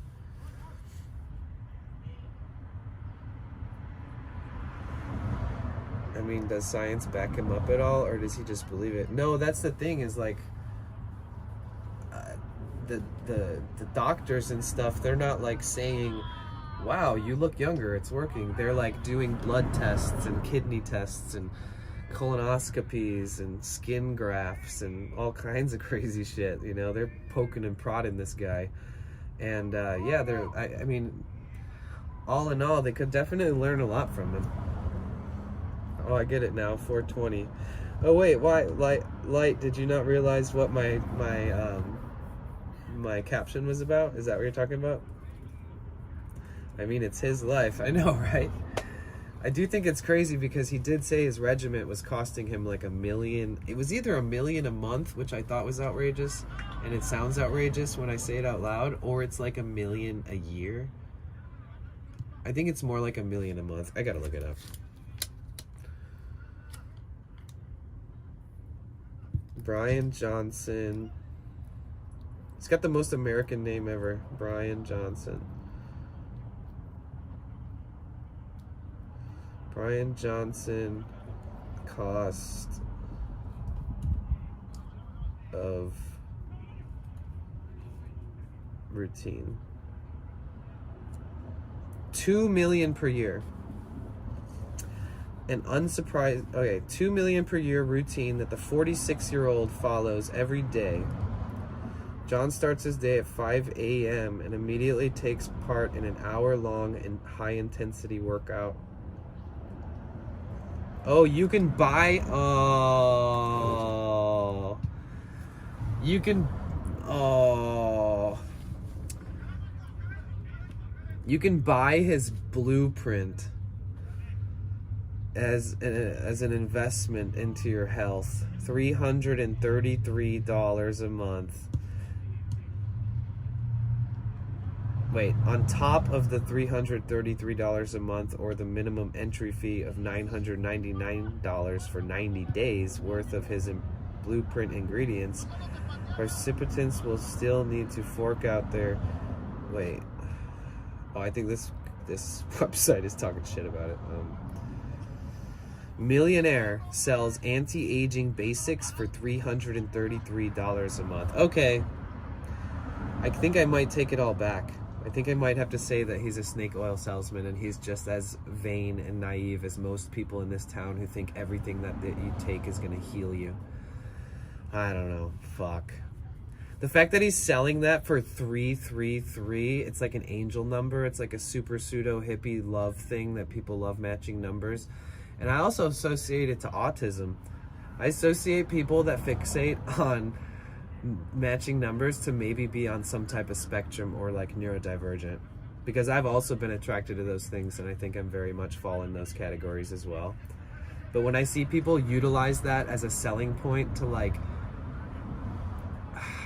God, it's so weird, spiritualism and stuff, and like how people capitalize on it. Like when somebody sees the price is 333, they're like, oh my God, it's an angel number. I'm definitely supposed to buy this. And like, I just feel like that kind of attitude exists in California so heavily. And it sucks because people are naive and like sweet and really want to like, maybe they have cancer or something. Like, you know, maybe they're like really trying to do something. But either way, I just feel like you could go both ways. That guy could be offering some really great information for $333 a month, or he could just be a capitalist who already found a way to make millions and now is making more money off of his weird ass diet. Damn.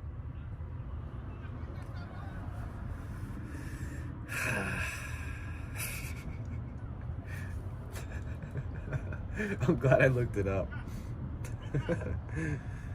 Guarantee he's a narcissist. That's the thing, actually. If you watch some stuff with him, I've actually never seen him portray himself like that at all. He's kind of like just a sweet guy. That's wild.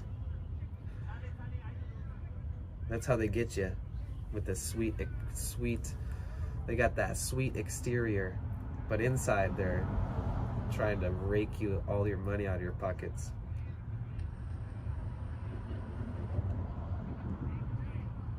Or somebody could have came to him and been like, you should really market this, like, because people are, you know, people want to replicate your diet. And he was like, this is me trying to give him the benefit of it out. And he was like, yeah, I don't need to do that. I'm fine. Like, I just want this for me.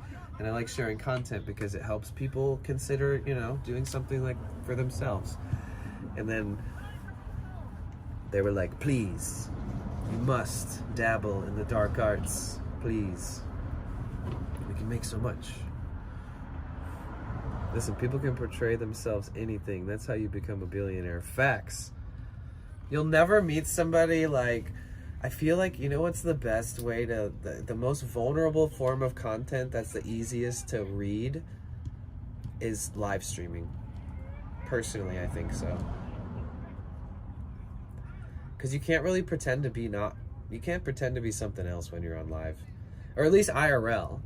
I think if somebody's in their room long enough, they can like fake their mood or, you know, not really, you know, show who they are. They could act because they're always comfortable in that same little safety bubble that they're always in, and they could be manipulative. But yeah, I feel like every billionaire on the planet should be forced to do a 24-hour live stream where they're not allowed to be off camera, just so we can see like how, like, you know, see all their true colors and stuff, and ask them questions throughout the whole day, and like they're forced to respond to everybody in the chat and answer everything wholeheartedly while on mushrooms. That'd be perfect.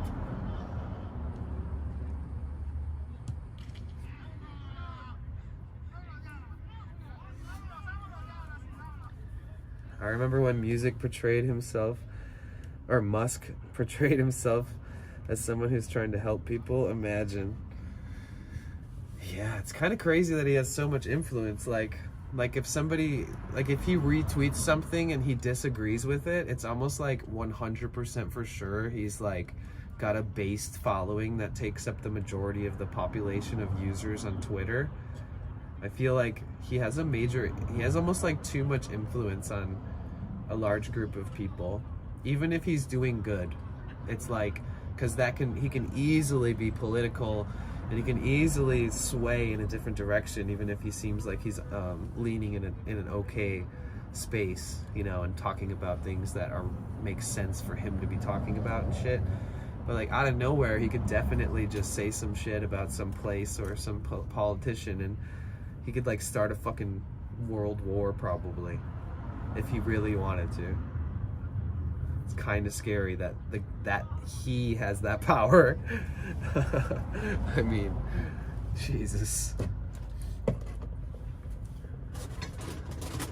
You know, I post a tweet and nobody even sees it. I have 5,000 followers on Twitter, and I don't even remember the last time somebody liked my tweet. I mean, I only follow like 250 people, so I don't know if it's because people like don't engage with me because I don't follow them back or what's going on, but like, I don't know. What's going on, Elon Ma? What happened? Why did I get shadow banned? I only ever made cute, thoughtful tweets that like sometimes would actually get a lot of engagement, like hundreds of likes. But it was always like some weird play on words that I would think of and type, and for some weird reason it would get a lot of likes.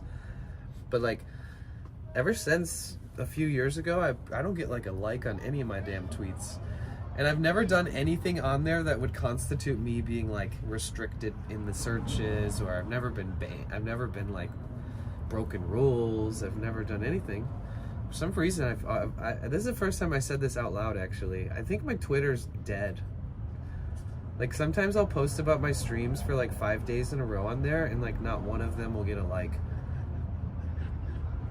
Not one. But I still do it. I'm starting to think I shouldn't waste my time. Twitter's just another pawn in the bullshit game.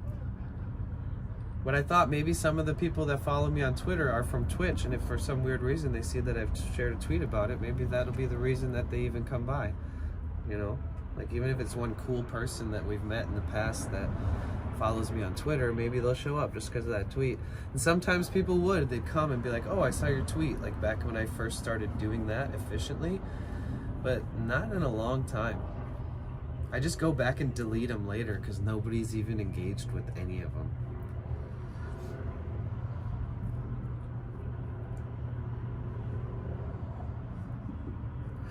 Oh, I did see something on Twitter where Elon Musk said that they're going to stop like spam, like farming, like engagement farming. You know how like if you watch a video on Twitter, underneath there's like 20 videos and no comments about the video? Oh, don't worry, grower. I have so many platforms. I'll stay positive. I have so many platforms that like Twitter is the least of my worries. I'm never gonna worry about having a successful Twitter. I do not care. Even though a lot of streamers like, you know, are always posting or talking about Twitter, it's fine with me. I'm just happy to be here, period. Straight up.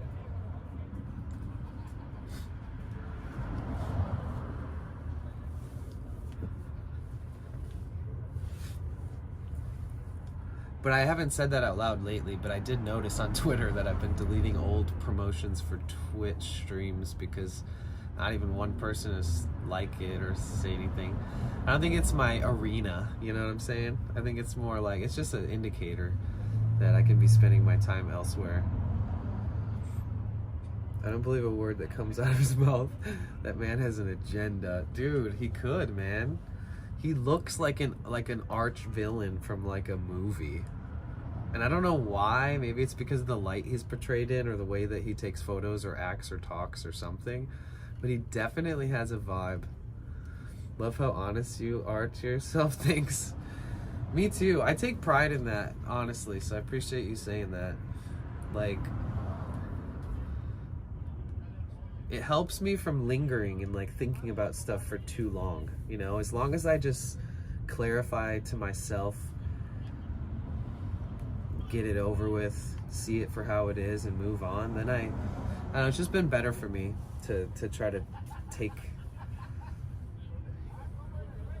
whatever effort it takes to be able to process things and rationalize things as quickly as I can and not harp on it too much.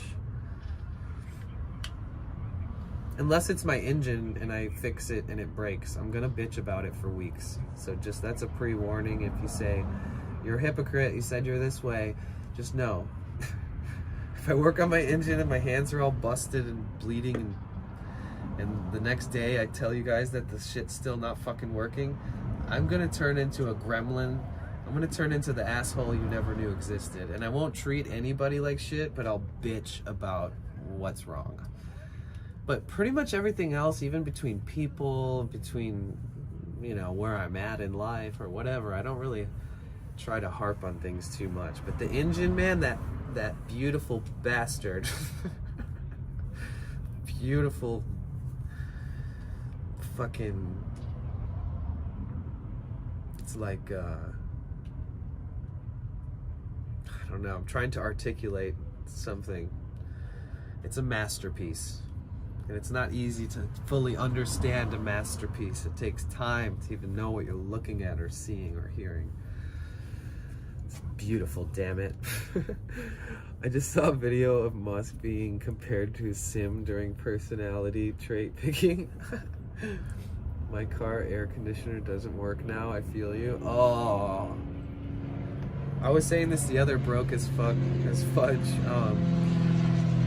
In the summer, like when I'm driving, there's a little bit of heat that comes out of my vents, and there's almost no way to stop it. So like when it was hot last year and I was driving the van around, it's like I was driving through the desert and it was over 100 degrees, and there was really hot air like slowly coming at me from my vents, and I was just like, oh my god.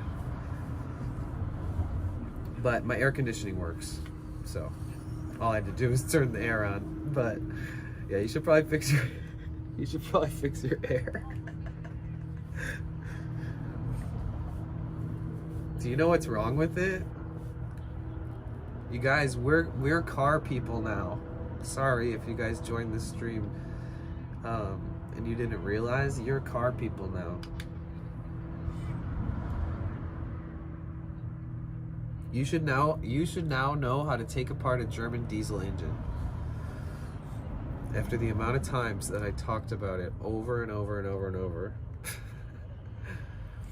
He's a mystery. Can I ask van life question? Yeah, of course. I've had the same issue. I had to close the vents though. I had no idea, but I'm gonna troubleshoot. Let me know. Where do you go when you need to use the restroom?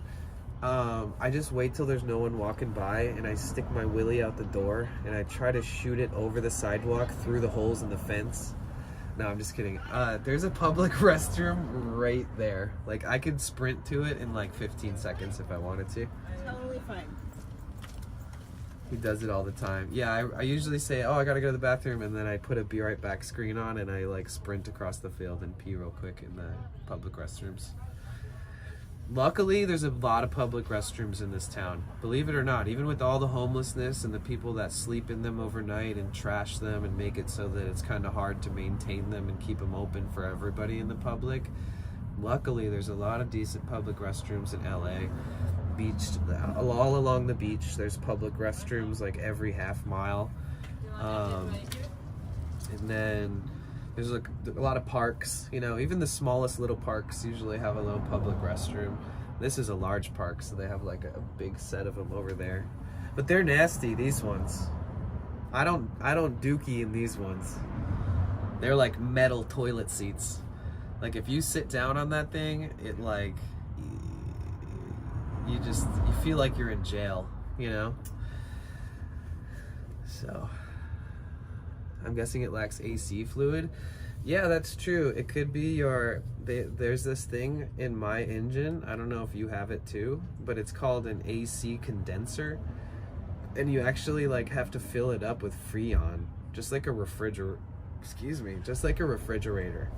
You have to fill it up with Freon, and like if there's a leak in that, or if it somehow has run out, needs service, then it'd be cool if that's all you needed, or something really simple like that. Granted, you'd have to like take it to a specialist or like a refrigeration factory and ask them to fill it up for you. My old car used to get clogged up sometimes, so maybe that's what's happening now. Not sure. There's a Chevy Cruze sedan. Leaks are the way of life. Oh, okay.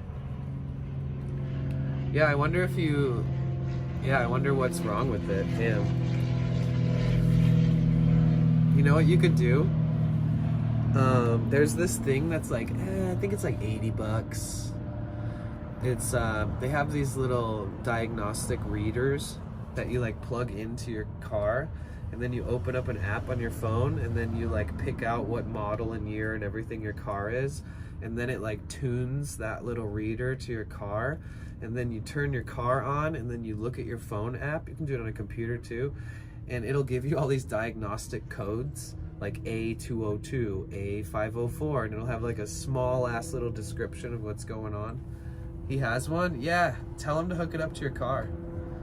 And then once it tells you the codes, write them down and then go on Google and type in your car name and type in code reader name and like a dictionary or like a list of all the codes and what they mean. And then once you have the list of all the codes and what they mean, that's when you'll find out what you need to fix. And usually, especially if you have a problem that's noticeable, like the one you're talking about, like your air conditioning isn't working, usually when you plug one of those in, it'll tell you for sure that, and hopefully not about some other shit that you don't know about yet. But yeah, I would definitely do that if I was you. Like, even I haven't hooked one up to my van yet.